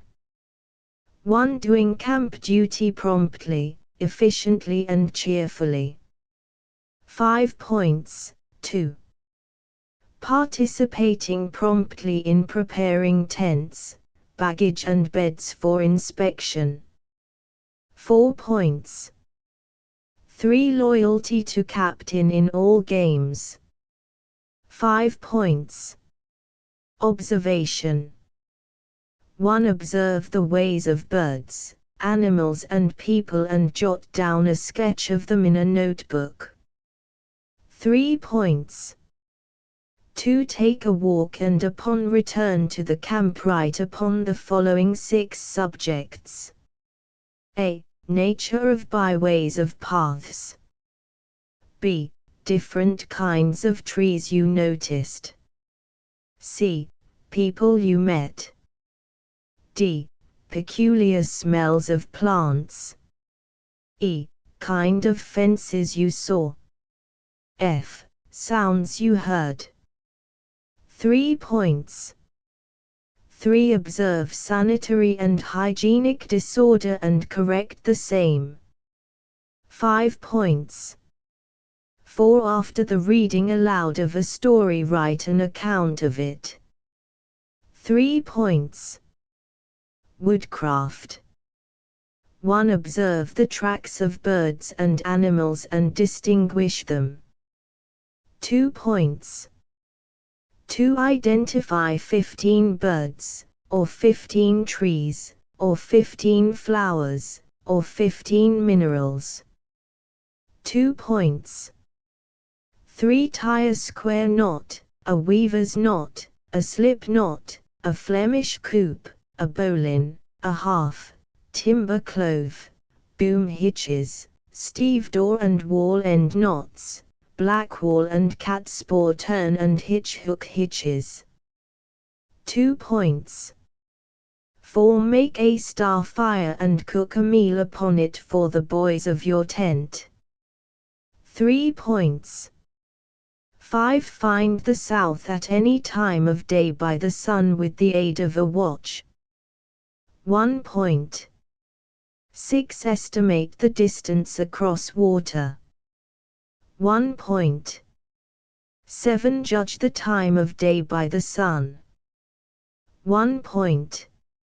8. Read the signs of the weather by the sun, wind and clouds. 2 points. 9. Make something useful for the camp. 5 points. Health. 1. Promptness, erect carriage and earnestness in setting up drill. 3 points. 2. Gain made in physical development during the time in camp. 2 points. 3. Essay upon the campfire talks on personal hygiene. 3 points. 4. Care of tent, clothing and baggage, in dry and wet weather. 3 points. 5. Cleanliness of person. 3 points. 6. Proper eating at meals. 5 points. 7. Win first place in the athletic or aquatic events. 2 points. Chivalry. Among the laws of the knights was this: chivalry requireth that youth should be trained to perform the most laborious and humble offices with cheerfulness and grace, and to do good unto others. 1. Do a good turn to somebody every day. 3 points. 2. Control tongue and temper. 5 points. 3. Participate in some entertainment. 2 points. 4. Secure the approval of the leaders. 2 points.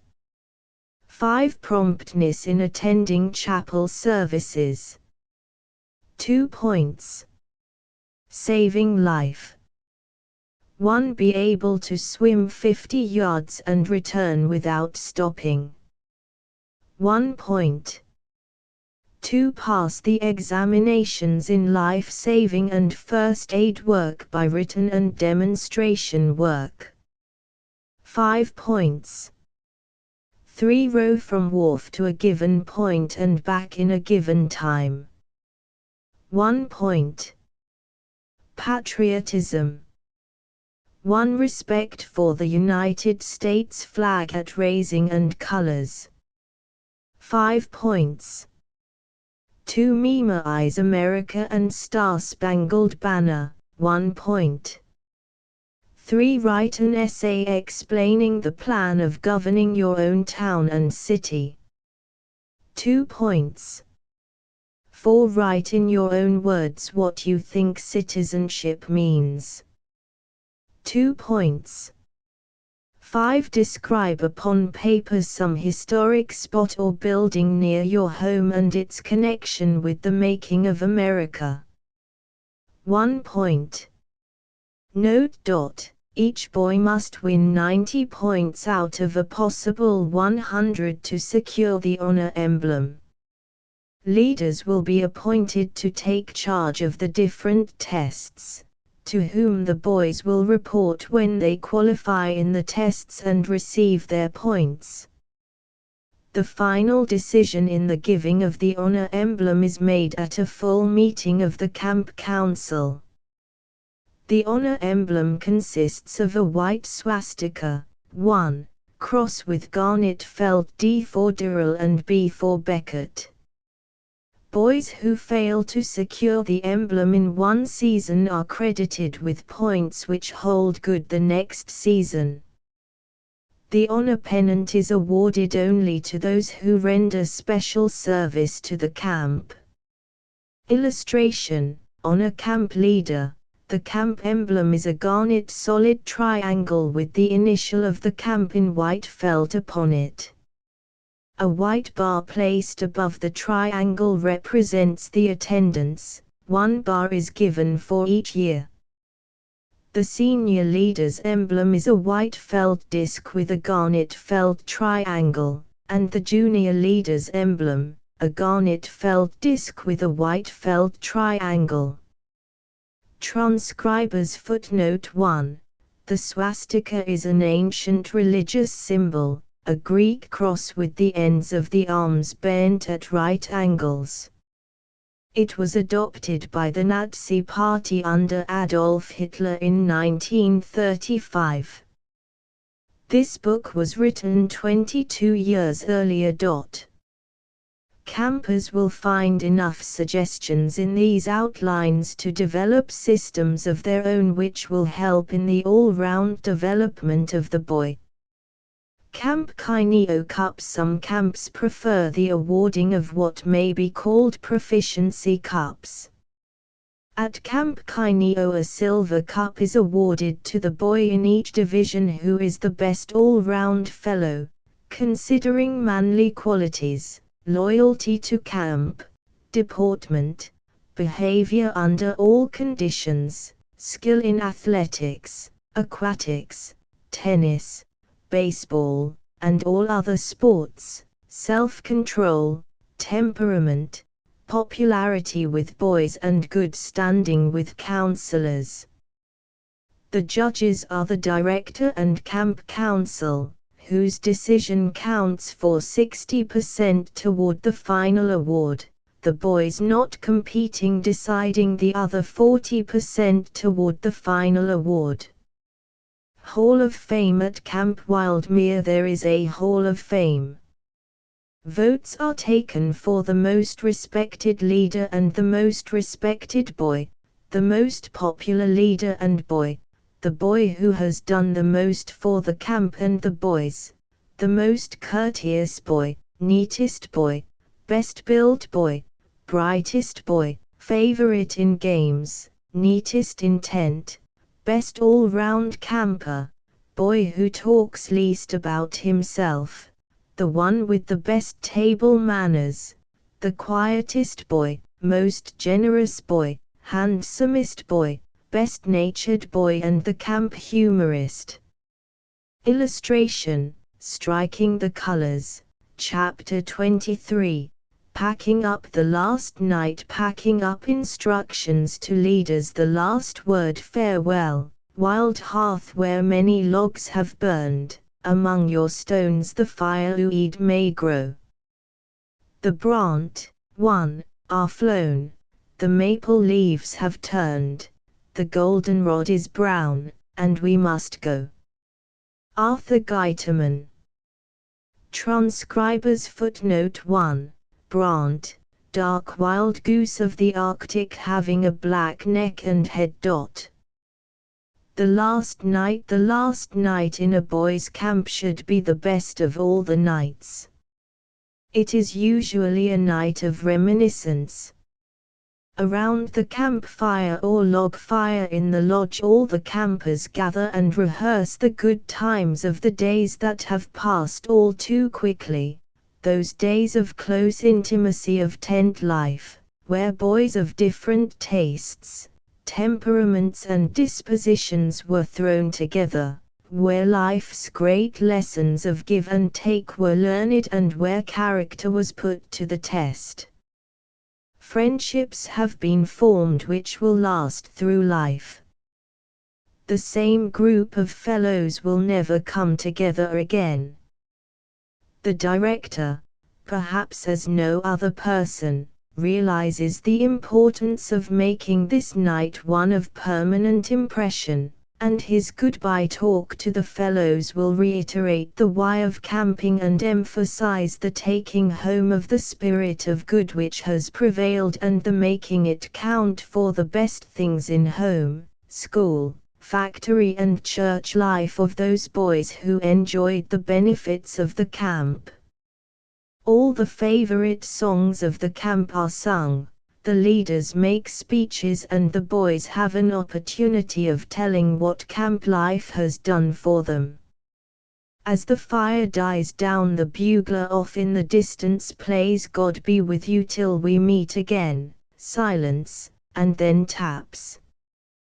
Packing up. There is just as much need of system and care in breaking camp and packing up, as in opening camp. Chas. R. Scott at Camp A&R issues to each leader the following letter of instructions, which may be of help to those in charge of large camps. Letter of instruction to leaders. Dear friend, will you kindly help me break camp by carrying out the following instructions? 1. Have all your boys return all books to the librarian not later than Thursday morning, and tools to the shop by the same time. 2. Encourage your helpers to loosen the side walls of tent early Friday morning, if clear, and fasten guy ropes so that canvas will dry if damp. 3. Take out all the pegs which fasten the side walls, clean off dirt and place in boxes at boathouse. 4. Take down the board in your tent. Take out all nails, straighten them and place in proper boxes in shop. Then take board to the boathouse. Leave the rope over the ridge pole untied. 5. Take out all nails and screws in the upright poles of your tent and bunks, and place in boxes in shop. 6. Empty the oil and clean lantern and return to the boathouse. Take bunks to the lodge and let us know the condition of each. 7. See that all paper and old things in and around the tent are picked up and placed on the fire for that purpose. 8. After Bible study we will take down all tents. We should like you to delegate one fellow to each upright pole, one to each of the 4 corner guy ropes, and then follow instructions as the bugle blows. 9. Take all rope on the trees to headquarters. 10. Kindly answer the following questions regarding your tent. Are all the poles properly marked with tent number? B. Does tent leak? If so, where? C. Is the ridge pole in good condition? D. Does front and rear of tent close securely? E. Does it need new fasteners for tying up? Anything else you have noticed during the time you have been in the tent, please make a memorandum of same on back of this sheet. 11. Return camp keys, if you have them, to headquarters before leaving. We would be pleased to have you write on the back of this sheet any suggestions you have for the improvement of camp for next season. Thanking you personally for your help and trusting to have your cooperation and that of your boys until the close of camp, I remain, sincerely yours, Last words the day before camp breaks. Each boy should pack his trunk or box neatly, leaving at the top the things needed to make the homeward journey, with room for his blankets.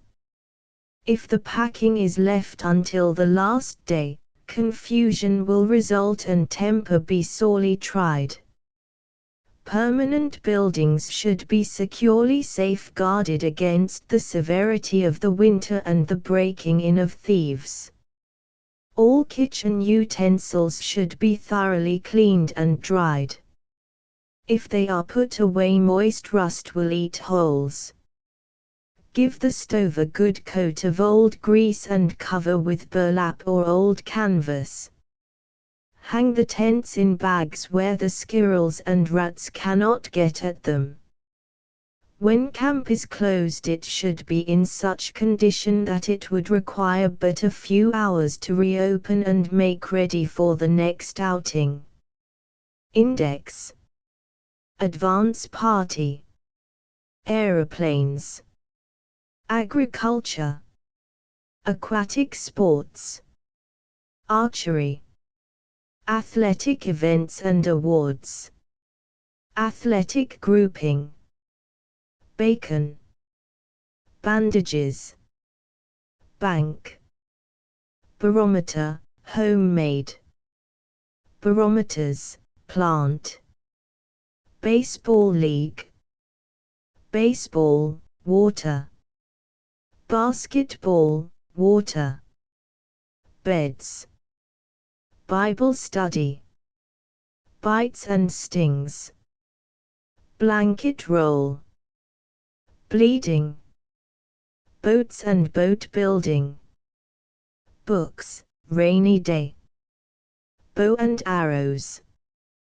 Box Furniture, Box Trunk, Broken Bone, Bruises and Burns, Buildings, Camp, Plan of, Cleaning, Location of, Campfire, Camping, Arguments for, Canoe Tag, Chapel, Character Building, Checklist, Chills, Choking, Circle Jumping, Clothing, Clouds, Cocoa, Coffee, Colds, Commissary Blank, Cooks, Council, Cramps, Cups,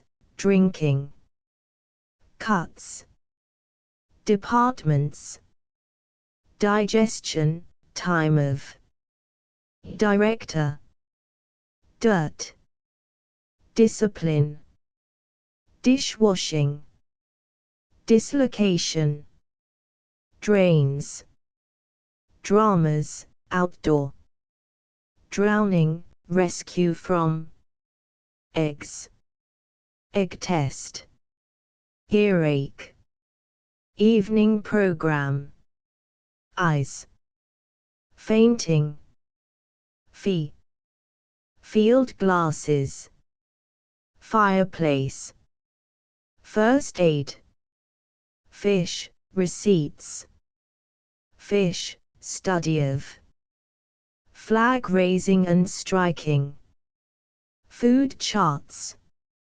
Food, How to Buy, Forestry, Frog's Legs, Funnel, Games and Stunts, Indoor, Games, Outdoor, Games, Their Purpose, Garbage, German Bowling, Grace at Meals, Green Rag Society, Griddle Cakes, Grocery List, Hall of Fame, Hammocks, Hands, Hand Wrestling, Handy Devices, Hanger, Headache, Health Board, Health Charts, Health maxims.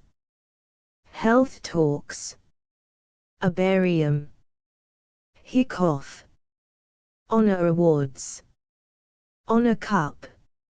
Honor flag. Honor plan. Hospital tent. How men found the Great Spirit. Indian and white man. Ink, onion. Inspection.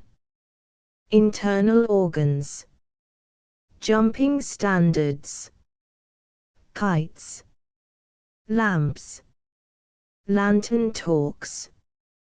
Leaders or counselor. Blanks for. Letter to. Opportunities of. Pay of. Suggestions to. Lean-to. Library. Life-saving. Map reading. Matches, lighting. Measuring device. Medical stores. Mending pots. Menu, for hike. Menus. Moccasins. Moral. Morning hymn. Mots. Music. Nature study. Nature study equipment. Nature study walks. Nature talks. Nose. Novel bonfire. Old clothes race. Order of day. Organization chart. Packing up. Packs. Pain and pain chart. Paper, camp journal. Parachute. Peanut relay race. Phantom square. Photography. Physical record blanks. Physical types, average. Poison ivy. Potatoes. Pulse. Pyrography. Ration list. Records. Religious life. Resuscitation. Roast corn. Rooster fight. Rough house. Rover, all come over. Rusty nail. Scoutcraft. Scout law. Self-government. Serving. Shipping. Shoes. Shoot the shoots. Sleep. Sore throat. Soup. Stories. Story, a good example of. Stretcher. Stunned. Steward. Stomachache. Sundial and camp clock. Sunglass. Sunday. Sunday talks. Sunstroke. Surgical supplies. Surveying. Swamps. Swimming and bathing. Table and kitchenware. Table etiquette. Tables and seats. Take off. Talks, to individuals. To groups, evening. To groups, Sunday. Taps. Tattoo. Teeth. Tents, arrangement of. Tents and teepees. Tetherball. Thatching. Thermometer, clinical. Tilting. Toboggans. Toilets. Tongue. Tutoring. Trampus advice. Typhoid. Volleyball. Verland press. Waste barrels. Water supply. Weather bureau. Weather forecast. Weather signals, U.S. Bureau. Weights and measures, table. whale hunt, whistle signal, Whittier's Club, wigwag code and rules, wins, wolf, work, assignment of, end of the Project Gutenberg ebook Camping for Boys updated editions will replace the previous one, the old editions will be renamed. Creating the works from print editions not protected by U.S. copyright law means that no one owns a United States copyright in these works, so the Foundation, and you, can copy and distribute it in the United States without permission and without paying copyright royalties. Special rules, set forth in the general terms of use part of this license, apply to copying and distributing Project Gutenberg trademark symbol electronic works to protect the Project Gutenberg trademark symbol concept and trademark.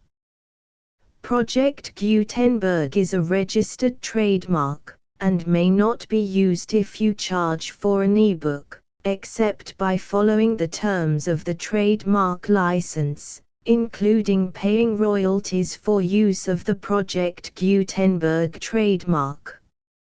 If you do not charge anything for copies of this ebook, complying with the trademark license is very easy. You may use this ebook for nearly any purpose such as creation of derivative works, reports, performances and research. Project Gutenberg ebooks may be modified and printed and given away. You may do practically anything in the United States with ebooks not protected by U.S. copyright law. Redistribution is subject to the trademark license, especially commercial redistribution. Start. Full license. The full Project Gutenberg license. Please read this before you distribute or use this work to protect the Project Gutenberg trademark symbol mission of promoting the free distribution of electronic works. By using or distributing this work, or any other work associated in any way with the phrase Project Gutenberg, you agree to comply with all the terms of the full Project Gutenberg trademark symbol license available with this file or online at www.gutenberg.org/license. Section 1. General Terms of Use and Redistributing Project Gutenberg Trademark Symbol Electronic Works 1.0.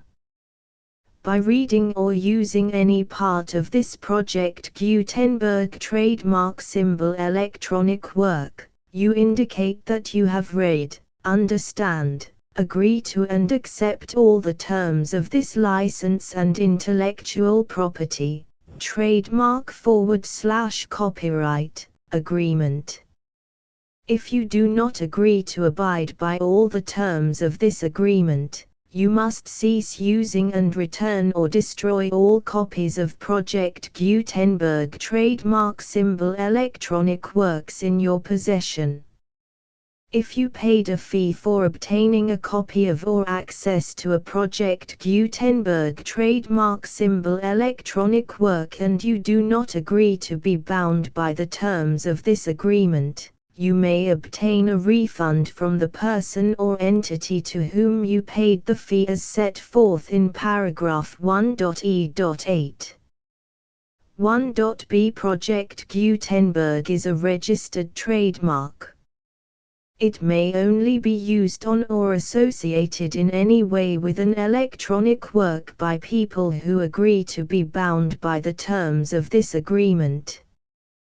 There are a few things that you can do with most Project Gutenberg trademark symbol electronic works even without complying with the full terms of this agreement.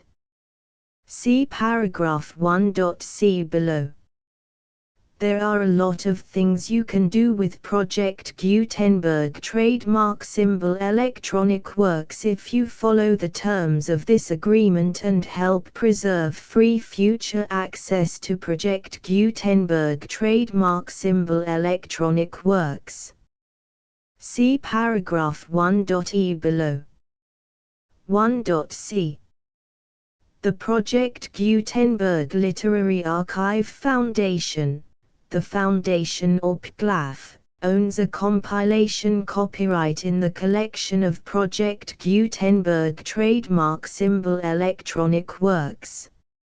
Nearly all the individual works in the collection are in the public domain in the United States. If an individual work is unprotected by copyright law in the United States and you are located in the United States, we do not claim a right to prevent you from copying, distributing, performing, displaying or creating derivative works based on the work as long as all references to Project Gutenberg are removed. Of course, we hope that you will support the Project Gutenberg trademark symbol mission of promoting free access to electronic works by freely sharing Project Gutenberg trademark symbol works in compliance with the terms of this agreement for keeping the Project Gutenberg trademark symbol name associated with the work. You can easily comply with the terms of this agreement by keeping this work in the same format with its attached full Project Gutenberg trademark symbol license when you share it without charge with others. 1.d. The copyright laws of the place where you are located also govern what you can do with this work. Copyright laws in most countries are in a constant state of change. If you are outside the United States, check the laws of your country in addition to the terms of this agreement before downloading, copying, displaying, performing, distributing or creating derivative works based on this work or any other Project Gutenberg trademark symbol work. The Foundation makes no representations concerning the copyright status of any work in any country other than the United States. 1.e Unless you have removed all references to Project Gutenberg. 1.e.1.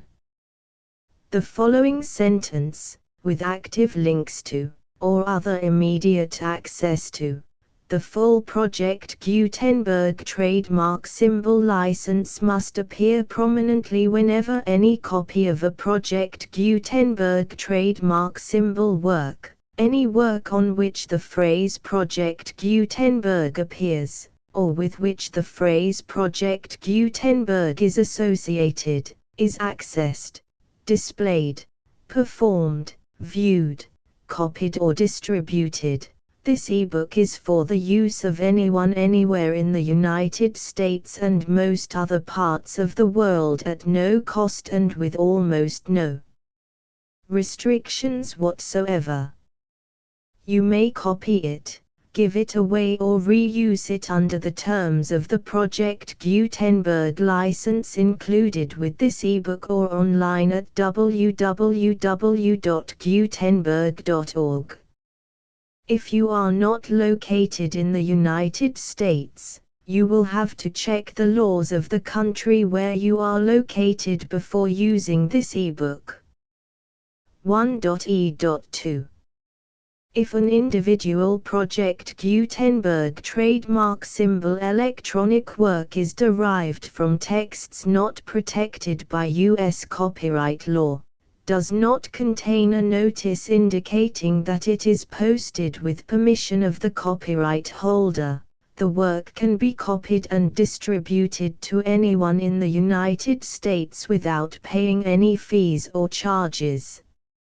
If you are redistributing or providing access to a work with the phrase Project Gutenberg associated with or appearing on the work, You must comply either with the requirements of paragraphs 1.e.1 through 1.e.7 or obtain permission for the use of the work and the Project Gutenberg trademark symbol trademark as set forth in paragraphs 1.e.8 or 1.e.9.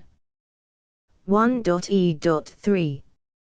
If an individual Project Gutenberg trademark symbol electronic work is posted with the permission of the copyright holder, your use and distribution must comply with both paragraphs 1.e.1 through 1.e.7 and any additional terms imposed by the copyright holder. Additional terms will be linked to the Project Gutenberg trademark symbol license for all works posted with the permission of the copyright holder found at the beginning of this work. 1.e.4. Do not unlink or detach or remove the full Project Gutenberg trademark symbol license terms from this work, or any files containing a part of this work or any other work associated with Project Gutenberg trademark symbol. 1.e.5. Do not copy, display, perform, distribute or redistribute this electronic work, or any part of this electronic work, without prominently displaying the sentence set forth in paragraph 1.e.1 with active links or immediate access to the full terms of the Project Gutenberg trademark symbol license. 1.e.6. You may convert to and distribute this work in any binary, compressed, marked up, non-proprietary or proprietary form, including any word processing or hypertext form. However, if you provide access to or distribute copies of a Project Gutenberg trademark symbol work in a format other than plain vanilla ASCII or other format used in the official version posted on the official Project Gutenberg trademark symbol website, www.gutenberg.org, you must, at no additional cost, fee or expense to the user, provide a copy, a means of exporting a copy, or a means of obtaining a copy upon request, of the work in its original plain vanilla ASCII or other form. Any alternate format must include the full Project Gutenberg trademark symbol license as specified in paragraph 1.e.1. 1.e.7.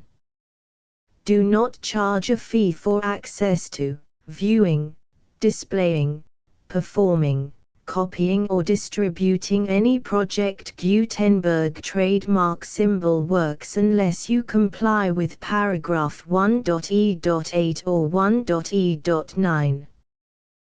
1.e.8.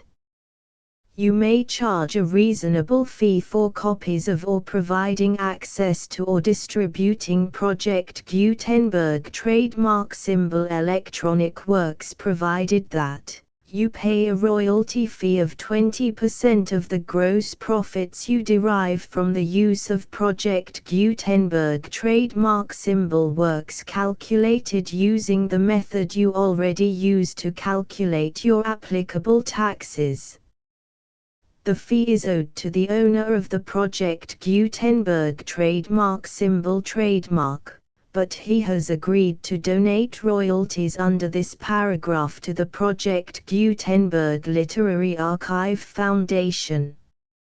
Royalty payments must be paid within 60 days following each date on which you prepare, or are legally required to prepare, your periodic tax returns. Royalty payments should be clearly marked as such and sent to the Project Gutenberg Literary Archive Foundation at the address specified in Section 4, Information about donations to the Project Gutenberg Literary Archive Foundation. You provide a full refund of any money paid by a user who notifies you in writing, or by email, within 30 days of receipt that he does not agree to the terms of the full Project Gutenberg trademark symbol license. You must require such a user to return or destroy all copies of the works possessed in a physical medium and discontinue all use of and all access to other copies of Project Gutenberg trademark symbol works. You provide, in accordance with paragraph 1.f.3, a full refund of any money paid for a work or a replacement copy, if a defect in the electronic work is discovered and reported to you within 90 days of receipt of the work. You comply with all other terms of this agreement for free distribution of Project Gutenberg trademark symbol works. 1.e.9. If you wish to charge a fee or distribute a Project Gutenberg trademark symbol electronic work or group of works on different terms than are set forth in this agreement, you must obtain permission in writing from the Project Gutenberg Literary Archive Foundation, the manager of the Project Gutenberg trademark symbol trademark. Contact the Foundation as set forth in Section 3 below. 1.f1.f.1 Project Gutenberg volunteers and employees expend considerable effort to identify, do copyright research on, transcribe and proofread works not protected by U.S. copyright law in creating the Project Gutenberg trademark symbol collection. Despite these efforts, Project Gutenberg trademark symbol electronic works, and the medium on which they may be stored, may contain defects such as, but not limited to, incomplete, inaccurate or corrupt data, transcription errors, a copyright or other intellectual property infringement, a defective or damaged disk or other medium, a computer virus, or computer codes that damage or cannot be read by your equipment. 1.f.2 Limited warranty, disclaimer of damages, except for the right of replacement or refund described in paragraph 1.f.3, the Project Gutenberg Literary Archive Foundation, the owner of the Project Gutenberg trademark symbol trademark, and any other party distributing a Project Gutenberg trademark symbol electronic work under this agreement, disclaim all liability to you for damages, costs and expenses, including legal fees. You agree that you have no remedies for negligence, strict liability, breach of warranty or breach of contract except those provided in paragraph 1.f.3.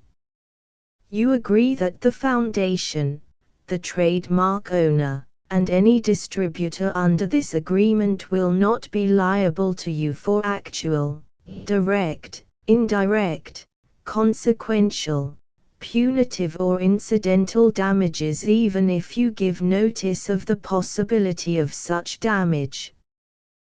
1.f.3 Limited right of replacement or refund. If you discover a defect in this electronic work within 90 days of receiving it, you can receive a refund of the money, if any, you paid for it by sending a written explanation to the person you received the work from.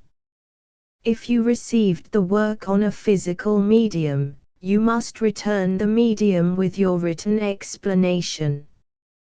The person or entity that provided you with the defective work may elect to provide a replacement copy in lieu of a refund. If you received the work electronically, the person or entity providing it to you may choose to give you a second opportunity to receive the work electronically in lieu of a refund. If the second copy is also defective, you may demand a refund in writing without further opportunities to fix the problem. 1.f.4. Except for the limited right of replacement or refund set forth in paragraph 1.f.3, this work is provided to you as is, with no other warranties of any kind, express or implied, including but not limited to warranties of merchantability or fitness for any purpose. 1.f.5. Some states do not allow disclaimers of certain implied warranties or the exclusion or limitation of certain types of damages. If any disclaimer or limitation set forth in this agreement violates the law of the state applicable to this agreement, the agreement shall be interpreted to make the maximum disclaimer or limitation permitted by the applicable state law. The invalidity or unenforceability of any provision of this agreement shall not void the remaining provisions. 1.f.6. Indemnity. You agree to indemnify and hold the foundation, the trademark owner, any agent or employee of the foundation, anyone providing copies of Project Gutenberg trademark symbol electronic works in accordance with this agreement, and any volunteers associated with the production, promotion and distribution of Project Gutenberg trademark symbol electronic works, harmless from all liability, costs and expenses, including legal fees, that arise directly or indirectly from any of the following which you do or cause to occur. A. Distribution of this or any Project Gutenberg trademark symbol work. B. Alteration, modification, or additions or deletions to any Project Gutenberg trademark symbol work, and C. Any defect you cause. Section 2. Information about the mission of Project Gutenberg trademark symbol. Project Gutenberg trademark symbol is synonymous with the free distribution of electronic works in formats readable by the widest variety of computers, including obsolete, old, middle-aged and new computers. It exists because of the efforts of hundreds of volunteers and donations from people in all walks of life. Volunteers and financial support to provide volunteers with the assistance they need are critical to reaching Project Gutenberg trademark symbol's goals and ensuring that the Project Gutenberg trademark symbol collection will remain freely available for generations to come. In 2001, the Project Gutenberg Literary Archive Foundation was created to provide a secure and permanent future for Project Gutenberg trademark symbol and future generations. To learn more about the Project Gutenberg Literary Archive Foundation and how your efforts and donations can help, see sections 3 and 4 and the Foundation information page at www.gutenberg.org. Section 3. Information about the Project Gutenberg Literary Archive Foundation. The Project Gutenberg Literary Archive Foundation is a non-profit 501(c)(3) educational corporation organized under the laws of the state of Mississippi and granted tax-exempt status by the Internal Revenue Service.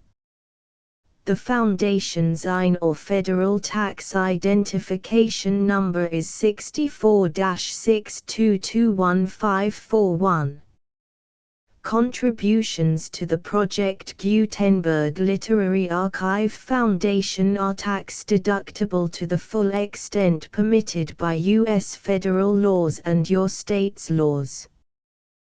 The Foundation's business office is located at 809 North 1500 West, Salt Lake City, UT 84116, 801-596-1887.